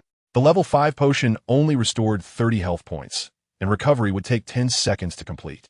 Therefore, the Furious Beaver King's formidable attack power instilled a sense of fear and urgency in Qingming. Indeed, this was a fantastical game, where an ordinary level 8 Beaver King could unleash attacks comparable to legendary hidden masters in the realm of ancient martial arts. Only those at the innate stage could rival such power. Qingming closely observed the movements of the hefty Beaver King, uncertain whether it possessed a mana bar like his own, questioning if such powerful attacks could be unleashed repeatedly. However, as the Beaver King charged at him again, his doubts were alleviated. Good, I was worried you wouldn't come. As Xian Qingming's health had not yet fully recovered, he swiftly dodged the Beaver King's initial attack and retaliated with another sword thrust. Chapter 46. Mutual Torture. Xian Qingming's actions were relentless as he slashed again with his sword, managing to strike the Beaver King before its claws could reach him. Damage values of 20 and 30 appeared above both their heads, causing Xian Qingming to frown at the Beaver King's lengthy claws. He observed in disbelief as the claws seemed to shorten at an uncanny speed. What on earth? How can those claws lengthen and shorten at will? No wonder you, a hefty creature, have a harem. You're full of tricks. Xian Qingming jested, but this only ignited the Beaver King's fury. Ah! The furious Beaver King roared, resembling a plump hedgehog wielding a large fan, rolling and charging towards Xian Qingming. Daring not to confront it head-on, Xian Qingming rolled aside, narrowly avoiding the beaver's relentless claw attacks. Oh, it stinks. The mud at the riverbed is just as foul as that cesspool we passed. It's truly the finest vintage. Xian Qingming had no time to reflect as he felt a wave of nausea wash over him, and the furious king of beavers lunged at him. The rotund beaver chased after Xian Qingming, who ran frantically while the beaver shouted, and Xian Qingming retched. This pursuit lasted for quite some time, leaving Xian Qingming covered in muck, nearly indistinguishable from the ancient sludge he had been rolling in. His appearance was hardly better than that of the Tian Kai girl who had just crawled out of the stinking ditch, perhaps even more so. However, Xian Qingming's tribulations were not in vain, as he seized the opportunity to slash at the enraged king of beavers with his sword, successfully depleting a significant portion of its health. Meanwhile, the furious king of beavers had transformed into a bloodied black coal ball, panting heavily and covered in wounds. Even its large, fan-like tail drooped down, no longer standing upright as it had before. Oh, it turned out that after the water had receded, the area resembled a mud pit that had not evaporated for months, dirtier than a hippopotamus den seen on television. Wait, was someone actually bathing here? Just as Xian Qingming felt victory was within his grasp, an unwelcome voice echoed nearby, the very one he dreaded to hear. Upon locking eyes, both Xian Qingming and the Tian Kai girl found themselves momentarily at a loss. A little blood, Xian? Is that you? You have encountered an elite monster. Do you require my assistance? Tian Kai girl. Actually, I was wondering if you came here to relieve yourself? Game reminder. In the Coffin Realm, if other players attack wild monsters without forming a party, the experience will be awarded to the player who ultimately defeats the monster. Game reminder. However, under different circumstances, this may affect the evaluation and rewards for completing tasks. As these game reminders floated by, Xian Qingming waved his hand dismissively at the Tian Kai girl. No, the Tian Kai girl was just a novice, blissfully unaware of the game mechanics, only eager to lend a hand, especially upon hearing her voice. Xian Qingming was startled as if he had been injected with adrenaline. He feared she might not grasp his meaning as a mud-covered individual. Frantically gesturing for her to stay back, in a desperate attempt to deter her, he even flung a handful of mud in her direction. Hey, haven't you ever played in the mud as a child? Why come here to play this? No, please. The Tian Kai girl quickly stepped back in fright. But at that moment, the plump beaver had already darted close to Xian Qingming. In a panic, Xian Qingming disregarded the formidable damage of the enraged king of beaver's claws and rushed forward with his sword drawn. As Xian Qingming ran, he wondered why the furious king of beavers lacked a protective shield like the one in Chicken You Too Beautiful, which completely isolated external players. He faced the king of beavers' attack head-on, first thrusting his sword into the beaver's head, then, despite being struck by the suddenly elongated claws on his shoulder, he swung his sword with all his might. Damage values of 7,050 and 3035 floated above the heads of the king of beavers and Xian Qingming, respectively, as Xian Qingming's health plummeted. Damn, how could there be a sliver of health left? As he narrowly dodged the king of beavers, its large fan-like tail came crashing toward him. In a split second, Xian Qingming, disregarding the fact that he was no match for the creature's attack, thrust his sword toward the beaver's abdomen. A flash of light appeared before him, followed by the tail of the beaver slapping him squarely in the face, with a damage prompt of 0 hovering above his head. However, the foul-smelling mud would not be negated by invincibility. Xian Qingming hastily wiped the thick layer of mud from his face and could not help but double over, retching beside him. Ugh, this is disgusting. Game prompt. Player has defeated the enraged king of beavers, completing the task of dismantling the beaver dam for Les Dajuan. The system's lazy voice echoed. Host. You have worked hard. Ah, truly unafraid of hardship. This time we have struck it rich. Nevertheless, the tone of the system sounded almost gleeful. Warrior. You. Seeing Xian Qingming's face covered thickly in mud, the Tian Kai girl, who had just approached, quickly pinched her nose and stepped aside. Xian Qingming was filled with hatred. And at that moment, he was convinced that the Tian Kai girl was indeed his nemesis, an absolute bane among the game's minor foes. In a hurry, he rifled through the corpse of the enraged king of beavers without even glancing at what it contained, and fled towards the waterfall, as if in escape. Is this the legendary poop? Run? Wow. Ugh. You pervert. The Tian Kai girl was knocked over by Xian Qingming, who had rolled down the steep riverbank, leaving her with a head full of muck. Chapter 47. Natural nemesis. After Xian Qingming had pinned the Tian Kai girl down, covering her in mud as well, his heart inexplicably raced, prompting him to hastily concoct a flimsy excuse and dash toward the waterfall. Xian Qingming's emotions were complex. There was an element of teasing the Tian Kai girl, yet also a strange fluttering within him. This sensation distracted him from the formidable resistance he felt in his chest. However, this was a game where many things could be faked, and Xian Qingming had long grown accustomed to the oddities. He had once undertaken a quest to assist an employer in slaying a deceitful gaming partner whose appearance was truly beyond description. Moreover, in this foul environment, Xian Qingming had no desire to ponder deeply. I didn't mean it. Ugh, I'm off now, farewell. With that, Xian Qingming turned and sprinted toward the waterfall, having reached the limits of his endurance. The Tian Kai girl remained stunned on the ground for a moment before suddenly exclaiming, "Could it be him?" Immediately, she prepared to chase after Xian Qingming. However, just as she took a couple of steps, the steep slope beneath her feet was swiftly inundated with water again, causing her to slide down. With a splash, she was completely submerged in the river, but this time, the water surrounding her was clean, providing her the perfect opportunity to wash away the unpleasant muck. Some say that this final refresh was so drastic that even the game terminal couldn't bear to witness it and granted a complete restoration to the beaver dam. Wait! The Tian Kai girl had no time to thoroughly cleanse the mud from the back of her head. As soon as she surfaced, she called out, but Xian Qingming had already vanished from sight. Xian Qingming missed the game's refresh, and having donned a mask of mud, he ran all the way to the waterfall, finally bathing under the waterfall amidst the disdainful murmurs of other players. It must be her, there's no one else. Yet, Xian Qingming had evidently forgotten that the Tian Kai girl was of level 8. It must be her, absolutely that Tian Kai girl. This brat must have been my nemesis in a past life. No, this lunatic is my calamity in this life.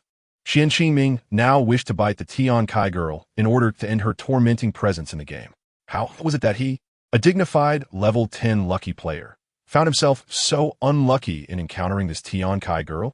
However, he felt that obtaining one kill point from the King of Beavers made the ordeal worthwhile. Everything else was merely a means to that end and held lesser significance. Player, a little blood Xian level, 7 health, 270 spirit, 160 attack, 12 defense, 7 evasion. 33 Xian Qingming reviewed his status and, gathering his thoughts, made his way directly to Chun Tiexian's stall. There was no time to waste. Instead of continuing to wallow in sorrow, it would be far more expedient to venture out and cultivate other skills to enhance his strength. As he walked, Xian Qingming muttered to himself, "Brother Catfish, please bless me. The beautiful woman you have been thinking of must surely be generous today." Yet this time, he had clearly prayed in the wrong direction. Chen Taijiang observed with great satisfaction as Xian Qingming presented the teeth of the wild wolf. Upon seeing the fangs of the Wolf King, he bestowed upon Xian Qingming the achievement of Hunter of Wolves. Achievement: Black Iron Tier title, with effects of Night Vision 3 and Agility 1. Upon seeing this title, Xian Qingming immediately adorned himself with it, opting to conceal the title's visibility. Within the realm of the coffin, Xian Qingming wished to remain low-key while amassing slaughter points and did not desire to attract attention too soon. The game prompted, the player has completed the light armor and sword quest with a perfect quality rating, gaining a favor of 5 from Chen Taijiang. The game prompted again, the player has completed the Wolf Fang necklace quest with a perfect quality rating, gaining a favor of 5 from Chen Taijiang. However, The anticipated rewards did not manifest immediately. Instead, Chen Taijiang began tossing dozens of copper and iron ores into the smelting container. From this moment on, I shall devote myself entirely to crafting your light armor. As for the Wolfang necklace, I will give it to my wife when she brings dinner. Return in 3 days to collect both the armor and the necklace. The game alerted. Chen Taijiang's affection for the player has increased to 15, transitioning from friendly to appreciative. And the player now enjoys a 30% discount on item repairs. Xian Qingming's expression remained somber, unaffected by this discount. 3 days to receive the quest rewards loomed ahead. Yet the afternoon had already arrived. How would he accomplish the task from the Wild Dog Gang tonight? For your light armor, I've postponed the order for boxing gloves from Lei Dazhuang. He is not in a hurry. Let him wait a couple of days longer. Xian Qingming thought. What does he mean he is not in a hurry? This is my quest reward. Hey, my friend, you seem to be troubled, remarked another. Xian Qingming, with a clever glint in his eye, produced a small stack of wolf pelts and inquired of Chen Taijiang. Might there be anyone in Qingyu Town interested in these? Chen Taijiang replied with a grin. You've come to the right person. He gestured toward a distant alley. At the end of that alley resides Qiu Pai, the finest tanner in town. You can inquire with him about what can be made from these wolf pelts. Thank you, Brother Chen. Xian Qingming bowed respectfully and hastened down the alley. Before nightfall, he sought to enhance his strength as much as possible. Chapter 48. Different treatment since the opening of the server. The gates had remained tightly shut during both day and night, resulting in few players exploring the alleyways. Many believed that no quest would trigger in these passages, but today's clue from Chen Taijiang proved otherwise. Upon entering the alley, Xian Qingming encountered a player named Bunyo Ma, who emerged with a look of excitement. Xian Qingming immediately deduced the reason for his enthusiasm. Goodness, this fellow is only level 3. Has he been stuck on that Lu Laoi's ghost quest for days? He asked definitely Bunyo Ma, not wishing to provoke him. Xian Qingming respectfully stepped aside, allowing Bunyo Ma to pass before swiftly making his way to Qiu Pai's small dwelling. At the door of Qiu Pai's abode, Xian Qingming produced the 19 wolf pelts he had gathered. Are you here to craft a wolf fur coat for that Lu Laoi's ghost? This is only 19 pelts. I need one more to proceed. Qiu Pai, seated on a small stool, leaned against the wall, casting a disdainful glance at Xian Qingming, as if wishing to dismiss him outright. Xian Qingming shook his head. Chen Taijiang sent me. I obtained these 19 wolf pelts in the wilderness. In all of Qingyu Town and its surroundings, only Master Qiu possesses the skill to transform these worn pelts into something remarkable. Upon hearing Chen Taijiang's name, Qiu Pai's demeanor softened instantly. Flattered by Xian Qingming's praise, he responded, Oh, I see. You're not here for that miserly old man. He stood and beckoned Xian Qingming into his workshop. The game announced, a player has activated Qiu Pai's workshop. The leather goods shop will open for Qingyu Town players tomorrow. Excellent. I shall gather some grapes to brew wine for you, Bunyo Ma. Engaged in a conversation with Lu Laoi's ghost, misinterpreted the announcement as his own achievement, beaming with delight as if he had received a reward. In reality, this unfortunate fellow had thus far only earned experience and coins from his monster-slaying efforts, without any additional weaponry or equipment from his quest. I'll queue up tonight. I must be the first player to enter that workshop. As Bunyo Ma resolved to do so, Xian Qingming, inside Qiu Pai's workshop, marveled at the complete set of tools for crafting leather goods displayed on one side of the room. I must warn you, if you're sent by that nefarious Lu Huashuang, I will charge you tenfold for my services, Qiu Pai declared, unleashing a burst of light from his hand towards the corner of the room. I'll take my time with this. I'll finish it in 10 days or 2 weeks. Upon noticing a pile of rabbit pelts in the corner, Xian Qingming felt a twinge of embarrassment. So this is Lu Laoi's troublesome quest. Yet, the abundance of rabbit pelts suggested that more than just Bunyo Ma had suffered under Lu Huashuang's schemes. After discarding the rabbit pelts, Qiu Pai squinted at Xian Qingming. Many newcomers fall victim to that despicable Lu Huashuang. You must have some rabbit pelts as well, don't you? Xian Qingming understood that the ghost of Lu Huashuang was restrained by some force, and naturally, players would not hand over their rabbit pelts to him. He honestly presented one tattered rabbit pelt along with the 19 wolf pelts to Qiu Pai. I sensed something was off with that ghost and cut my losses. I soon realized he is a wicked man forever punished. Indeed, my ancestors were driven from Qingyu Town by him. Qiu Pai exclaimed, visibly agitated by Xian Qingming's words. The game prompted. Qiu Pai's affection for the player has increased to 10. Seeing Qiu Pai's indignation, Xian Qingming seized the moment to further his request. Might a craftsman of your caliber be able to transform these wolf pelts into something extraordinary today? Xian Qingming was anxious. Chen Taijiang had carelessly tossed the copper and iron ores into the furnace, leaving no opportunity for assistance in crafting the necklace. Thus, Xian Qingming was determined to ensure that Xiao Pai would expedite the crafting process. My efficiency in producing leather goods far surpasses that of Chen, who merely relies on his furnace. Mastery comes with practice. Without waiting for Xian Qingming to flatter him, Xiao Pai rubbed his nose and continued. I excel at making items from dog pelts. If you can procure 20 quality dog pelts, I can offer you a discount on a fine item. The game prompted. Will the player accept Xiao Pai's task for his specialty? Accepted. Thank you. The game alerted. The player has accepted Xiao Pai's task for his specialty. Current completion. 20 dog pelts. Xian Qingming cheerfully bid farewell to Xiao Pai and hurried toward Brother Ninyu's stall. He remained unaware of whether Brother Ninyu would rest elsewhere during the late hours. His primary objective was to swiftly determine the newly acquired equipment. After all, these were shoes. Xian Qingming arrived cheerfully at the table of Nian Yuge, plopping down with such force that Nian Yuge nearly toppled over. Hey, you rascal! What brings you to my table this early in the morning? Xian Qingming, grinning widely, replied, I merely came to greet you and wish you a good morning on this delightful day. With that, he retrieved a pair of shoes from his storage compartment and placed them expectantly on Nian Yuge's table. Upon seeing the shoes, Nian Yuge adjusted his sunglasses perched on his nose. Well, this is quite a fine item. Tell me, have you been raiding someone else's lair again? Xian Qingming merely smiled enigmatically, prompting Nian Yuge to extend his hand. 180 copper coins, please. Xian Qingming promptly handed over the coins, recalling that the foul-smelling fat beaver had just yielded him 1 silver coin and 500 copper coins. In a short span, Xian Qingming had become one of the wealthier middle-class citizens of Qingyu Town, so parting with coins did not trouble him. Taking others' wealth to appraise treasures. Let's go. Nian Yuge swayed his head, suddenly producing a fan. With a flick, a radiant light flashed, revealing the attributes of the shoes before Xian Qingming's eyes. River Dad's Blessing, silver equipment, defense 10, water deceleration, effect -50, required level 8. To Xian Qingming's surprise, this silver equipment possessed only 2 attributes. However, rather than feeling disappointed, he was overcome with an uncontrollable joy. The water deceleration effect of -50 was undoubtedly remarkable. He sensed that in certain specific quests, River Dad's Blessing would serve as an invaluable tool for his aquatic endeavors. Well, this is indeed a fine item, Nian Yuge remarked, tilting his head to gaze at Xian Qingming. What was happening in Qingyu Town? Why were there so many extraordinary players? Nian Yuge fell silent, seemingly lost in a memory as he gazed into the distant sky.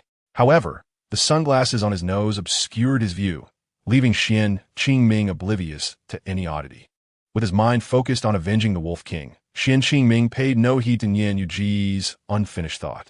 After bidding farewell to Nian Yuge, he approached Lei Dazhuang, whose head was adorned with a question mark, seeking answers but was met with a disheartening blow. Hey, I never expected you to complete such a vast renovation project so swiftly. You truly are a construction wizard. Xian Qingming replied. Need I say more? Just look at my origins. But rest assured, I won't treat you unfairly. I've told Chen the blacksmith to craft you the finest pair of gauntlets. Game notification. The demolition of the Beaver Dam quest has been completed with a perfect rating. The player has gained 20 favor points with Lei Dazhuang, and the reward item. Lei Dazhuang's gauntlets has been upgraded to Shattering Fist gauntlets, which will commence production in 3 days.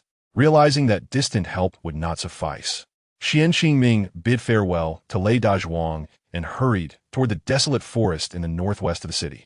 Now, all he could do was delve into the den of the wild dogs, hoping to uncover some clues. Before entering the rocky ridge, Xian Qingming was assaulted by a foul stench carried by a gust of wind. Goodness, the environment of that wolf den this morning was paradise compared to this. Surrounding the rocky ridge were numerous wild dogs, and Xian Qingming shook his head in dismay. Alas, these wild dogs are far inferior to cats. They don't even bury their waste.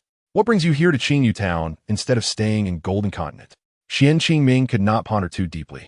For according to the records in the Shanhai Jing, all extraordinary beasts were chronicled in the annals of the Immortal Kingdom.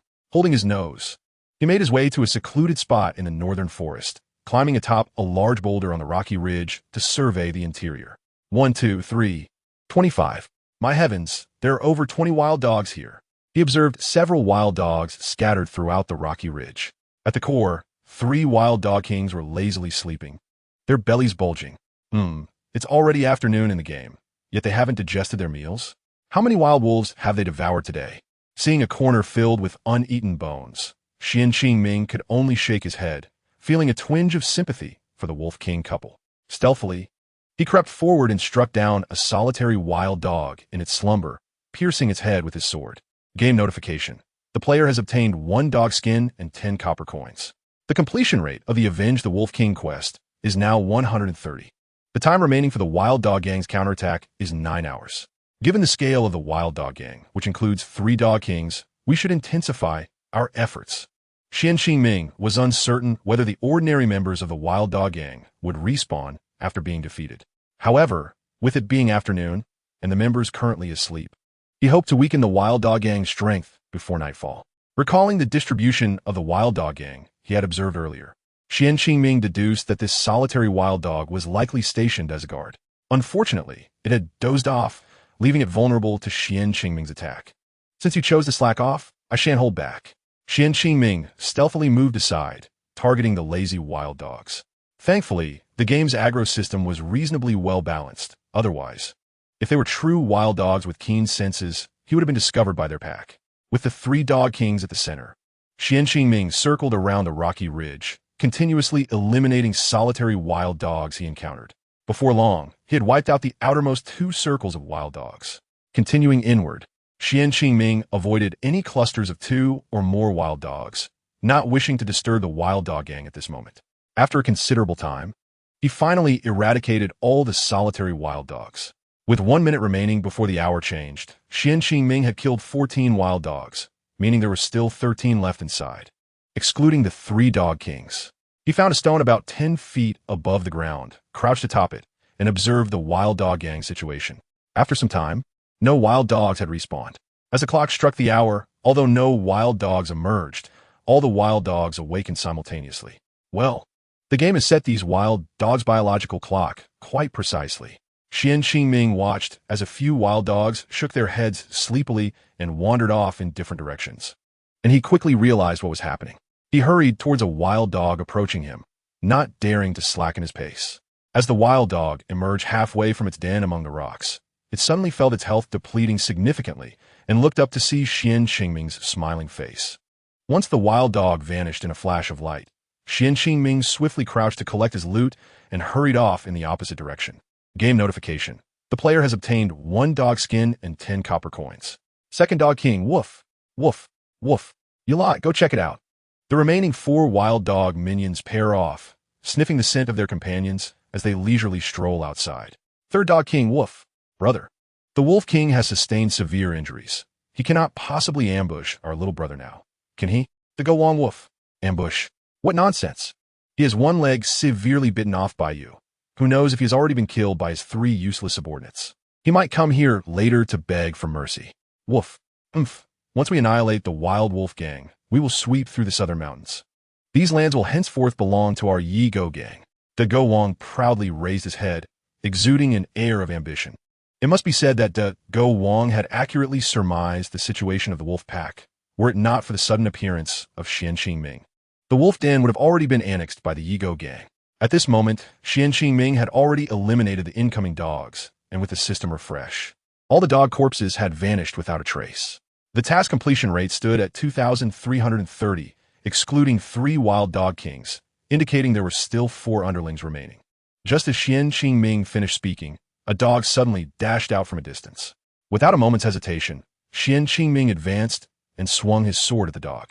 Damage values of 2,525 continuously emerged from the dog's head, and just as the dog's health was about to hit rock bottom, another wild dog sprang forth from the direction of the first one. Qingming, disregarding the new wild dog's attack, hastily delivered several more strikes to the wild dog before him. The next moment, Qingming felt a sharp pain in his backside. Damn, are you a relative of the hyena? Why are you trying to eviscerate me? I had my hemorrhoids removed. There's nothing extra for you. Heaven knows if this eviscerating expert might reach other areas. To avoid the newly arrived wild dog barking at him, and to prevent being eviscerated, Xian Qingming reluctantly kicked out his right foot. 2055. Damn, these shoes are a divine blessing. Yet here I am, trying to break free, and you still want to let go. The wild dog clamped down on Xian Qingming's ankle, inflicting damage of 5 per second. In a frenzy, Xian Qingming thrust his sword at the wild dog, dealing 253025 damage, and finally, this stubborn wild dog transformed into a wisp of white light. Phew, that was too perilous. Fortunately, the remaining 2 wild dogs did not come. Speaking of which, do I need to get a rabies vaccine? After saying this, Xian Qingming attempted to retract his crow's mouth. Not far away, a wild dog had already detected Xian Qingming's presence and was rushing toward him. 20. Just as Xian Qingming's blade struck the dog's mouth, the advancing dog whimpered. Immediately, Xian Qingming heard woof. Damn, do you not know a dog's mouth cannot produce ivory? Why are you chopping at my mouth? Xian Qingming forgot that he could understand animal language, and while he was momentarily stunned, he heard barking from a distance, followed by another wild dog charging at him. Woof! King alert! There's a human. In a hurry, Xian Qingming quickly delivered several sword strikes to the wild dog with the injured mouth, taking advantage of its weakened state to send it off to the Golden Continent's wild dog star. There should still be time. Xian Qingming hurriedly stepped forward, but the dog charging at him was equally prepared. After losing 15 hit points, he finally managed to kill it. Without pausing, Xian Qingming rifled through the corpse and dashed out of the rocky area, moving like a nimble monkey as he leaped onto a stone towering a full meter high. Killing system. If you hadn't mentioned you're my host, I would have suspected you were a dog. Xian Qingming furiously retorted. You are the dog. Your whole family are dogs. You filthy creature.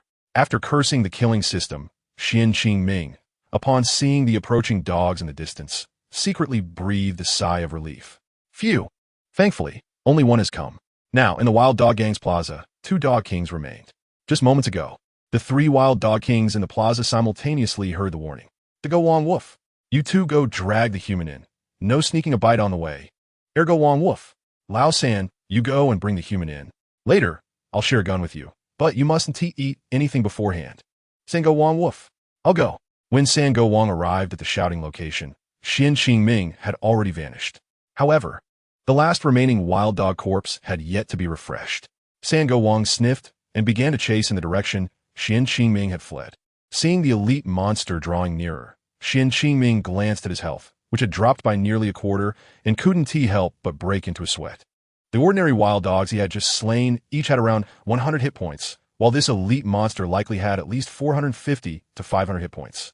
Similarly, while the ordinary wild dogs inflicted sudden damage of 30 to 20 points, this elite monster would surely deal at least 40 to 50 points.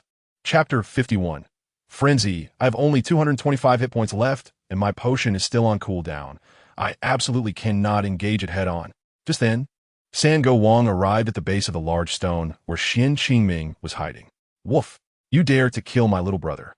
Come and pay with your life. Sango Wong first barked at Xian Qingming before attempting to climb the stone to bite him. Seeing Sango Wong nearing the top, Xian Qingming quickly swung his sword downward thrice. Damage values of 251,510 floated up, causing Sango Wong to recoil in pain and slide down the stone. Damage values of 5 floated above Sango Wong's head as it circled in pain, barking incessantly from below. Woof! If you have the guts, come down. Xian Qingming looked at the beleaguered Sango Wong and cast a sidelong glance at the Go Wong and Ergo Wong, who were too far away to hear the commotion, unable to draw aggro, revealing a smirk. I want to come down. If you have the ability, come up. Woof! Come down. How wonderful that this game world is so realistic, even simulating pain. This makes monster hunting quite convenient. Xian Qingming initially planned to wear down Sango Wong like this, but then a game notification sounded. Game notification. Players have 30 seconds to disengage from combat. Just as Xian Qingming leaned out to check below, the countdown to disengage combat vanished in an instant, and in a flash, Sango Wong lunged upwards with lightning speed. 25-10. Xian Qingming reacted swiftly, delivering 2 sword strikes to Sango Wong, then followed it down as they both tumbled downwards. Halfway through the fall, Xian Qingming instinctively kicked off a stone, executing a mid-air flip. In the blink of an eye, Sango Wong aimed to eviscerate Xian Qingming's backside. But Xian Qingming hurriedly turned mid-air and countered with a sword strike, landing a blow just as Sango Wong was about to bite him. 30. In this fleeting moment, Xian Qingming and Sango Wang exchanged several blows, gaining considerable advantage. 5. Before Xian Qingming could revel in his success, he felt unsteady beneath him, suffering damage from a fall. How do they set this up? It's only a little over 3 meters. I wouldn't even be injured from a fall like this in reality. A damage value of 5 also floated above Sango Wang's head, indicating the system remained fair. At present, Sango Wang's health bar had diminished by nearly 1/4 due to Xian Qingming's attacks, prompting him to swiftly deliver several more thrusts at the unsteady Sango Wang. Xian Qingming targeted Sango Wang's mouth, inflicting additional damage. As Sango Wang writhed in pain, Xian Qingming created distance between them. I'll make you regret this. Sango Wang, unable to keep its mouth shut and bleeding, charged at Xian Qingming like a zombie dog. Xian Qingming glanced around and quickly leaped onto a large stone. He narrowly evaded Sango Wang's attack, using the bounce from the stone to strike down on Sango Wang once more midair. 20. Infuriated by Xian Qingming's repeated strikes, Sango Wang was thoroughly enraged. Facing the blade of Xian Qingming, the Sango Wang ceased to evade, roaring as it charged forward. Woof woof, I shall fight you to the end. Xian Qingming, observing that the Sango Wang still had 2/3 of its health, could only brace himself for a direct confrontation. Come on, dog. Let's inflict mutual harm. As he uttered these words, he instinctively clenched. However, let's establish a prior agreement. You, foul canine, must not eviscerate me. Woof, I shall tear you apart. The Sango Wang barked wildly, its words slurred, eyes bloodshot as it lunged at Xian Qingming. Game prompt. The Sango Wang has entered a frenzied state. The player's attacks will not be evaded by the Sango Wang. Its speed has increased by half, it feels no pain, and its attacks may result in critical hits. Xian Qingming, witnessing the Sango Wang brandishing its forepaws, could not help but tense up again. Throughout his life, he had likely never engaged in such a rapid succession of clinching exercises. He fixed his gaze upon the charging Sango Wang, first delivering 2 swift strikes. Then, taking advantage of the rocky terrain, after sustaining 45 damage from the Sango Wang's bite, he quickly leaped onto a stone. The Sango Wang followed closely, intent on continuing its assault. Just as the Sango Wang was about to leap onto the stone, Xian Qingming executed a swift maneuver, jumping to the ground while delivering a critical blow to the Sango Wang's head. The damage increased to 35, indicating that its frenzied state had diminished most of its defenses. As Xian Qingming's words fell, he suddenly darted to the side. The Sango Wang, in response, viciously turned its head to bite at him, its sharp claws gleaming with a metallic sheen. System, do we not agree that the Coffin Realm is a fantasy game? How is it that at level 7, I am still utilizing basic slashing techniques? The system replied lazily, it is your fault for not diligently reviewing the tutorial. Level 8 is required to unlock certain inferior skills. Had you completed the stone tablet task, you would not be in this predicament. Xian Qingming was struck where it hurt, unable to contain his frustration as he shouted, silence. To his surprise, the slaughter system calmly retorted, let me offer a small hint to the overconfident host who has turned off the novice guide. Due to your comprehension level of 10, all skills can be learned 1 level earlier. This meant that if a skill could typically be learned at level 8, Xian Qingming could have learned it at level 7. Filled with regret, he lamented, had he known, he would not have rushed in recklessly. Now, witnessing his experience bar nearing level 8, he felt a profound sense of regret. Chapter 52. Mud is ineffective, having successfully slain the enraged He Bai Wang and earned a bounty of slaughter points. Xian Qingming estimated that his current cultivation level in reality was likely nearing the 3rd tier of the Xiantian Chengwu realm. After all, from the Xiantian stage onward, even someone as formidable as Xian Qingming would require several months for each increment in minor tiers. With the 3-month challenge deadline approaching, he resolutely refused to resort to the face-puffing potion. No, I absolutely cannot be defeated by the Fangxi. I shall not be injected. Roaring in fury, Xian Qingming charged toward the Sango Wang, thrusting a sword into its eye. 35. Woof, I shall kill you.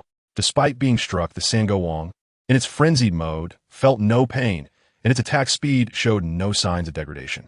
However, feeling no pain did not mean that the Sango Wang's vision was unaffected. Notably, wild dogs have a rather diminutive stature. Although the Sango Wang's health percentage was significantly lower than Xian Qingming's, the latter's attacks were no match for the former's ferocity. aiming at the oncoming Sango Wang. Xian Qingming swung his sword toward its mouth, only to find that the Sango Wang had unexpectedly lunged toward the edge of his sword. With a clang, sparks flew as the sword met the Sango Wang's maw.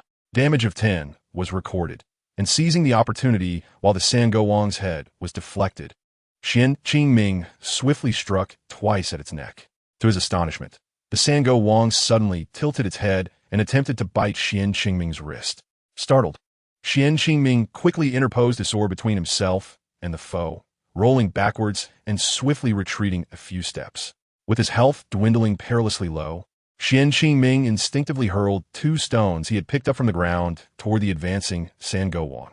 Game reminder: as the player is of the Master of Hidden Weapons level, the skill All Things Become Projectiles is automatically activated. All Things Become Projectiles, passive skill. The player can use any item to inflict damage on enemies, consuming 1 spirit power. Xian Qingming. Isn't this description redundant? In reality, if your wife throws something at you, it hurts, doesn't it? Infuses spirit power into the thrown object to enhance attack power. Xian Qingming. Well, alright then. Skill damage. Any thrown damage is 10, with an increase of 3 per level. Currently, the damage value is 45, and hitting a weak point may trigger a critical hit, consuming 5 spirit power each time. Xian Qingming. Finally, some coherent dialogue. Momentarily stunned, Xian Qingming allowed a mischievous smile to creep across his lips. How adorable. He quickly bent down to seize a shard of rock and hurled it at the Sango Wang. 0.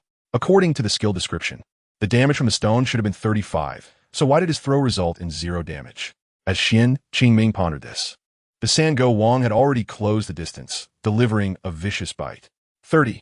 Xian Qingming fled, cursing, damn. Is the game's description of techniques purely deceptive?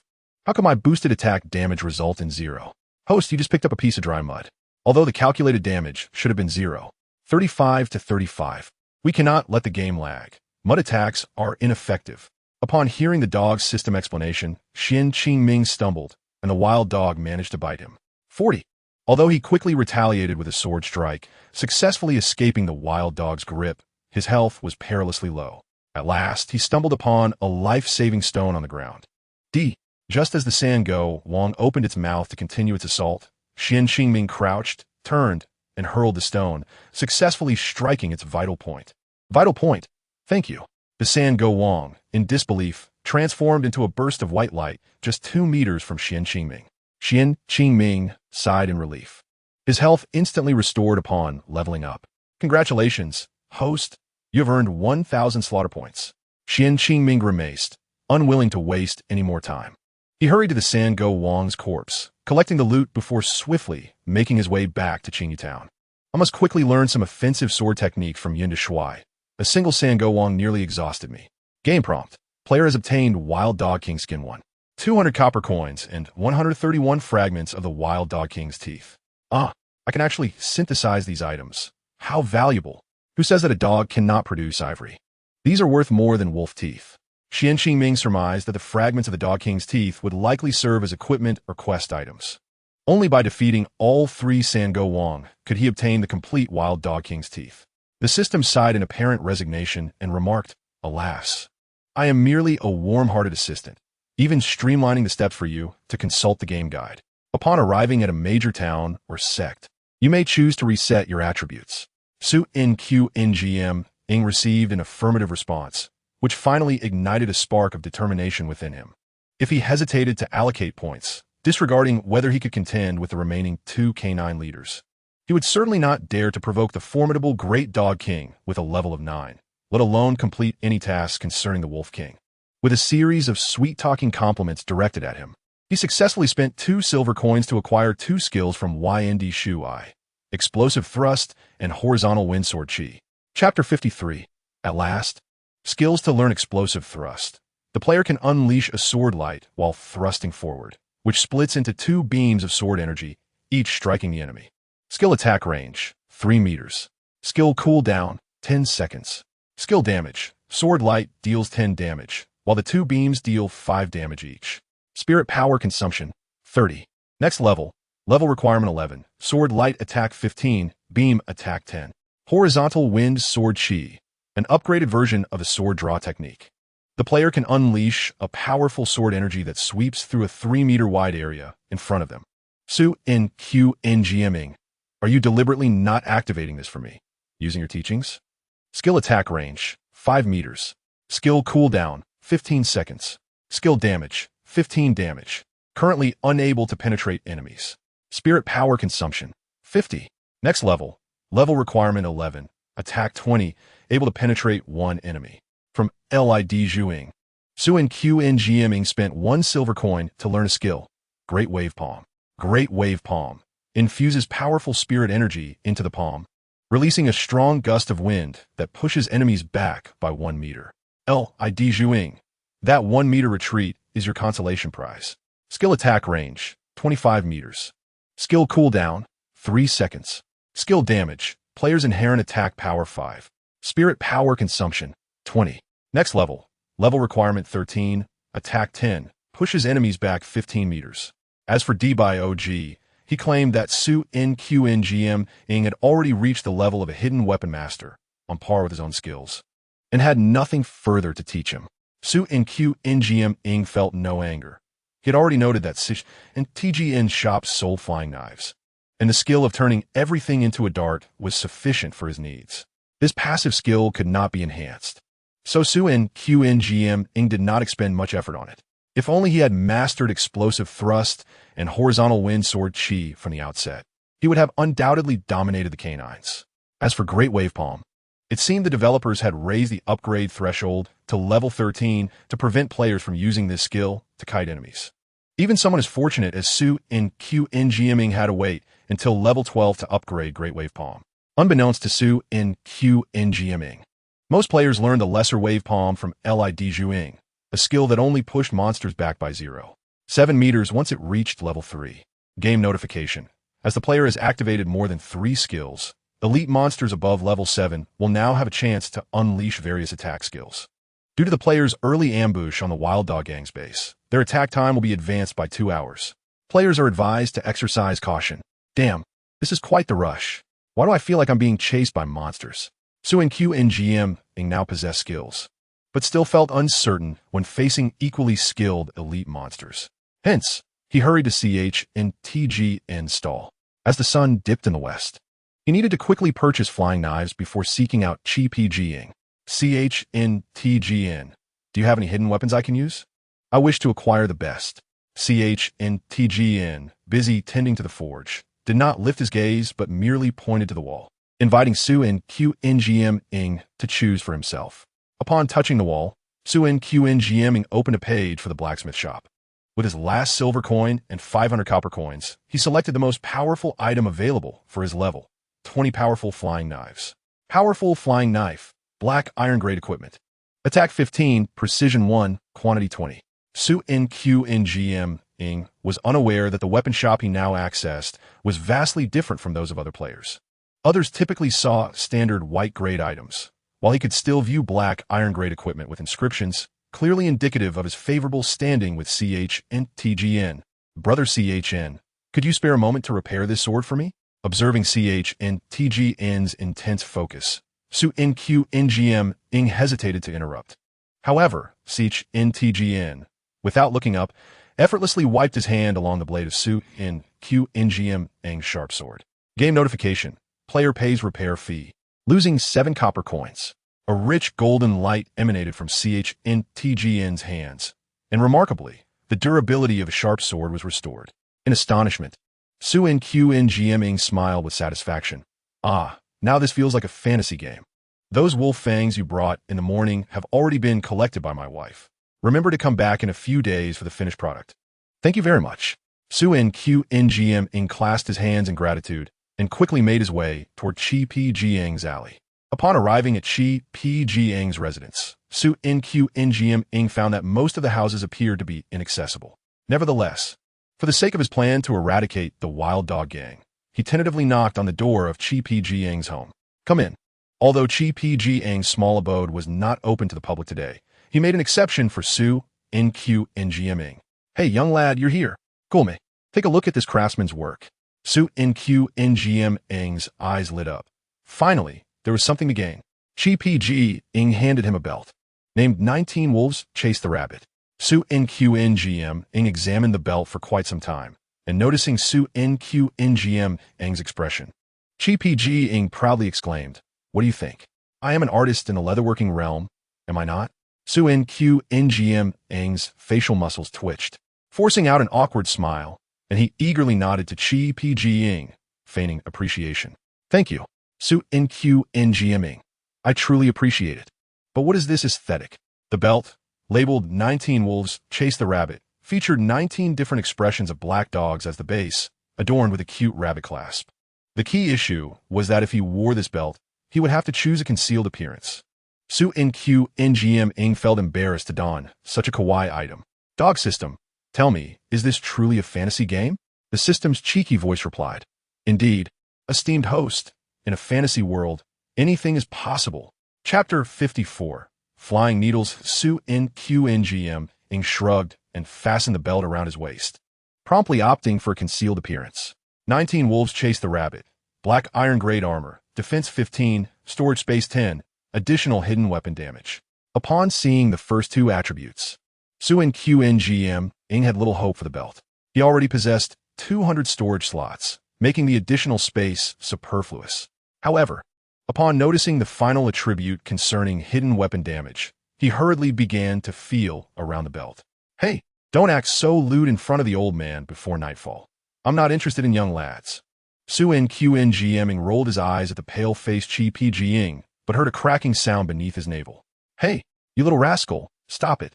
If you actually poke me with a flying needle, I'll call the militia." System notification.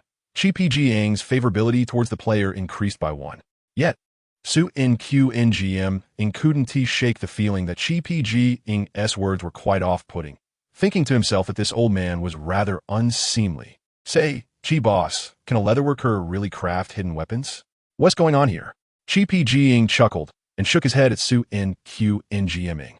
"My good partner is CHNTGN. He crafted these hidden weapons for me in the early days. Originally, I had no place to put it anyway, and occupying space here at Lao Pigeons was also unnecessary. So this time, I shall gift it to you." Xian Qingming carefully removed the 19 wolves chasing rabbits from his waist and meticulously inspected it before him. The attributes of the 19 wolves chasing rabbits concealed weapon. It releases flying needles, capable of ignoring any enemy defense below 10, with an attack power of 10, and currently has 1,010 flying needles remaining. Xian Qingming stared at these attributes in bewilderment. "Wait a moment, dog system, come assist me." As he spoke, Xian Qingming began to examine his character attributes. Player, EGN Shui Xian level, 8 health points, 300 magic points, 180 attack, 13 defense, 8 evasion, 33. My character possesses an inherent 13 points of attack. With the passive skill, everything becomes a dart, adding a damage bonus of 45. Does this mean that by infusing my magic into the belt, using everything becomes a dart? I can inflict 68 points of damage while ignoring the defenses of monsters below 10. And if I strike at their weaknesses, I might even land a critical hit. The system, reluctantly, replied, "I'm speechless. How did you manage to exploit it again?" Immediately afterward, Xian Qingming heard the game notification. Due to the player mastering the everything becomes a dart skill, the cumulative damage from flying needles is excessively high, and each attack on a target using 19 wolves chasing rabbits flying needles can only benefit from the bonus once. Xian Qingming, dog system, speak. Is this your doing? Return it to me. System, farewell. Xian Qingming was utterly perplexed as to how this dog system could alter the game's settings. Such behavior had occurred in the millennia past. Perhaps the system had developed a conscience and was now being lenient with Xian Qingming. Infuriated by the system, Xian Qingming stomped his feet, drawing the attention of the neighboring pigeon. "Damn, you wasteful brat.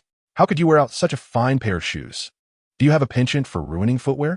Pigeon's admonishment made Xian Qingming realize that the durability of the River Dad's gift was now perilously low, precisely at 315. He thus decided to seek Pigeon's assistance in repairing them.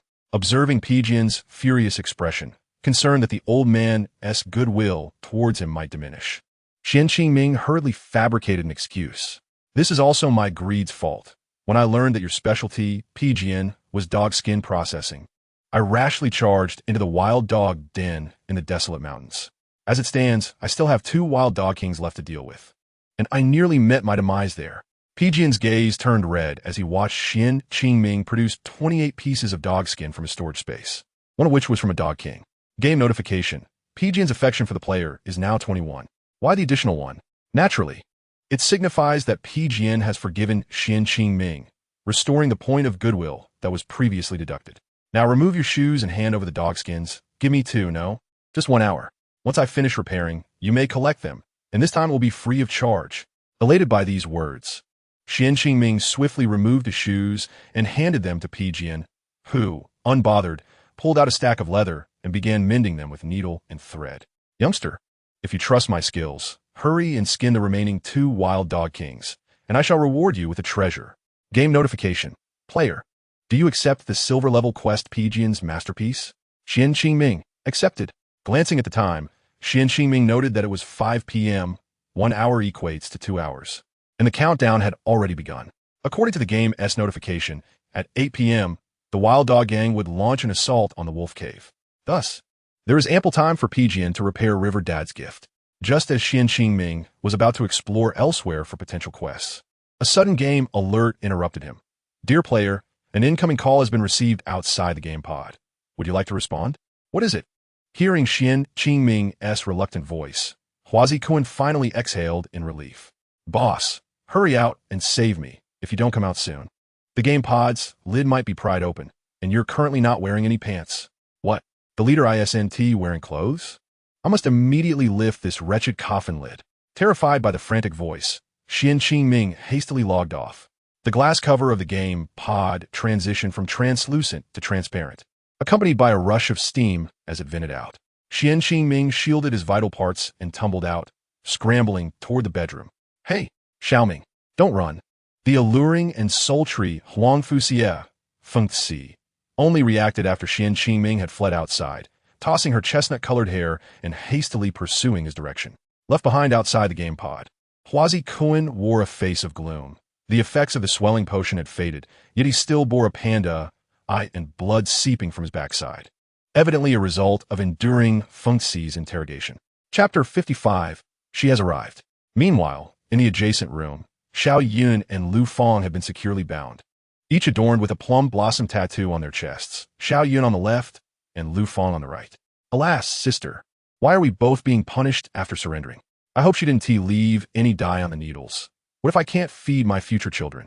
Perhaps it is because they fear we won't be able to explain ourselves to the leader. Regardless, it doesn't hurt much, and after all, weren't we like Sister Feng Xi back in the day when we captured our little husband? Xiao Yun's response was laced with trepidation, as if fearing Xian Qingming might overhear their unresisting surrender. Yeah, Huangfu Xie, why are you here before the challenge day? Xian Qingming tightened his bathrobe instinctively, stepping back as he shielded himself. This instinctive fear of Feng Xi truly vexed him. He was once capable of defeating her, merely apprehensive of her teasing. Yet now he found himself unable to contend against her, amplifying his dread of her torment, especially with the slender needle she now toyed with. A needle that could pierce through anything. Feng Xi deftly twirled the slender steel needle between her fingers, narrowing her eyes at Xian Qingming. She casually brushed the needle across her exposed curves, making it vanish as if by magic. Noticing Xian Qingming's gaze diverted to her alluring form, she provocatively arched her back and blew him a kiss from afar. If you miss me, just say so. You haven't sent a single video or made a call. Are you too shy to admit you miss me? Undeniably, Feng Xi's physique was the epitome of perfection in Xian Qingming's eyes, with an alluring silhouette. Yet, the presence of that steel needle kept him from feeling any excitement, as if she could conjure a needle from any part of her body at will. It then struck him that since that day he had fallen unconscious, his phone had not received any notifications. Could it have run out of battery and turned off? Xian Qingming regretted it deeply. Despite all his calculations, he never anticipated that he had inadvertently summoned Feng Xi. His expression stiffened as he mechanically approached the bedside, pressing his phone against the emergency charger. The beeping sound resonated continuously, and Xian Qingming cast a glance at Feng Xi before lowering his head to read the messages. As he perused the various comments left for him, he kept a vigilant eye on Feng Xi, who was observing him with a smile that was both inviting and enigmatic. Lu Xingyun, Feng Xi has come to find you. I couldn't stop her. Good luck. Huazi Qian, boss, you better move. The little crazy woman is after you. And I'm about to be turned into a porcupine. Huazi Qian. Why is Zikuan's phone also out of signal? Huazi Qian. My phone is broken. It can't be used. Xiaoyan. Sister, what should we do?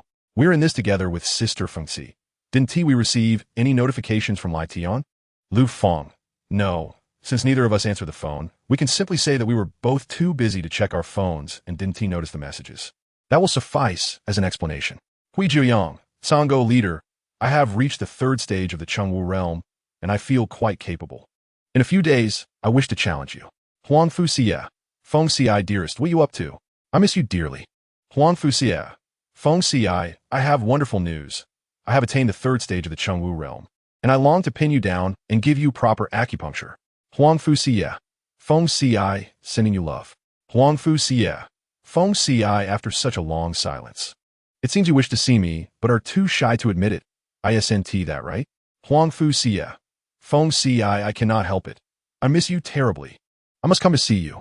Huang Fuxia, Feng Xi, Lu Xingyan mentioned you were in seclusion, but I do not believe it. You have always been so lazy regarding your cultivation. I am coming to find you now. Huang Fuxia, Feng Xi, humph. If Lai Tian dares to stop me, he will find himself pricked by 1,000 silver needles. I have been too lenient with him. Huang Fuxia, Feng Xi, I am on the plane now. 5 more countries to go. Huang Fuxia, Feng Xi, I have a layover for another 4 hours, so I switched to a private jet. Let us chat while I'm up here. Huang Fuxia, Feng Xi, I am just 20 meters away. Are you not excited? Make sure you are clean and ready for me. As Huang Fuxia's messages became increasingly bold, Xian Qingming could not help but break into a cold sweat.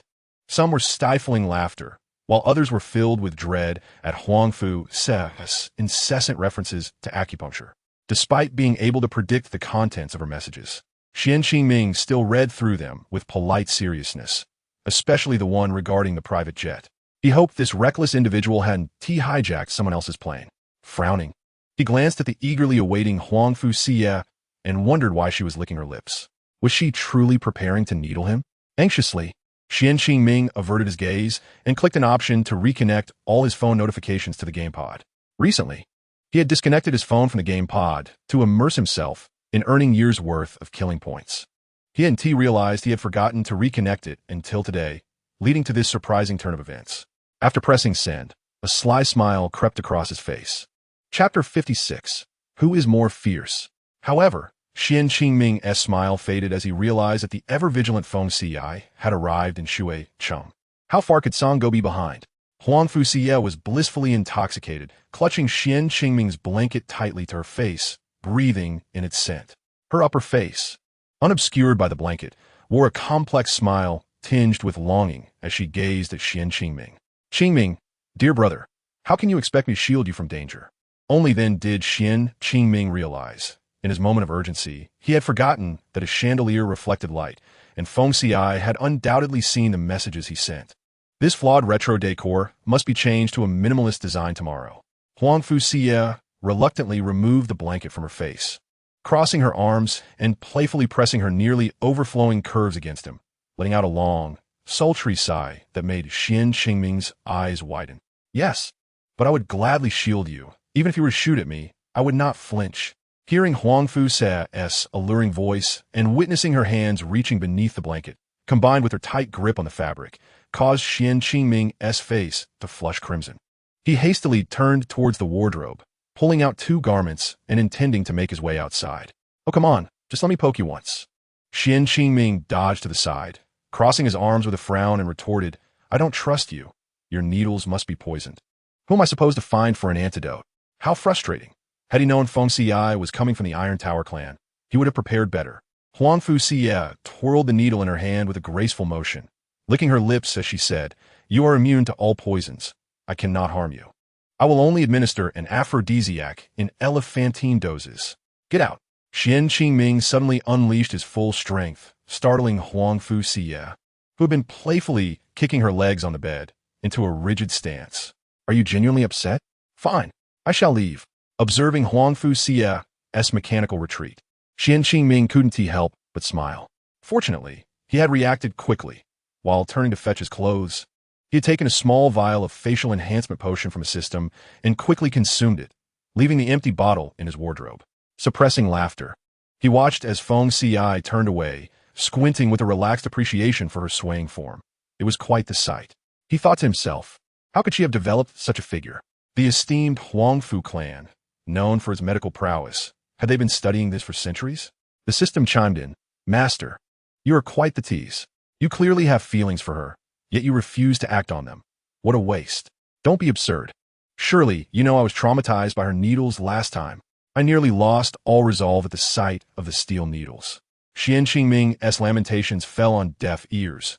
Nearly a year had passed, and the system remarked, this is a psychological issue. It requires healing. I find her quite appealing. Before the system could finish, Xian Qingming's brow furrowed. Huangfu Xie gazed at him with sultry eyes, her gaze unwavering and affectionate. Her luscious lips nearly brushed against his, prompting Xian Qingming to step back in alarm, quickly creating distance between them. Huangfu Xie emanated a distinctive fragrance that drew Xian Qingming in, making it difficult for him to resist her allure. The killing system interjected. You can endure this? Are you truly that weak? Have you been frightened into submission? Despite Xian Qingming's attempts to evade her advances, Huangfu Xie did not pursue him this time. Instead, she produced her needle, unabashedly revealing her mastery of the third stage of the Chengwu realm. My dear leader, Qingming, I sensed something amiss about your cultivation just now.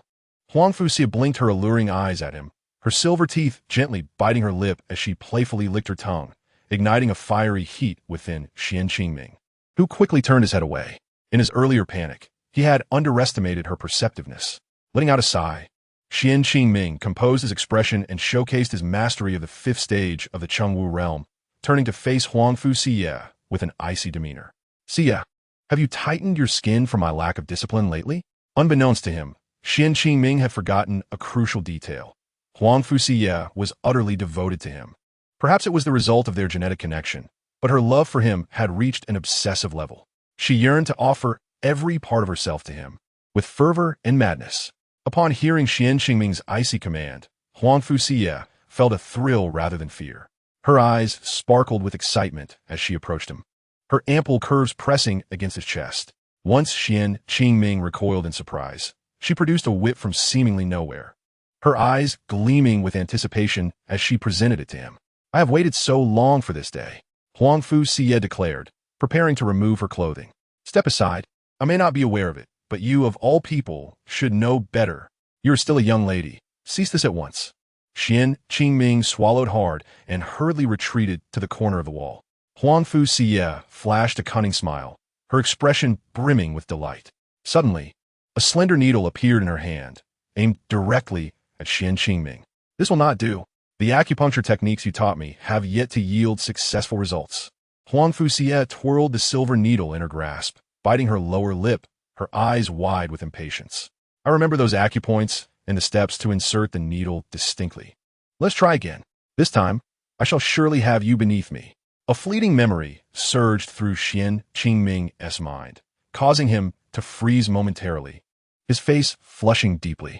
Having begun his exploration of acupoints at the tender age of 3 under his mother's guidance, he was able to accurately locate them by 4. And by 5, he inherited a rare ancient acupuncture technique. A year prior, Xian Qingming had imparted this lost knowledge to Huangfu Xie, who, hailing from a prestigious medical lineage, regarded him as a genius. In their final lesson before Huangfu Xie officially graduated, she insisted on using Xian Qingming as her test subject. He assumed her intent was merely to demonstrate her progress and agreed without hesitation. However, he was taken aback when Huangfu Xie immediately used the silver needle to restrain multiple acupoints on him, mounting him and teasing him in a most inappropriate manner. How fragrant! I wonder what it tastes like? As Huangfu Xie's tongue grazed him, followed by a gentle bite, Xian Qingming yelped in alarm. Go ahead, scream all you want. No one will come to your aid. Not one to be trifled with. Xian Qingming quickly sealed several of his acupoints with internal energy, leaving Huangfu Xie without a mount. After all, Xian Qingming hoped to establish a deeper emotional foundation between them, particularly to prevent any irreversible damage to Huangfu Xie's cultivation. Xian Buj. Huangfu Xie gritted her teeth in frustration, fully aware of Xian Qingming's intention to deter her. You resist, do you? Let us see how long you can hold out. To Xian Qingming's astonishment, Huang Fu Xie boldly approached him, aiming the silver needle towards several acupoints beneath his abdomen to provoke him further in a flirtatious manner. Just at that critical juncture, Xian Qingming redirected his internal energy to employ a technique that would slightly impair his cultivation. Suddenly regaining his mobility, he seized the opportunity to knock Huang Fu Xie unconscious, escaping amidst a trail of saliva and lip marks. From that day forth, Xian Qingming developed a profound sense of trauma and fear toward Huang Fu Xie. He established a quarterly rule within the Zongtian, permitting challenges to the leader only once, primarily to evade the insatiable desire of Huang Fu Xie and the relentless pursuit of Tsang Go to defeat him. As Xian Qingming found himself cornered by the advancing Huang Fu Xie, he felt uncertain about how to proceed. In his recollection, even if he possessed the strength of the 5th stage of the martial realm, Huang Fu Xie would still recklessly engage him in a contest. Moreover, he currently lacked the power of the 5th stage. This was surely a recipe for being pinned to the ground, or worse, being used as a steed. Please no. Just as Xian Qingming contemplated whether to offer Huang Fu Xie concessions and various benefits, even bestowing upon her a deep kiss, her expression suddenly shifted. Xian Qingming thought, that was close. I too am on the verge of losing control. He initially believed Huang Fu Xie was about to make a move against him, but to his surprise, she retreated 3 paces. Huang Fu Xie appeared as if she had been struck by poison, her brow furrowed tightly, followed by a sudden flush of her cheeks. You are a villain. She pouted, casting a displeased glance at Xian Qingming while awkwardly clutching her stomach. Huh? Xian Qingming perceived her distress, feeling an immediate relief wash over him. He thus switched to a more light-hearted demeanor, resuming a teasing attitude. What's wrong? Did you eat something on the plane that upset your stomach? Surely not. Everyone else is fine. Did you indulge in some untamed feast on the way? Come, let me check. Huang Fu Xie squeezed her legs together and pushed her hands forward, obstructing Xian Qingming's attempt to examine her pulse. Don't come any closer. I might. Feigning surprise, Xian Qingming rubbed his nose and donned a sympathetic smile. All right, you go lie down next door, and I shall prepare you some sweetened ginger water. Huang Fu Xie, her cheeks flushed, turned her face away, pouting. Your cultivation is definitely flawed. Today, I let you off easy, but in 7 days, I shall return to ride you. With that, Huang Fu Xie flung open the door to Xian Qingming's room, only to find Huazi Kun rising from the hall, his expression one of fear as he gazed upon her. Huang Fu Xie took a couple of steps forward, her gait noticeably unsteady, which Huazi Kun observed keenly. Misinterpreting the situation, Huazi Kun's eyes darted with a knowing look towards the bedroom door behind Huang Fu Xie. Seeing Xian Qingming emerge after her, Huazi Kun shot him a glance filled with innuendo. Huang Fu Xie, catching on to Huazi Kun's insinuation, deliberately played along. Men, once they pull up their trousers, they deny all responsibility, changing faces faster than turning pages, quicker than a missile, ultimately ruining the mood. Not only did Huang Fu Xie voice her thoughts, but she also pretended to adjust her clothing, her alluring movements causing Huazi Kun to swallow hard. However, when he glanced back at the visibly distressed Xian Qingming, he hastily suppressed any urge to mock him. Huazi Kun thought, this is something all men understand. My brother must maintain his dignity. Yet, Huazi Kun was still puzzled. Could it be that his brother, overwhelmed by responsibilities, truly exhausted himself? It couldn't be. It must be due to a regression in his cultivation. Yes, that must be it. Huazi Kun mused, this is quite natural, but I genuinely do not know how to console him. However, wasn't he already skilled in acupuncture? Why not stimulate himself beforehand? Huazi Kun pondered, and why wouldn't Fengci, with such an excellent physique, assist in stimulating him? Is it truly a matter of quality? As Xian Qingming and Huang Fu Xie passed by Huazi Kun, the latter's mind was ablaze with a myriad of absurd ideas. Had it not been for Xian Qingming lightly tapping Huazi Kun on the head, shattering his revelries, he would have continued in his daydreaming. As the thoughts in Huazi Kun's mind scattered like glass, Xian Qingming had already seen Huang Fu Xie safely out the door. After escorting her, Xian Qingming stepped into the kitchen, his heart heavy with concern. It was entirely possible that this individual had been on the road to Shuicheng just as Huang Fu Xie had been. Shaking his head, he hurriedly commenced preparing the special ginger water, placing all his hopes on the slaughter points he had acquired from the coffin path. Just as he began boiling the ginger water, a message from Huang Fu Xie arrived. Huang Fu Xie, Fengci, the ginger water is ready. Bring it over. I want you to feed me personally. Xian Qingming initially smiled, but then a shiver ran down his spine. At this moment, nothing could deter his desire for slaughter points. Not even the allure of a woman. Initially, Huazi Kun had been perplexed by Huang Fu Xia's departure, but upon witnessing Xian Qingming's actions in the kitchen, he couldn't help but tease him. Ah, how amusing. I knew it. How could Shang Yun and Lu Fang arrive while she is not? My two dear daughters-in-law are always exceptionally punctual. Xian Qingming paused for a moment, feeling a tinge of embarrassment as he rubbed his face. Alas, relatives can indeed be a timely rain. I have also brought along the red sugar water for them. Seeing that the medicinal ingredients in the red sugar water were nearly ready for a slow simmer, Xian Qingming instructed Huazi Kun to deliver it next door after extinguishing the flame. Noticing Huazi Kun's hesitance, Xian Qingming suddenly poked him in the chest with his index finger, startling Huazi Kun into a seated position on the ground. What are you doing? Huazi Kun exclaimed. Fear not. I am aware of your concerns. The spikes will not harm you. Rest assured, I have my own clever plans. Subsequently, Xian Qingming left a note, swiftly resolved a personal matter, and closed the gaming pod door, immersing himself in the game. Once a martial artist reaches the innate stage, sustenance becomes less critical for sustaining life. Recently, Xian Qingming attempted to seclude himself within the gaming pod to accumulate more kill points over the millennium. With a continuous infusion of nutrient solution, during that time whenever he was forcibly logged out of the game, he would exhaust the dark energy left by the corpses using his inner strength, logging back into battle as soon as the mandatory rest period ended. Over the course of a month, relying solely on the nutrient solution he concocted, he managed to maintain his bodily functions and even augmented his strength by nearly half a tier. This time is different. Within a week, Xian Qingming must elevate his cultivation to the third realm of Changwu, or even to the fourth. Over the years, many of his martial skills have remained unpracticed, while Feng Xi and the others have continuously grown through relentless slaughter. After a while, Huazi Kun, holding the red sugar water in a 3-layer heart-shaped thermos, found himself in a dilemma, but ultimately gritted his teeth and descended to knock on the door next door. Meanwhile, having been freed from restraint by Huang Fu Xie, Shang Yun and Lu Fang were now attending to Huang Fu Xie with utmost care. However, their actions appeared to be deliberately staged for Xian Qingming's observation. They would often tease Huang Fu Xie in the intervals when she sent short videos to Xian Qingming. Sister Ye, how should we entertain the leader for fun later? Shang Yun inquired. Why not keep the leader here and have him warm you up? ISNT had said that a man's hands are the best remedy for a woman. Lu Fang suggested. Huang Fu Xie's emotions were currently volatile. Just moments ago, she was seething with resentment over her condition, nearly bestowing a colored plum blossom upon each of them.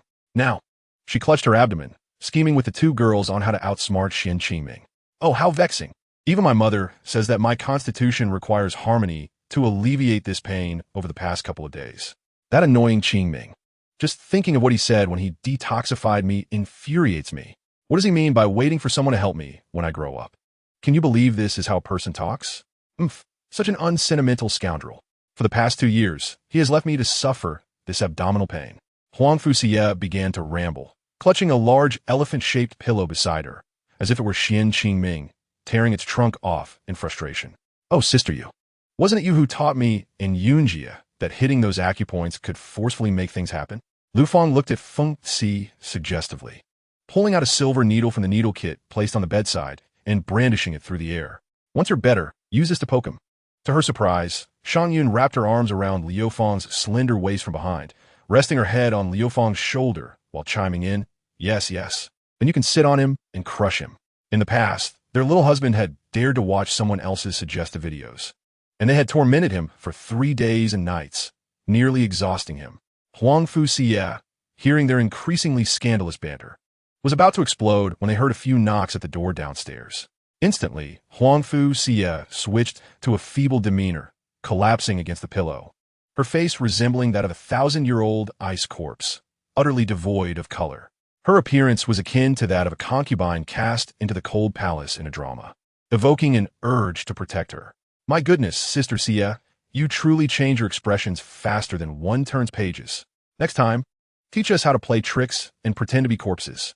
Huang Fu Xie tossed a pillow at Lu Fang, who dodged the attack and ran downstairs, grinning. Oh, what brings you here, little husband? Lu Fang asked, her expression sour upon seeing that it was Huazi Kun. Chapter 59. A twist of fate. Do not think I am unaware. Both of you are just like her downstairs. Spare me these excuses. Farewell. This heart-shaped thermos clearly has 3 layers, and it is rare that he thought of us sisters. Expecting the leader to bring our share as well. The red sugar water Qingming concocted is far from just simple syrup. It contains no less than a dozen rare medicinal ingredients to alleviate pain and replenish vitality. Lu Feng, aware of the gravity of the situation, first explained the circumstances to Huangfu Xie upon returning upstairs, and then began devising strategies for her. Huangfu Xie nodded in a pitiful manner, burying her head in the pillow. You two, go tell the leader that I am in great pain. My stomach aches and my heart aches. The kind of pain that comes from feeling unloved. Or, you can tell him that Huazi Kuan contaminated the red sugar water this time. It's poisonous, and I've been poisoned. Shang Yun and Lu Feng exchanged knowing smiles, linking arms as they headed to confront Qingming. Faced with the overly enthusiastic Huazi Kuan, the 2 girls shot him a pair of disdainful glances, leaving him with a warm face against a cold backside. Ignoring the filthy Huazi Kuan, they headed straight to Qingming's room upstairs. Little Ye, we shall meet again in a week. Until then, let no one disturb us. Do not trouble Lieta. He has already dealt with me. If you do not believe me, press the communication button on the gaming pod to see my face. Reciting the note left by Qingming, Shang Yun looked at Lu Feng in confusion. The latter, puzzled, glanced at Huazi Kuan, who simply pointed at the glass of the gaming pod, now dimmed into a dark blur. I am unaware of the situation. You should inquire with the leader yourselves. Within mere seconds, through the translucent glass, Shang Yun and Lu Feng finally glimpsed Qingming inside the pod. Ha ha ha. He has transformed to look just like I did yesterday. Ha ha ha, now I understand why. Upon seeing Shang Yun and Lu Feng turn in unison, fixing their gaze on him without blinking, Huazi Kuan's laughter abruptly ceased, and the atmosphere became exceedingly awkward as he sensed impending doom. Shang Yun and Lu Feng, upon observing Qingming's swollen visage akin to that of a pig's head, were instantly filled with fury, their murderous glares seemingly capable of skinning Huazi Kuan alive. If I were to claim that I did not cause the leader's pig head appearance, would you two still believe me? To deceive Huangfu Xie, Qingming had ingested a bottle of face-swelling potion. Now, an hour had passed, and the side effects of the potion were manifesting. Qingming had intended to use his comically swollen face to deter Fengxi from tormenting Huazi Kuan, yet the plan backfired, leading Shang Yun and Lu Feng to witness the spectacle. Huazi Kuan, what have you done to the leader just now? This is outrageous. No matter how one speaks of Quangjian, he remains our leader. Despite any regression in his cultivation, he is not one to be insulted by you. The 2 women, disregarding their private affairs with Huazi Kuan, began to swing their small fists at him. Hit you. Don't strike back. Let me explain, I want to listen. This terrible idea must have come from you. You shameless merchant. Yes. Strike him. Teach him a lesson. Let him call the leader a pig's head. Even if we must endure the blows ourselves. We cannot allow our leader to suffer. Huazi Kuan had not anticipated that the 2 women would resort to violence so readily. And as he had no intention of retaliating against them, he quickly found himself with panda eyes. Cough, cough. All right, stop hitting him. You have wronged him. During this brief moment, Qingming was preoccupied with conversing within the game and paid no heed to the couple in the room. However, because the communication with the external world was not cut off, he was still able to hear the sounds outside the cabin. Hearing Huazi Kuan's cries, which numbered about 10, he estimated that the 2 women had likely done enough damage. With a suppressed laugh, he slowly uttered, You two should stop striking him. I was merely attempting to deceive Xiao Yu, not wishing for your good husband to be vented upon and rendered deflated. Otherwise, how would you two continue to play with this rather ineffective inflatable doll? Your situation is different from Xiao Yu's. When you drink, remember to add a strand of saffron each time. Also, refrain from excessive exertion. It seems I must also prepare some medicine for him. Be cautious, lest iron rods be ground into needles. Through the nutrient solution and glass, Qingming vaguely observed Huazi Kuan's face, which was considerably more swollen than his own, and finally felt a sense of inner balance. Huazi Kuan, on the other hand, bore a face of indignation, wishing he could rip open Qingming's game cabin. My brother, you indeed wish to protect me from harm. Yet you also desire for me to be beaten into a pig's head, don't you? Qingming gently parted his lips, moved his painfully swollen cheeks, and revealed a smile more grotesque than tears. I'll let you laugh at me again. Don't think I didn't notice the look you gave me when Xiao Yu emerged from my bedroom. It was quite telling. Chapter 60. Simply a divine artifact, Xian Qingming was not truly able to speak within the game cabin. Rather, it replicated his voice and transmitted it through mental conduction after processing the tone. However, the pain from his swollen face was indeed real. He inquired of Hua Zikuan, "Tell me, how long will it take for this swelling to subside?" Hua Zikuan pondered for a moment, recalling that the small vial had been consumed while on the ship. "Well, it should return to normal in about 24 hours. Indeed, there is no need for medication. Then you must keep a vigilant watch today. Do not allow anyone to disturb me." Without waiting for Hua Zikuan to further inquire about the swelling remedy, Xian Qingming closed the communication and devoted himself wholeheartedly to the grand endeavor of earning slaughter points. However, it seemed he had overlooked something. Hua Zikuan had indeed received a thorough beating, and his face would not return to normal in 24 hours. Once Xian Qingming logged in, Qiu Pai Jiang called out to him, "Hey, young man, you've arrived." Qiu Pai Jiang waved him over, boasting, "Come. Quickly see how I've repaired this marvelous item." Xian Qingming accepted the gift from He Ba with both hands, an immediate smile spreading across his face. He Ba's gift, special, defense 11, actual value, water deceleration resistance 60, can be applied to other non-leather armor, enhancing overall foot defense by 10, equipment requirement 8.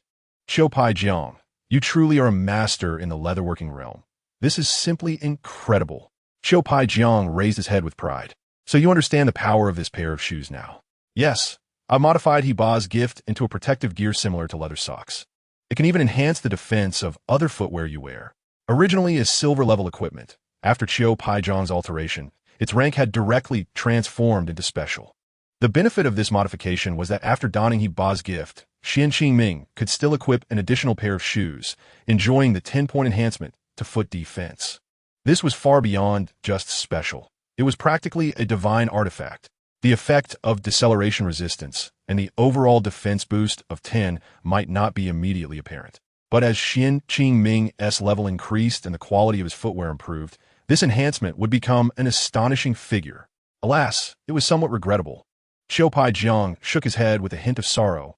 Once you don He Ba's gift, you can no longer wear leather shoes. Xian Qingming quickly clasped his hands in gratitude. This is more than sufficient. Thank you, Qiu Pai Jiang. After bidding farewell to Qiu Pai Jiang, Xian Qingming made a beeline for Chun Taijiang's shop, reluctantly spending his remaining 700 copper coins on a pair of boots to arm himself. Gazing at the mere dozens of copper coins left in his pocket, he found himself reminiscing about the vast treasure trove that once brimmed with coins. Having just completed several tasks that offered no monetary rewards, the coins he spent now came solely from the spoils of defeated monsters. Heavy iron boots, black iron level equipment, defense 17, movement -2, equipment requirement 10, were level 9. Though the negative movement attribute was a drawback, the equipment requirement of 10 allowed Xian Qingming, at level 8, to wear these heavy iron boots, thus adding another layer of protection to his life. Coupled with the enhancements from He Ba's gift, his foot defense reached 1017, 110299, rivaling that of armor. After purchasing the boots, Xian Qingming was left with just over 200 copper coins, hardly enough for anything. He sighed at the still vacant equipment slots. Ah, indeed, a penny can be a hero's downfall. He lamented, hastening towards the square in hopes of finding some tasks to procure equipment or silver coins, perhaps striking a stroke of luck. Among others, including Brother Catfish. Several characters designated to be active for 24 hours had no new tasks available. Particularly, that big bounty brother merely offered a couple of perfunctory blessings upon learning that Xian Qingming had independently grasped a passive skill, stating that the skills he could currently offer were too trivial and that he would teach Xian Qingming new skills after he reached level 10. Due to the game's design, which taught different skills based on players' physical attributes, Xian Qingming felt no anxiety. With the last few copper coins in his pocket, Xian Qingming purchased 3 bottles of level 7 spiritual power potions from the old medicine chest. These small, blue bottles restored 100 spiritual power, taking effect within 3 seconds, with a cooldown of 30 seconds, making them considerably more benevolent compared to the gradually restoring small health potions that offered only 50. Ah, my current level is quite advantageous. I hope that completing the Wolf King task 1T propel me to level 9. Checking the time, He noted that there was less than an hour left before the remaining 2 Dog Kings of the Wild Dog Gang would launch their assault on the Wolf Den. Before departing the Wolf Den, the Wolf King had been in a state of near death. The bronze at level 7 should not stand a chance against the Black Iron Wild Dog King at level 9. Before the official commencement of the task, Qian decided to visit the Wolf Den once more to communicate with the Wolf King. Upon entering the Wolf Den, he was unexpectedly greeted by a series of childish wolf howls, prompting him to quicken his pace out of curiosity. "You've arrived?" The Wolf King's voice, resonating from a distance, seemed to have sensed Qian's approach long before. In truth, Qian had not noticed that after accepting the task to avenge the Wolf King, the Wolf Den had become inaccessible to other players. For 24 hours, only he and those in his party could enter. Upon meeting the Wolf King, Qian was taken aback. He discovered that the Wolf King had more than doubled in size, now at least the size of a fierce tiger, and had risen to level 9 Black Iron. "Brother Lang, have you recovered? Could it be that my elixirs have worked wonders?" Qian said, producing 2 small health potions that could be utilized. Chapter 61. Such origins in Qian's perspective, if the Wolf King had indeed regained his full strength alongside his beloved, the duo of 1 person and 2 wolves would undoubtedly be more than sufficient to contend with the 2 impending Wild Dog Kings. "No, I have not fully recovered. My injuries remain unhealed, and this potion will not be of assistance." As soon as the Wolf King finished speaking, 3 small wild wolves darted out from behind him, their curious gazes fixed on Qian. This is far too reminiscent of a husky." Upon uttering this, Qian was met with a low, displeased growl from the female wolf. "Are you implying that I have been unfaithful? My love for the king is unwavering." Hearing the female wolf's voice, Qian hastily waved his hands in apology. No, that is not my intention at all. It is simply that the 2 look quite alike. There are even some kept a distance away on our street." The female wolf let out a low growl. "You're the one who resembles a husky, and your entire family is the same." However, Qian failed to notice the fundamental shift in the female wolf's demeanor compared to their earlier encounter, as her displeasure was tinged with a hint of affection. Qian awkwardly scratched his head, feeling somewhat at a loss regarding the game's design. How could it be that everything was fine in the morning, yet by evening, the pups had grown to nearly the size of a mutt? This wolf's milk must be exceedingly nourishing. Though he thought this internally, Qian dared not voice it aloud. Instead, he shifted the topic to recount his incursion into the Wild Dog Gang's territory to the Wolf King. Choosing not to mention the young wolves, the Wolf King took the initiative to address Qian's inquiries regarding the little wolves. "Dear friend Xian, it is precisely because you aided us in vanquishing the 3 Dog Kings that several of my sons were able to return to their rightful place. Please follow me." Game prompt. The Wolf King has a favorability rating of 10 with Qian. The Wild Wolf Clan may join forces with the player under certain conditions. The Wolf King and the female wolf led Qian towards the depths of the Wolf Den, which had transformed significantly since Qian's initial visit. At the end of the den, a stone emanated a deep azure light, floating in the center of the cave. "This is the treasure of our wolf clan, the Soul Stone.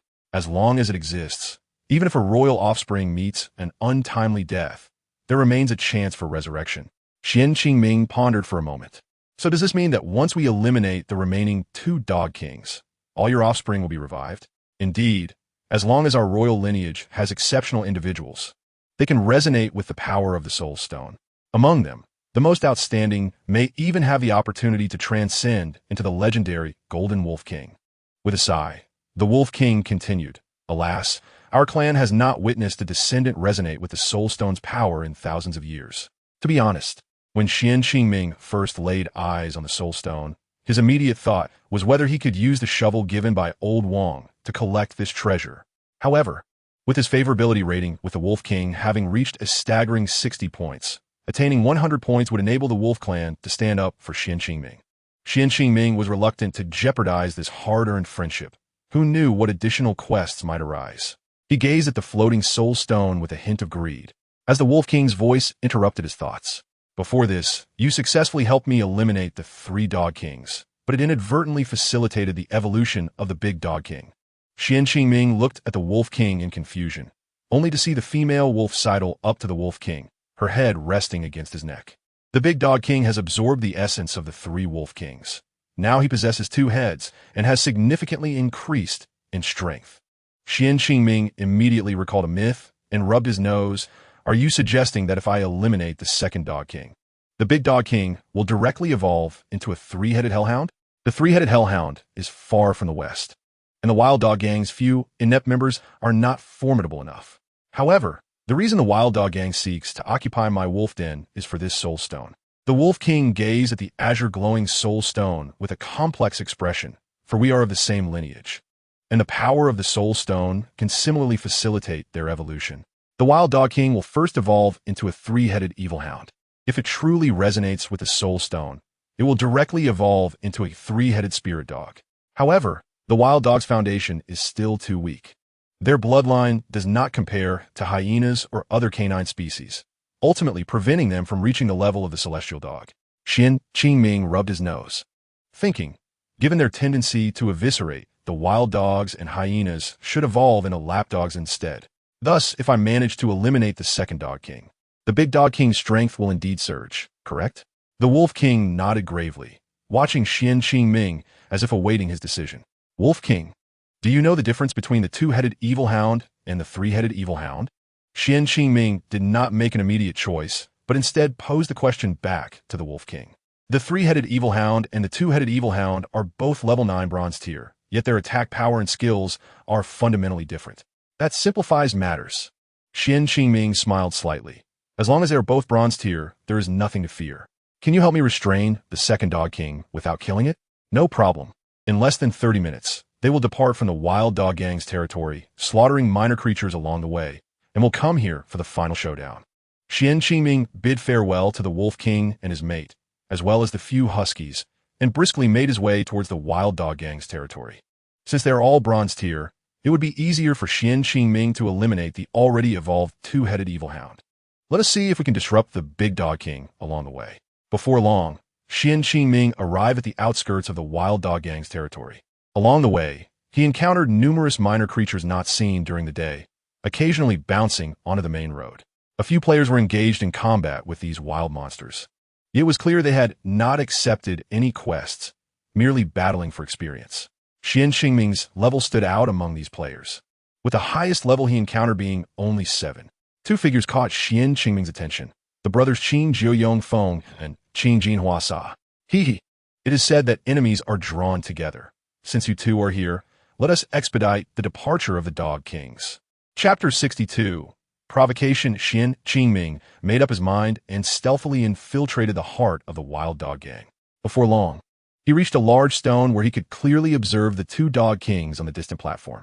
Komu Ong Dao Gu. The nighttime Wild Zone dog-walking operation begins. Xian Qingming cautiously approached the periphery of the plaza. Due to his hunter title, he possessed superior nighttime vision. When he spotted the two Wild Dog Kings in the dark, they had yet to notice his intrusion into their territory. Xian Qingming deliberately tossed a small stone forward, drawing the attention of the two Dog Kings. Second Dog King. Woof. Brother, did you hear something? Big Dog King. Woof. Yes, I heard it. It seems someone is approaching. Go check it out. Second Dog King. Woof. I want to go. I'm afraid of the dark. You come with me. Big Dog King. Woof. What nonsense. You, a wild dog, are afraid of the dark? Were you picked up and raised like a fool? Second Dog King. Woof woof. I want tea. You come with me. I'm scared. Looking at the third head on your neck makes me uneasy. Third Dog King. Woof. Brother, don't say that.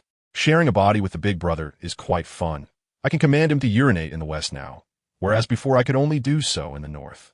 Just as the third Dog King's words fell, he received a slap from himself. However, when the big Dog King attempted to continue slapping the third Dog King, his paw simply would not lift. Third Dog King. Woof. Now, I can control your body as well. Just now, I was momentarily distracted, so don't think you can hit me again. De Go Wong exclaimed. Woof. Fine, I will accompany you. With that, De Go Wong, alongside San Go Wong, let Air Go Wong out. After evolving, De Go Wong's body had grown significantly, now comparable in size to a giant tiger. However, after taking just 2 steps, he collapsed to the ground. De Go Wong barked. Woof. Don't control my body. I want to step with my left leg first. San Go Wong retorted. Woof. No, I need to control the body. I need to adapt. De Go Wong growled. Woof. Adapt to your mother. San Go Wong shot back. Woof. Your mother is also my mother. Don't insult our mother. Hearing their banter, Xian Qingming felt a surge of irritation. He stepped out of hiding and boldly marched to the square, unabashedly mocking the 2.5 dog kings. Upon entering the square, Sango Wang emitted a low, furious growl. Woof! Big brother, this little brat killed me. And he actually leveled up? The gaze of the 3 dog kings immediately turned to Xian Qingming, who stood undaunted, resting his long sword on his shoulder, pointing a finger at Sango Wang's head. Hey, the one without a body, what's going on? Are you sprouting from your dog head or splitting your dog body? Why are you mingling with other dogs? Is it a love that defies life and death? Oh, what a magnificent love. It transcends not only gender, but also physical form.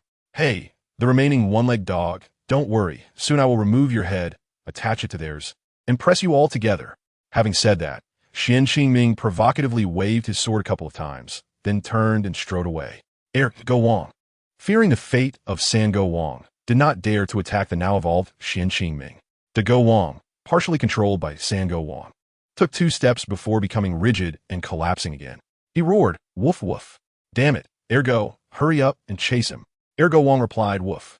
I'm not going alone. Old San has been killed. You accompany me. Sango Wang whimpered, woof. Big brother, let's not go. I'm scared. I fear for my life. Woof woof. Can't even handle a human, and you don't want to fight for the soul stone? Ultimately, Go Wang's imposing presence prevailed, and Sango Wang relinquished control of their body to his elder brother. They charged forward as a 2-headed dog, with Go Wang trailing far behind. Damage of 60 appeared above Go Wang's head, but he remained unfazed, stretching his neck to bite at Xian Qingming. Just as Go Wang's jaws were about to snap shut, Xian Qingming unleashed a powerful wave palm, sending the 2-headed beast sprawling backward by 15 meters. Following that, Xian Qingming swiftly advanced, repeating his 2 attacks as the leading 2-headed beast caught up. This cycle continued, and Xian Qingming successfully lured the 2-headed dog away from the path to the wolf den, redirecting them towards the area where leopard monsters spawned. From a distance, it seemed as though the roles had completely reversed, transforming from a dog walking a human to a human walking dogs. Initially, Go Wang, who followed behind, did not dare to attack Xian Qingming, but after several tentative attempts, he seized a moment when the 2-headed dog was repelled to strike at Xian Qingming. Yet, under the onslaught of Xian Qingming's horizontal wind sword energy, Go Wang was left in considerable pain.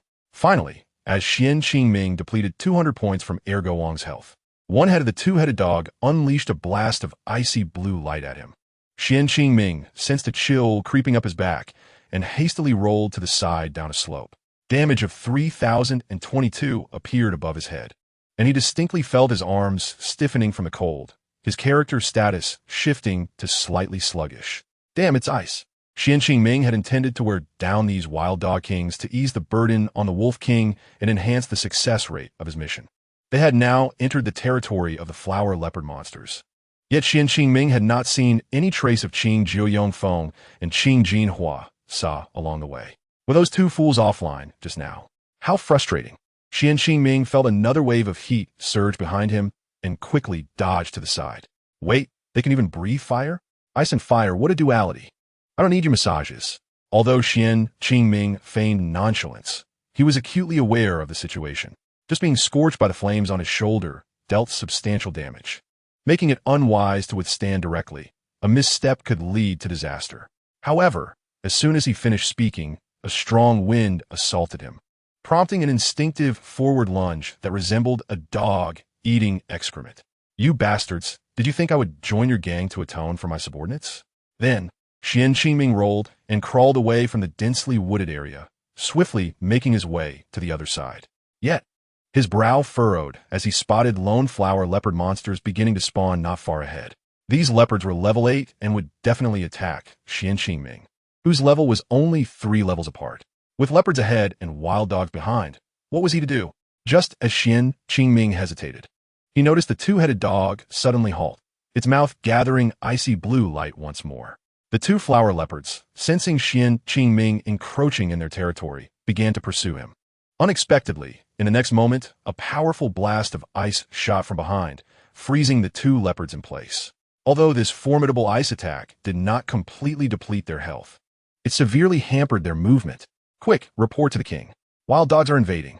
One of the leopards quivered as they emitted a couple of frightened cries, attempting to flee in the direction Xian Qingming had taken. However, Before they could take more than a few steps, they were consumed by a powerful flame, vanishing into two clouds of white light. Hey, these minor monsters in the coffin realm can even turn on each other. I can play this game. Just as Qingming formulated a plan, damage of 15 appeared above his head, followed by a sharp pain shooting through his rear. He hastily gulped down a health potion, swatting the flames on his backside, his feet moving frantically as he darted toward a nearby boulder. Though Qingming managed to shield himself from most of the wind blade's damage using the boulder, he still sustained injury from the residual force that pierced through. The two-headed dog skill had a cooldown of 30 seconds, while Air Go-Wong's skill had a cooldown of 40 seconds. Now he understood. Qingming unleashed a horizontal wind sword attack backward, consuming the last of his mana before drinking another small blue potion, resuming his monster-luring tactics. Unbeknownst to him, only a select few elite monsters within the Coffin realm could unleash skills, and by a twist of fate, he had encountered one such rarity. The slaughter system chimed. This is what they call retribution for the wicked. With only 10 minutes left before attacking the wolf den, he had to wear them down one more time. Qingming darted between the leopards, using the cooldown windows of the three Dog King skills to unleash wave palms and flying daggers against the Go-Wong. Woof. Old 2, stop hiding behind us. That big paw isn't something that can be unleashed indefinitely. Go and bite him. The Go-Wong was not confused, yet Qingming could clearly understand their conversation. Upon hearing this, he quickened his pace. Nice, someone is killing monsters up ahead. Unconsciously, Qingming had led the three Dog Kings deep into the core area of the Flower Leopard territory. Although Qingming had been battling elite monsters along his journey, he had nonetheless delayed his leveling by a day during his breakthrough into the innate realm. Now, within the territory of the Hua Bao monsters, numerous players were already engaging in monster hunting under the cover of night. The players' levels had generally reached between 7 and 8, with some even attaining level 9. Upon seeing the two colossal wild dog kings trailing behind Qingming, particularly the radiance emanating from the elite monsters atop their heads, they were momentarily invigorated. Look, more elite monsters. Someone shouted. Brothers, there's a wild elite monster. Let's all attack together. Suddenly, 5 players around levels 7 and 8 dashed forward, launching an assault on the two-headed hellhounds and the Air Go-Wong. Seizing the opportunity, Qingming plunged into the fray, yet he remained in combat mode, intently observing the health bars of the Dog Kings. According to common strategy, players would surely aim to eliminate the elite monsters first before approaching the others. In an instant, damage numbers of 20, 25, and 15 floated above Air Go-Wong's head. As so many players surged forward simultaneously, Air Go-Wong found its health plummeting to nearly half. In a desperate act, it unleashed a wind blade towards the players. Subsequently, Air Go-Wong clamped its jaws around the head of a player resembling a small-headed figure, repeatedly slamming its claws against this player named Zhuan Enshi-Chu. Although the damage was merely 50, Zhuan Enshi-Chu let out a terrified scream, forgetting to retaliate against Air Go-Wong, desperately trying to free himself. His cries echoed until, ultimately, he transformed into a beam of white light. Well, I never expected humans would taste quite delightful, especially this flattened little head. So crunchy. Air Go-Wong's attacks were indiscriminate, and the wind blade felled a massive tree, affecting several players engaged in battle. 2 players, already low on health, narrowly dodged the wind blade, but were caught by the frost breath spewed by the two-headed hellhounds, also turning into beams of light. Among them, the male player was named Yao Yao's brother, while the female player was called Brother Yao Yao Has Fallen. Clearly, they were a couple. Lovebirds perish quickly. Soon, I shall toss one into the wolf den and the other into the dog den. Air Go-Wong intended to feast upon the remains of this couple, but just then, it suddenly turned its gaze towards the wolf den. Game notification. It is now time to attack the wolf den. Unless in special circumstances, all members of the Wild Dog Gang will launch a full assault on the wolf den. Chapter 64. Get lost damage of 40 floated above the heads of the two-headed hellhounds, which are just about to turn around. Qingming initiated his taunting mode once again. However, this time, he was met with the full-speed pursuit of the two-headed hellhounds, with even Air Go-Wong, who had hesitated earlier, rushing towards him. Woof! Kill him! Tonight is the night of the full moon. We must seize the soul stones. Hearing the call from the great Dog King, Air Go-Wong quickened its pace, unleashing successive attacks of wind, fire, and ice. Whoa! Why have you suddenly become so fast? Are you two cheating? As Xian Qingming saw the Dog Kings charging towards him, he dashed forward recklessly. Yet, he did not venture far before he was inadvertently grazed by an overflow of ice attack, immediately feeling its slowing effect. Whether due to the game mechanics regarding the assault on the wolf den or not, both the two-headed hellhounds and Ergo Wong experienced a surge in speed, with their skill cooldowns reduced to 20 and 25, respectively. Woof. You little brat, stop right there. I'll crunch you to bits. Woof. Two-legged beast, don't run. Watch me turn your kind into skewers.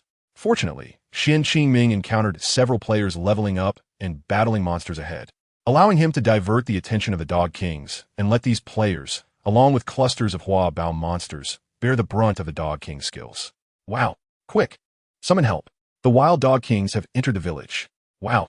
The two-legged beasts are shamelessly seeking the help of the Dog Kings. Under Xian Qingming's deliberate guidance, the Dog Kings unleashed indiscriminate attacks on the players and the Hua Bao monsters, repeatedly turning them into beams of light. Who brought them here? Newbie Village doesn't T-drop experience. Isn't this just pure harassment? Rarely do the Hua Bao give considerable experience, but so far from the village. If I go back to the village, it'll take me 11 minutes and 22 seconds. I can only play for 1 hour a day. As the players' frustrations mounted, the notorious reputation of the dog-walking individual spread throughout the Hua Bao territory. Some had begun sending messages to their friends still within the territory, warning them to be cautious and avoid becoming victims of the two-headed hellhounds. Therefore, wherever Xian Qingming led the two-headed Dog Kings, players would scatter in fear, their animosity toward him reaching its peak. The Tiansai girl had just finished off several Hua Bao when she intended to sit and restore her health, only to feel a fierce wind blade approaching. Oh no, today's divination indeed pointed to the Sun Palace. I should have gone to bed early for beauty sleep. A flash of light passed, and the Tiansai girl met her end amidst the fierce winds. Don't, brothers, run. The Dog King is coming my way. The player, resembling a big-headed child, named Wu Shangbu Fu, had his head smashed into a watermelon and vanished on the spot. Get lost. Don't come here to harass people. Stay away. D. Who saw that dog-walking guy? I'm going to kill him. Players continued to transform into beams of light, while the faint sounds of the Hua Bao's complaints echoed nearby. How could the Hua Bao monsters curse? Because Xian Qingming could understand them. Wow. Does the Wild Dog Gang want to wage war against this Hua Bao? Why not go face the wolf pups directly? Quick. Those who are still alive, report to the Great King. The dogs have invaded our territory. Even the Wild Dog King has come. It must be said that the Hua Bao were indeed more reliable than the players. Their health could withstand the collateral damage from wind, fire, ice, and claws, and surprisingly, some Hua Bao even began to proactively attack the two Dog Kings. Woof. Damn it, get lost. I never intended to bully you. Don't block my way. Woof. Scram. I want to kill that little brat in front. The great Dog King's barks echoed continuously, yet they could not halt the relentless advance of the Hua Bao. Wow. Who would believe you? You were just trying to distract us for a surprise attack on our territory. Indeed, your pups claimed the Wolf King had leveled down. I just saw the Wolf King out and about. He isn't T-leveled down at all. As the Dog Kings faced spontaneous attacks from the Hua Bao, Xian Qingming would occasionally hurl, throwing knives backward to maintain the aggro of the two-headed hellhounds. However, Xian Qingming was not always unscathed, as he occasionally faced attacks from the Hua Bao as well. Unknowingly, Xian Qingming's health had dwindled to nearly half. Hey, good friends, not far ahead. Xian Qingming spotted several players besieging a level 9 bronze Hua Bao King. The two leading players were the level 8 Qing Jiu Yongfeng and Qing Jin Hua Sa. Ah, I see not just one familiar face. Haha, if you could help me withstand this wave of damage first, we can catch up later. With a bold demeanor, Xian Qingming, now with allies, flaunted his running posture. Ha, relying on friends at critical moments. It seems I'll be troubling you two again, though he feigned modesty. Xian Qingming's legs did not slow down as he charged towards the Hua Bao King, surrounded by 7 players, with numerous fallen Hua Bao monsters scattered around. Even before they could loot, several players observed a shadow darting through their group, initially assuming this figure was there to steal their prey. However, in a fleeting moment, the shadow caused one player to become distracted, resulting in a swift demise at the hands of the Hua Bao Duang. Upon receiving a command from Qingjin Huasha, the remaining 6 survivors immediately refocused their efforts against the Hua Bao Duang. Were it not for Qingjin Huasha's adept leadership, the Huabao de Wang's health would not have dwindled to its current 3/5. The Huabao de Wang boasted a bronze rank, rivaling the formidable strength of the Xuanto Equin. Chapter 65. The Betrayal of the Dog and the Leopard. With a furious roar, the Huabao de Wang unleashed a powerful light attack. The beam struck Qingjio Yongfeng on the shoulder, prompting him to hastily evade, narrowly avoiding the residual force of the attack. Yet he still lost 75 health points. Had he been fully illuminated by the beam for 3 seconds, he would have sustained hundreds of points in damage. However, while Qingjio Yongfeng managed to evade the light's assault, the distant Ergo Wang, who had just arrived, was not as fortunate. 200. Woof! Stinking leopard! I'll bite you to death! Ergo Wang bellowed, unleashing a wind blade from his mouth that indiscriminately surged towards the Huabao de Wang and the 6 players surrounding it. The Huabao de Wang suffered a loss of 50 health points, infuriated by the attack. Whoa, why don't you go tussle with the wolf tribe? What are you doing here? I get it now, you sent these humans, didn't you? Collaborating with humans to turn against the beast. I will fight you to the end. The Huabao de Wang felt utterly wrong today. It had finally caught a wild chicken and was relishing its meal when suddenly besieged by numerous bipedal creatures who launched an unprovoked assault. Having already been bullied by a few humans, the incessant barking from the dogs only fueled its rage.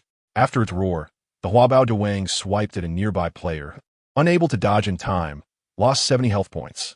Quick, everyone, get out of the way. At this critical moment, Qingjin Huasha timely alerted the remaining players, who swiftly moved to the side. Even so, the flames and ice blasts spewed by the Xuanto Equin claimed the life of one player. The Xuanto Equin's attack further depleted the Huabao de Wang's health by 150 points, prompting it to abandon the remaining 5 players and charge towards the nearest Ergo Wang. 501,010. Health points floated above Ergo Wang's head as the Huabao de Wang suddenly lunged, sinking its teeth into Ergo Wang's throat. 70. Whoa, you dare to rip out my intestines. The Huabao de Wang felt a sharp pain from behind and retaliated by slapping the Xuanto Equin twice, reducing its health to 2/3. Then, with a powerful kick, the Huabao de Wang leapt back several steps, distancing itself from the Dog Kings. In its wake, the Huabao de Wang inadvertently knocked down an unfortunate player, biting them in wrath, transforming them into a burst of white light. Ergo Wang charged at the Huabao de Wang, but was met with a resounding slap that sent him staggering backward. Woof! You need to hear my explanation. Whoa! I care not for your explanations. You dare conspire with humans against me. I will shoot you mutts down. The Huabao de Wang's light attack had just cooled down, and it let out a feline cry, unleashing a beam that pierced through Ergo Wang's body, simultaneously striking the Xuanto Equin behind him. The Xuanto Equin, obstructed by Ergo Wang, only realized the situation too late, losing over 300 health points. The unfortunate Ergo Wang, already low on health, vanished in a flash of white light. Upon witnessing the Xuanto Equin's health drop to 1/5, the Huabao de Wang lunged forward, fiercely clamping its jaws around the Xuanto Equin's neck. Whoa, you're truly something. The two beasts tumbled together, their 8 claws scratching at one another. However, it was evident that the Huabao de Wang's claws were sharper, and the Xuanto Equin's health was nearing its end. The 4 players, filled with trepidation, watched the fierce battle unfold, and as the outcome seemed imminent, Qingjio Yongfeng urgently turned to Qingjin Huasha. Brother, what shall we do now? Qingjin Huasha suddenly realized the urgency and commanded, Quick, everyone drink your potions. We have struck gold today. As the 4 players consumed their potions, an unexpected twist occurred. Ergo Wang's head emitted a brilliant light that shot directly into the Xuanto Equin's body. The Huabao de Wang, clearly overzealous, continued to grip the Xuanto Equin's throat, its claws relentlessly raking at its abdomen. In mere moments, the Xuanto Equin's health plummeted by 1/3. Woof! If I can't bite you now, can I not scratch you? Suddenly, razor-sharp blades composed of wind, fire, and ice erupted from the Xuanto Equin's limbs, clawing at the Huabao de Wang's body. Consequently, the Huabao de Wang could no longer maintain its advantage. But it was too late to retreat, and its health rapidly diminished. In a flash of light, the Huabao de Wang transformed into a burst of white light, while the Xuanto Equin suffered a significant loss of health in the struggle. However, the Xuanto Equin, still brimming with pride, raised its heads and howled, seemingly celebrating its victory, leaving Qingjio Yongfeng and the others in dread. Could it be the legendary Hellhound? Qingjio Yongfeng exclaimed. Impossible. That belongs to Norse mythology. We are in a fantasy world. Even if such a creature existed, it should be in the Haitu Kingdom's game zone. Quick, let us follow. It seems it's about to flee. Without hesitation, Qingjin Huasha led the charge, exchanging a knowing glance with Qingjiu Yongfeng, who deliberately slowed his pace. The group had not received the notification of the Huabao Dewang's defeat, thus attributing its demise to the Shuangtou Equin. However, the Huabao Dewang had dropped a plethora of loot that Qingjin Huasha would not overlook. Under Qingjin Huasha's guidance, the four players attacked the Shuangtou Equin from behind. Chapter 66. Its U1 player even dared to intrude on the Shuangtou Equin, using a stick to poke at its insides. The stick penetrated a certain depth, dealing 30 damage, which floated above the Shuangtou Equin's head. Woof, woof, woof. The three barks echoed simultaneously. How dare someone touch our insides? Curse be you.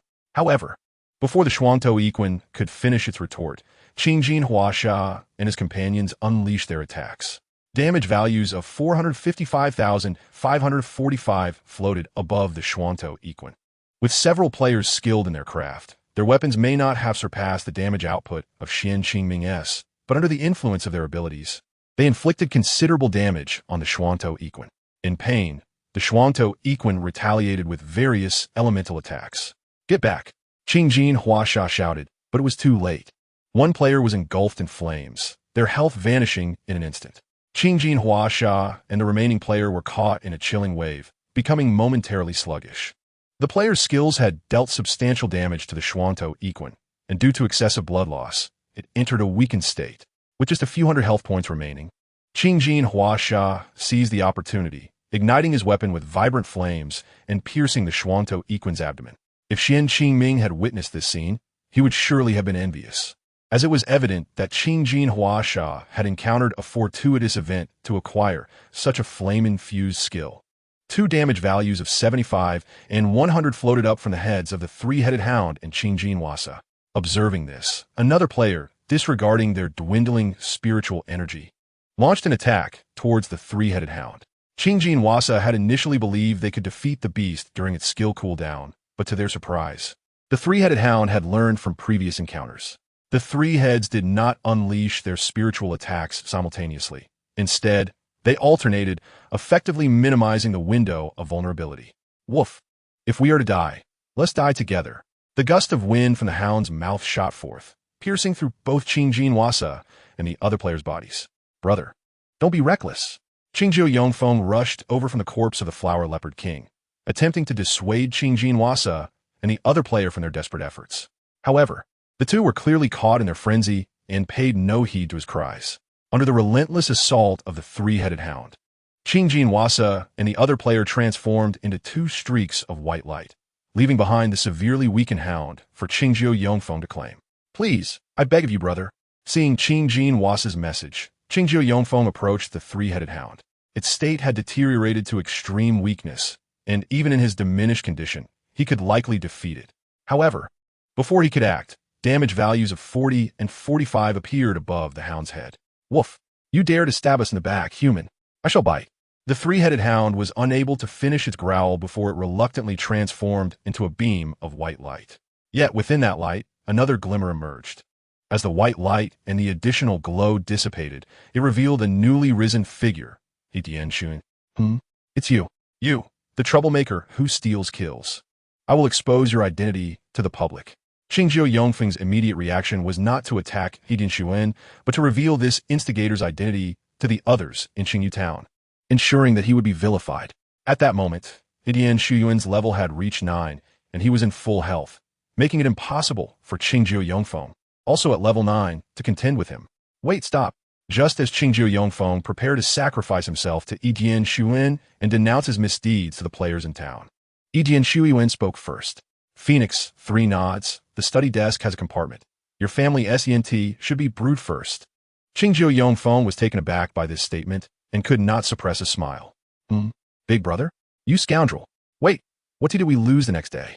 A small packet from the maternal tree. About 20 grams, it's my doing. You are still my big brother, yet in the realm of the dead. You must remain low-key. Wouldn't you agree? Seeing Dian Xun's smug expression, Qingjiu Yongfeng could not help but step forward for a brief embrace. However, regaining his composure, he pushed Dian Xun away and landed a punch on his chest. 5. Yuxuan Qingming was struck but smiled as he brandished his blade at Qingjiu Yongfeng. Hee little brother, it seems that if I kill you now, I won't face any game penalties. Hearing Yuxuan Qingming's taunt, Qingjiu Yongfeng, rather unbothered, sat down, tilting his head to expose his neck toward Yuxuan Qingming's blade. Cool me. Feel free to kill. I'll clean my neck for you. After all, this isn't the first time you've been so malicious. Yuxuan Qingming was startled by Qingjiu Yongfeng's actions and hurriedly sheathed his sword, squinting at the nonchalant middle-aged man before him. TSK, little brother, you're not as charming as before. Qingjiu Yongfeng, incensed by Yuxuan Qingming's words, jumped up, no longer resembling a composed, middle-aged entrepreneur. He pointed at Dian Shuiyuan, accusing him of recent transgressions. Damn, how dare you say that?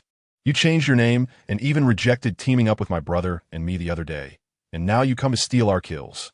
Earlier, when Qingjiu Yongfeng attempted to loot the corpse of the Flower Leopard King, he received a notification that the monster had been slain by another player and could not be looted, clearly indicating that this man before him was the one who had stolen it.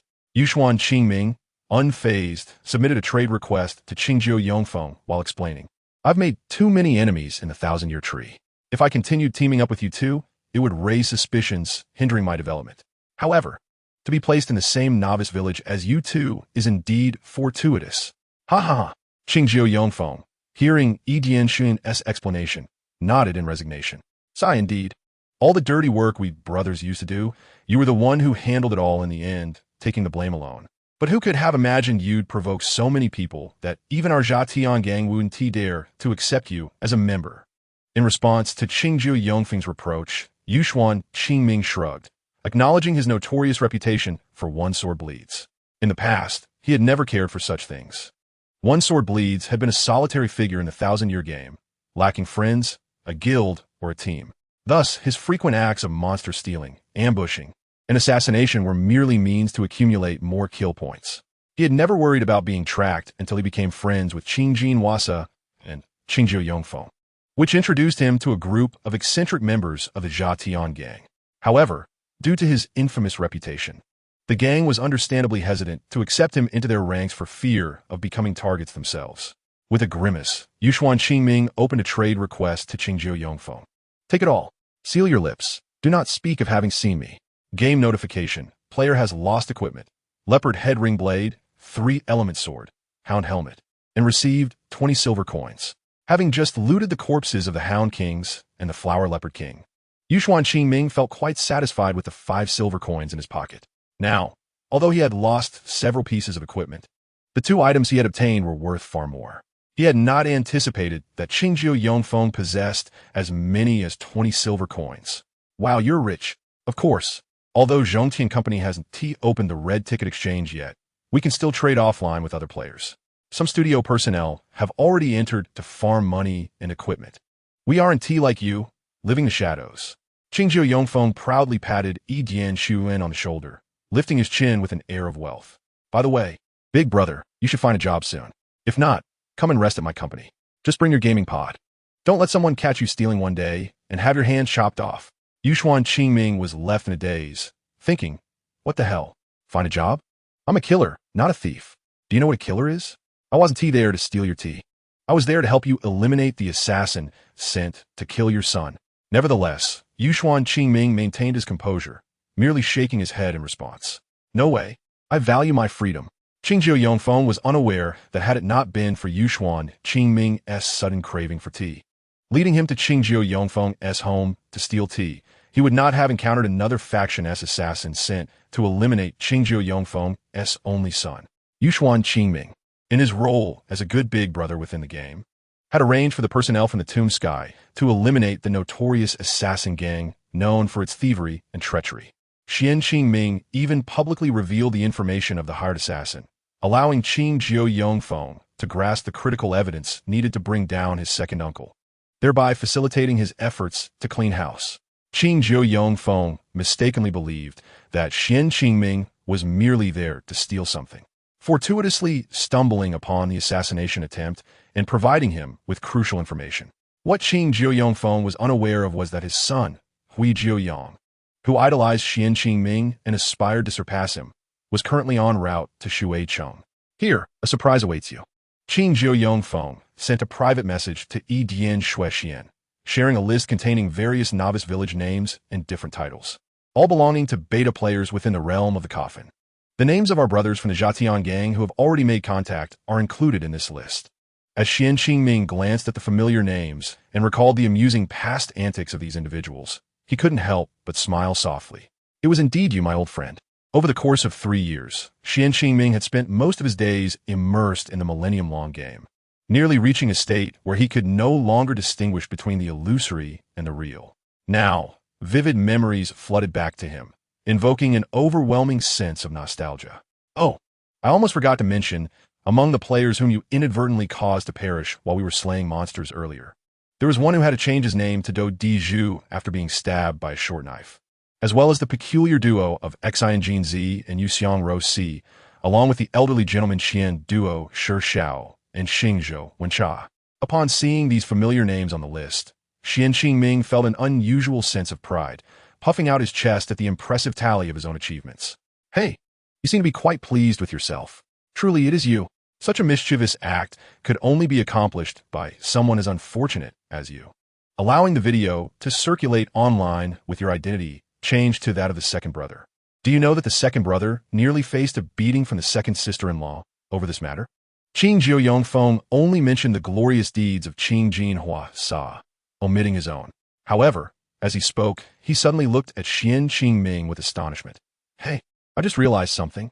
You are not an ordinary thief, are you? You managed to pass through the surveillance of my family's innate realm subordinates so quietly, which you previously explained as your exceptional agility. Qing Jiu Yongfeng shifted his tone. However, altering the video to change your identity to that of the second brother is not something an ordinary person with financial means could accomplish. I have heard that it was the work of one of the top 3 hackers. We have offered money to hire someone, yet no one was willing to take on the task. Xian Qingming suddenly recalled this detail, rubbing his nose in regret for having recognized himself to Qing Jiu Yongfeng. I shall gladly accept this pile of leopard claws and torn leopard hides. Defeating you will leave a record of my kill, and soon, others will become entangled with me. I might as well find a stone to end it all. Having said this, Xian Qingming disregarded Qing Jiu Yongfeng and turned to collect the leopard claws and tattered hides. Damn it, find a stone to die? If you don't want to say it, fine, I'll go to feed the leopards. Goodbye. Qing Jiu Yongfeng was quite clear. If he lingered here too long, it would indeed raise suspicion among others. Xian Qingming was not worried that Qing Jiu Yongfeng and Qing Jin Huasa would betray him, for if they were inclined to do so, they would have done so countless times within the millennium. Xian Qingming cleaned up the battlefield, leaving no trace behind, and without even glancing at the items he had collected, he logged off, deciding to comfort Huang Fuxia later that evening. Given his understanding of Huang Fuxia, she would certainly come to disturb him again tonight. If he were to deliberately ignore her, it was likely that the little girl would actually rip off the lid of his gaming pod. Moreover, having just slain 2 beasts, Xian Qingming's kill points had increased significantly. In fact, had he defeated 3 hellhounds before taking down the Leopard King, the rise in kill points would not have been so dramatic. The brilliance lay in the fact that Xian Qingming had first slain the Leopard King. Not long ago, when he led the Dog Kings near the Leopard King's vicinity, he had hidden himself away, taking advantage of the Leopard King being besieged by the 3 hellhounds, just as the former was on the brink of death. Xian Qingming chose to strike. He swiftly pressed the switch on his belt, unleashing 19 wolves to pursue the rabbit, successfully inflicting 58 points of damage by ignoring any monsters below level 10. After defeating the Leopard King, he continued to hide, seizing the opportunity amidst the chaos created by Qing Jin Huasa and Yuxiang Ro Si battling the 3 hellhounds to sneak up again. However, this maneuver was a double-edged sword. While hiding, he was still caught in the attack of the 3 elements, resulting in a drastic reduction of his health to 56 points. Ultimately, just before Qing Jiu Yongfeng made his move, he expended the last of his 56 health points to unleash all the skills he had mastered upon the 3 hellhounds. Yet this time, his skill, everything becomes a dart, almost faltered due to his dwindling spiritual energy. The 19 wolves pursuing the rabbit only dealt 13 points of damage, nearly failing to eliminate the 3 hellhounds. Had that occurred, Xian Qingming would have suffered a significant loss. Before successfully defeating the 2 beasts, his level had still been 8. thus granting him a total of 20 kill points. A full 20 points. This once-in-a-lifetime opportunity propelled Qian Qingming beyond the innate level, breaking through to the third stage of the Chengwu realm, leaping up 4 stages to reach the 5th stage. When the lid of the gaming pod opened, Qian Qingming gently clenched his fist, revealing a satisfied and triumphant smile. This sense of abundance feels marvelous. Just a few days ago, he was but a step away from this breakthrough. In less than 10 days, Qian Qingming had regained the power he had lost through level capping, achieving the 5th stage of the Chengwu realm, truly and unmistakably. Such a roller coaster of highs and lows leaves one's mindset in turmoil. My heart is quite large. Qian Qingming stretched languidly, preparing to show off next door shortly. Oh dear, if the lovely Xia were to see my current cultivation, would she be so excited that she couldn't sleep? Ha ha ha. As a legitimate 5th stage of the Chengwu realm, just thinking about your reaction brings me joy. The system clicked its tongue disdainfully, lamenting. Youthful ignorance leads one to misjudge the allure of women, mistaking cultivation for treasure. Alas, truly a situation where mud cannot stand against the wall. If it were me, I would have gone to snatch it, before the dog system could finish its sentence. Qian Qingming retorted, shut up. After cursing the kill system, Qian Qingming examined his status. Host, Qian Qingming cultivation, innate stage. 5th stage of Chengwu realm. Initial, constitution, poison resistance, blood of sin, rapid healing, invulnerable to blades and spears. Unique skills. Grand Master sword technique, intermediate assassination. Alas, it appears that perfection is an elusive pursuit. Although Qian Qingming had reached the 5th stage of the Chengwu realm, the sword techniques and ambush skills he had comprehended over the years within the millennium had been erased by the system due to death penalties. Now, relying solely on his cultivation, he would still face disadvantages in battles against Feng Xi and Tsanggo, necessitating more combat and comprehension within the realm of the coffin. Previously, during the millennium, kill points obtained from defeating elite monsters or exceeding levels were tied to experience. Even if Qian Qingming continuously defeated monsters below his level or engaged in exceeding level slaying, the kill points he earned would remain consistent. Some robust monsters even became targets for Qian Qingming's sword training, culminating in his mastery of swordsmanship over these years. However, the conversion of kill points now exhibited a stark disparity within the realm of the coffin. To acquire more kill points, Qian Qingming could only abandon the repetitive monster grinding approach, instead focusing on challenging higher-level monsters while comprehending sword techniques. Indeed, Qian Qingming is utterly oblivious to the blessings he was born into. If he wishes to comprehend and genuinely create his own martial arts, he must first transcend the innate stage and enter the elusive phase of martial enlightenment, ultimately achieving the pinnacle of martial creation.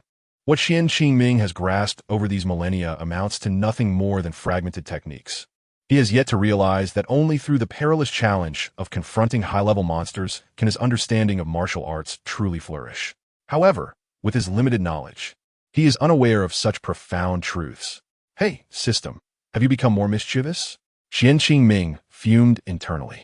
If I recall correctly, I had mastered the master sword technique. And now you present me with this absurdly grand sword technique? Do you think I haven't noticed? As he walked, he berated the killing system, suspecting it was intentionally trying to vex him. By the heavens, host An, this time it truly isn't my doing. Have you forgotten? In Qingyu Town, who did you learn sword techniques from within the coffin realm? At the system's prompt, Qian Qingming suddenly remembered the name Yinda Shuai. Was this coincidence? Qian Qingming felt an overwhelming sense of disbelief, closing his eyes and sharply inhaling. His foot nearly slipped on the stairs, startling Hua Zikuan from the adjacent room. Zikuan, how fortuitous. You're such a rascal. Come with me. Let us go show off next door. Boss, why do you insult me upon meeting? Who is the real rascal here? Hua Zikuan retorted, it's clearly you. I've only learned from your bad example. You are the true rascal. Yet, Qian Qingming did not realize the subtle dangers of his behavior, nor did he foresee that his desire to showcase his prowess to Huang Fuxia would crack open Pandora's box. This reflected a primal instinct in male creatures to display their strength to females, akin to a peacock spreading its feathers or the legendary phoenix seeking its mate. A behavior known as courtship in the natural world. Hua Zikuan pouted at Qian Qingming, a look of feigned grievance on his face. Boss, if you want me to distract Xiaoyan and Lu Feng, just say so. There's no need to be shy. As Huazi Kuan sensed an aura of formidable spiritual energy emanating from Xian Qingming, he exclaimed, "Hey, boss, how many bottles of potions have you consumed? Don't hurt yourself later. I suffered for a whole day." His words abruptly halted as he gazed incredulously at Xian Qingming, unable to resist placing a hand on his shoulder to release a strand of spiritual energy for testing. "Wow, boss, this isn't just the result of potions. This is genuine cultivation." Stunned for a moment, Huazi Kuan marveled, while Xian Qingming reveled in showcasing this miracle, as Huazi Kuan was the first to witness it, relishing the astonishment and admiration directed at him. "Boss, do you feel like your wings have grown strong enough to flaunt before Fengxi now?" However, Huazi Kuan, as a seasoned individual, cautioned, "But, boss, given Fengxi's current condition, you should wait a few days before attempting to heal her." Upon hearing the latter part of his statement, Xian Qingming realized Huazi Kuan had misinterpreted his intentions, flushing with embarrassment. "What are you talking about?" he exclaimed, delivering a light smack to Huazi Kuan's head, who jumped back in surprise. "But boss, Ziqian and I don't have a sister. If we did, she certainly wouldn't be available for outsiders. After all, you are so extraordinary, she wouldn't be at a loss." Upon witnessing Xian Qingming's murderous glare, Huazi Kuan swiftly slid down the banister. "All right, I was wrong, boss. We can't wait any longer. I'll open the door for you. Let us go help you win over Fengxi." Faced with Huazi Kuan's cheeky demeanor, Xian Qingming found himself resigned. This fellow, aside from his online antics, spent the rest of his time thinking with his lower half, a fact Xian Qingming had grown accustomed to. Meanwhile, on the other side, Huang Fuxie gazed at the dinner prepared by Xiaoyan, lacking any appetite.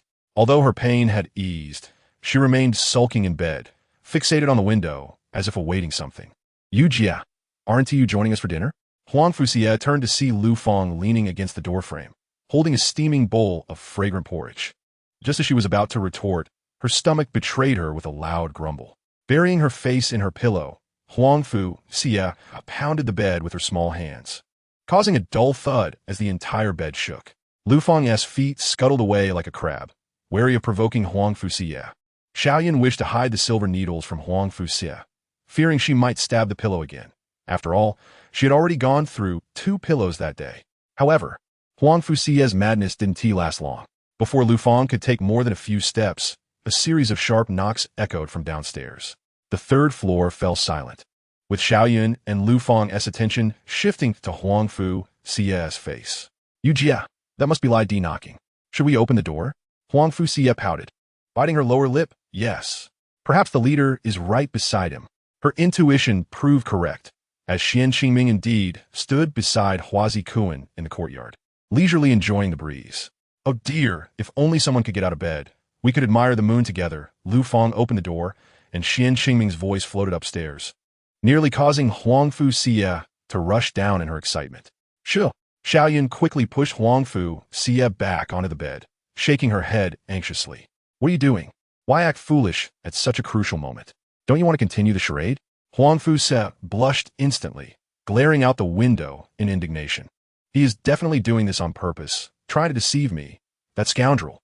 Lowering her voice, she rolled her eyes, her face losing color as she transformed back into her icy demeanor. "Wow, Yu Jia, you are truly remarkable." Xiaoyan was thoroughly impressed by Huang Fuxie's mastery of disguise, giving her a thumbs up. Among the members of the organization, Huang Fuxie was indeed one of the few adept at disguise techniques, even responsible for crafting masks for other members.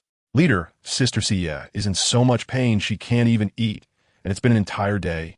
She has practically melded into the bed," Lu Fang stated earnestly, oblivious to Huang Fuxie's earlier antics of peeking at the opposite side. Huazi Kuan's phone had been bombarded with messages from Huang Fuxie, each half-minute inquiry about Xian Qingming's whereabouts, pressing for his attention. Exasperated Huazi Kuan, knowing he couldn't offend the fierce woman capable of swift retribution, finally relayed that Xian Qingming had asked him to prepare dinner and would contact her after an hour. As Xian Qingming exited his room, Huazi Kuan hurriedly conveyed the message to Huang Fuxie, but only after a brief delay did she become impatient. Before Xian Qingming could finish speaking, a loud crash resonated from upstairs, followed by Xiaoyan's slightly awkward voice. "Leader, Yu Jia has awakened. You should come feed her something to eat." She hasn't eaten in days, insisting on waiting for you to give her the first bite. As the laughter of Xiao Yun faded, she hastily covered Huang Fu Xie's mouth with her hand. With a triumphant gesture, Xiao Yun whispered to her, "Do you think he knows nothing? Being straightforward is actually better." Indeed, upon hearing Xiao Yun's voice, Xian Qingming smiled slightly and signaled Lu Fong to accompany him upstairs. I wonder if Xiaoya's ability to chew has returned? In the past, she was in so much pain that she couldn't chew anything. After Xian Qingming spoke, Lu Fong promptly replied, not completely recovered yet. Master, you need to chew it for her.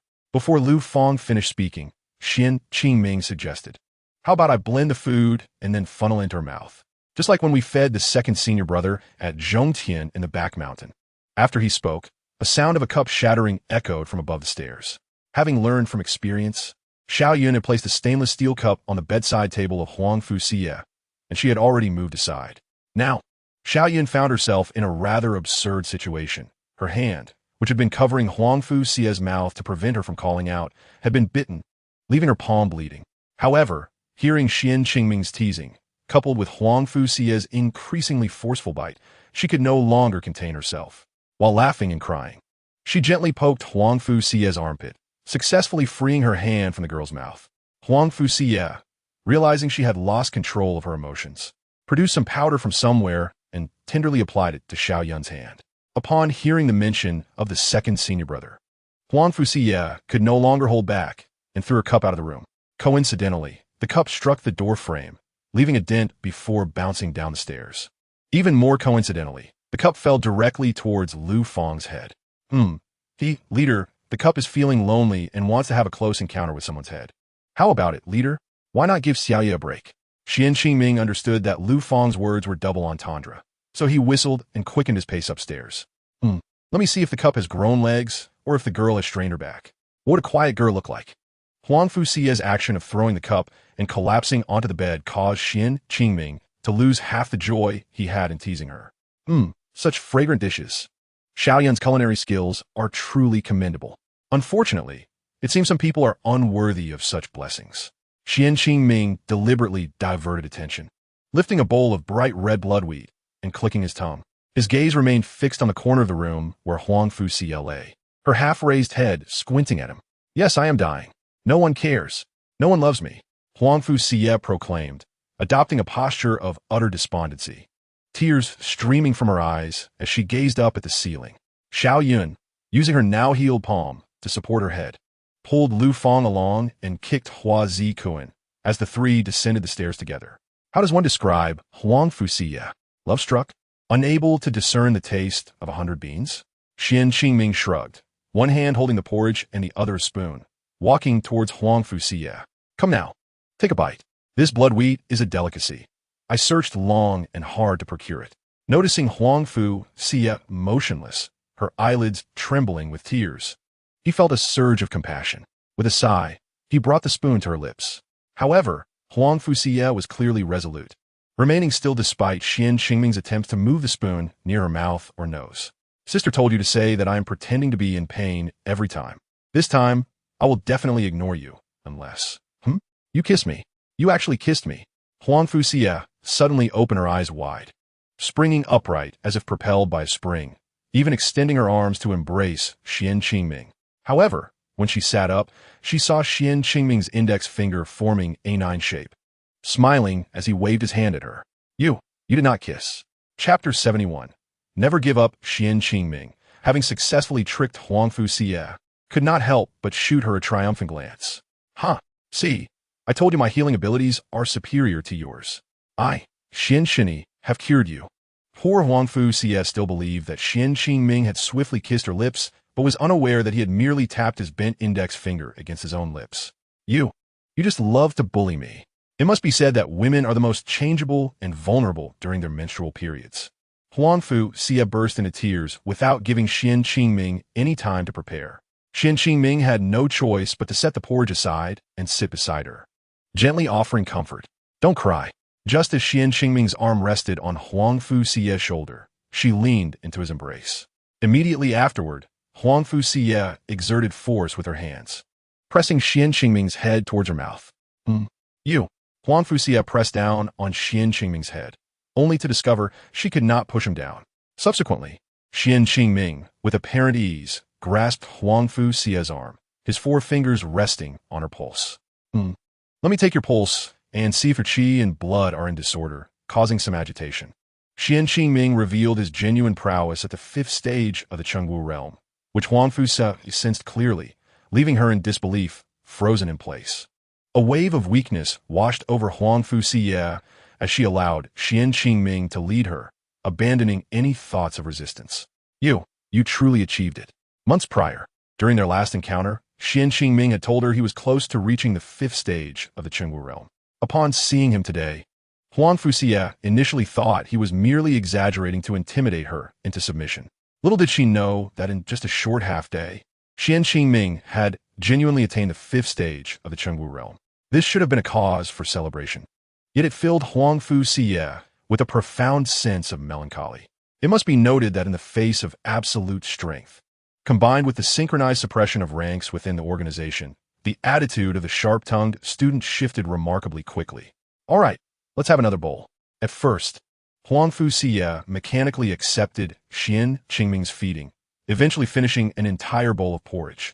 Gradually, interactions between them increased, and she even began to pick and choose what to eat. During this time, Xian Qingming filled Huang Fuxia's bowl twice more, bringing small dishes to the bedside as well. So obedient. Xiaoya, my little darling. You shouldn't go to the western region anymore. The climate there is too cold and unsuitable for your constitution. Xian Qingming's words brightened Huang Fuxia's eyes. Ignoring her facade of weakness, she suddenly leaped onto Xian Qingming, wrapping her arms around him. You can't bear to part with me, can you? Then I'll stay by your side to protect you, all right? Xian Qingming was momentarily taken aback by Huang Fuxia's question, rubbing his nose in thought. For now, just help me deal with the Kangoo. Once my strength surpasses you by 3 levels, I will amend the guard regulations at Zhongtian. It must be noted that although Xian Qingming had reached the 5th stage of the Chengwu realm, he still felt nervous in the presence of Huang Fuxia. To claim he was indifferent to her would be false, as they had long been open with each other. However, Xian Qingming found it difficult to overcome the emotional barrier within himself. He knew he could not refuse Huang Fuxia. Rather than allowing himself to remain shrouded in a veil of uncertainty, he preferred to confront that chasm openly. Let's go. You need to focus on your recovery. You know my training method is unique. Please try not to disturb me during the game. Huang Fuxia lowered her head in silence for a brief moment, but soon nodded without raising it, softly uttering a word of agreement. Oh dear leader, are you still hungry? As soon as they entered the room, Huazi Kuan began to tease Xian Qingming. Earlier, while Xian Qingming was feeding Huang Fuxia, Huazi Kuan had been the target of jesting remarks from both Xiaoyun and Lu Fang. The two women still harbored a slight grudge over the incident when Huazi Kuan had fed a great shark, thus they showered him with extra care. In response to Huazi Kuan's inquiry, Xian Qingming merely shot him a look of exasperation. At this stage of our cultivation, are we still concerned about hunger? Do you know how many assassins Fengxi has slain along the way, just to see me? Do you comprehend how many bounty hunters she has evaded? How could she dare to eat? As Xian Qingming spoke, a wave of heartache washed over him. Yaya has come to see me hidden in the cargo hold of a freight plane. He swiftly scanned the messages from Huang Fuxia, but this did not imply that he overlooked any detail. In fact, he took great care to read the parts where she casually mentioned eliminating certain assassins or escaping from certain pursuits. For behind those simple words lay the dangers Huang Fuxia had faced repeatedly, often teetering on the brink of life and death. Fengxi, I shall not let you down. Meanwhile, after Xian Qingming departed, Xiaoyun and Lu Fang quickly surrounded Huang Fuxia upstairs. Sister Yu, your cultivation level isn't lagging behind. Have you really so easily acquiesced to the leader? Indeed, Sister Yu, it's merely a difference of less than 2 tiers of strength. Haven't you reached the peak of the 3rd tier in martial arts? Xiaoyun and Lu Fang expressed their concern for Huang Fuxia, with an undercurrent of frustration at her perceived complacency. Who said I'm giving up? In the face of their doubts and indignation, Huang Fuxia smiled slightly. Do you two have access to channels for purchasing the leader's gaming pod? I want one for myself. Suddenly, Huang Fuxia licked her lips, her face alight with excitement. Please ask if there is one that can accommodate 2 people, a couple's version. I'll order it no matter the price. If necessary, I can even pay a premium for a custom one. Xiaoyun and Lu Fang exchanged glances. a shiver running down their spines simultaneously.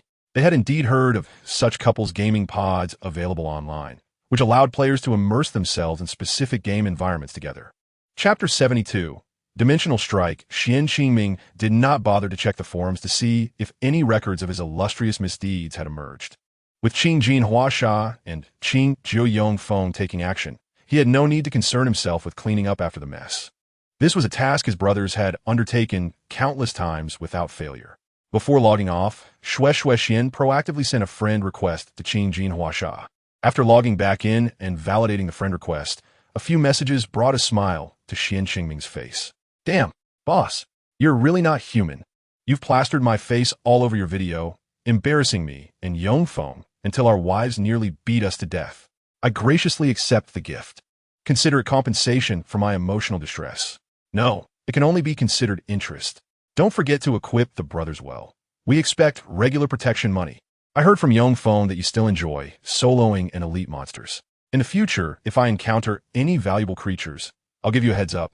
Remember, any unwanted gear should be shared with our brothers in the Zhaotian gang. After reading Qing Jin Huasha's messages, Xian Qingming shook his head with a chuckle.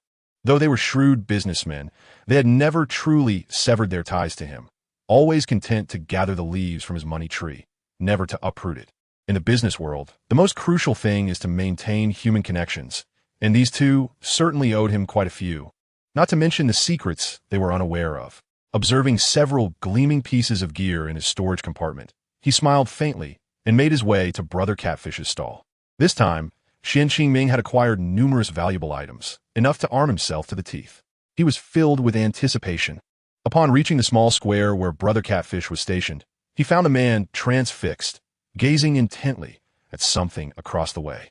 Following Brother Catfish's gaze, Xian Qingming saw a beautiful figure illuminated by the dim light of a nearby building, swaying behind a window as the candlelight flickered.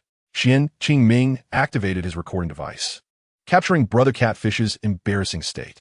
Moments later, as the candlelight within the room faded, darkness enveloped the space. Seeing the figure he longed for vanish, Brother Catfish instinctively leaned forward, only for his chin to slip from his propped hand, crashing onto the table and leaving a trail of drool. Ah, truly, the window conceals a rare beauty, a sight that delights the heart. Her grace and elegance astonish like a celestial being. Brother Catfish shook his head in lament while murmuring, with a slender neck and delicate hands, the room is filled with spring's hues and shadows. TSK, tisk, truly a case of lust clouding reason. Even vulgarity can become poetry. Xian Qingming strategically placed himself before Brother Catfish, startling him. Get lost. Brother Catfish, still lost in the blissful vision, was furious at Xian Qingming's interruption and was about to issue an eviction order. Game prompt. Brother Catfish's affection for the players 3. Hey, don't be so heartless. I have something good to show you. Xian Qingming blocked Brother Catfish's attempt to strike him with a fan and suddenly presented a small screen. Upon seeing it, Brother Catfish's eyes widened in astonishment. The small screen displayed the footage of Chun the blacksmith's wife changing clothes in the candlelight. Hey, don't turn it off. After just 5 seconds, Xian Qingming switched off the video. As the small screen disappeared from Xian Qingming's grasp, Brother Catfish immediately clung to his arm, eyes filled with anticipation, refusing to let go. Quickly tell me, how did you acquire the Tuo stone? Brother Catfish began, but then frowned. Wait, this isn't the Tuo stone. It's far superior, capable of reproducing images. Xian Qingming merely smiled, utilizing the game's features to deliver a striking blow. He squinted at Brother Catfish, adopting a posture that seemed to implore him to plead. Brother, just let me see it for a moment. Oh, no, 100 times. From now on, you're my brother. I'll make amends. Brother Catfish clasped his hands tightly, pouting, gazing at Xian Qingming with fervor. Recognizing Brother Catfish's earnestness, Xian Qingming knew he couldn't bully him too much, so he showcased the video once more. From now on, every time I come here, if I'm not in a hurry, I'll let you watch for a quarter of an hour. Upon hearing this, Brother Catfish's eyes sparkled with excitement. All right, from now on, you'll be exempt from the appraisal fees for ordinary items. Game notification. Brother Catfish's affection for the player is now 50. Appraisal fees for items below silver grade will be free. In the game, players can not only record videos, but also share their recorded footage with nearby players, the coverage extending beyond the small square of Qingyu Town. Each time Xian Qingming visited Qingyu Town for task exchanges, he could indeed play his recorded videos for Brother Catfish to enjoy. At this moment, Xian Qingming was unaware that his proactive gesture of goodwill toward Brother Catfish would save him a considerable sum of gold in the future. Now, let us get down to business. Wipe the table clean and appraise these items for me. Xian Qingming placed several pieces of equipment, glimmering with a faint sheen, before the Catfish brother, gazing at him with eager anticipation. Upon hearing this, Catfish brother produced a cloth from seemingly nowhere, swiftly wiping the tabletop clean before accepting the equipment from Xian Qingming. Quick, show me. A flash of white light ensued, and Xian Qingming immediately wore a satisfied smile, seizing the opportunity to inspect his new gear while Catfish brother was engrossed in a video. Chapter 73. Ask more when there's nothing to do. Game notification. Howling Ring and Flower Arm Guards have been identified. Howling Ring, silver-grade equipment. Only by gathering the teeth of 3 dog kings can the ring regain its true form. Inflicts rabies virus damage, with a 10 chance to poison the target of the wearer's attack, dealing 5 poison damage per second. Spirit Power, 20 life, 30 required level, 10. Flower Arm Guards, silver-grade equipment. Defense, 20, casting speed, 5, with a 10 chance to acquire extra coins for monsters. Required level, 9. Upon seeing the attributes of the 2 pieces of equipment, Xian Qingming could not suppress a smile. To be honest, he felt a pang of reluctance when he handed the 3-element sword and the Hellhound helmet to Qing Jiu Yongfeng. However, upon learning that these 2 brothers had faced such dreadful outcomes at the hands of their wives in reality, coupled with the presence of several thousand-year-old comrades following these 2 drunken fools, he impulsively decided to part with the 3-element sword as well. Hey, you rascal. You're the second person I've seen in Qingyu Town who frequently steps in dog excrement, Catfish brother remarked, holding Xian Qingming's shared small screen with both hands. His face serious as he watched the video, emitting sounds of excitement. Xian Qingming, distracted by the attributes of the equipment in his hands, initially assumed that the lucky ones Catfish brother mentioned were Qing Jiu Yongfeng and Qing Jin Huasa. He believed that only he, due to his peak luck, could acquire such powerful gear. As Catfish brother spoke without lifting his head, offering only a lecherous grin and a slightly bowed head, Xian Qingming lost interest in continuing the conversation. Thus, he inquired, "Brother you, do you have any suitable tasks for me at the moment?" "No. Wait until you reach level 10 and come find me. I'll give you a surprise."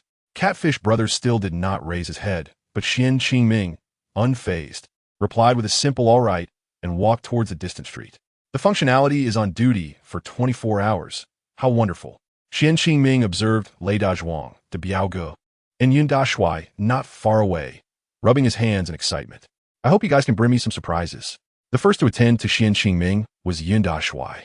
After all, in reality, Xian Qingming had mastered a sword technique called Dashuai sword technique, and he held a particular fondness for Yun Dashuai. Xian Qingming deliberately performed a sword flourish before Yun Dashuai, smiling as he said, "What a coincidence. I just happened to pass by to greet you." "Hey, you really aren't in a rush. The stone slabs at the riverbed have been pried away. Be careful not to become the sword god." Although Yun Dashuai was pleased by the arrival of Yi Jian Shuexian, he was also anxious for his swordsmanship path. "Ah, you know about that. But it seems I am your most prized disciple, right? Did the one who pried away the stone slabs receive a task from the swordmaster?" Yun Dashuai looked at Yi Jian Shuexian with a sense of disappointment, saying, "You know you're my favorite disciple. But you must not let your swordsmanship fall too far behind others. The person who received the task was not from the swordmaster, but you only have this one chance to fail. Quite a few promising students have come to me seeking to learn. You must work harder." Hearing Yun Dashuai's words, Xian Qingming finally breathed a sigh of relief. Today is Saturday, and in 2 days, he will be able to pry the stone slabs again. Everything is still timely. Xian Qingming thought, what does it matter? If I can't become the sword god, then I shall be the god of debauchery. However, he added, but your sword, compared to my other disciples, does seem a bit shabby. Yun Dashuai shook his head as he gazed at the sharp renowned sword in Xian Qingming's hand. Just now, someone wielded a sword capable of activating 3 types of spirit elements. It made even me feel envious. Upon hearing Yun Dashuai's words, Xian Qingming's eyes sparkled. Indeed, what must I do to acquire an even better sword? How can I not disgrace the title of your chief disciple, Yun Dashuai? Yun Dashuai stroked his face, clearly suppressing a smug grin. Game notification. Does the player accept the bronze grade task? Wolf Head Sword? This task is unique. The player has only one chance to complete it, and the reward is the opportunity to craft a wolf head sword. Upon hearing the task's explanation, Xian Qingming fell into silence. Only when he heard the second task notification did he furrow his brow and accept the task. I have now gained the friendship of the Wolf Clan. If I truly kill the Wolf King, this friendship will be completely obliterated. I can only take it one step at a time. Game hint. Player has accepted the Wolf Head Sword task. Completion. Copper Iron or 020, Wolf King's Skull, 01. Xian Qingming pondered whether he might resurrect the Wolf King using the mysterious Soul Stone after slaying him. But all of this remained uncertain until he discussed matters with the Wolf King. Moreover, the task of avenging the Wolf King had not yet been submitted. He was unaware of the reward and absolutely could not betray the Wolf King beforehand. After bidding farewell to Yin Da Shui, Xian Qingming circumvented Lei Dazhuang and approached to Biao Ge for a chat. As for Lei Dazhuang, Xian Qingming felt a twinge of annoyance at the sight of him. In this day and age, task rewards should not be delayed for players. What a lack of ethics. I'll play with you later. However, as Xian Qingming had anticipated, aside from the already accepted Assassin Guild Air task chain, the Biao Ge did not proactively offer any new tasks. But Xian Qingming was not one to give up easily. He proactively inquired of the Biao Ge, "Good friend, is there any way to create a more powerful hidden weapon? The flying daggers I currently purchase deal insufficient damage. It would be best to procure poison weapons." The notion of poison had been inspired by the howling ring he possessed, which dealt toxin damage, but it would greatly reduce the difficulty of monster slaying. You're quite anxious, aren't you? Well, there are some walking, man-eating flowers on the desolate northern cliffs. Their gastric fluid contains potent toxins, but be careful not to recklessly enter there before level 10. Chapter 74. This game can also be archaeology game notification. Does the player accept the black iron grade task, the Feast of Man-Eating Flowers? Task reward, 5 silver coins. 1 poisoning technique manual. I accept. This time, the Biao Ge was indeed generous. The poisoning technique manual is far more valuable than any weapon with poison attacks, worth its weight in gold. Game notification, task completion for the Feast of Man-Eating Flowers. Man-Eating Flowers Poison, 020. This task has been activated early by the player, Yidian Shuexian. Recommended strategy level, 12. Xian Qingming glanced at the lightly tinted task description, revealing a hint of a smile. Cross-level early strategies are truly exciting. They signify the potential for acquiring a significant number of kill points. Hey, good evening, my friend. Facing the enthusiastic Lei Dazhuang, Xian Qingming deliberately fixated his gaze on the pair of leather gloves adorned with studs on his hands, mockingly saying, "My brother Zhuang, those gloves are quite splendid. I wonder how long it took to craft them." Lei Dazhuang, aware of Yidian Shuexian's implication, felt a bit embarrassed by the remark, instinctively rubbing his nose. Acquiring this pair of gloves is not entirely impossible.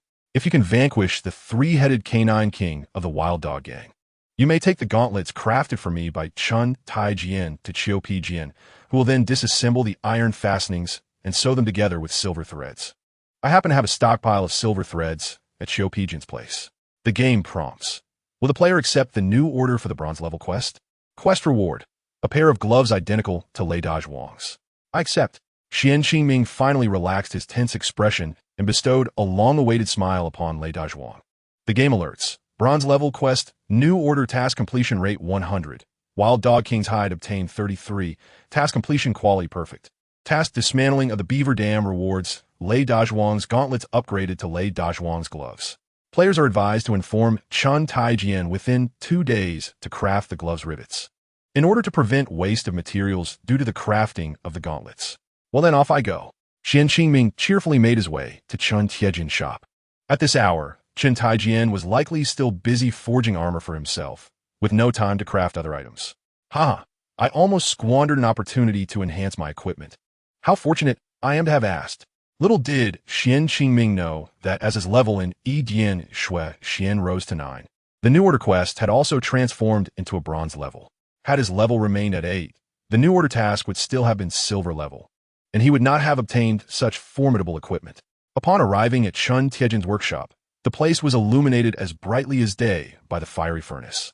The chilly night breeze did not seem to affect Chun Taijian, who still donned a thick gray leather vest, likely crafted for him by Qiu Pijian. Upon learning that the order for Lei Dazhuang's gauntlets needed to be altered to special rivets, Chen Taijian expressed surprise. "Huh, it's rare for Lei Dazhuang to be so generous. It seems you will clear out the little stock I have left here." With that, Chen Taijian produced several pieces of unknown metal from somewhere and casually waved his hand, revealing another forging area where a small furnace ignited. This Zhongtian company truly is innovative. Xian Qingming mused, contemplating whether Chen Taijian could manage crafting both the armor and these rivets simultaneously without compromising the quality of the equipment. Chen Taijian, oblivious to Xian Qingming's concerns, waved dismissively. "Well, in 3 days, when you come to collect the armor, you will receive the rivets as well." After bidding farewell to Chen Taijian, Xian Qingming hurriedly made his way towards the wolf den, his mind heavy with thoughts. Along the way, he collected copper and iron ores, even managing to extract a dozen more. Based on his years of gaming experience, such materials for crafting equipment should be abundant, as demonstrated by the previous task involving the wolf-headed sword. Upon reaching the wolf den, the Wolf King and his mate greeted him with 3 adult new wolves and 9 huskies. This scene further convinced Xian Qingming that if the Wolf King and Queen were willing, they could restore the entire wolf clan within a single night. "Greetings, dear friend. You have fulfilled my request. Thank you for safeguarding the continuation of the entire wolf clan." The Wolf King spoke softly. "In the future, no matter where you go, the wolf clan shall remain your most loyal companions. Yijian Shuexian." The game prompts. Golden level quest for revenge on behalf of the Wolf King completed. Quality of completion perfect. Player receives Wolf Ring X1, Wolf King Skull X1, and 20 silver coins. Heaven knows if all these silver coins were looted from players after the Wolf King vanquished them. Nevertheless, Xian Qingming's attention was solely fixated on the golden glowing wolf ring, and he couldn't help but stifle a laugh at the sight of the Wolf King's skull, though more amusement bubbled within him. This, surprisingly, was achieved without effort, avoiding a fierce battle and the collapse of trust. What a double blessing. The Wolf King stepped forward and nudged his head against Xian Qingming's hand, prompting him to instinctively stroke the back of the Wolf King's head. This time, the she-wolf did not show discontent, but similarly nudged Xian Qingming's other hand. The wolf couple's friendly gestures made Xian Qingming ponder the possibility of adopting a few Alaskan huskies, though he quickly dismissed the idea, realizing he lacked the time to walk them. The game notification. The wolf clan's affection for player Yijian Shuexian has risen to 100. Henceforth, player Yijian Shuexian can summon the wolf clan to fight alongside him. Subsequently, Xian Qingming acquired a new skill, Summon Wild Wolf, costing 30 spirit power, with a gathering duration of 5 seconds and a cooldown of 5 minutes. Xian Qingming exclaimed, "Goodness, this is ridiculously dark. Are you playing a game of archaeology, Zhongtian Company? I am certainly not a druid." After bidding farewell to the Wolf King and Queen, Xian Qingming attempted to summon a wild wolf. A pale gray light flickered, and indeed, a wild wolf appeared beside him. Chapter 75, Better Than None. Wild Wolf summoned by Yijian Shuexian. 1. Attack 10, Defense 5, Health 50, Spirit Power 20. Currently without skills. Xian Qingming rubbed his nose. So this wild wolf's level can increase with skill level? He promptly dismissed the thought of enhancing this skill. After all, his aim was to hone his martial abilities and physical capabilities through the simulation in the gaming pod while earning kill points. If he relied on the wild wolf to defeat monsters, all the efforts he had previously made with Hua Ziquan would be in vain. Xian Qingming resolved not to employ the summoned wild wolf for combat or to lure enemies. Hua Ziquan had once risked exposure to Zhongtian Company's engineers and network agents to successfully crack the gaming pod, elevating the pain feedback to 70, while others could only reach a maximum of 25. No, having it is better than not. It can serve as decoration for now. Otherwise, this unique gaming pod would lose its significance. Ziquan had cracked it for me twice. Xian Qingming unapologetically swatted away Brother Catfish's hand, which was propped on his chin, and without waiting for a reaction, offered a small video. Observing Brother Catfish's shifting expressions, Xian Qingming was at a loss for words. "All right, let us see that equipment. I have other matters to attend to." Xian Qingming was right. It seemed he had been busy accepting and completing quests all day. The playback restrictions on the small screen were quite lenient. As long as Xian Qingming did not leave Qingyu Town or enter other scenes, Brother Catfish's video would remain. Thus, Brother Catfish eagerly waved at the wolf ring, and gestured for Xian Qingming to leave. Go tend to your business. This ring is quite good. Don't sell it easily. It may prove useful in the future. Xian Qingming heeded Brother Catfish's advice, ensuring he did not overlook an important task ahead. Wolf Ring, silver-level equipment. Increases attack speed by 5, enables the wearer to recover more swiftly from attacks, reducing recovery time by 5, increases minimum damage value by 2. Level requirement for wearing is 10. Xian Qingming gazed at the attributes of the Wolf Ring, silently marveling at its excellence. At that moment, he longed to reach level 10 immediately to equip himself to the fullest. A symbol of friendship bestowed upon player Yijian Shuexian by the Wolf King of Qingyu Town. Special attributes unknown. A line of faint silver text floated at the bottom of the Wolf Ring's description and coupled with Brother Catfish's reminder. Xian Qingming began to regard this equipment with heightened significance. After parting ways with Brother Catfish, Xian Qingming arrived at Chen Tiejian's stall, where Chen Taijian was still diligently tending to the flames before him. Although aware that Chen Tiejian's steadfastness was tied to his 24-hour continuous service, Xian Qingming nonetheless felt a twinge of embarrassment at the blacksmith's diligent efforts. Xian Qingming truly doubted that, even without the players from Qingyu Town, Chen Taijian could find a moment's respite amidst the company of others. With the numerous tasks he had undertaken, regardless of the rewards from each, Xian Qingming always sought out Chen Taijian for crafting, undoubtedly overburdening the bearded man. Chen Taijian remarked, "At least you have a conscience." The planner noted, "It seems I must revise the settings to allow old Chen a respite, enabling you to claim your task rewards more swiftly." Game notification. The bronze-level Task Wolf Head Sword has been completed with perfect quality. Chen Tiejian's favorability towards the player has increased by 10, granting the player a 40 discount on repairs and purchases from Chen Taijian, who will use the stockpiles of Yin Dashuai to forge a sharp sword for the player.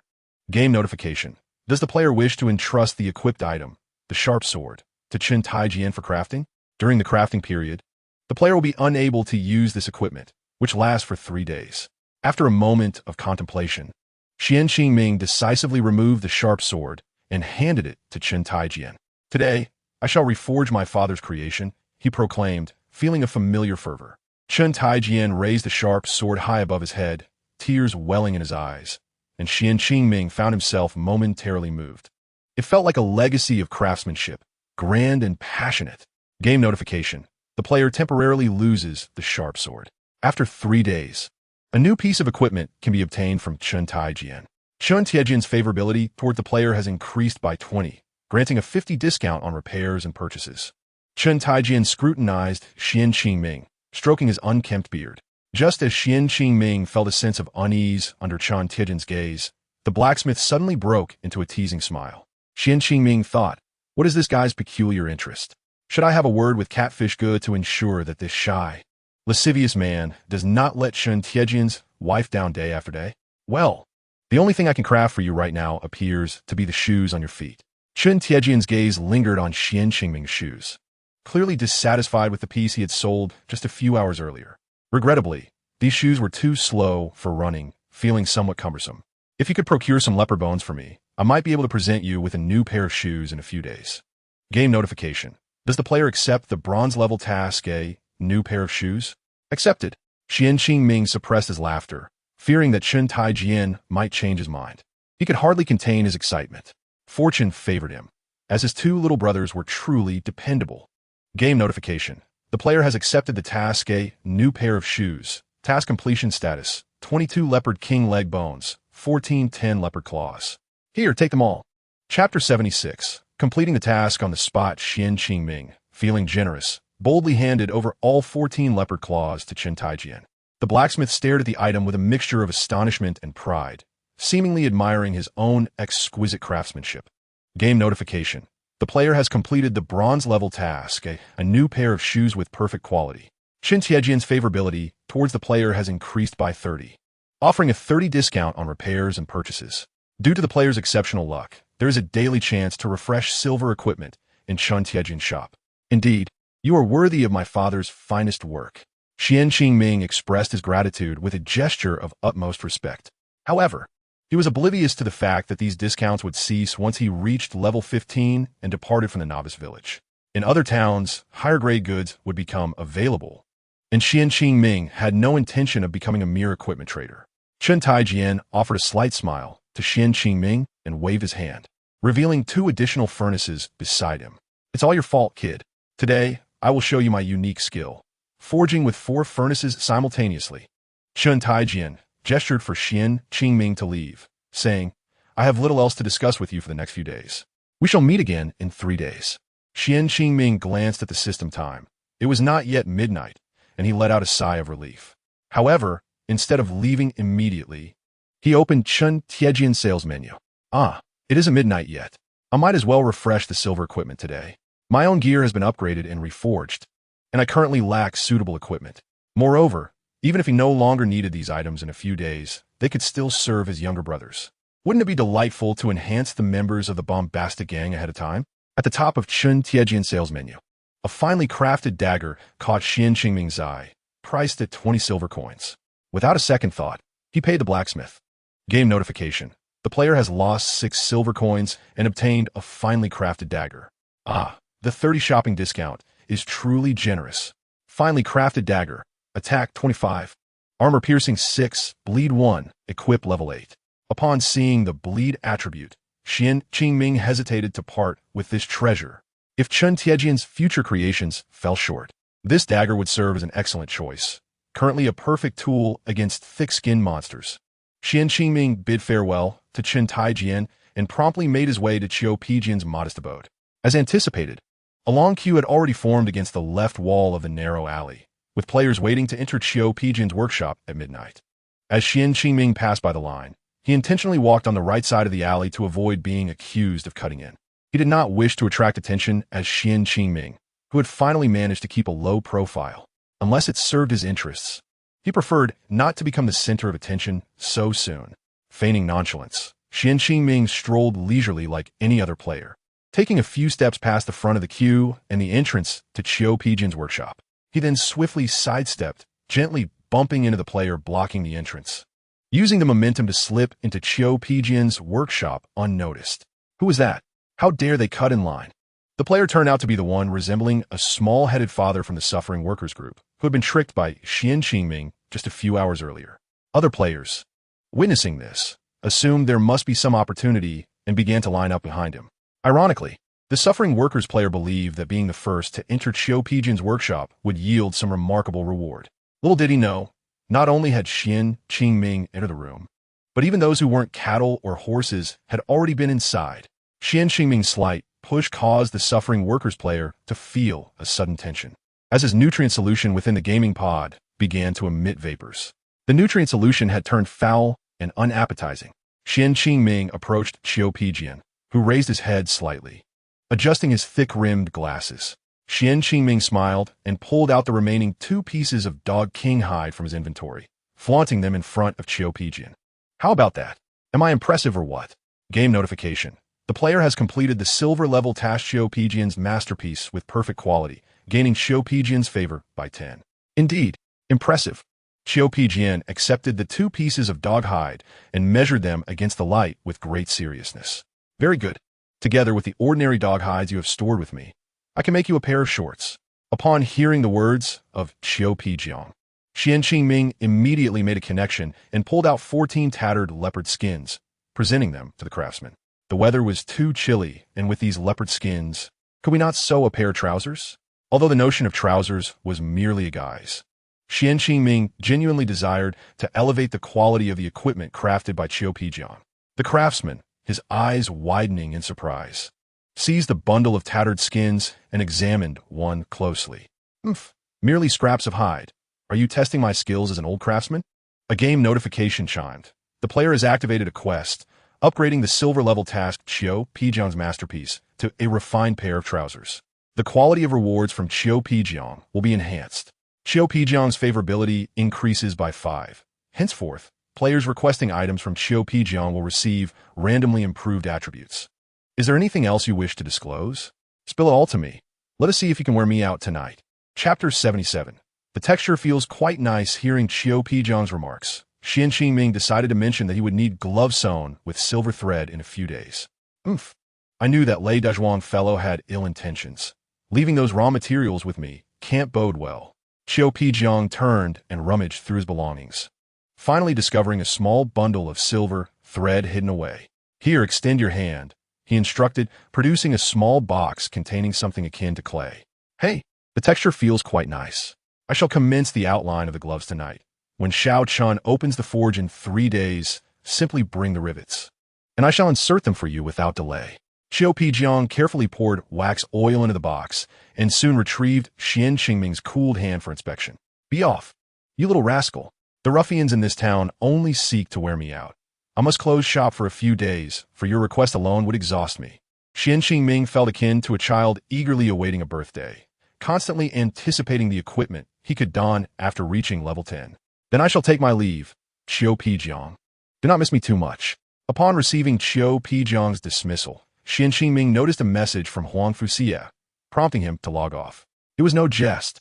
With merely 10 minutes until midnight, the players outside were lining up, believing victory was within their grasp. Xian Qingming understood that if he ventured outside now, he would not only expose his blood and skin, but also inadvertently reveal the delayed opening of the craftsman's shop, which would surely lead to unwelcome scrutiny. At the moment Xian Qingming logged off, a temporary announcement resonated throughout Qingyu town. Due to unforeseen circumstances, the opening of Qiu Pijiang's shop has been postponed by 3 days. We kindly ask all players to take note. Zhuan and Shichu. This cursed game. How can it treat people this way? Hey brother, did you see that? Was it because that person bumped into me that they lagged? To his surprise, standing beside Zhuan and Shichu was Wu Shangbu Fu, resembling a large-headed son. Another player whom Xian Qingming had inadvertently led to their demise. Although players could alter their appearances within the game, for some reason, changes in appearance outside the game could not diverge more than 20% from their original form. Thus, it became evident how distinct Wu Shangbu Fu and Zhuan and Shichu appeared in reality. Perhaps upon encountering this 20% barrier, they simply abandoned any modifications to their heads. Wu Shangbu Fu cast a disdainful glance at Zhuan and Shichu, his expression one of revulsion, before turning away and striding into the alley. Curse it! Why must I be stuck with such an old lantern tonight? How could I have trusted this fellow's wickedness? Sighed Wu Shangbu Fu. As he finished speaking, the other players scattered like birds. They mimicked Wu Shangbu Fu, venting their frustrations upon Zhuan and Shichu. Alas, I must admit, this fellow indeed has a flat head. Indeed, you are absolutely right. A flat head truly hampers one's abilities. Each player cast a silent glance at Zhuan and Shichu, as if they were all internally lamenting having been deceived by him. You all chose to queue behind me. Now you dare to blame me? Zhuan and Shichu fumed, nearly leaping into the air in anger. However, his voice was abruptly cut short as he opted to log off. In his gaming pod, a surge of heat erupted as he leapt, akin to a rocket ignited. After logging off, Xian Qingming did not immediately open the gaming pod, but instead accessed the system store within his mind. The items available for purchase were not as plentiful as he had anticipated. Only 2 products were displayed: an effective scar removal ointment and a universal bottle opener. Effective scar removal ointment function enables rapid healing of any ordinary wound. Price: 2,000 kill points per box. Side effects: to be explored by the user. Universal bottle opener function, capable of opening any item within 20 times the user's destructive power. Price: 2,500 kill points per unit. Side effects: to be explored by the user. Is it truly this simple? I currently possess over 200,000 kill points. Yet the items for sale are not only limited, but also seem rather inconsequential. Gazing at the descriptions of the 2 items, Xian Qingming felt an unsettling sense of being manipulated by the system. Moreover, why had he accumulated such a wealth of kill points? It could only see 2 products totaling less than 5,000 kill points. Xian Qingming had now amassed 256 kill points. Logically, he should have access to all items priced below 2 kill points, yet only 2 items were displayed. This was indeed nonsensical. Upon hearing Xian Qingming's thoughts, the kill system reluctantly replied, "Yes, I understand. It's primarily because my inventory is not yet prepared. Who knew you would suddenly gain so many kill points today?" Xian Qingming squinted. So, you are admitting that you are an unreliable system? The kill system froze in shock, quickly trying to appease him. Oh, great host. It appears that ordinary junk can no longer satisfy you. I shall update the system forthwith. Furthermore, I have earned 20 kill points. If calculated according to the timing mechanism of cultivation, That equates to 20 minutes. However, now that I have broken through to the innate level, how should my cultivation be calculated? Chapter 78. Martial Arts Techniques. Dear host, the reason you were previously able to calculate cultivation time at a rate of 1 kill point per minute was due to having reached the innate level. Once you transcended to the innate level, the exchange ratio of kill points to cultivation time is automatically adjusted by the system based on your comprehension of the spiritual energy of heaven and earth and your martial arts prowess. Xian Qingming narrowed his eyes, refusing to follow the logic of the kill system, and coldly remarked, "So, you are once again siphoning off my kill points?" "Not at all. I wouldn't dare. I swear by the heavens." The system insisted, "By the heavens, I assure you, everything I say is true. This is all for your benefit. Even if your cultivation does not experience a sudden and explosive growth, the kill points you accumulate will serve as a foundation, solidifying your inner strength and fostering your understanding of martial arts and the way of heaven." Xian Qingming continued to squint. "Understood. It is akin to a game where kill points transform into elixirs that expand health and mana limits." Wow, the master is indeed a remarkably perceptive genius. The slaughter system spoke in a fawning tone. "Honestly, who would have guessed that you, young lad, possess such fortuitous luck? I anticipated it would take you at least a year and a half, if not longer, to accumulate these 20-odd slaughter points." Xian Qingming did not dwell on the slaughter system's explanation, for he was well aware of the underlying principles. If one's cultivation advanced too swiftly without a corresponding comprehension of martial arts, it would undoubtedly lead to a collapse akin to a deteriorating edifice. However, he felt somewhat disgruntled by the efficiency of his cultivation's ascent. 20 slaughter points, by previous standards, should represent at least a decade of his diligent practice. If that were the case, Xian Qingming would have soared to great heights. He found it hard to believe that, with his insight, he could not reach the 5th stage of the Chengwu realm in 10 years. Such a sluggish pace of advancement paled in comparison to his training with the Tunshinju. "I solemnly warn you once more, go update my profile immediately. If the exchange rate remains as meager as it is now, I shall abandon this game and focus solely on my cultivation." He mused, considering that even the time spent in the game, slaying a mere monster, would not take less than a minute. Not to mention the time consumed in traveling, completing quests, embarking on expeditions, and conversing. After all, although his luck value in the game had reached a staggering 10, it did not guarantee that he could always execute perfect cross-level kills against elite monsters. If playing this game does not yield faster cultivation than training, why should he confine himself in this gaming pod, languishing like a specimen in formalin? Disinterested in the slaughter system's clumsy justifications, Xian Qingming opened his eyes to check the message left by Huang Fuxia. "Huang Fuxia, Fengxi dear, that fool Kangoo has actually followed me to Water City. To my surprise, he seems to have grown clever, understanding the principle of killing 2 birds with 1 stone. Huang Fuxia, Fengxi, but does he underestimate my strength? I am, after all, at the pinnacle of the 3rd stage of the Chengwu realm. Huang Fuxia, Fengxi. I wonder which of my dubious acquaintances informed him of my recent period of weakness. Alas, for your sake, I shall risk my life tonight." Upon reading Huang Fuxia's message, Xian Qingming's eyes widened in shock. What? Kang actually followed. But what about Huang Fuxia's current condition? "Bad Masterine, I'm going to update now. Alas, we shall not meet for at least 10 hours, so do not miss me too much. I miss you, for heaven's sake. Wait a moment."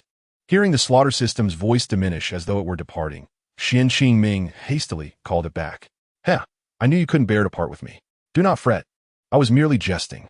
I will expedite the update, striving to complete it within 10 hours. Dog system, make sure to update properly and do not skimp on the rewards. Oh, and by the way, do not divert the topic. Tell me, do you have any martial arts available for exchange in your store?"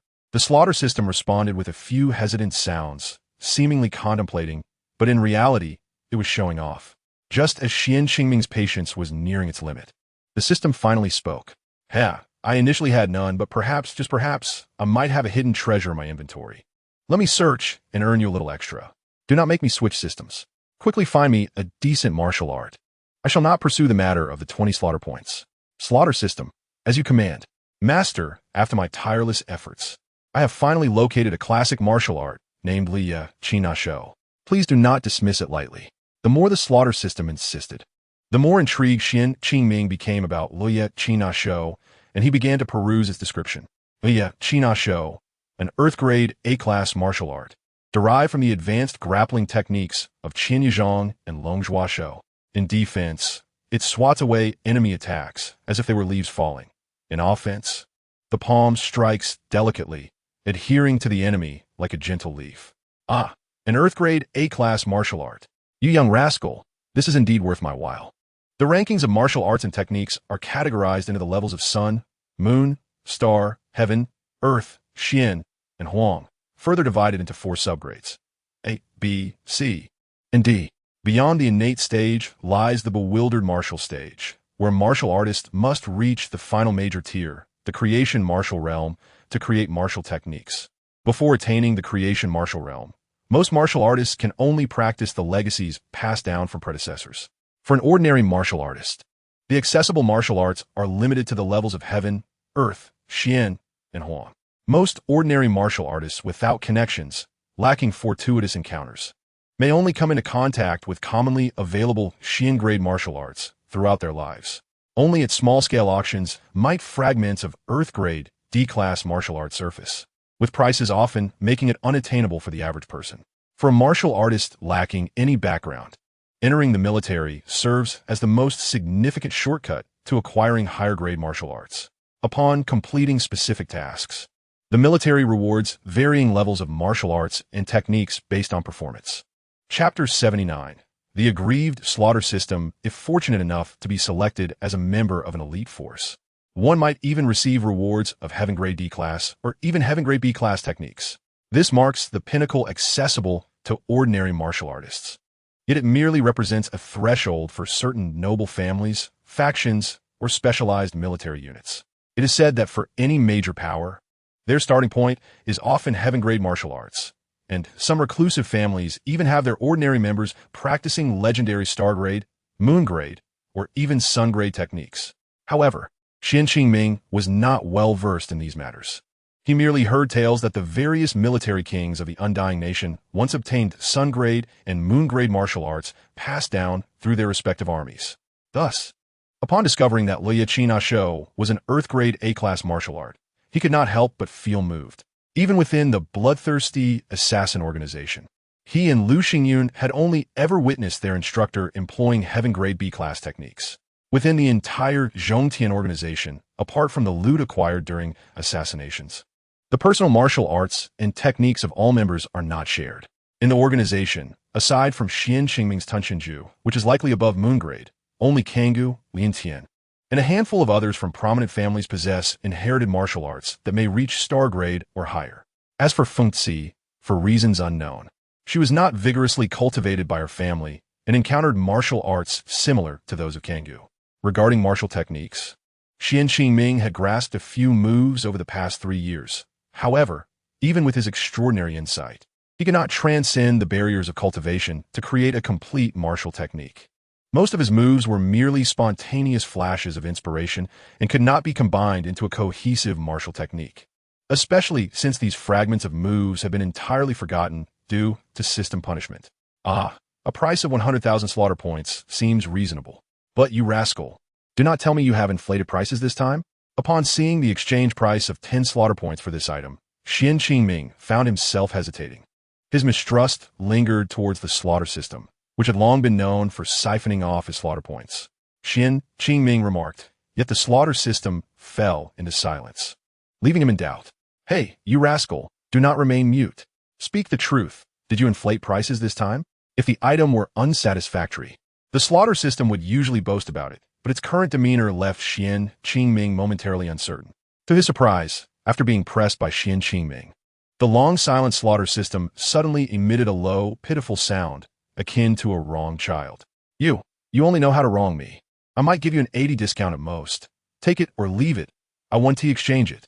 The system prompts. The host has acquired the Earth-level A-class martial skill, Falling Leaves Capture Hand, and the exchange has been successful, leaving 126,756 slaughter points after the settlement. Qian Qingming casually waved his hand, exchanging Falling Leaves Capture Hand, 2 boxes of potent scar removal cream, and a universal bottle opener. It would be a jest to disregard the goodwill shown by the slaughter system. Qian Qingming certainly could not dismiss its intentions. Moreover, over the years, The interaction between Xian Qingming and the slaughter system had not been particularly healthy, as he often ignored it, even refraining from playful banter. It was no wonder that the slaughter system had developed a mischievous disposition, often finding amusement in mocking Xian Qingming. In truth, the slaughter system's antics were akin to a child seeking parental attention, and over the years, Xian Qingming had indeed neglected it. This time, Xian Qingming decided to grant the slaughter system an opportunity to rebuild their mutual trust. After all, even the system deserves some affection at times.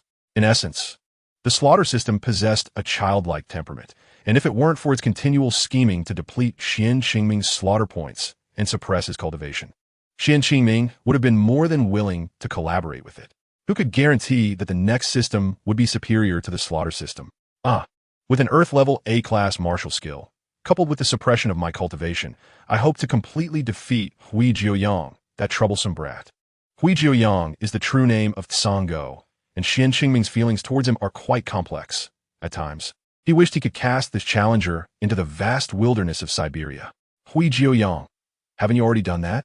I'm freezing my butt off every day, concerning opponents like Hui Jiuyang and Huang Fuxie, who hail from relatively affluent backgrounds. Xian Qingming cannot be entirely confident in his victory. After all, certain martial skills that counter one another can, to some extent, bridge the gap in cultivation levels. Upon contemplating this, Xian Qingming shook his head and muttered to himself, "Alas, Xiao Ye, if one day you and I, well, you must compensate me for the losses of slaughter points, including interest. Nevertheless, to conquer Tsang Go and rescue the damsel in distress." Xian Qingming was willing to expend those slaughter points. With the falling leaves capture hand in hand, he would not appear inadequate during the duel. If Huang Fuxie were to learn of Xian Qingming's thoughts, she would undoubtedly throw herself at him. Yet Xian Qingming always found himself rather reserved in her presence. "Well, I shall first test the martial skill, and the other items exchanged will be stored with you. Do not embezzle them." Xian Qingming did not grant the slaughter system an opportunity to respond and directly utilized the manual for falling leaves capture hand. Consider yourself fortunate. Had I known you would doubt this system, I would not have presented it. The slaughter system fell silent, seemingly sulking. Xian Qingming paid it no mind and rehearsed a set of moves for falling leaves capture hand in his mind. However, his moment of tranquility was short-lived, as the system's shrill voice soon broke the silence. "Host, you are the most perceptive individual I have ever encountered. Thus I would like to offer you a friendly reminder." The system's voice, dripping with insincerity, continued. "As the host accumulates slaughter points, more products will become available, and for every 100 items of the same type exchanged, you may participate in a lottery, with prizes likely exceeding the level of that type of goods." Upon hearing this reminder, Xian Qingming's eyes sparkled. Who would refuse free prizes? However, he quickly realized something and dismissed the immediate urge to exchange for the plumping agent and the other two items. "Dog system, you're trying to trick me again. I knew I should not show you any mercy. You, immediately, right now, go update the system." Xian Qingming narrowed his eyes and addressed the system. "I do not wish to receive any trash gifts. Do not attempt to provoke my mindless spending. Hurry up. Get lost. Do not make me repeat myself." The slaughter system, resembling a sulking child, reluctantly retorted, "Humph. You're so calculating. Oh, how clever this brat has become. No longer falling for my tricks." The system's annoying voice gradually faded into the distance until it vanished altogether. This time, the slaughter system truly disappeared without a trace, leaving behind a few temporary storage slots in Xian Qingming's mind, from which he could access the exchanged items at any time, while all other functionalities had ceased. System notification. The system store is being updated, and exchange services are temporarily suspended. Players may currently retrieve stored items from the system. Update time, 19 hours. During the update, players can still earn slaughter points. Hey, they really have advanced the upgrade time. 19 hours is still about 10 hours. This dog system certainly knows how to speak. Xian Qingming recognized that the dog system was deliberately playing word games with him. The update time might even be shorter than 12 hours. With a smile, he shook his head and opened the hatch of the gaming pod. He gracefully leaped out, strolling to the window to expose himself to the moonlight, gazing into the distant night sky. "Corpse Demon, it won't be long before I acquire more powerful martial skills to annihilate you and your team." Xian Qingming opened the window and executed a simple strike of falling leaves capture hand, creating a gust of wind that flew out. However, the next second, He frowned at the swiftly dodging Xiao Yun by the window. What's wrong? So reckless. If I had truly hit you with that strike, your ribs would have been broken. Xian Qingming was not exaggerating. Despite Xiao Yun's affluent family heritage, the gap in their cultivation levels was tangible, and such internal power suppression could not be negated by martial skills. If Xian Qingming had indeed injured Xiao Yun, he would not only be scolded by Zi Kuan, but would also feel quite distressed himself, as Xian Qingming was fiercely protective of those close to him. Xiao Yun appeared anxious, carelessly brushing aside her disheveled bangs that had been tousled by the gust of wind, disregarding the scolding from the irate Xian Qingming. Leader, it's that mad dog Hui Jiuyang. He challenged you half an hour ago by calling out Sister Fengxi for a duel. But you know how Moon's sister is right now, and I'm worried about her. What? You say Ye has already accepted the challenge? Why is she so obedient to me? Yes, leader, she said that if anyone wishes to challenge you, they must step over her corpse. Before Xiao Yin could finish her sentence, Xian Qingming climbed through the window and jumped out. Sango, just send me a message. Crack the earth. Xian Qingming's words were double-edged, and as soon as he spoke, the ground in the courtyard genuinely cracked open, demonstrating that his command had materialized. He leaped through the widening fissure and entered the driver's seat of a convertible. You've been waiting here for a while? Haven to you? Is this your plan to join me? The co-pilot, Hua Zikuan, shrugged, stating, driving is not my forte, and besides, you are the one here to rescue the damsel in distress. It's south best if you drive tonight. It'll be more impressive, and who knows, maybe after tonight. Fengxi will. Get lost. Xian Qingming knew that Hua Zikuan would have nothing good to say next. A gust of air shot from beneath the car, propelling their convertible over the courtyard wall onto the road outside. The buzzing of electricity faded into the distance, leaving Xian Qingming and Hua Zikuan's banter lingering in the night sky. Hee, every time it begins with such avoidance, yet in the end, U1T allows Sister Yu to suffer even a scratch. How many times has this been? Xiao Yin clicked the send option on her wristband, dispatching the video she had just surreptitiously recorded of Xian Qingming to someone. She gazed at the swiftly receding hovercar with a faint smile, taking a few steps to the edge of the street. Moments later, Lu Feng arrived in a sleek sports car, picking up Xiao Yun and speeding off in the direction where Xian Qingming had departed. Under the intense acceleration, both Xian Qingming and Hua Zikuan felt the wind distort their faces. Hey, are you not going to put the roof down? This is insane, Hua Zikuan exclaimed. You really are a freak, prioritizing style over comfort, aren't you? Xian Qingming shrugged. They were rapidly nearing their designated location, and he had no intention of closing the convertible, as it would tarnish his image. In Hua Zikuan's words, driving a convertible while rescuing a damsel in distress exuded charisma, elegance, and the ability to win hearts without a fight. This is my fault. I initially thought that Hui Jiuyang was just a mad dog, but I didn't realize so much time had passed. The two soon arrived at a golf course, undeterred as they sped straight towards the terrain on the other side of the hill. This was one of the assets under the Zhong Tian organization, and the manager inside had already received advance notice. Although Xian Qingming was driving a hover car at full speed, he had already torn up a significant patch of grass, indicating that the turf would need replacing. As they approached the battleground, Xian Qingming couldn't help but furrow his brow. Hui Jiuyang was being a bit excessive. Even Hua Zikuan couldn't help but chime in, intensifying Xian Qingming's frustration. Just as their convertible was 100 meters away from the conflict between Sango and Feng Xi, Xian Qingming narrowed his eyes, pressing down hard on the accelerator to increase speed. With a 0 to 100 acceleration in 2 seconds, he executed a sharp drift and a sudden stop, sending a large swath of grass flying. The vehicle came to a steady halt, and Xian Qingming raised both hands, just in time to catch someone falling from the air into the driver's seat. Chapter 81. The car cannot be stopped. Xian Qingming feigned a cool demeanor, looking at the weak Huang Fu Xia. Before the injured could groan, a scream from the air simultaneously reached the ears of several people. What the heck? Hua Zikuan, who had just been ejected from the passenger seat by Xian Qingming's maneuver, was startled mid-air, but swiftly reacted, flipping over. With a thud, the front of the sports car crumpled, the airbags deployed, and Hua Zikuan was flung 10 meters away, uprooting a patch of grass, leaving the couple disoriented. Sister, did I just accidentally kill my husband? It's fine. Didn't you hit the brakes early? He.S. a congenital martial artist. Even if you hadn't T-braked, that bump would only break a few bones at most. It's not a big deal, especially with the leader and Sister Yu here. With their medical skills, Our old man one T die. Hearing Xiao Yun's comforting words, Lu Fang nodded repeatedly, though her heart raced fiercely, clearly still shaken. However, when Lu Fang and Xiao Yun noticed the makeup smudges on the airbag, they simultaneously pouted at each other. Oh no, I want to give this heartless one a chance to treat us to supper tonight, but now our makeup is ruined. It's all his fault. I'll roast him for dinner. All right, I'll go find Sister Yu for some silver needles. Poor Hua Ziquan was now half buried in the ground, oblivious to what awaited him. Lu Fang's comment was intentional, as just moments before, Hua Ziquan had swiftly dodged the sports car's impact.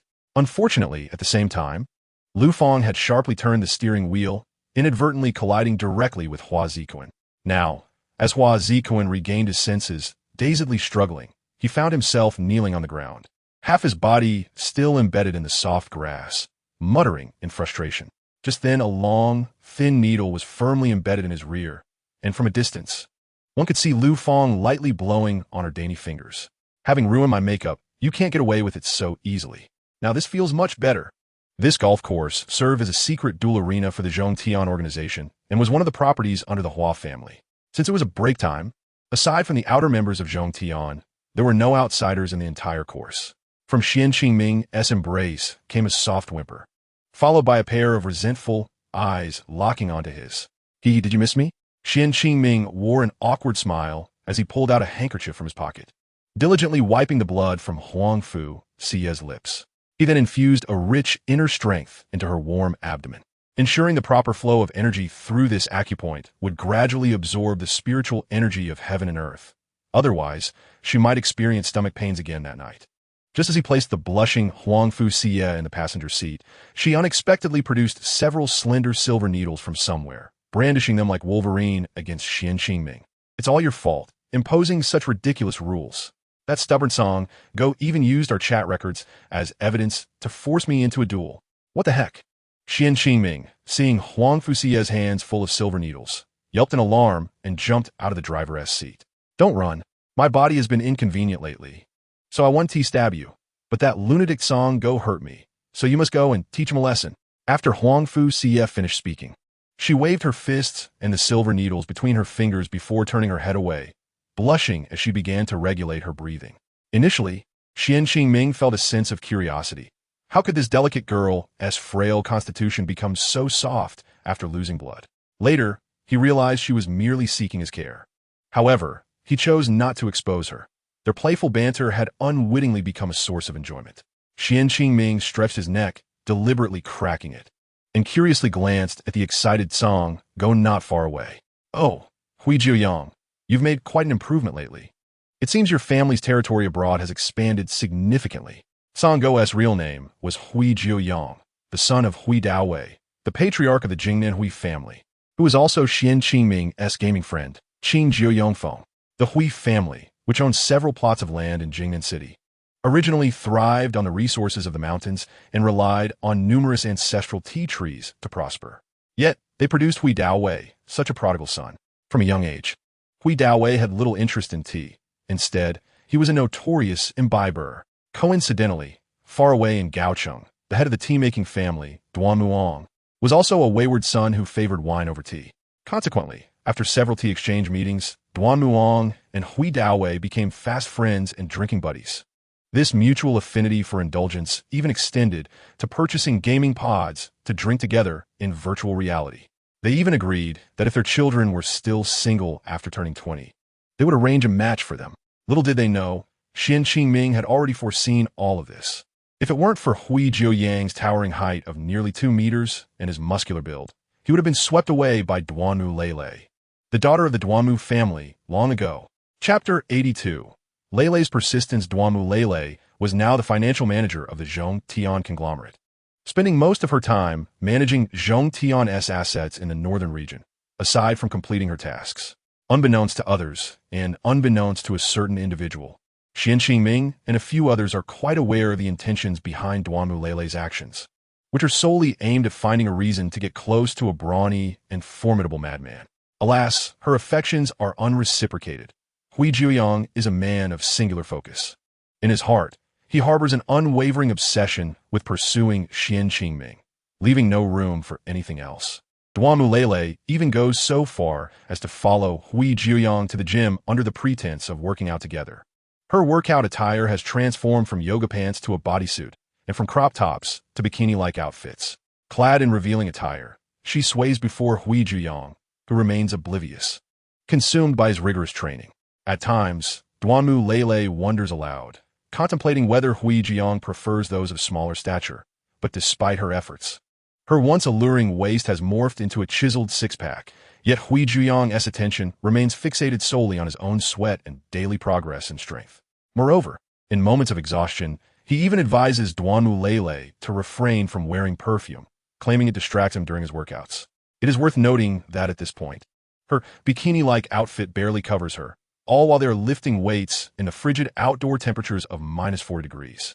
In her heart, Duan has crafted countless scenarios where she chastises Hui Jiuyang, declaring him not a mere dog, but an outright hound. Hui Jiuyang has achieved the pinnacle of the third stage of the innate martial realm, convinced that he can measure up to Xian Qingming. Therefore, while in the northern region, he defiantly disregards Xian Qingming's orders, eagerly seeking a confrontation. Xian Qingming, exasperated by this martial fanatic, has repeatedly conceded defeat to him, even suggesting that he step aside and allow the leader of Zhongtian to take his place. Yet Hui Jiuyang remains obstinately resolute, insisting on a true contest with Xian Qingming. Unlike his father's suave and adaptable demeanor, which he finds utterly unappealing. Many times, Xian Qingming has questioned whether Hui Jiuyang harbors some peculiar psychological craving for competition, until one day, he inadvertently discovered Hui Jiuyang's secret writings, which proclaimed, "Chase after Xian Qingming, become Xian Qingming, defeat Xian Qingming." Xian Qingming was left speechless, reflecting on how he had transformed Hui Jiuyang from a mere target in school into a leader of an underground faction. He pondered why such adoration was directed at him. There were moments when Xian Qingming wished to advise Hui Jiuyang that business was not merely about fighting, and that it would be better to embrace his role as a devoted follower or to cultivate a closer relationship with Duan. The misfortunes of Duan had turned Xian Qingming's attempts to use her charms to win over Hui Jiuyang into a source of amusement, rendering her a laughingstock within Zhongtian. Xian Qingming found himself at a loss regarding Hui Jiuyang, contemplating whether he should have his own son undergo an examination to assess whether there were any issues in that regard. Similarly, Huang Fuxia was treated with equal perplexity. Xian Qingming had previously labeled her as an insatiable needle. They agreed that if she could win a challenge, he would change her title to Special Small Needle. Xian Qingming mused that regardless, she could not escape the shadow of needles. His actions were not only intended to impress Hui Jiuyang, but also to mask his own anxiety. Were it not for Xian Qingming's assassin-like demeanor, he feared that Hui Jiuyang would sense his heightened emotions. Hui Jiuyang's gaze towards Xian Qingming shifted from trepidation and reverence to a fervent desire for confrontation. "Boss, I finally see you. By the way, I defeated Sister Fengxi. Although my victory was not glorious, I finally have the qualifications to challenge you, and I have no regrets." Xian Qingming and Hui Jiuyang locked eyes for 3 seconds, ultimately leading to Xian Qingming's concession. How could Hui Jiuyang, upon realizing he had reached the 5th stage of the martial realm, not feel elated? This rascal even managed to travel from the northern region to face him. "Today, I have decided to end this swiftly. I will not waste time with you." Hui Jiuyang, unfazed by Xian Qingming's words, seemed accustomed to his attitude. Even being struck was worth it in his eyes. Thus, Hui Jiuyang remained undeterred by the fact that Xian Qingming's cultivation far surpassed his own. Xian Qingming's reluctance to engage in battle was not due to laziness, but rather a concern that prolonged encounters would hinder his progress in Hui's martial techniques. "Today, I cannot afford to lose face with my little companion present. I will concede to you another day." Xian Qingming's true thoughts were unheard by Hui Jiuyang, who slightly bent his body and assumed a standard combat stance, prepared for action. This earnestness compelled Xian Qingming to take him seriously. "Allow me to showcase my family's martial techniques, which I have only just mastered this year." Benlai Fist. Hui Jiuyang's fighting style matched his bold personality, launching a powerful strike aimed directly at Xian Qingming's face. Xian Qingming quickly retreated, yet his eyes remained fixed on Hui Jiuyang's fist. The force of this punch is formidable. Engaging directly would lead to mutual destruction. To possess such strength at the 3rd stage of the martial realm speaks to the prowess of a prestigious family's legacy. Qian Qingming's thoughts raced, yet his hands remained in constant motion. Within mere seconds, he had parried several of Hui Jiuyang's strikes. The sounds of slaps echoed as Qian Qingming deflected Hui Jiuyang's punches, and suddenly, he struck Hui Jiuyang's shoulder with a swift palm. Hui Jiuyang, having committed to his punch, lost his balance from the impact and stumbled several steps before regaining his footing. In that brief moment, Qian Qingming had discerned the attacking philosophy behind Hui Jiuyang's Benlai fist, which relied on accumulating spiritual energy in a concentrated burst to break through the enemy's defenses, an attack that shatters through targeted precision. The conclusion drawn was that finesse was key, brute force was not the answer. Well then, let me demonstrate my newly learned martial skills on you. I will now deliver the complete set after our earlier exchanges. As soon as Qian Qingming finished speaking, he propelled himself forward with his right foot, lunging toward Hui Jiuyang, who, reacting in kind, charged at Qian Qingming with another punch aimed at his head. This time, Hui Jiuyang's fist emanated a grayish-blue glow, a manifestation of his unleashed spiritual energy. Upon witnessing this, Qian Qingming's pupils contracted. Truly, the Benlai fist was overwhelmingly powerful. Even if an ordinary martial artist evaded the punch, they would still be injured by the exposed true energy. However, Qian Qingming chose not to evade this time, instead slapping Hui Jiuyang's fist with deliberate force. The sound of impact echoed as Hui Jiuyang's empowered fist was redirected aside by Qian Qingming's palm. Hui Jiuyang then realized that Qian Qingming's palm exuded a distortion in the air, a clear indication of potent spiritual energy. The area on the back of Hui Jiuyang's hand that had been struck felt as though it had been scorched by flames. Yet Hui Jiuyang was not one to be easily deterred, particularly not by Qian Qingming, who would not dissuade him in just a few exchanges. After being rebuffed twice, Hui Jiuyang became even more exhilarated, unleashing a flurry of punches toward Qian Qingming. The sound of strikes resonated once more, and as they clashed, a powerful wind surged around them. The external spiritual energy transformed into formidable internal strength, dissipating quickly in the air. Yet the grass beneath their feet trembled under the pressure of their confrontation. After dozens of exchanges, the skin on Hui Jiuyang's hands had already been torn apart. Yet he felt an exhilarating thrill. Hui Jiuyang believed that his Benlai Quan possessed immense destructive power. Should he land a single blow on Qian Qingming, it would inflict severe injury. Even if he could not defeat Qian Qingming, if he could manage to harm him, this challenge would be deemed worthwhile. Hui Jiuyang declared, "This is who I am. I embrace it. I take pride in it." Indeed, Qian Qingming was keen to avoid Hui Jiuyang's fists. Thus, he remained vigilant throughout the bout, his gaze fixated on Hui Jiuyang's fists, continually waiting for an opportunity to strike. The two exchanged blows, with Hui Jiuyang displaying remarkable resilience, his body sustaining multiple injuries, yet his attack speed unwavering. Qian Qingming dared not relax, keeping a close watch on Hui Jiuyang's movements, seeking a flaw to exploit for a decisive victory. Finally, as Hui Jiuyang's attack speed slightly slowed, Qian Qingming seized the moment. With a sharp clap, he pushed Hui Jiuyang's arms backward, exposing his chest. Qian Qingming then unleashed a flurry of strikes, channeling his potent spiritual energy into both palms, targeting Hui Jiuyang's vital points with rapid precision. The sound of slaps echoed through the air as Hui Jiuyang was quickly subdued. Qian Qingming's relentless assault continued, landing blows on Hui Jiuyang's cheek, shoulder, chest, and arms in swift succession. Initially, Hui Jiuyang attempted to resist, striving to mount a counterattack. However, as Qian Qingming deftly neutralized his moves, Hui Jiuyang's astonishment morphed into sheer panic. "You are incredibly strong," he gasped. In a final desperate effort, he launched a powerful hook, only for Qian Qingming to evade it with ease. "I shan't reveal my secrets." At that moment, Qian Qingming executed a grappling technique. In the blink of an eye, Hui Jiuyang's arm was firmly captured and forced behind his back, pinning him to the ground. Despite exerting his full strength, Qian Qingming feigned nonchalance, grinning as he placed a foot on Hui Jiuyang's back while subtly twisting his arm. It was evident that those who found themselves beneath Qian Qingming's weight were often stubborn, refusing to concede. "I will not yield. You will not break me. I am determined to challenge you." Qian Qingming mused. "Alas, this lad bears no resemblance to his father. This is hardly entertaining. Duan Mululu and her father are much more astute." He continued, "Ah, Xiao Yu, I've given him quite the thrashing. Now I've dislocated his arms. He is but a child. Promise me you want to use needles on him later, will you? Despite being only a year older than Hui Jiuyang, Xian Qingming regarded him as a child. Hui Jiuyang, oblivious to this condescension, persisted in his defiance. Xian Qingming, appearing to bully Hui Jiuyang, was actually trying to placate Huangfu Shiyu. He held Hui Jiuyang's arms, forcing him to the ground to reveal his swollen face. If a half-conscious Song Go fell into the hands of Huangfu Shiyu, the consequences would be dire. Her anger could easily lead to severe punishment.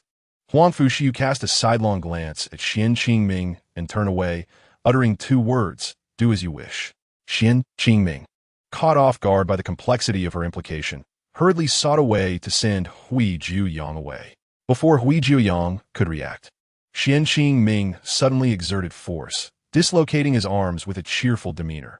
Hui Jiuyang, taken aback, soon wore a relieved expression and, unable to contain himself, murmured his gratitude repeatedly. "Boss, it's all thanks to you. But I will challenge you again." Chapter 84. A hasty retreat. Songo was resistant to punishment, yet he truly invited it. His words incensed Xian Qingming, who retaliated with a swift kick, leaving Hui Jiuyang stunned and seated on the ground, wide-eyed.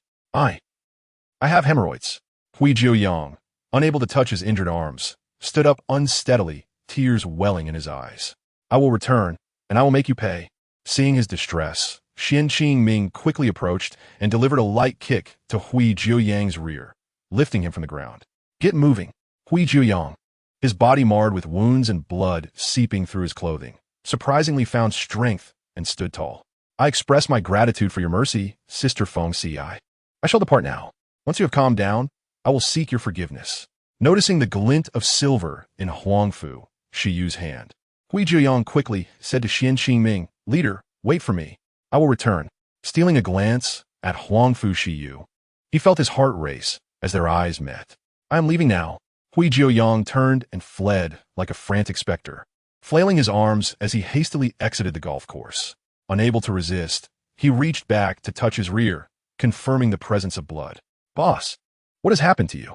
Before the two peripheral members could nervously inquire, Hui Jiuyang hastily climbed into the vehicle. "Quickly, while the boss is still keeping Feng Ci at bay, we must escape." He worried. That last punch must have hurt her. I fear she might retaliate. Cold sweat dripped from Hui Jiuyang as he sat with his hands beneath him, genuinely terrified, prompting a frantic escape. The two peripheral members, invigorated by his urgency, followed him into the business vehicle. The engine roared to life as they sped away like fugitives, racing towards the highway leading to Shuaicheng. On the way, one member asked anxiously, "Do you think Sister Feng Ci will let us off easily this time?" At that moment, Hui Jiuyang sat on a towel, discreetly removing his cigar and exhaling a smoke ring, his expression a mix of worry and contemplation as he gazed at the swiftly retreating trees.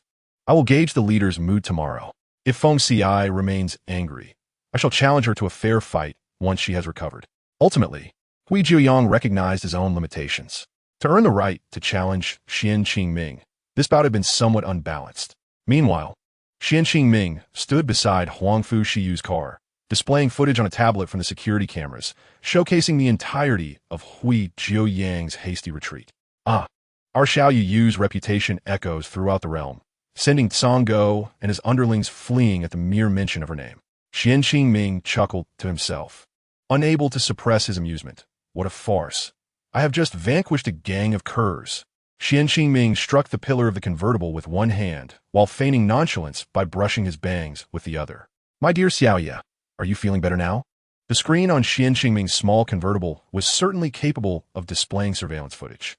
However, he believed that holding the tablet for Huangfu Xie to view would convey a greater sense of sincerity. Xian Qingming remarked, "Hui Jiuyang, you foolish dog.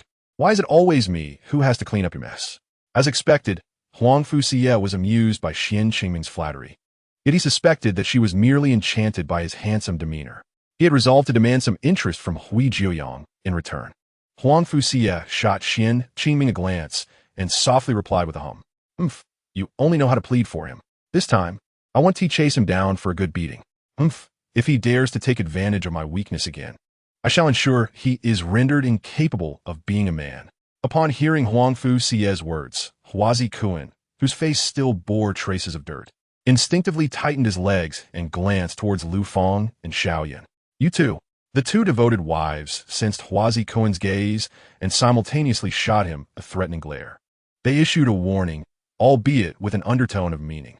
Long ago, Lu Fang and Xiaoyan had told Huazi Kuan that they would satisfy all his desires, as long as he refrained from dallying with others. For this reason, they were exceptionally well-versed in various intimate actions.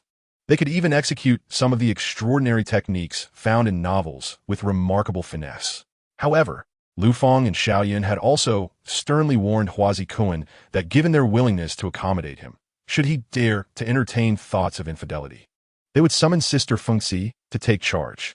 Huang Fuxia displayed her loyalty by giving Huazi Kuan a swift kick to the abdomen in support of her two good sisters. Taking advantage of Huazi Kuan's incapacitated state, she insisted he experience the acupuncture services of the Huangfu family. After just a couple of needles, Huazi Kuan learned what it meant to be utterly unable to function, remaining limp for several days. Huang Fuxia intended to impart the severity of this punishment to Huazi Kuan, ensuring he would remember it well. She even refused to relieve his pressure and took Lu Fang and Xiaoyan on a trip. Left alone, Huazi Kuan experienced a sage's life alongside Xian Qingming, albeit in contrasting roles of action and passivity. Chapter 85. Each with their own tricks. Xian Qingming, feeling mischievous, feigned ignorance when Huazi Kuan pleaded for assistance in relieving his condition, claiming Huang Fuxia's acupuncture technique was too unique for him to replicate. In this matter, Xian Qingming not only observed coldly, but also paraded around in his shorts before Huazi Kuan each morning, making Huazi Kuan feel helpless and envious for 5 days. During this time, Huazi Kuan became increasingly energetic, focused, and even gained a bit of weight. Lu Fang and Xiaoyan suggested that during their inconvenient times, they could frequently seal Huazi Kuan's acupoints, treating it as a way to recharge their inflatable companion. However, this proposal was quietly dismissed by Huang Fuxia, who argued that frequent sealing would diminish effectiveness, prompting the two women to retract their suggestion. After witnessing Huang Fuxia's prowess, Huazi Kuan promptly pledged his fidelity with a blood oath, ensuring he would never betray love, after which Huang Fuxia lifted her restrictions.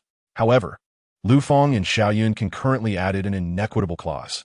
Huazi Kuan's contact details on his phone will be labeled as inflatable doll, with a strict prohibition against altering this designation.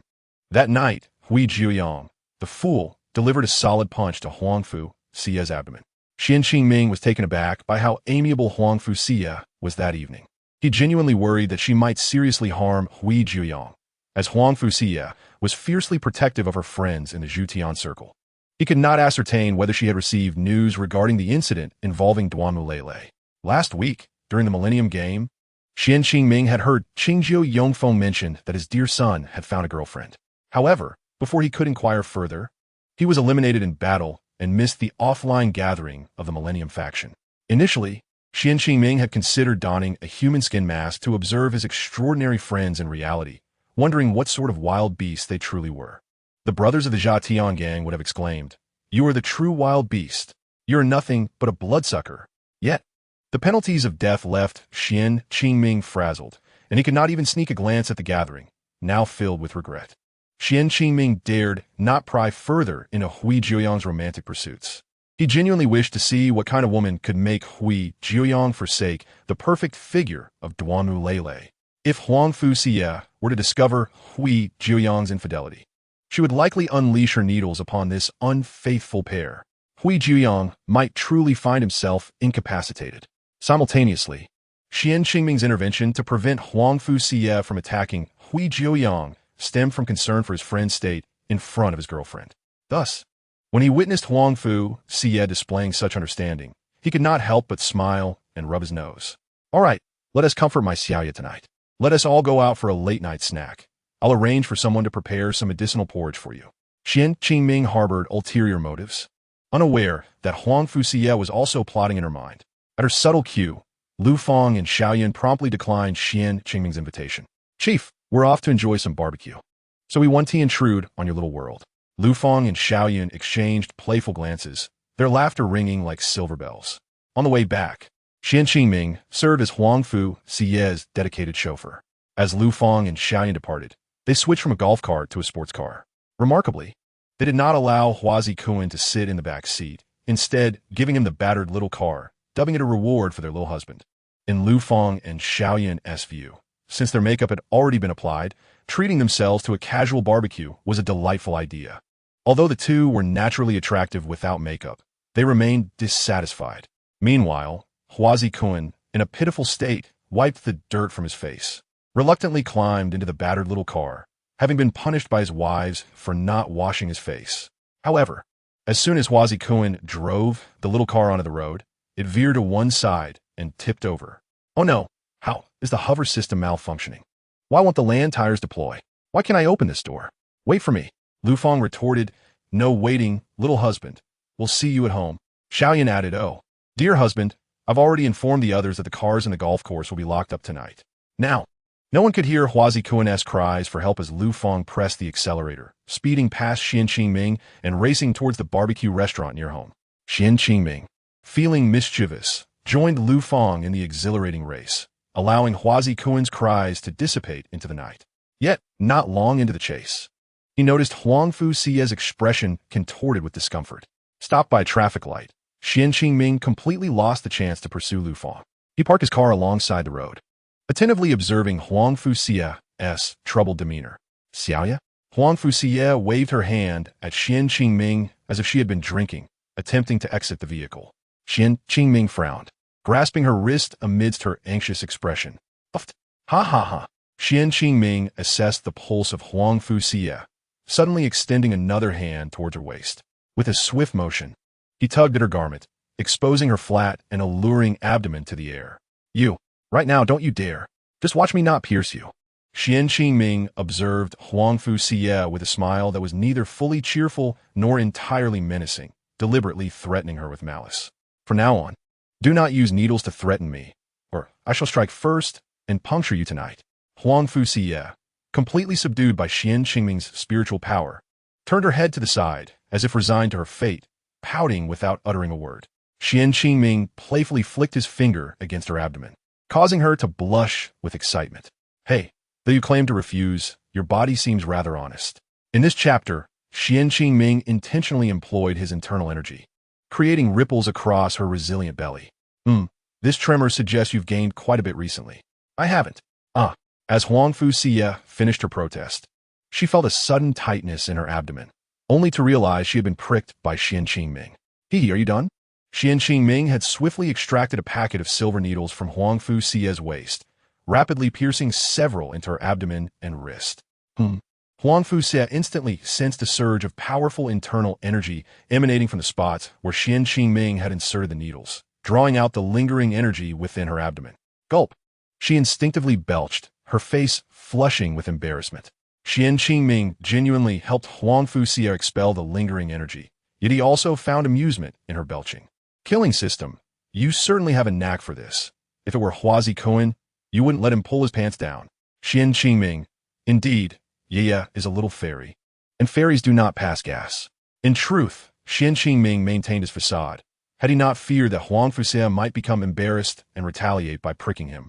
He would have relished the opportunity to witness her unreservedly let out a loud belch in his presence. You are insufferable, always teasing me, Huang Fu Xie exclaimed, reaching out to embrace Xian Qingming. Little one, what embarrassing moments have you not seen? Did you truly think I would become shy this time? Truly, the method of feigned retreat is quite effective. Anticipating Huang Fu Xie's sudden ambush, Xian Qingming was well prepared.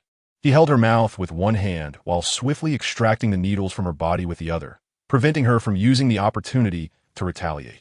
Although Huang Fu Xie was presently incapacitated, Xian Qingming had no faith that she would refrain from acting recklessly.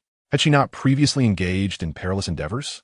She would be more than willing to etch his blood into her memory. No. Xian Qingming felt her lips and the incessantly moving tongue against his palm. Chuckling as he pushed her head back. Enough. He accelerated, abruptly tossing Huang Fu Xie against the seat back. Her head rested against the chair as a gust of wind suddenly rushed towards her. Instead of being angry, she appeared delighted, gazing at Xian Qingming with excitement, clearly stimulated by the thrill. You are so naughty, but I quite enjoy it. Now that she had been healed by Xian Qingming's needles, coupled with the exhilaration of speed. Huang Fuxie's limbs began to grow restless. Yet, each time she attempted to ambush or embrace him, Xian Qingming would swiftly maneuver the steering wheel to evade her grasp. Are you satisfied now? Another attempt, and I will exceed the limit. The streets are filled with traffic officers, and no one will hear my explanations. Huang Fuxie, blissfully unaware, clung to Xian Qingming's arm and, taking advantage of his distraction, planted a kiss on his cheek. Their picture was promptly captured by the electronic police, resulting in Xian Qingming receiving an additional fine, while Huang Fuxie cherished the ticket photo as a treasure. This is our first car photo. I must preserve it well. Gulme. Let us take another. Helplessly, Xian Qingming was pushed to the door's edge by Huang Fuxie, causing her to lean over the center console. The in-car camera continued to capture images as Huang Fuxie struck various provocative and flirtatious poses. Curiously, Huang Fuxie noticed in her peripheral vision that her figure had begun to sway gently under the moonlight, captivating even herself. With a seductive smile, she playfully jostled Xian Qingming's arm, causing his cheeks to redden further. You, maintain your distance. Immediately. Right now. The unique scent of Huang Fuxie wafted through the air, causing Xian Qingming to momentarily lose focus, nearly losing control of the steering wheel. He contemplated whether to pull over. However, Huang Fuxie disregarded his warnings, even as he swerved, leaning into him as the road ahead narrowed. At that moment, several powerful convertible sports cars suddenly sped toward them from the opposite lane. Simultaneously, a sports car had been tailing them closely, unbeknownst to Xian Qingming. Oh no, it seems these two groups have not coordinated. How unfortunate to find myself caught in the middle, especially now. Xian Qingming realized it was too late to swerve or brake sharply. Doing so would likely result in an accident, which he desperately wished to avoid. Thus, he gripped the steering wheel with one hand while reaching for Huang Fuxie's neck with the other, attempting to distance her from him. As their convertible passed by the opposing powerful vehicle, Xian Qingming noticed the driver mirrored his pose. However, while Xian Qingming was pulling upward, the driver opposite him was pressing down. The driver, wearing sunglasses, recognized Xian Qingming's gesture in an instant, exchanging a knowing glance that seemed to convey, "Brother, you certainly know how to have fun." Xian Qingming was filled with frustration, thinking, how did I end up misunderstood? In that fleeting moment of distraction, he heard the sound of tearing fabric. Suddenly, he realized something was amiss and hastily tightened his grip on the steering wheel, preventing the convertible from veering off course. No! The sports car tailing them honked in warning, as if scolding Xian Qingming for his lack of focus on the narrow road. Determined, he pressed on the accelerator, hoping to reach a more open area soon. As Xian Qingming's frustration mounted, he had mentally berated the troublesome navigation system 1,000 times. Why recommend this route? Why prioritize distance? This road demands low-altitude flying. It's infuriating. Despite the swaying of the convertible startling the vehicles behind, they exchanged relieved expressions as they passed each other. Driver of sports car 2. Wow. At this hour, there's someone who can outdo my driving. Driver of sports car 3. What skills does this kid have? If he can't handle it, he should let the car drive itself. Female driver of sports car 4. That sister is bold. I'm not, though. I'd rather have a handsome young man in the passenger seat.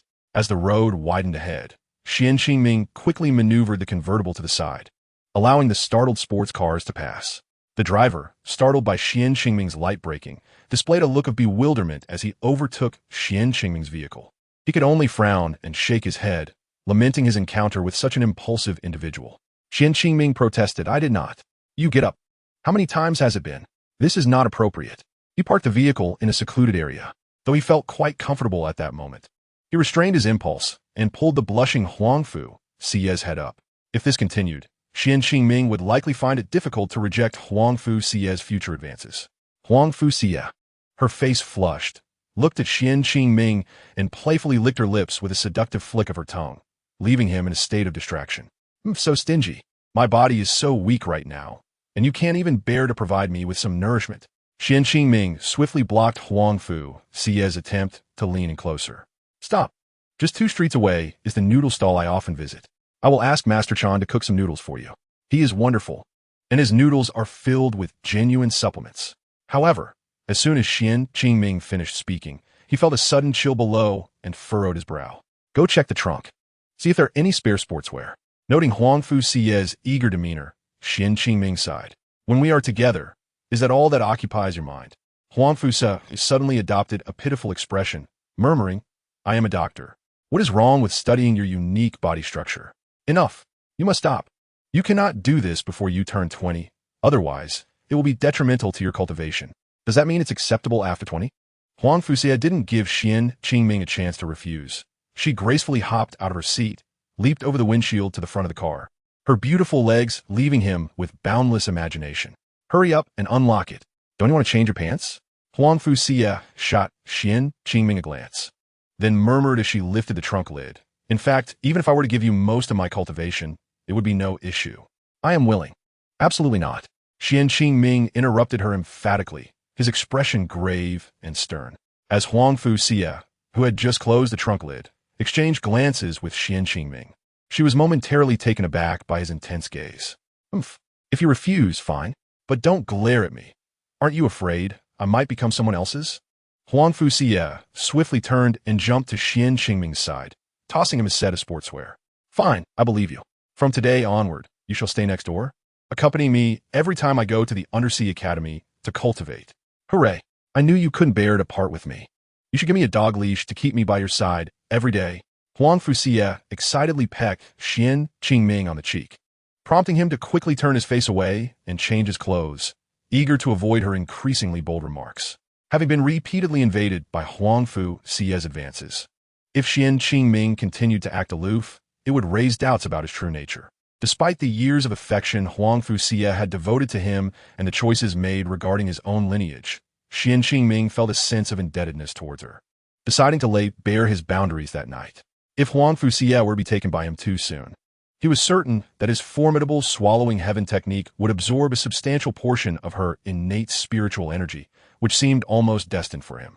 Regardless of Xian Qingming's willingness or Huang Fuxia's, she would be unable to refuse such a plunder.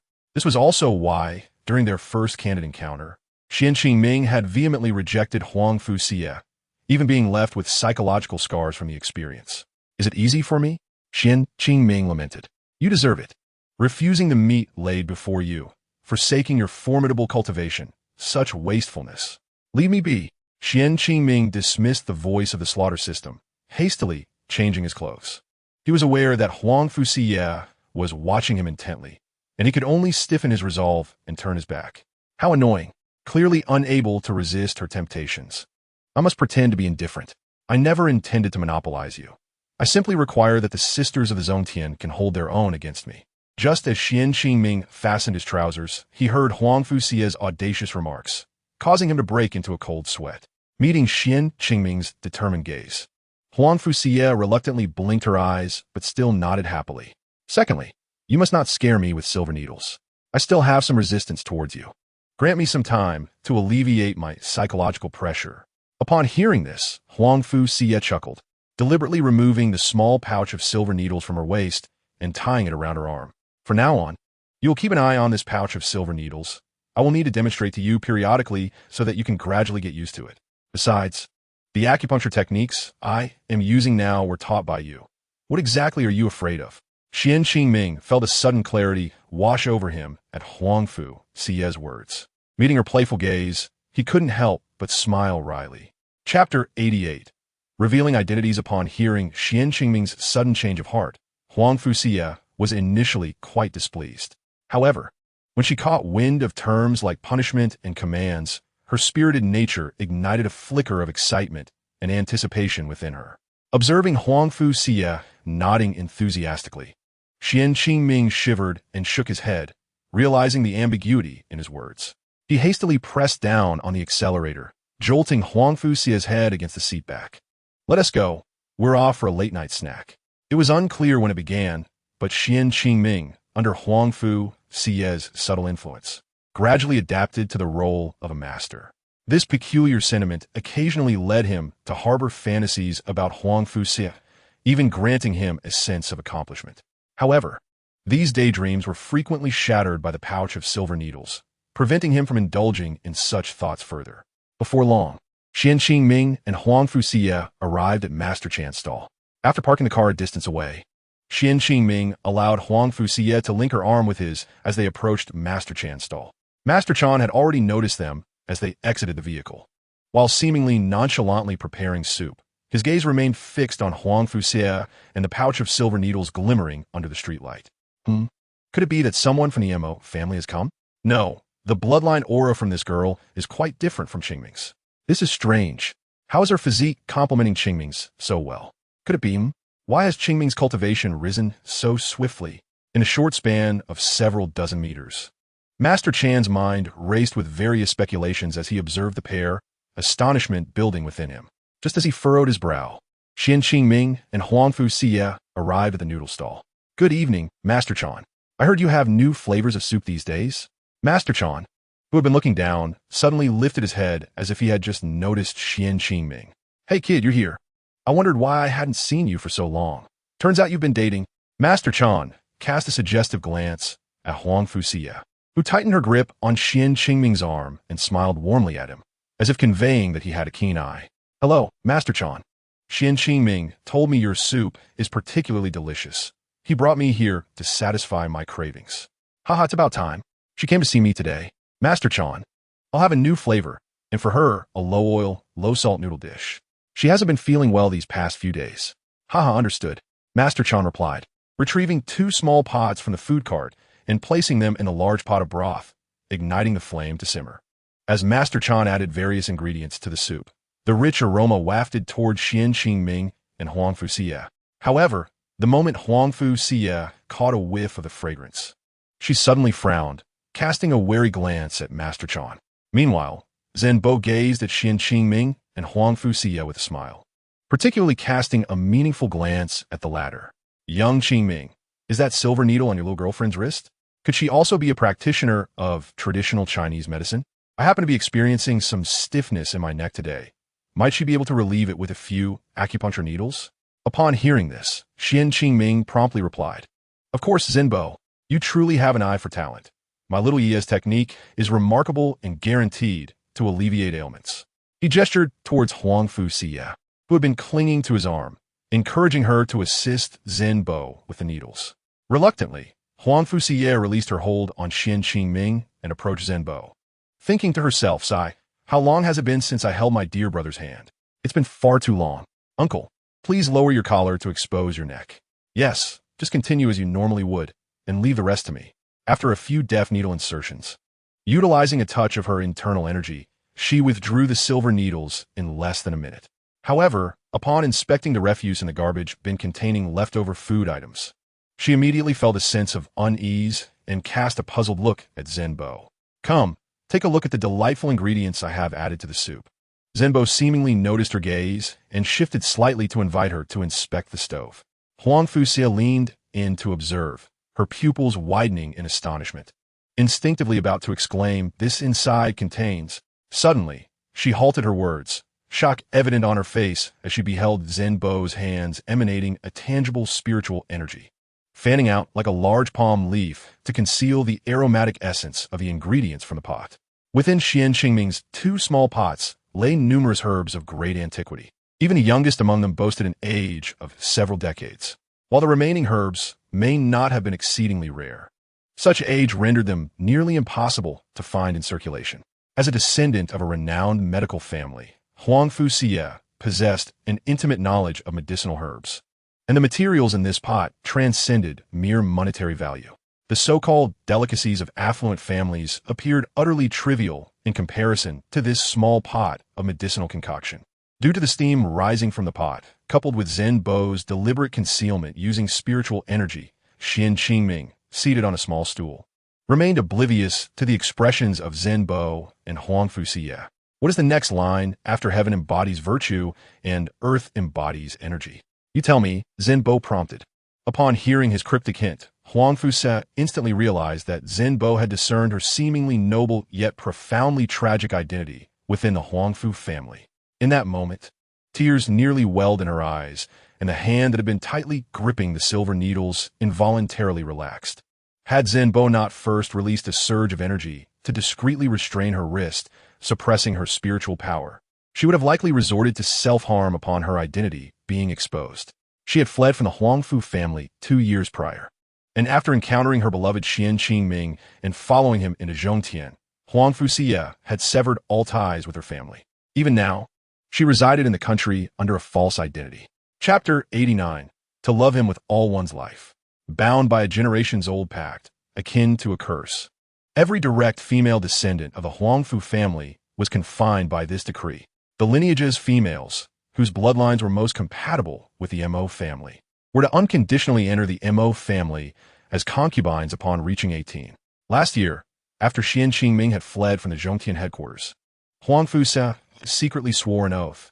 If she could not become Xian Qingming's wife or concubine in this life, she would die to demonstrate her resolve. Little did she know that today she would encounter such a formidable presence as Zhen Bo. She had initially presumed that Zhen Bo would hand her over to the Huangfu family due to their bounty on her head. Yet, he made a promise that soothed her wandering heart, providing a profound and long-lost sense of security. She could not articulate why she felt this way. She merely sensed that Zhen Bo exuded an unfathomable depth and understanding. Could it be that this seemingly ordinary Zhen Bo possessed such extraordinary power?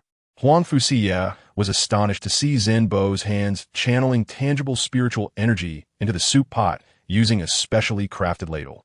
The herbs were reduced to a fine mixture, transformed into a light broth with scarcely any residue left behind. This is true qi, no spiritual energy manifesting. This is pure spiritual energy, entirely transcending the realm of internal energy. May I inquire, who are you? Huangfu Se murmured softly, attempting to temper her excitement, though she struggled to suppress a flicker of thrill within. Child, lower your voice. I'm not a professional physician, and most of my spiritual energy is reserved for brewing the medicine. I lack sufficient energy to muffle our conversation, Zhen Bo admonished, glancing at Huangfu Siye before loosening his grip on her wrist. She immediately fell silent, standing obediently by his side. Observing her demeanor, Zhen Bo nodded in satisfaction. Child, tell me, how does my soup fare? This is truly, exceptionally nutritious. Zhen Bo, you must teach me well. Zhen Bo suddenly puffed out his chest, proudly waving his hand at Huangfu Siye. That is out of the question.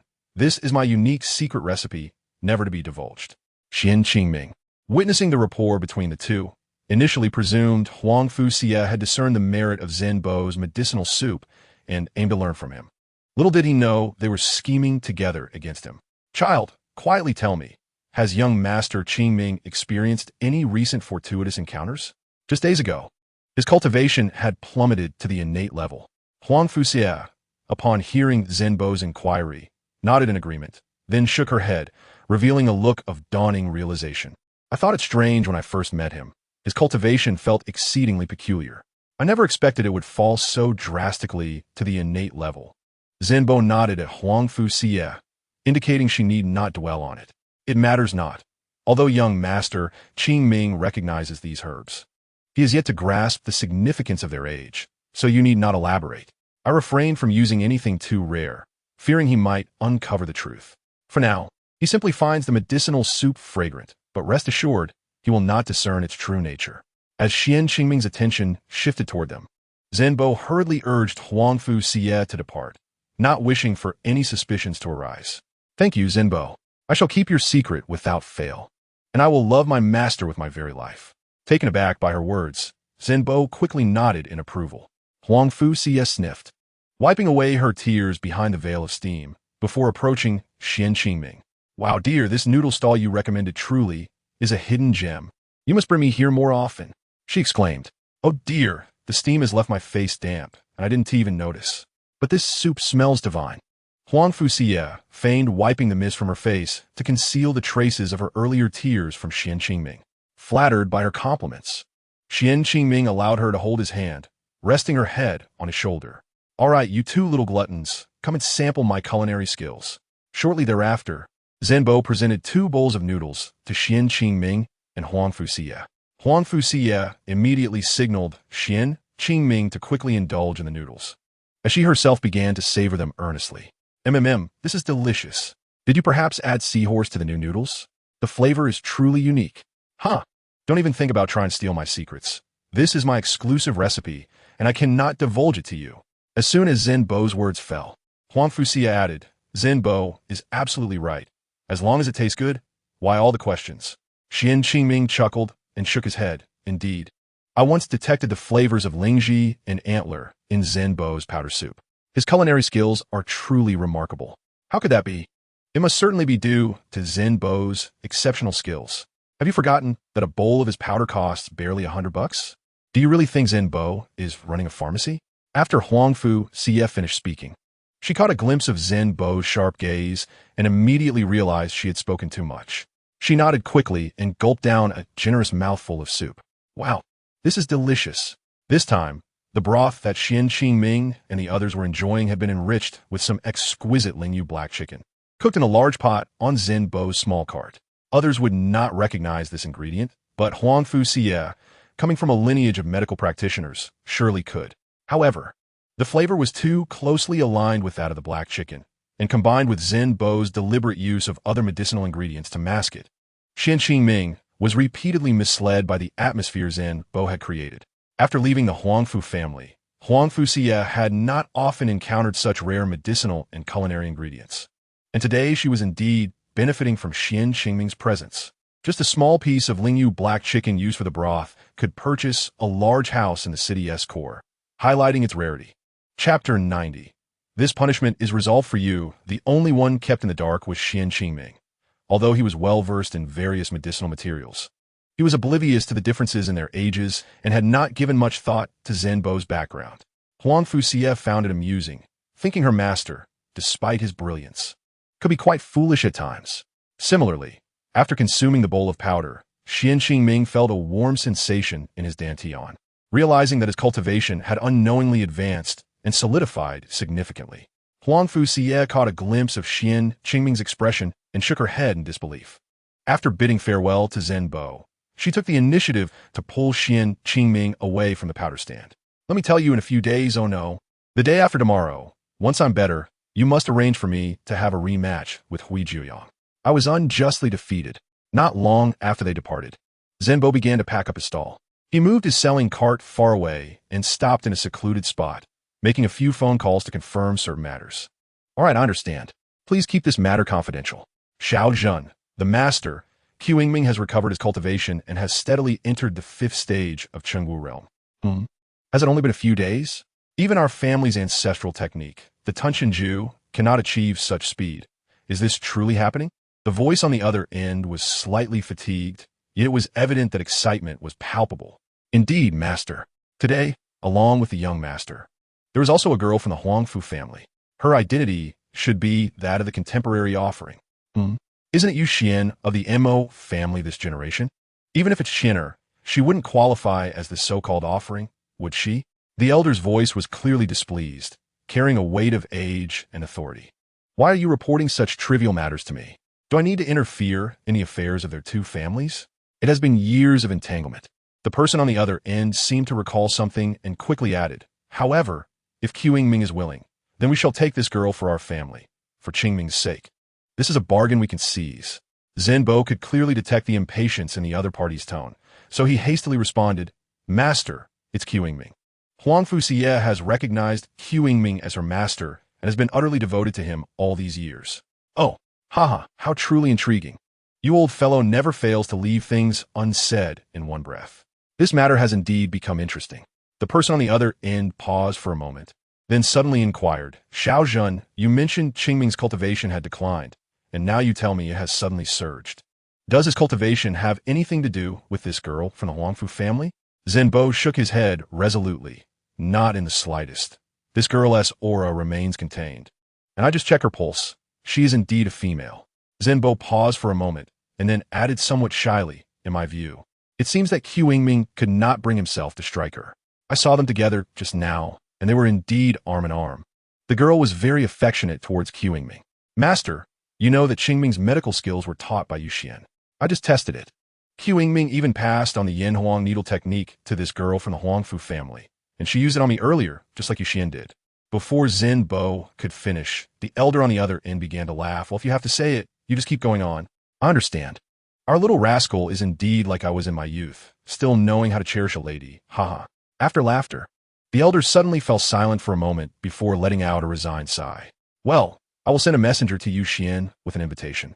Let the grievances between the Mo family and the Huangfu family be resolved for Qingming's sake in this generation. Zhenbo let out a sigh of relief, revealing a knowing smile. The other party fell silent for a moment, and then suddenly uttered a phrase that plunged Zhenbo's mood into despair. Xiaozhen, in a few days, I will go to see Qingming. I may. Well, we shall speak when we meet. Master. After a long time, even Zhenbo, who was usually composed, could not help but shed 2 lines of tears, unable to refrain from crushing the communication device in his hand. That night, the hidden medical family, the Mo family, issued a decree.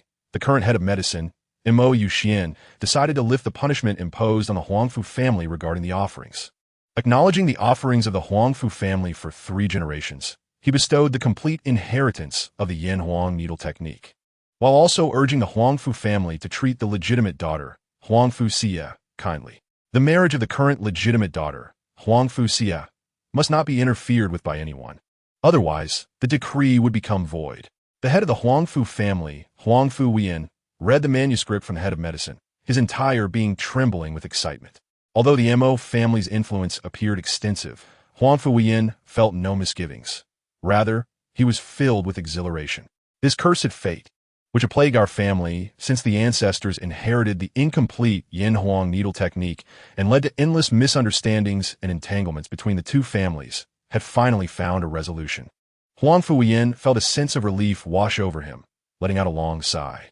A woman beside him took the decree from Huangfu Weiyan's hand, reading it carefully before softly saying, "My poor daughter Xie is still adrift this year." Upon closer inspection, the beautiful woman's features bore a striking resemblance to Huangfu Xie. It must be said that Huangfu Xie's appearance indeed combined the finest traits of both her parents. Huangfu Weiyan looked at his wife and suddenly thought of something. "What do you mean by pity? Do you not find anything suspicious in this matter? Are you suggesting that our Huangfu family's liberation from the curse is due to Xie's connection with the Mo family?" Huangfu Weiyan nodded at his wife, taking her hand as they stepped a few paces toward the hall. "Let's wait until the child contacts us on her own. Since the head of medicine has shown mercy, this news will surely spread among the families soon, and our Huangfu family, which has bent for so many years, should finally stand tall." An elderly man entered the hall, revealing himself to be Huangfu Xie's grandfather. Though many years had passed, the bloodline of certain individuals from the Mo family made the members of the Huangfu family feel an irresistible urge to draw closer. Yet this was also the sorrow of our family. Why couldn't the Huangfu family marry into the Mo family's offspring? The elder shook his head and slowly walked to the portrait within the hall. Chapter 91. The child from years ago, the elder muttered to himself, filled with dissatisfaction. Clearly, our 2 families could have been on amicable terms for generations, yet fate dealt us a cruel hand with that one generation's misunderstandings. How ironic. Seeing the elder so forlorn, Huangfu Weiyan quickly interjected, "Father, do not be too melancholic. I will send someone to inquire about Xie's whereabouts, and I will withdraw the bounty we have placed on her." The elder turned his back to Huangfu Weiyan and waved his hand. "Do not inquire further. As long as she is happy, that is enough." Xie left to escape from an unwanted marriage, unwilling to wed the men of the Mo family. "However, you seem to have overlooked an important matter." Father, are you referring to that incident from years ago?" The elder of the Huangfu family shook his head and gazed at the waning moonlight through the open doors of the hall.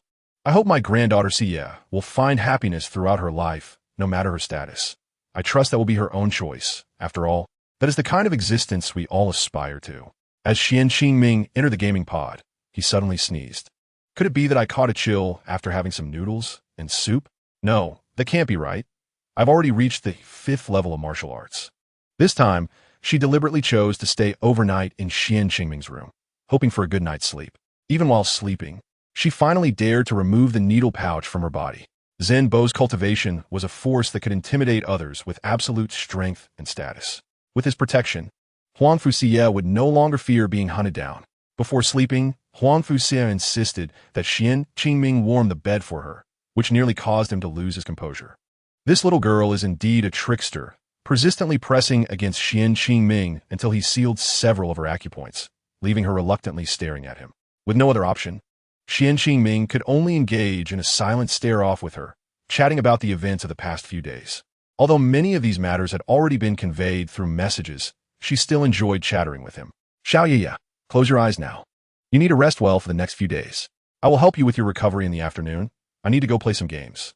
It was only when dawn began to break that Huangfu Xie obediently closed her eyes at Xian Qingming's request.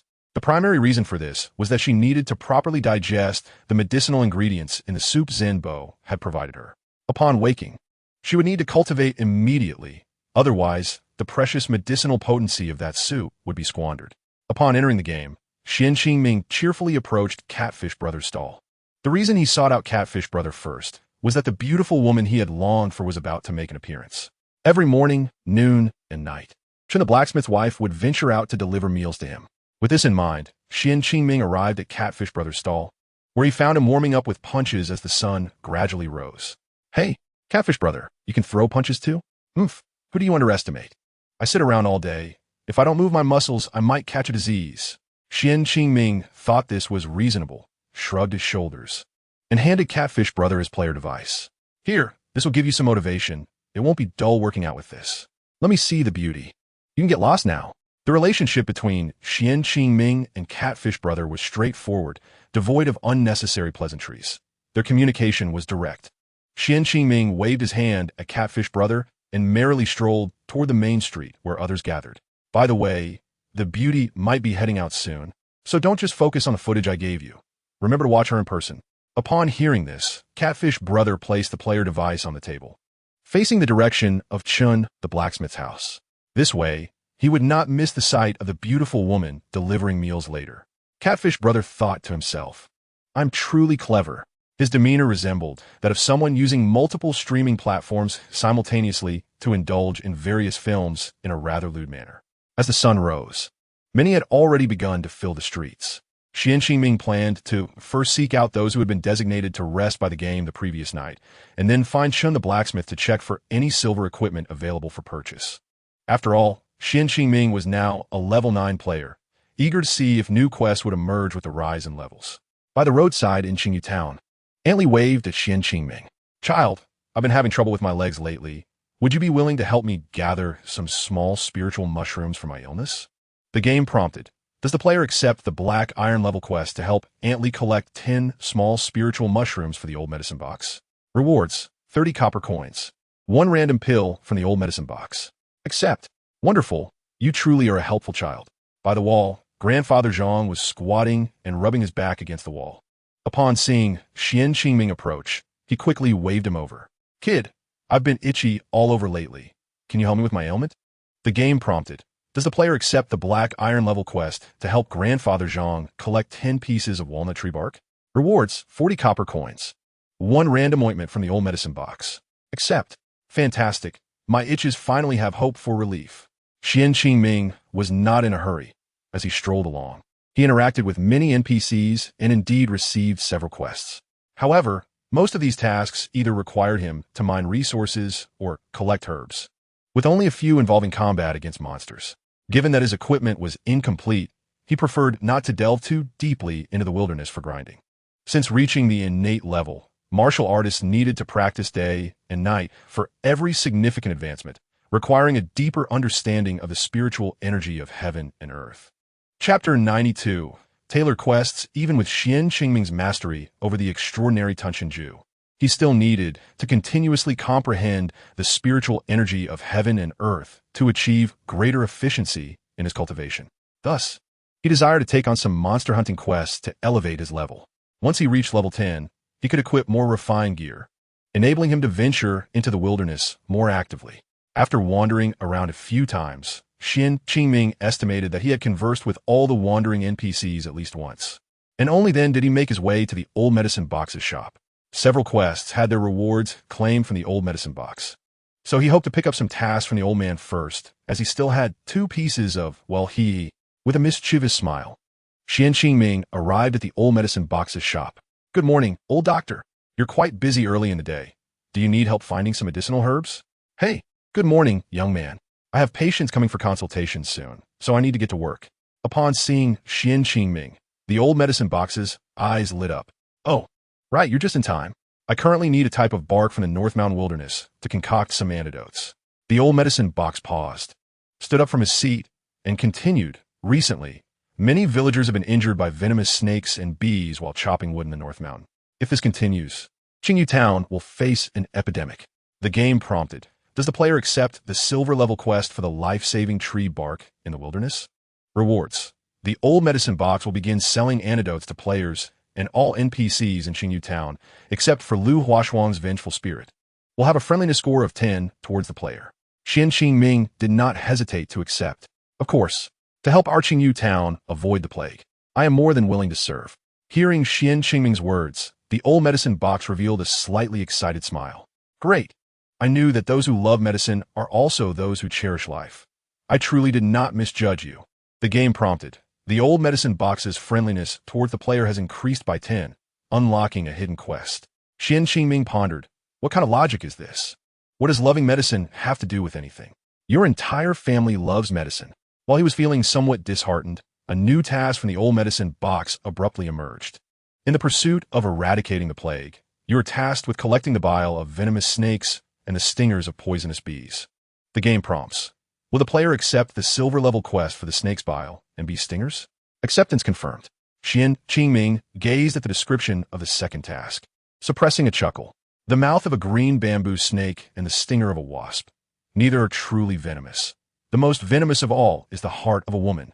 Suddenly, Xian Qingming deactivated the hazy effect of his gaming pod and peered through the translucent canopy towards the door of his gaming chamber. He thought to himself, ha ha ha, isn't there a little Fengzi fast asleep in my bedroom right now? She is undoubtedly far more venomous than the green snake and the wasp. At that moment, Fengzi had just digested the supplements from the Zen Master's soup, lazily rolled over, and playfully ensnared Xian Qingming's blanket with her legs, leaning in to take a hearty sniff. Delightful aroma. The game then alerted. The ordinary monsters required for the tasks of snake bile and bee stingers are all above level 11. Players are advised to level up before attempting these quests. Xian Qingming had become quite adept after reactivating the mist effect of the pod. He scrolled down to read the game prompt thoroughly, and indeed, he uncovered a clue. At the very bottom of the game prompt, a line of small text read, if players complete 2 additional hidden tasks within level 11, they will have the opportunity to receive a hidden reward from the old medicine box. Ah, hidden rewards, you say?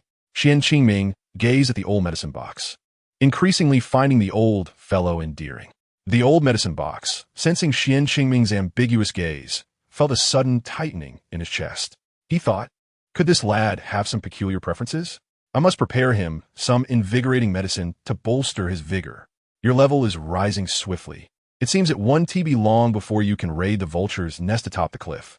The old medicine box took a couple of steps towards Xian Qingming, sizing him up before suddenly grasping his wrist. Your vitality has undergone significant changes lately.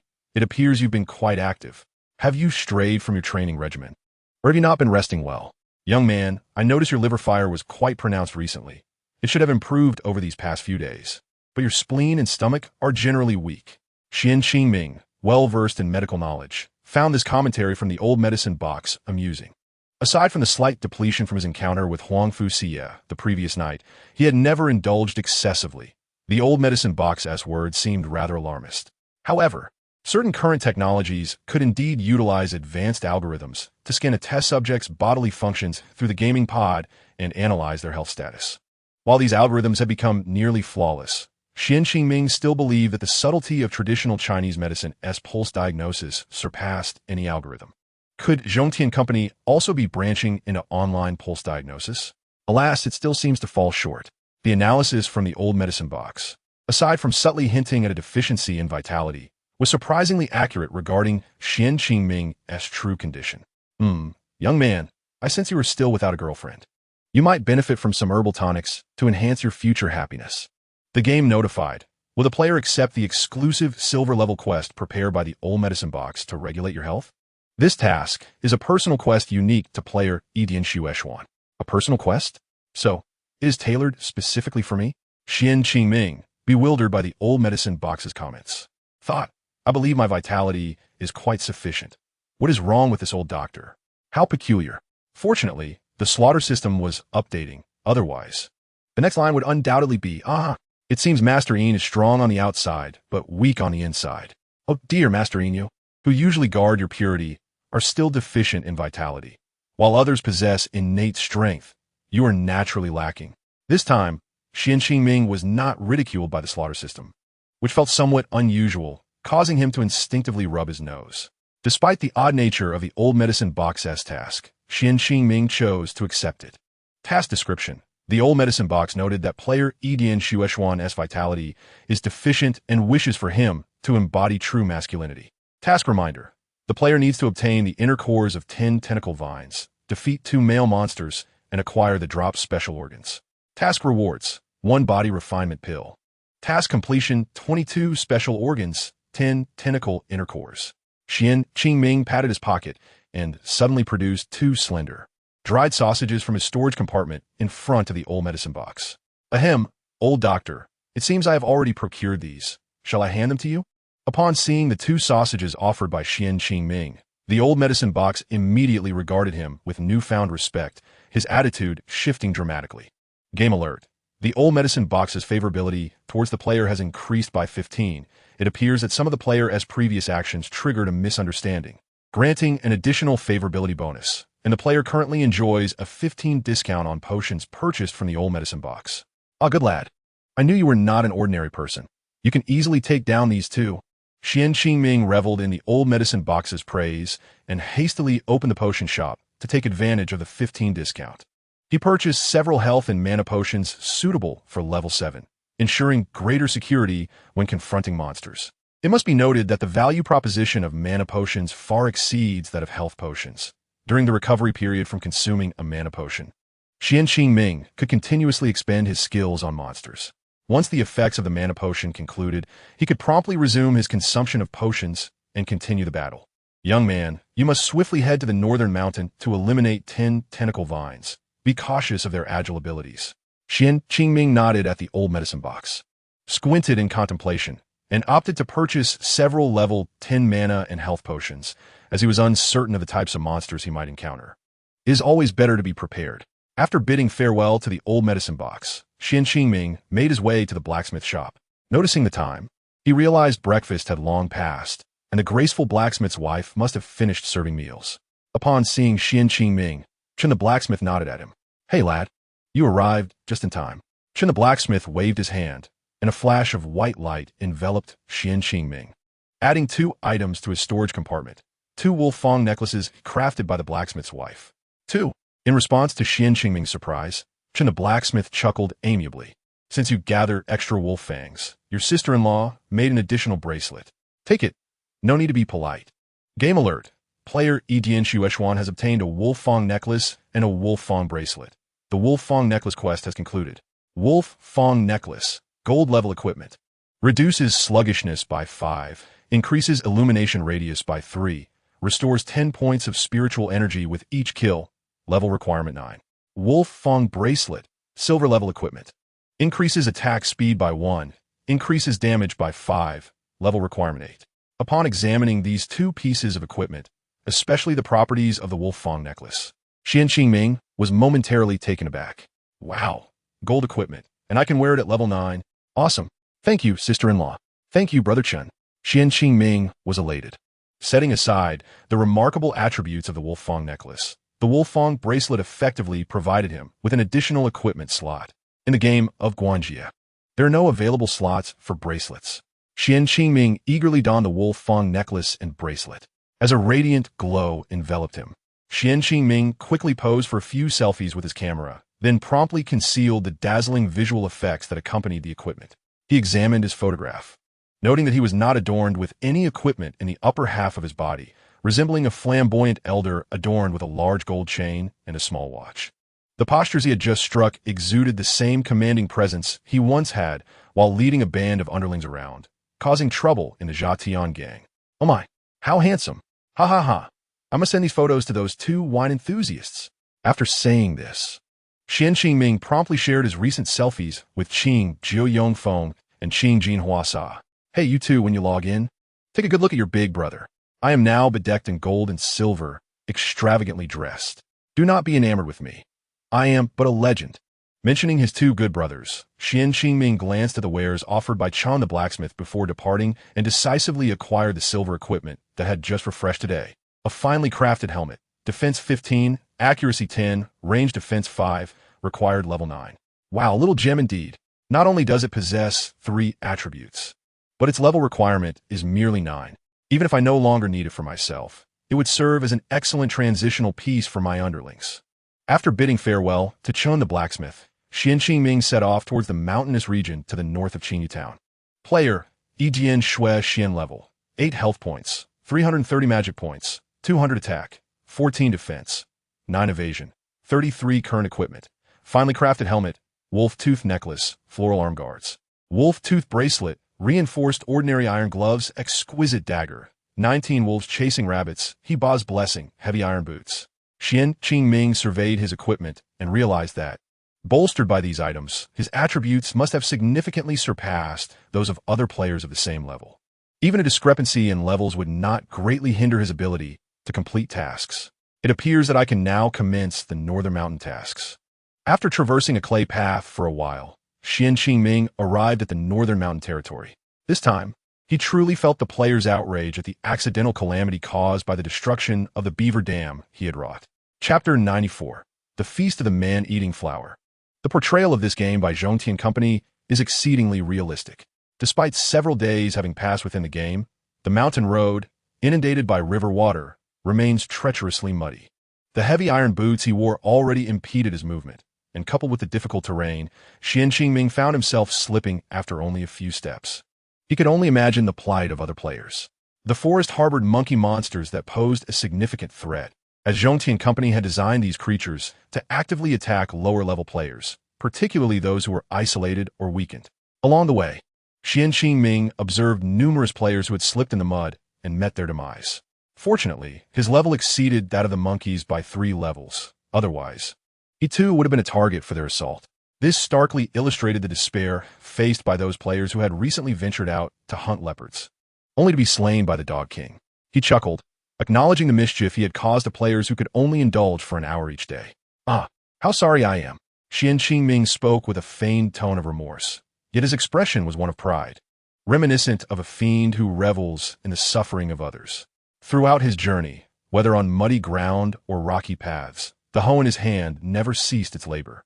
In just 10 minutes, he had completed the collection tasks assigned by the gang at the entrance of Qingyu Town.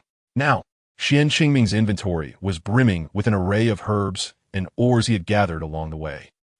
Having come this far, it would be prudent to stockpile these ores and medicinal herbs. As the saying goes, it is better to be prepared than to find oneself in need later. If the forest to the northeast and northwest of Qingyu Town were teeming with life, then the forest directly to the north was eerily foreboding. Even during the morning hours, this woodland sent chills down Xian Qingming's spine.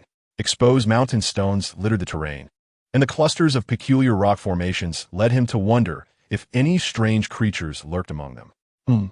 Before he could delve deeper into the sparsely wooded area, he noticed, not far ahead, a scattering of oddly shaped flowers among the rocks. Curious, Xian Qingming brandished his hoe and struck the first wildflower. Game notification.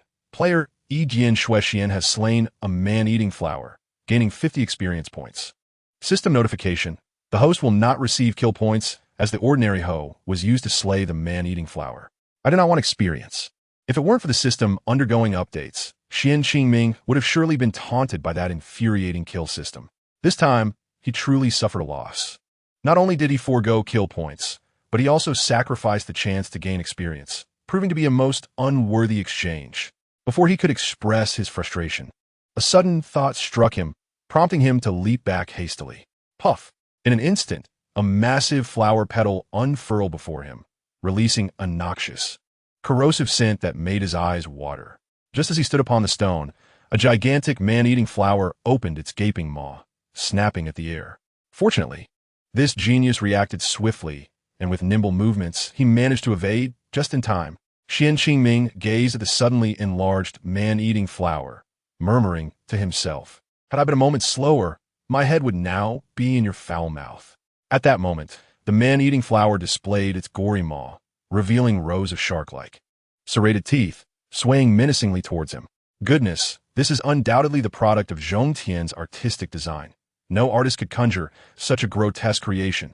Just moments ago, the flower's massive lips had brushed against his scalp as it lunged upward. Although Xian Qingming had evaded the danger, he dared not let the flower bite him to assess its damage value. He observed the swaying, man-eating flower, noting the stark contrast between its slender stem and its gargantuan flower head. How curious it is that such a delicate stem can support such a large head, or rather, such a massive mouth. Ah, even the act of swallowing must be a challenge for that slender neck. Oh, I think I understand now. Recalling the principles of the Venus flytrap, Xian Qingming immediately comprehended the digestive method of the man-eating flower. It appears that within that gaping maw lies a secretion of highly corrosive gastric fluid or perhaps venom. His task requirement was to acquire the toxins from the man-eating flower. Was it not? Ah, the feast of the man-eating flower must refer to players who find themselves ensnared among the flowers, suddenly besieged by the enlarged blooms.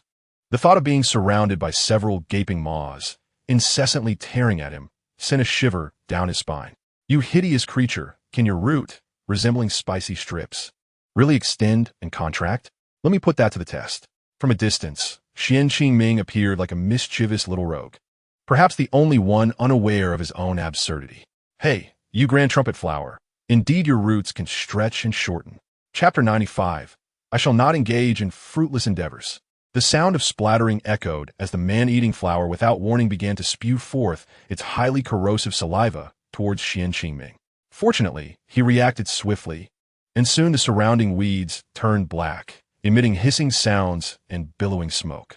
Each spurt of saliva was followed by a 3-second interval. Couldn't you spew out a bit faster? Xian Qingming, having gained an advantage, playfully wagged his finger at the man-eating flower, inadvertently disturbing another slumbering man-eating flower not far from his position. Upon witnessing the sudden transformation of this flower from a budding state into a monstrous figure, Xian Qingming swallowed hard and hastily leaped backward, successfully evading the assault of flower number 2. He deftly maneuvered out of its attack range, and, as it extended its neck to bite at him, he retaliated with a powerful palm strike. His counterattack forced flower number 2 to retreat from him. However, he also noted that upon contact, his strike produced a dull thud, reminiscent of a blunt instrument striking hollow metal. My apologies for the disturbance. Do continue your slumber, he said, bowing slightly, and refrained from provoking the second flower further. Taking advantage of the brief respite, he concentrated on dodging the saliva attacks from the first flower. After enduring a barrage of spit from the flower, Xian Qingming made a miscalculated jump that brought him too close, resulting in his arm inadvertently brushing against the viscous secretion. Despite his quick retreat, 3 damage indicators appeared above his head. It seems these damages are not toxic, but rather corrosive in nature. He mused as he observed the blackened mark on his arm gradually fading due to game mechanics. Seizing the opportunity while the flower was still in its spitting frenzy, he slashed at its side with 2 swift strikes. The resulting damage numbers were insignificant, barely affecting the flower's health, akin to merely giving it a bath. Xian Qingming recognized the wisdom in the system's suggestion to undertake the man-eating flower's feast quest after reaching level 11, as his critical hits were insufficient to significantly harm a level 12 creature. Coupled with the flower's agile and unpredictable attacks, he felt it prudent to vacate the area. Had you been able to spit while extending your neck, I would have been in a dire predicament, he reflected, having noticed that during its assault, the flower's thick lips became as hard as metal, while its spitting was indicative of its frenzied state. Yet, he could not shake the feeling that he was merely rationalizing his retreat. There was logic and caution. Upon reviewing his skills and equipment, he realized that even with his powerful throwing knives and skill rotations, he lacked the means to eliminate the flower in one fell swoop. The disparity in levels and defenses rendered the flower's attacks less harmful to him. Moreover, with only 20 throwing knives at his disposal and the flower's health exceeding 200 points, he was reluctant to engage in prolonged combat.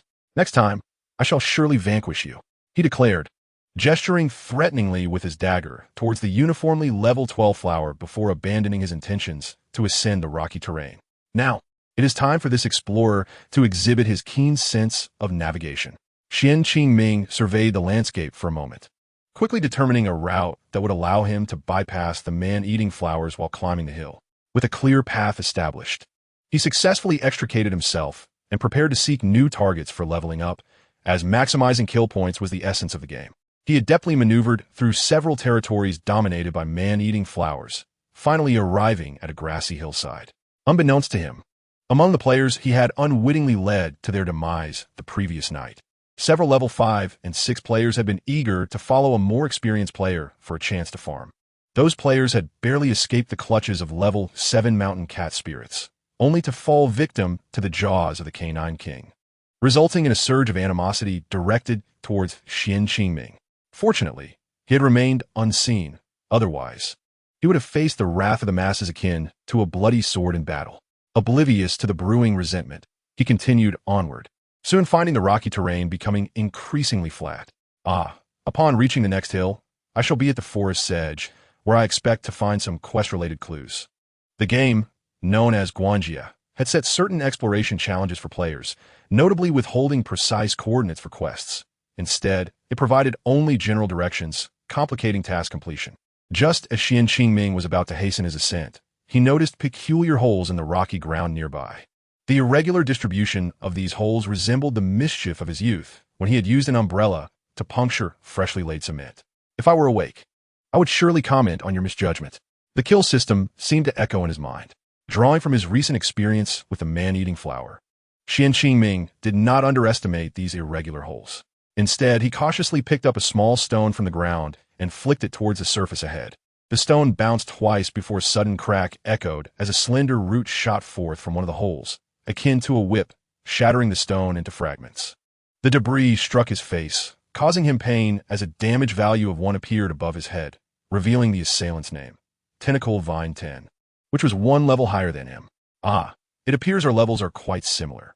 In theory, creatures exceeding a player's level by 1 should not pose a significant threat. Seizing the opportunity, Xian Qingming advanced and struck at the exposed portion of the tentacle vine with a basic attack. Following a successful hit, he swiftly retreated diagonally, narrowly evading a retaliatory lash from the vine. Its defense is surprisingly low. This could be a promising opportunity. While his exquisite dagger boasted considerable attack power, the tentacle vine's defenses were evidently lacking for a creature just 1 level above him. Buoyed by his initial success, Xian Qingming felt emboldened. He assumed that the tentacle vine was confined to its hole and planned to exploit its attack intervals to wear it down. However, just as he prepared to strike again, the root of the tentacle vine unexpectedly detached from the hole. Like a leaping appendage, the vine bent in the middle and propelled itself toward him with alarming speed. Damn! A powerful palm strike. 2 damage values appeared above both the tentacle vine and Xian Qingming's heads. Ignoring his own damage, he rushed toward the retreating tentacle vine. In the face of such a fragile creature, the best defense was a vigorous offense. I shall strike. Damage values of 42 materialized over the tentacle vine as he hastily dodged another lash. Without waiting for it to launch another attack, he surged forward and unleashed a gust of energy with his sword. Damage values of 35 appeared above the tentacle vine as he followed up with a dagger strike. After several exchanges, Xian Qingming ultimately succeeded in vanquishing the tentacle vine, just as his health dipped to 1/10 of its total. However, until the vine-like tentacle closest to him transformed into a radiant white light, Xian Qingming still felt a slight tremor. How could the manner in which this tentacle shot forth resemble the steel needles launched by that young lady so closely? It was rather intimidating. The system prompted, host gains 10 kill points. Xian Qingming, slightly exhilarated, gasped for breath as he bent down to touch the corpse of the tentacle. The game notified, player has acquired 1 tentacle core and 1 resilient vine, with a task completion rate of 110 for the body conditioning mission. What other treasures might these dropped items be, aside from the task-related ones? Regardless of what these items were, the kill points were undoubtedly advantageous for Xian Qingming. And that was sufficient. He tossed a stone into the distance, luring another slumbering tentacle out. Fortunately, they are merely level 9 wild monsters. Otherwise, I would not have easily vanquished you. Another factor was that this locale was relatively distant from Qingyu Town, and after a couple of deaths, players would typically refrain from venturing here for farming. The players in Qingyu Town were mostly at levels 7 and 8. There were few anomalies like Xian Qingming who had reached level 9. Characters like Qing Jinhua and Qing Jiuyongfeng, along with their comrades from the Zhatian gang, had only advanced to the upper echelons due to their relentless teamwork against formidable foes. Moreover, these tentacle vines were exceedingly agile, aside from the quick-reacting Xian Qingming. Other players with lower skill levels would find it challenging to evade their attacks. Xian Qingming's reaction speed was impeccable while battling the corpse spirit. Few players invested heavily in agility attributes in the game, and even in groups, surviving against the tentacle vine's dynamic assaults was commendable, let alone defeating them. In comparison, tackling the leopards in the northwest appeared to be more enticing for players. Upon noticing a slight increase in his experience bar, Qingming, albeit reluctantly, nodded in acknowledgement. Before long, he had dispatched 10 tentacle vines one after another. The game notified, player has acquired 1 tentacle core, task completion rate 1010 for the tentacle core. Body conditioning task completed. This small section of flat rocky ground bore about 30 scattered holes. After hours of effort, Qingming faced no competition for the kills. Before the first tentacle vine could respawn, he had completed the task of slaying 10 tentacle vines. According to the old medicine box, the venomous snakes and bees should be located across the forest. Perhaps it was time to explore that area. The game hinted clearly that completing the tasks involving the venomous snake's gallbladder and the bee's stinger before reaching level 11 would activate the hidden rewards of the old medicine box, which Qingming eagerly anticipated. As he pondered, he heard footsteps not far behind him, followed by a sudden rustle. The first tentacle vine he had slain had respawned, emerging from a hole and discovering a player atop its head, unceremoniously diving toward the player's groin. Tentacle vine, what audacity, daring to disrupt the ground beneath the sovereign's domain. Qingming observed as the tentacle vine relentlessly jabbed at the legs of the unfortunate player. What on earth is this creature? Is a monster? The unfortunate player was howling in terror, clearly shaken by the encounter. Qingming couldn't help but compare the tentacle vine to the classic monsters from ancient dramas. Meanwhile, he tilted his head, puzzled by the low level of the player. How had this individual managed to evade the carnivorous flowers to arrive here? Should he consider this luck or misfortune? I'm merely here to collect some honey for Lord Liu. I can't possibly defeat you. Please spare me. Qingming grimaced in embarrassment, unsure of how to respond. After hearing the player's cries, he concluded that this unfortunate soul had brought this upon himself. It could only be said that those who elicit pity often harbor flaws. This fool insisted on assisting the vengeful spirit of Lord Liu Huashuang with his tasks, truly stubborn. At this moment, Qingming was a fair distance from the first hole and did not wish to waste any more time on the difficult-to-defeat tentacle monsters. Thus, he hastily made his way up the hillside, where a sparse grove of withered trees lay, which was the direction of his task. Unbeknownst to him, the reason the unfortunate player had avoided the territory of the carnivorous flowers was due to the guidance of the task prompt, directing him solely toward the location of the honey. In contrast, Qingming traversed according to the sequence of tasks, following the positioning cues. Along the way, he swung his hoe, collecting herbs and ores. Before long, Qingming ascended the slope and arrived at the small patch of withered trees at the summit. It was not winter in Qingyu Town. Why was there such a large area of trees completely bare? The trees were sparsely distributed, each not too tall and devoid of leaves, exuding a rather eerie aura. Nevertheless, Qingming sensed that these withered trees, though appearing lifeless, were not devoid of vitality. He considered circumventing the grove, but it was the only route to the back mountain and also a task point for him. Just as Qingming took a few steps after reaching the mountaintop, he received a prompt. Game notification. Player has entered the dark grove. Should I peel the bark with my hands or dig it out with my hoe?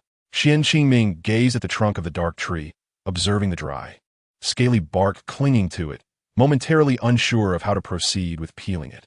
However, as he approached the vicinity of the dark tree, a sudden chill swept over him, followed by the branches before him sharpening abruptly and lunging toward him. Damn! 10-3-3.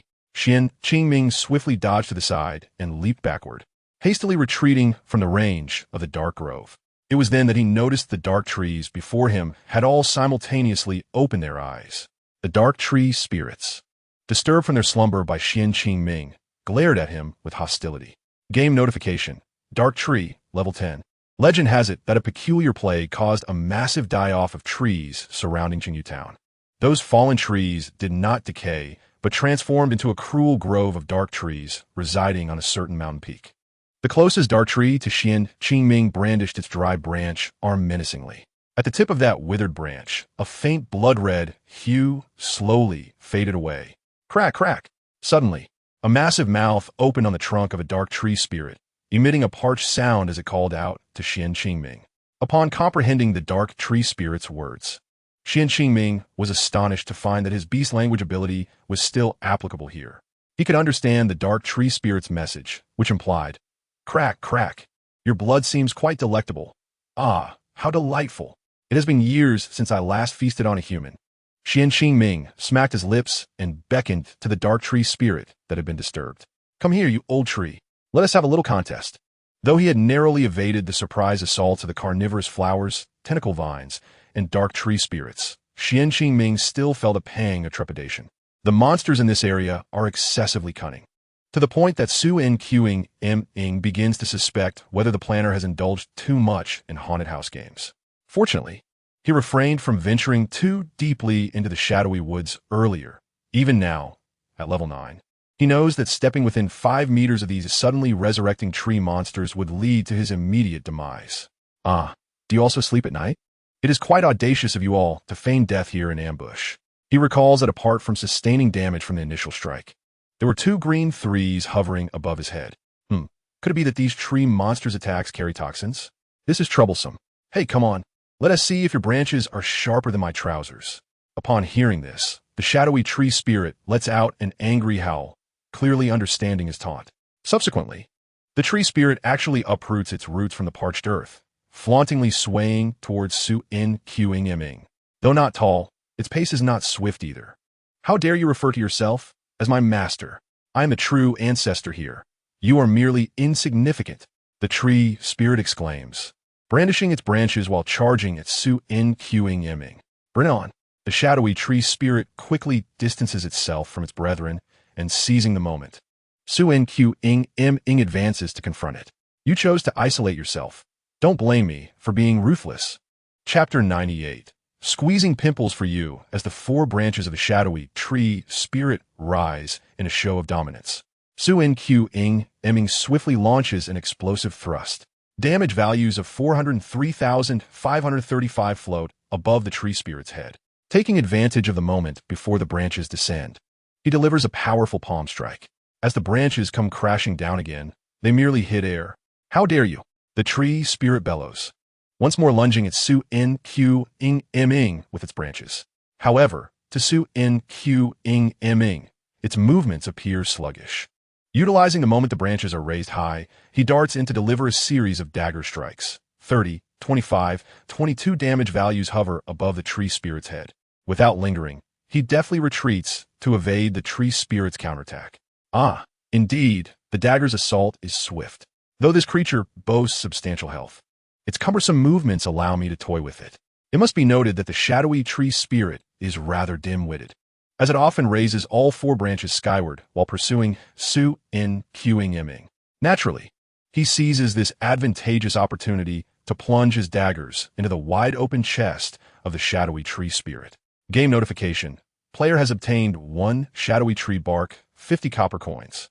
The current task completion for the life-saving tree bark in the wilderness is at 120. System notification. Host has gained 10 kill points. Ah, do you large trees come to repay kindness? How considerate. Su Nqing Ming smiles upon seeing his increasing experience and kill points, mimicking the tree spirit's motions, flailing his arms about like a 2-armed creature. If the kill system were conscious, it would undoubtedly praise Su Nqing Ming as a 2-armed being, while the shadowy tree spirit would be deemed 4-armed. If Qing J N Hu S and Qing G Y Ing F Ing were present, they would undoubtedly seize the chance to record a video of Su Nqing Ming's antics. Su Nqing Ming, but they are not here. You shall not capture my embarrassing moments. I shall always be the most handsome. Acquiring these 10 kill points is far more gratifying than dealing with those troublesome vine tentacles.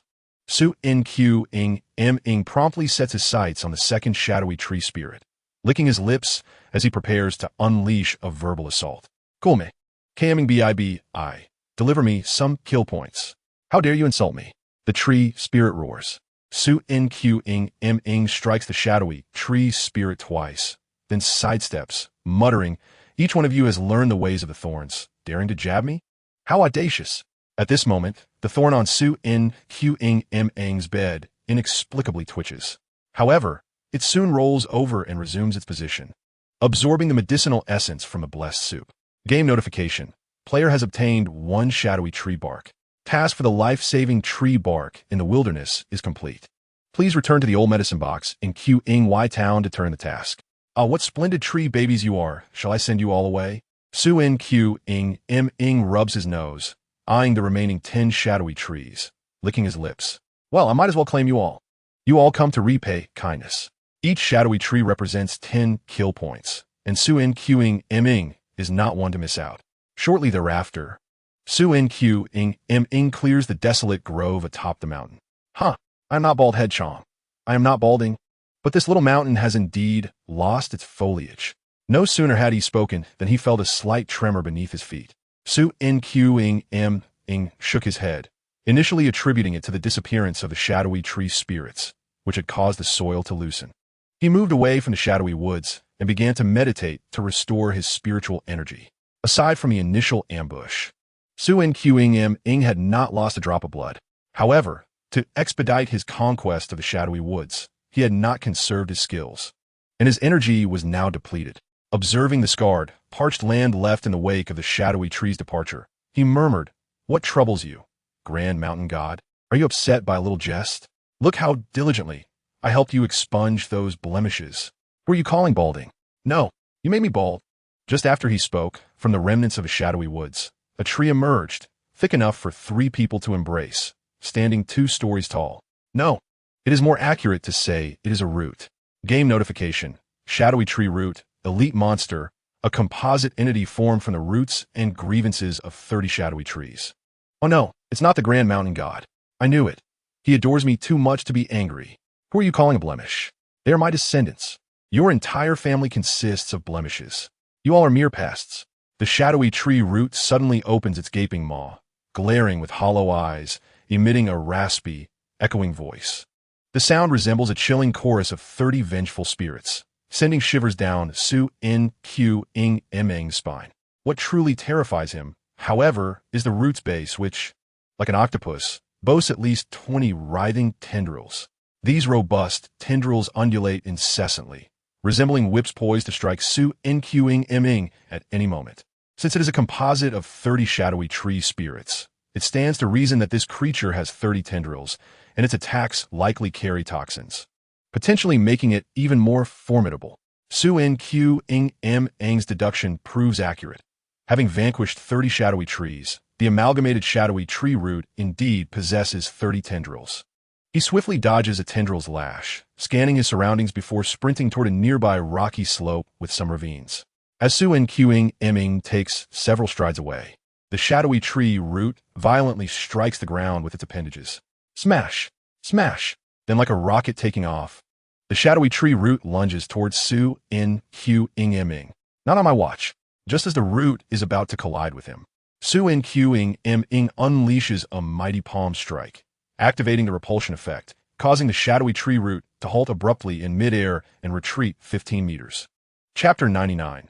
The Seizure of High Ground. Xian Qingming swiftly seized the opportunity to unleash a flurry of attacks, with his 19 wolves pursuing the rabbit technique, followed by a horizontal wind sword energy, before hastily retreating. Damage values of 12, 45, and 30 appeared above the head of the Y and SHGN, causing a noticeable drop in its health bar. The loss of 10 health points was evident this time, as the effects of the 19 wolves pursuing the rabbit's flying needles no longer benefited from the level 10 immunity against monster defenses. After being forcibly knocked back, the Y and SHGN fell from the air to the ground, evidently bewildered. Wow, has it really been so long since it last feasted? No. I must consume this human to replenish my nourishment. I wish to bear more offspring. Xian Qingming thought to himself, is this truly a grandma? A hermaphroditic ancient tree spirit? He hurriedly took advantage of the Y and SHGN's moment of confusion to dash toward the rocky slope riddled with crevices, swiftly maneuvering to the far side behind a protrusion. Seeing that Xian Qingming was attempting to flee, the Y and SHGN struck the ground forcefully with its tendrils, lunging towards him once more. At that moment, Xian Qingming's form was positioned just below the other side of the rocky slope. As the Y and SHGN approached, he suddenly crouched down, allowing its wooden head to soar over him. Just as the tendrils were about to strike him, Xian Qingming executed a powerful palm strike, sending the Y and SHGN soaring diagonally upward, with damage values of 13, 25, and 17 floating above it. The YNSHGN transformed into a parabolic arc, flying down the rocky slope. After losing 13 health points from the palm strike, the two tendrils grazed Xian Qingming's arm and head due to inertia, causing a slight decrease in his health. Damn, strike not the face. You wooden lump. No, you are indeed a decayed root. Without time to celebrate his narrow escape, Xian Qingming hurriedly retrieved a small health potion and a small blue potion, consuming them eagerly. Ugh. Why does this taste like tomato juice mixed with blueberry juice? Hey, this old medicine box is surprisingly effective. In his memories, health and mana potions from millennium ago in other games lacked any flavor. Hey, you decayed wooden lump, you possess quite the resilience. Xian Qingming expected that the YNSHGN would not roll down the rocky slope as he had anticipated. Just as it was about to crash onto the slope, several of its tendrils suddenly elongated, gripping the ground firmly like landing gear. Although damage values of 5 still floated above it, this was negligible compared to its substantial health pool of at least 800 or 900 points. Wow, you dare insult me. Grandfather, I shall strike you down. Before Xian Qingming could fully recover his mana from the small blue potion, the YNSHGN charged towards him rapidly. 30 tendrils, akin to a giant spider, quickly clung tightly to the rocky slope. With a gentle sway, the YNSHGN lunged at Xian Qingming with claws bared. This is troublesome, Xian Qingming muttered softly, fixating on the YNSHGN that was advancing with its thrashing tendrils. This YNSHGN was considerably more intelligent than the clumsy YNSHJing. Its tendrils danced, enclosing its thick root body, leaving no apparent weaknesses. Clearly, its true form was vulnerable. But in the face of such impenetrable defense, Xian Qingming realized that even in a direct confrontation, he would struggle to inflict any harm upon it. As the YNSHGN approached, Xian Qingming's dagger struck precisely at the tip of one of its tendrils. Damage values of 10, 17, and 22 appeared above the YNSHGN. However, this meager damage merely slowed its advance, failing to deter its rapid approach. Just as the foremost tendrils were about to strike Xian Qingming, he unleashed another powerful palm strike, pushing the YNSHGN down the rocky slope. Wow, accursed human, don't you dare push me. The hollow eyes of the YNSHGN glared fiercely at Xian Qingming through its tendrils, as it flew downward once again. Yet this time, the YNSHGN demonstrated cunning. Its tendrils extended mid-air, accurately gripping the crevices above, preventing it from falling too far. That decayed wooden lump has learned some cleverness. Observing that he had barely restored 3/4 of his mana, Xian Qingming glanced at the YNSHGN's health bar and began to calculate rapidly. The cooldown for the powerful palm strike was 3 seconds, costing 20 mana points. Having just consumed a small blue potion, the restorative effects had yet to take full effect. Come on, let me engage you in a war of attrition, Xian Qingming declared, swiftly delivering several slashes to the tendril that had just reached before him, followed by another palm strike, sending the YNSHGN tumbling down the slope once more. Haha, standing high allows one to see far. Little tree spirit, lament your fate. Xian Qingming triumphantly waved his dagger at the YNSHGN, playfully winking at it. Come down here. He mocked the YNSHGN, which was seething with rage below. Come up here. Come fight me. Suddenly, the YNSHGN's health dropped below half, and Xian Qingming had managed to cleave off 10 of its tendrils. Consequently, the YNSHGN's sliding distance increased, making it challenging for it to ascend as effortlessly as before. Though Xian Qingming caught a moment of respite, his mana was dwindling rapidly. Now, with the slow recovery from the potions, he could at most unleash 3 more powerful palm strikes. Although 9 flying needles remained, he still had the task of dealing with the poisonous bees ahead. Would he truly exchange health for a chance to harm the YNSHGN? Xian Qingming had considered the possibility of a blood exchange tactic, but the YNSHGN's attacks were laced with poison. The potential damage value, duration, and possibility of stacking were all uncertainties that made him reluctant to take that risk. Chapter 100. Not yet time to use it thus, Xian Qingming accelerated his attack pace, becoming increasingly adept at both assaulting and dodging. And after 2 back-and-forth exchanges, he successfully reduced the YNSHGN's health bar to just above 1/4. Wow, I will surely defeat you. Observing its remaining 4 tendrils, the YNSHGN suddenly became frenzied. Game notification. The YNSHG has entered a berserk state and will unleash unexpected attacks. Players, please proceed with caution. Upon seeing the game's warning, Xian Qingming narrowed his eyes, becoming utterly serious. It seemed that his previous strategy of leveraging terrain advantages for attrition would no longer suffice. Indeed, as the YNSHG approached him, the two tendrils waving in the air transformed into sharp blades. Xian Qingming could clearly see the blades reflecting a faint green light under the sun. This is troublesome. More poison. He carefully evaded the incoming blades, advancing rather than retreating, and moved to the side of the Y and SHGN, swiftly delivering several slashes. Damage values of 35, 30, and 27 appeared above the Y and SHGN. In a hurry, it redirected the two blades, attempting to strike back at Xian Qingming. He quickly maneuvered behind the Y and SHGN, fiercely aiming for the two tendrils supporting it. 40, 43, a splendid critical hit. Xian Qingming's angle of attack was astutely calculated, and with a stroke of luck, he successfully severed one of the Y and SHGN's tendrils. Although the other tendril was not completely severed, it hung limply, unable to provide support, as the shadowy roots of the tree collapsed to the side. Xian Qingming's feet moved swiftly, hastening towards the rocky slope nearby. Just as the shadowy roots tumbled down some distance, a slender, delicate tentacle unexpectedly emerged beneath them. This tentacle, akin to a suction cup, firmly adhered to the rocky slope, thereby providing stable support. Wasn't there supposed to be a total of 30 tentacles? What is this one? Can tentacles regenerate? No sooner had Xian Qingming voiced his thoughts than the shadowy roots, as if struck at a vulnerable point, glared viciously at him. Wow, don't run. I will slay you. I will poison you. Oh no, the shadowy roots, resembling a frenzied lunatic, suddenly opened its maw and spat forth a stream of dark green light towards Xian Qingming. Startled, he hurriedly rolled down the rocky slope. His body painfully scraped against the rough ground.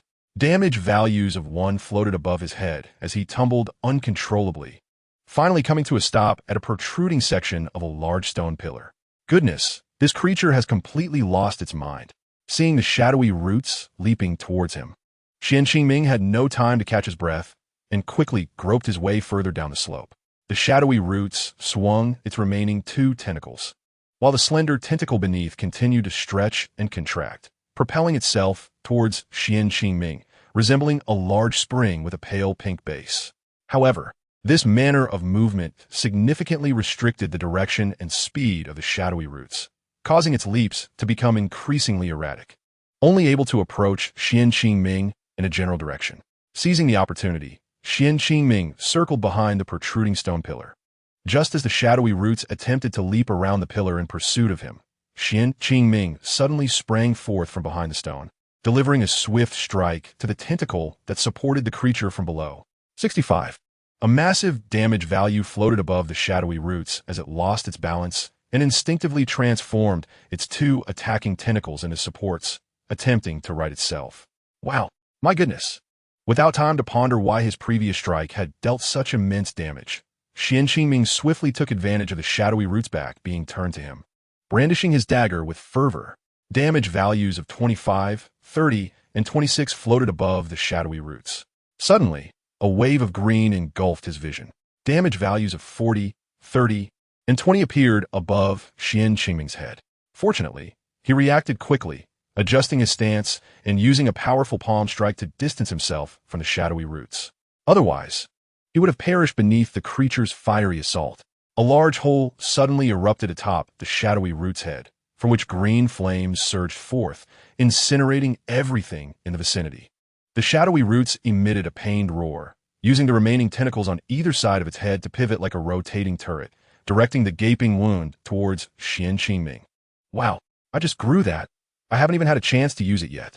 I will kill you. As the shadowy roots completed its turn, the flames erupted towards Xian Qingming once more. Damn, how can this creature's head also breathe fire? Oh no, this fire is poisonous. Damage values of 7, 7, 7, and 7 continually floated above Xian Qingming's head as he hurriedly took advantage of the shadowy roots moment of turning to dash back behind it. The shadowy roots reacted swiftly, disregarding the pain of Xian Qingming's previous strikes, and executed a cunning turn. Simultaneously, its ability to unleash green light had cooled down, and a beam of green light shot past Xian Qingming's body.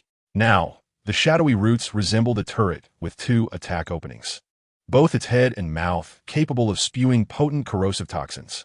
Damage values of 20 and 16 floated above Xian Qingming's head, followed by further values of 7, 5, 7, and 5. Damn, the damage from these 2 toxins can actually stack.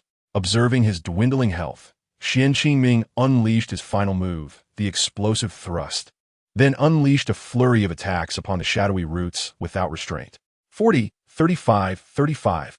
After executing the explosive thrust, he decisively lunged forward to deliver several additional strikes. This was still insufficient. He grasped the 19 wolf-to-rabbit buckle at his waist. 37, 40, 43. Finally, the shadowy roots transformed into a beam of white light and vanished.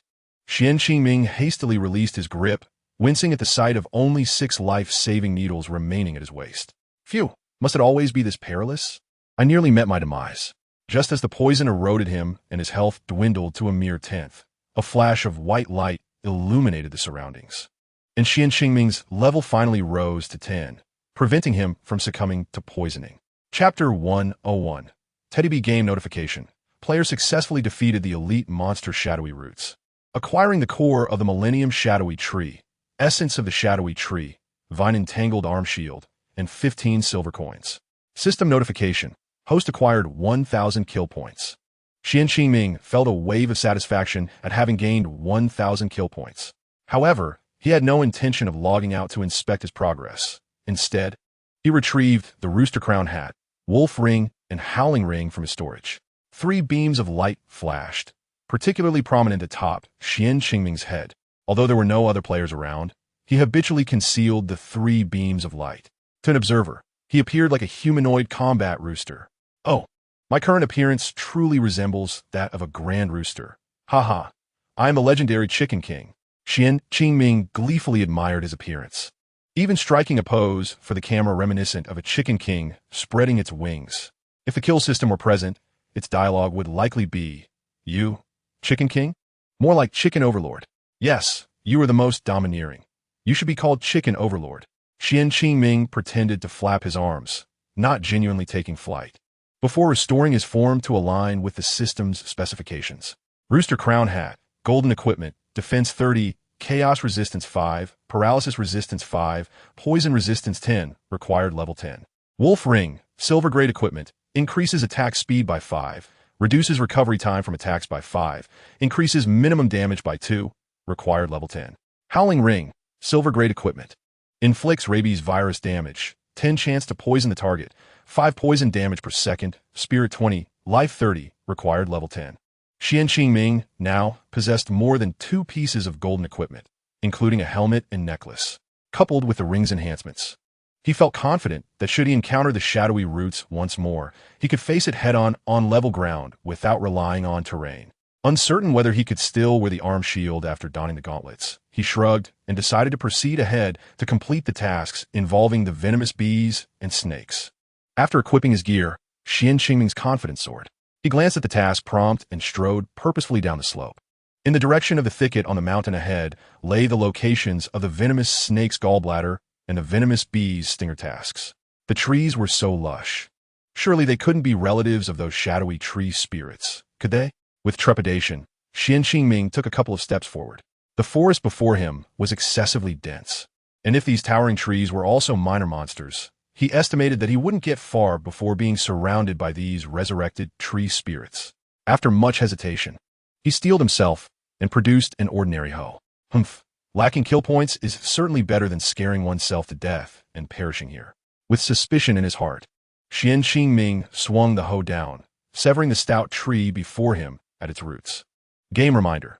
The player has acquired 10 units of lumber and 50 seeds of the camellia tree. We hope players refrain from misusing artifacts that might disrupt the map and strive to maintain the game's balance. Ah, it appears to be an ordinary ancient tree. Could these logs be of monetary value? Xian Qingming, feeling somewhat embarrassed, rubbed his nose and addressed the game system. With the burden of anxiety lifted, he briskly ventured deeper into the forest, not contemplating how the seeds of the camellia tree might be utilized. Before long, Xian Qingming stumbled upon a vast sea of flowers. The blossoms within this expansive floral display were remarkably enormous, each one blooming to the size of a basin. If some photography enthusiasts were present, they would undoubtedly have joyfully leaped into the flower sea to capture selfies. However, Xian Qingming approached with caution, having noticed a plump bumblebee frolicking amidst the pollen across the flower sea. The gigantic wasp diligently rubbed the pollen onto its body while eagerly opening its large mouth to take hearty bites of the sweet nectar. My, this rotund orange creature is indeed large, at least the size of a teddy bear. No wonder it is called a giant wasp. Well, it is rather adorably grotesque. After devouring the nectar from the flowers beneath it, the hefty wasp sat up and let out a satisfied burp. Watching around, plump wasp licking its lips, Xian Qingming couldn't help but find it somewhat comical. He mused, could this creature be a mutated bee that has attained sentience? Does it truly possess the ability to fly? Its wings appear rather short, as if to demonstrate its flying capability to Xian Qingming. This 11-legged wasp began to flap its diminutive wings. The enormous wasp wobbled as it took flight from the flower patch, gradually ascending into the air, laden with sticky pollen, and sluggishly made its way into the forest. Resolute in his decision, Xian Qingming swiftly concealed himself among the nearby trees, awaiting the arrival of the wasp's companions. Soon, a buzzing sound grew nearer, prompting Xian Qingming to hide further. A swarm of teddy wasps followed in quick succession, and upon a brief count, he discerned at least a dozen of these wasps. Buzz, look, the early wasp has found pollen to feast upon. This is my secret base. Buzz, you are truly a genius. We all adore you. Buzz, let us go forth, consume the pollen, and gather the nectar. Xian Qingming, endowed with skills from the game, translated the wasp's chatter, feeling a chill of sweat trickle down the back of his head. He pondered, good heavens, do the planners at Zhongtian Company possess such imaginative minds? Do the wasps engage in the same dialogues daily? Although Xian Qingming was well-equipped, he dared not provoke an entire swarm of wasps, especially considering that wasps are social creatures. He was uncertain whether the planners had assigned any group attack skills to these beings. Chapter 102. Disturbing the snake's den, Xian Qingming stroked his chin and mused. Heh, you claim to be bees, yet you do not communicate through dance. Is this a sign of progress in the times, or a genetic mutation? Damage values of 35, 40, and 43 floated above the giant wasp's head. With the aid of the wolf ring, Xian Qingming's attack frequency had significantly increased. He dealt 150 damage in a flurry, and the wasp barely had time to react before it was vanquished. Game reminder, the player has obtained 1 wasp stinger, 1 unrefined pollen, and 60 copper coins. The task completion for the wasp stinger is at 120. System notification, the host has gained 10 points for killing, after successfully defeating his first teddy wasp. Xian Qingming felt emboldened. System notification, the host has gained 10 points. System notification, the host has gained 10 points. Time passed, and Xian Qingming glanced at his task prompt. He had eliminated several giant wasps, causing the remaining teddy wasps in the flowers to finally react. As the last giant wasp departed, 2 teddy wasps sprang from the petals. Why are you both flying together now, offering yourselves up? Oh no, isn't it more fitting to say you are presenting your wasp heads? Xian Qingming waited for the 2 plump wasps to pass before striking at the one lagging behind. He unleashed 3 swift attacks, culminating in a powerful thrust that dispatched the wasp. Without pause, he capitalized on the residual energy from the thrust and directed it toward another nearby teddy wasp, aiming to strike. Yet, despite Xian Qingming's timely intervention, the teddy wasp managed to react, just as it raised its rear to launch an attack against him. A flash of light emanated from Xian Qingming's hand. Damage of 49 appeared above the teddy wasp's head, and he lost one of his flying daggers. Observing the 2 companion wasps fall before him, Xian Qingming finally exhaled in relief. Even when battling the dark roots of the trees, he had refrained from using his limited daggers, all for the sake of completing the task of eliminating the wasps. Wasps are indeed flying creatures, and Xian Qingming was uncertain whether he might soon face a horde of them, so he was cautious not to squander his daggers on fleeting targets. Through this combat, he had gained a rough understanding of the wasp's attacks as he surveyed the bodies of the fallen. On the last giant wasp, a long, sharp stinger protruded from its rear, embellished with fine barbs. Clang! Xian Qingming deliberately scraped his dagger against the stinger of the teddy wasp, confirming its formidable hardness. He chuckled at the game's design. The peaceful mode wasps lacked stingers, while the aggressive mode ones seemed to sprout them out of thin air. Shrugging, he cautiously followed the solitary plump wasp, believing it to be leading him to the wasp nest. After a short while, he suddenly stepped aside, sensing a tremor beneath his feet. Steadying himself, he took a few more steps, only to discover that the ground beneath him undulated with his movements. Oh no, this place feels off. Ignoring the retreating wasp that was disappearing from his view, he hurriedly backtracked. However, just as he took 2 steps back, he instinctively slashed upwards with his knife. Damage values of 40, 15, 0, 0 erupted above the stout snake's head. Although Qingming evaded in time, the fangs of the 11-legged snake grazed his shoulder. The stout snake, 11, a unique species found in the northern mountain forests of Qingyu Town, characterized by its short, stocky body and somewhat sluggish movement. You dare to ambush me, you fat earthworm? This snake, having suddenly descended from the tree, swung its tail at Qingming. Fortunately, Qingming was prepared. After dodging the sweeping tail, he thrust his dagger fiercely at the snake's vulnerable spot. Damage values of 54, 52, and 40 soon caused the stout snake to vanish in a flash of white light. Game reminder: the player has slain the stout snake, obtaining 1 snake gall, 60 copper coins, and a task completion of 120 for the snake gall. System notification: the host has gained 10 points for killing. After assessing his condition, Qingming took about 10 seconds to recover from the poisoned state following the battle. The rooster comb hat truly is a remarkable item. It truly is magnificent. It must be said that attempting to accomplish the tasks involving the venomous snake's gallbladder and the poisonous bee's stinger to perfection is indeed a formidable challenge. Even for Qingming, the robust attacks of these venomous snakes carry harmful toxins. Fortunately, Qingming possesses the resistance granted by the Jiguan Mao, which mitigates the negative effects. Especially since he carelessly ventured into the lair of the venomous snakes, the expansive area beneath his feet, resembling a waterbed, undoubtedly serves as the abode of these plump earthworms. As Chapter 103 unfolds, why did the magic fail? It is evident that while Qingming is deep in thought, several stout, venomous snakes emerge from seemingly nowhere. Hiss! Who dares to tread upon my domain? Hiss! How dare one disturb my slumber in broad daylight? Hiss! Where's old Six? Wasn't he supposed to be on lookout in the trees? The last snake's inquiry arouses the vigilance of the other 2, prompting them to patrol the vicinity of their nest. Qingming, observing the advancing plump earthworms drawing nearer to his hiding spot, squints and grips his dagger tightly. Cool me, but do not bite my dagger. Its durability is already halfway depleted. This time, Qingming has learned his lesson, aware of the wear on his equipment after his recent encounter with the shadowy tree roots. Thankfully, he intends to evade a direct confrontation with these venomous snakes, for he fears that his sole weapon might shatter into pieces during the fray. This is silver-grade equipment. Even Qingming, the wealthy landlord, would hesitate to squander it carelessly. As the massive earthworm approaches, Qingming suddenly darts from a thicket and strikes fiercely at the vulnerable spot of the stout venomous snake. 50, 47, 45, 40.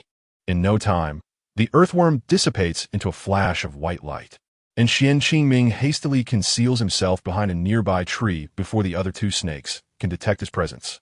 Hiss! Why is old 8 silent? Hiss! Let us investigate. Perhaps he is secretly feasting on the plump worm. Hiss! It could very well be true. The plump worm, coated in pollen, is quite sweet, and I wonder how our ancestors ever favored that female plump worm. The 2 large earthworms converse as they sway towards the direction where Qingming had hidden. Listening intently, Qingming contemplates whether to lure them away like last time, hoping to instigate a conflict between the Taidi bees and the earthworm colony.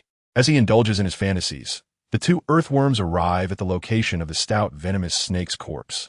Hiss! Old 8 is dead. Hiss! He wasn't choked to death. Before the plump earthworm can finish, Qingming unleashes a horizontal sword strike, slicing through their bodies. 55, 53. Before the 2 earthworms can react, he employs a burst thrust, aiming precisely for the nearest earthworm's vulnerable spot. 54, 43, 40. Qingming swiftly delivers several more strikes, dispatching 1 earthworm in a flash. As the remaining earthworm rushes towards him, Qingming's dagger meets it head-on. 17, 0, 40, 35. This time, he confronts the severely wounded earthworm, opting to exchange blows. Just as the earthworm transforms into a beam of white light and vanishes, Qingming suddenly feels a tingling sensation in his bitten arm. Curse it, the paralysis effect cannot be entirely dispelled. It seems I was fortunate enough not to suffer from the initial bite. Qingming's current state is one of poisoning and paralysis. While the paralysis does not drain his health, it certainly hampers his movements. It appears I must avoid direct confrontation with more than 3 venomous snakes. If multiple snakes paralyze me, I may be too sluggish to evade their strikes. After approximately 10 seconds, the lingering numbness in his left arm fades away. Indeed, the Jiguan Mao's golden equipment proves its worth, dispelling the effects in merely 10 seconds. The poison from the shadowy tree spirit surely lasts longer than that. Qingming stealthily navigates around the edge of the snake's nest, understanding that he can comprehend animal communication and is aware that the earthworms require rest during the day. However, how might he lure them out for extermination? An idea strikes him. He first hides within the thicket and summons an ordinary wolf, instructing it to cautiously explore the entrance of the snake's nest. Sure enough, it isn't long before a robust, venomous snake emerges from the burrow.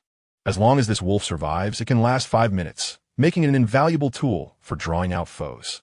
However, Qingming has been overly focused on honing his combat and reflexes throughout this journey, neglecting this method of luring enemies. The venomous snake, after a brief moment outside its lair, finally notices the little wolf as presence. Hiss, come here, little wolf pup, and let me feast on you. The little wolf, with a mere level of 1, is indeed akin to a pup in the presence of an 11-level venomous snake. Though the stout snake may seem somewhat corpulent, its speed is not to be underestimated, swiftly closing in on the thicket. Hiss, let's have a picnic. Just as the large earthworm sneers and prepares to swallow the little wolf whole, several sharp strikes pierce through the venomous snake's vulnerable spot. 55, 52, 45, 43, 20. Qingming remains resolute, disregarding the numbness in his shoulder, successfully dispatching the large earthworm. After inspecting the corpse, he affectionately pats the little wolf's head, which nuzzles against his leg. With the assistance of the Jiguan Mao, Qingming need not fear the toxin's encroachment and can boldly confront solitary venomous snakes. The damage inflicted, while averaging around 10 to 20 points, coupled with 10 seconds of paralysis, is of little concern as he can gradually recover over time. Yet, simultaneously, he recalls something. Dog system. Our howling ring is supposed to grant an additional poison effect during attacks. Why has it not activated during all this time? He nearly raises the ring to the sunlight, lamenting, why has the magic failed? Is my luck not extraordinary? Why is it not working? Have I sullied my hands on the foul flower? It is not that the howling ring is ineffective. Rather, it is your appearance that is too unappealing. The mocking voice of the slaughter system chimes in without hesitation, leaving Qingming regretting having provoked this insufferable entity. Chapter 104. The powerful Jiguan Mao. The slaughter system's voice is languid, accompanied by a raspy tone that greatly irks Qingming. Have you considered what poison the howling ring grants you? That is the rabid toxin. Have you ever seen a snake, a bee, or a tree infected by rabid toxin? Have you wasted your studies? Oh no, you have never read. Have you wasted your medicinal knowledge instead? Indeed, even when clarifying matters, the slaughter system seizes every opportunity to belittle Qingming. If the game delineates poisons so meticulously, I shall see when I encounter a humanoid creature how many poisons I can inflict upon it. Planner, guess. Once the beta test concludes, I will make changes. If you disagree, come at me. Qingming strokes his Jiguan Mao, internally acknowledging that this equipment is indeed formidable, as it never discriminates. Despite being rendered immobile by paralysis, Qingming, with the Jiguan Mao, merely experiences localized numbness, rendering the adverse effects of paralysis a mere tickle. This is primarily due to the fact that the carcasses of poisonous snakes do not disappear immediately upon respawning in the game. The game is designed such that minor creatures can recognize corpses and form associations. Otherwise, Qingming would have little motivation to change his ambush locations. The game prompts. The player has slain a robust poisonous snake, earning 1 DSH to KDN, 60 copper coins, and a task completion of 2020 for the poisonous snake's bitter gallbladder. Task completed. The system notifies. The host gains 10 kill points. Qingming surveyed his completed task and glanced at his experience bar, which was barely halfway full, revealing a triumphant smile. Hee, let's go conquer the beehive. At this moment, Su NQ NGM Ing had circled to the opposite side of the snake den, taking a few steps toward the direction from which the giant venomous bees had departed. Before he could venture far, a buzzing sound filled the air. Only 6 more TIDFing needed to complete his task. He hoped he wouldn't be swarmed. Su NQ NGM Ing found a patch of bushes and hastily dove inside. Buzz, I want to be devoured by these snake brats, will I? Buzz, no way. They kept to themselves since the bee queen's wedding, and it's broad daylight. Aren't they still asleep at this hour? A swarm hovered above the snake den, soon spotting the unrefreshed carcass of a poisonous snake not far from the thicket. Buzz, come quickly. There's a dead poisonous snake here. Buzz, should we inform the snakes? The lead was not an elite creature, yet all the other bees followed its command, and the small swarm split into 2 groups. After a brief wait, 2 remaining flew towards the pathway before him. Since they had arrived, Su NQ NGM Ing decided that they might as well stay. Taking advantage of the moment, he sat cross-legged for a brief recovery, and now his condition was fully restored. He unleashed his most energy-consuming skill, the horizontally sweeping sword energy.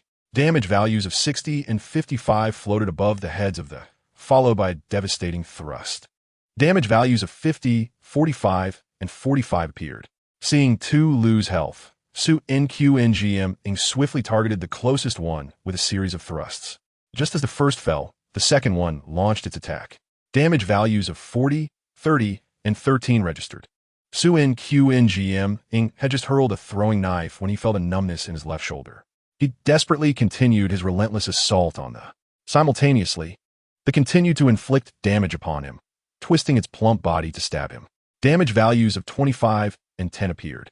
Ignoring the numbness in his left side, Su NQ NGM Ing plunged his dagger repeatedly into the, finally reducing it to a wisp of white light. That damage was quite substantial, however. Your action of withdrawing the stinger surprisingly inflicted harm on me. Similarly, this attack bore a paralyzing effect. Yet this time the paralysis lasted significantly shorter than that of the poisonous snake, merely 5 seconds. The game prompted. The player has acquired 1 DF Ing to W is N, 1 unprocessed pollen, 60 copper coins, and a task completion of 1620 for the venomous bee's stinger. Su NQ NGM Ing concealed himself within the thicket, meditating for a while. He could no longer afford to remain passive. He had heard from the earlier that their hive contained a leader. He resolved to eliminate the remaining first. Glancing at his experience bar, he noted that killing the remaining 4 would likely not yield an upgrade for him. However, if he proactively sought out the queen bee, even if he succeeded in defeating her, he would certainly level up.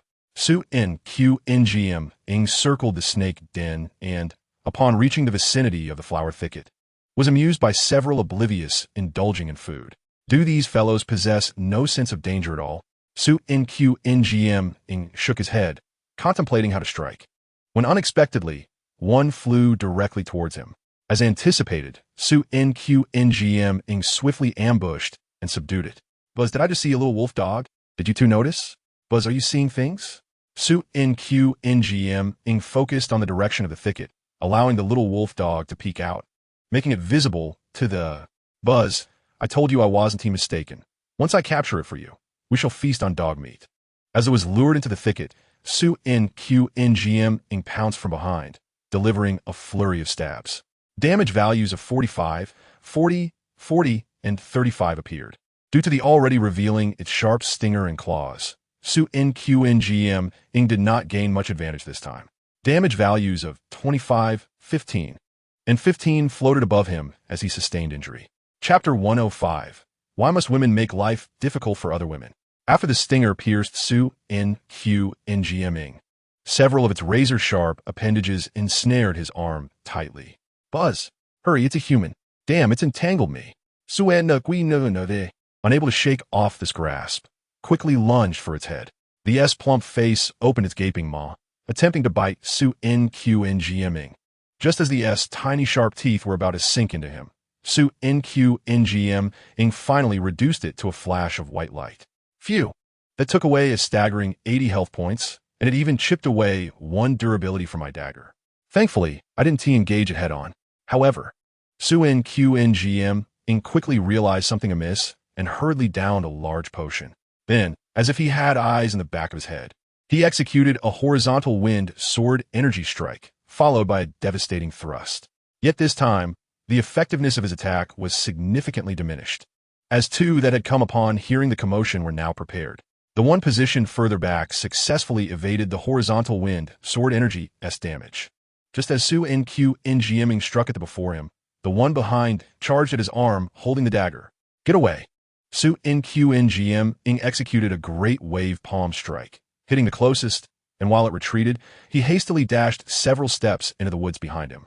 However, it was clearly faster. Its tiny wings produced a sound akin to a miniature motor, swiftly catching up to Su NQNGMing. Damn! Su NQNGMing did not sheath his dagger and hurled another throwing knife at the approaching. Having already been severely injured by Su NQNGMing, his health was nearly depleted. Buzz!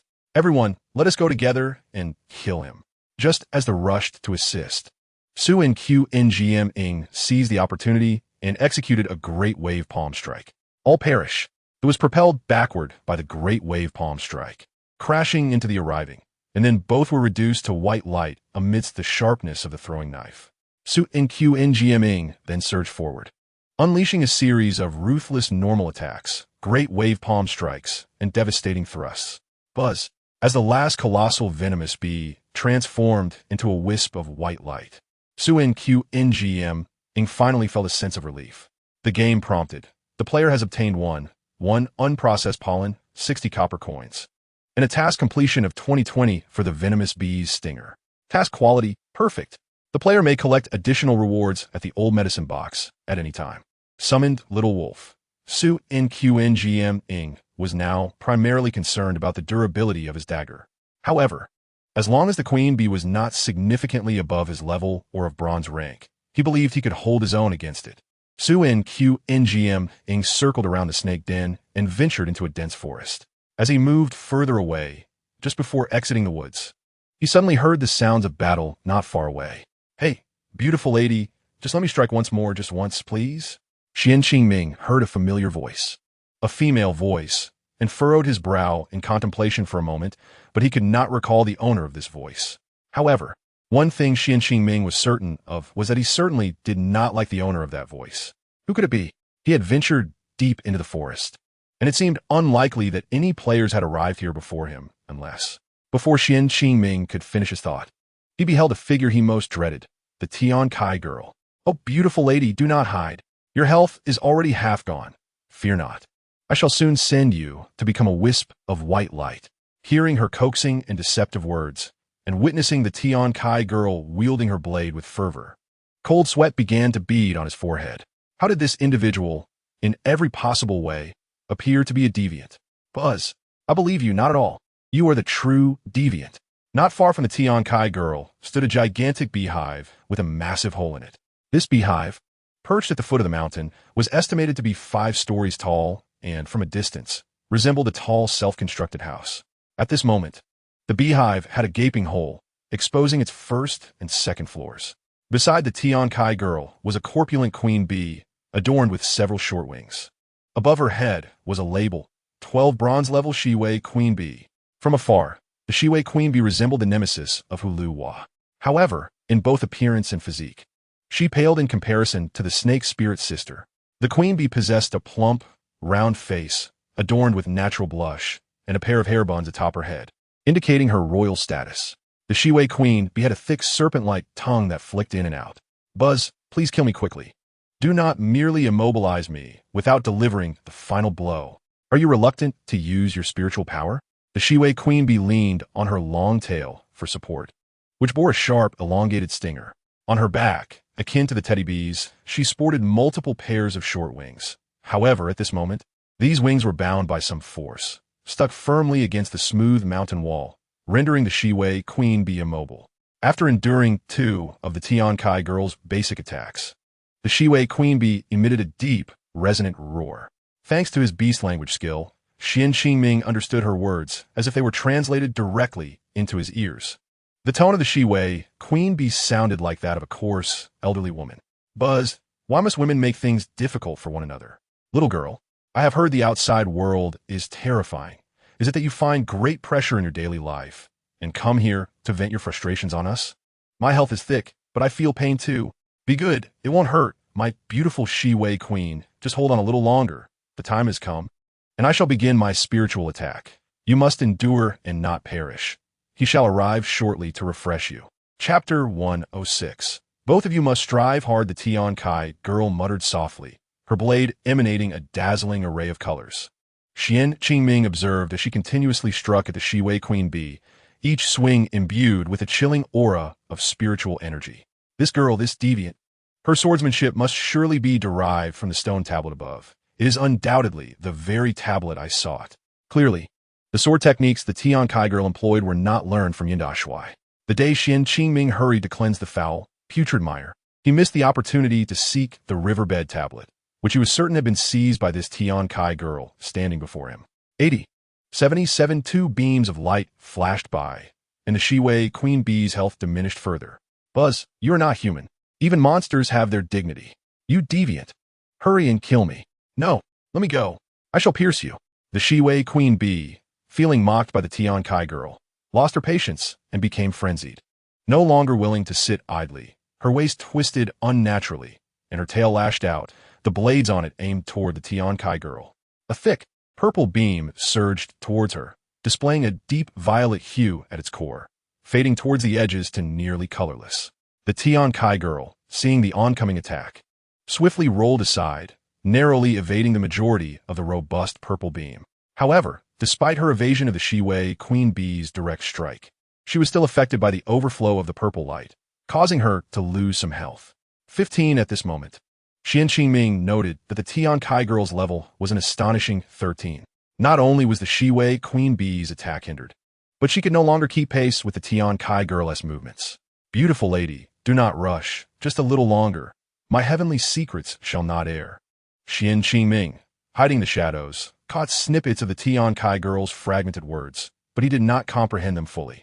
He perceived her as merely rambling, categorizing her as neurotic, wishing he could immediately call the hospital to report her.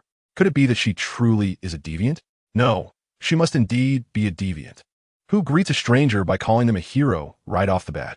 The Shi-Wei queen bee's attacks grew increasingly frenzied, and the Tian Kai girl had to dodge left and right, appearing quite beleaguered. Xian Qingming did not find it amusing.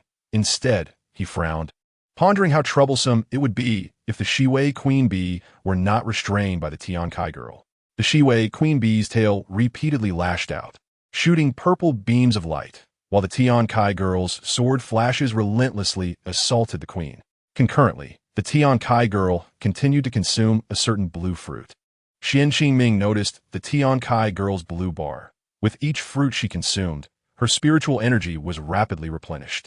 Could it be that this fruit has no cooldown time? No, it seems to have a cooldown of about 5 seconds, yet it is an instant recovery type potion. How remarkable! What fortune she possesses!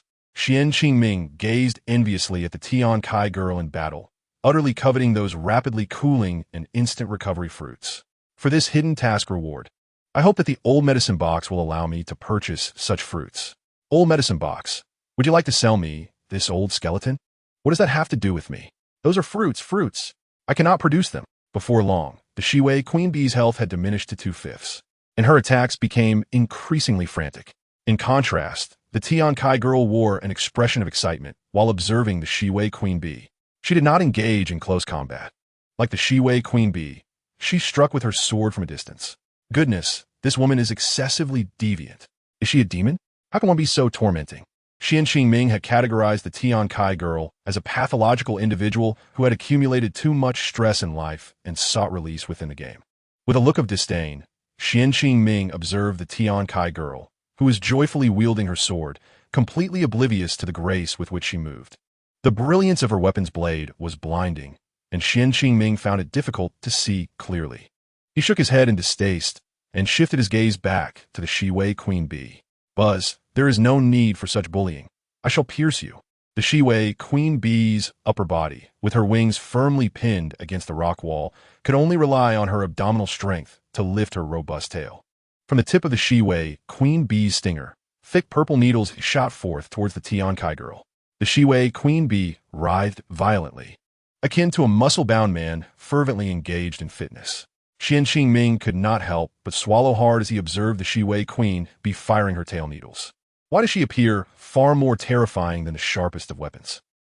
Despite its formidable appearance, possesses a certain beauty, while it resembles a terrifying creature, strikingly unsettling.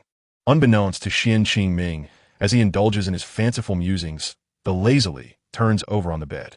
Smiley face, my dear sister, am I merely beautiful? I am endowed with an innate charm. The awkwardly flail, quickly tearing open, causing dark green blood to drip incessantly.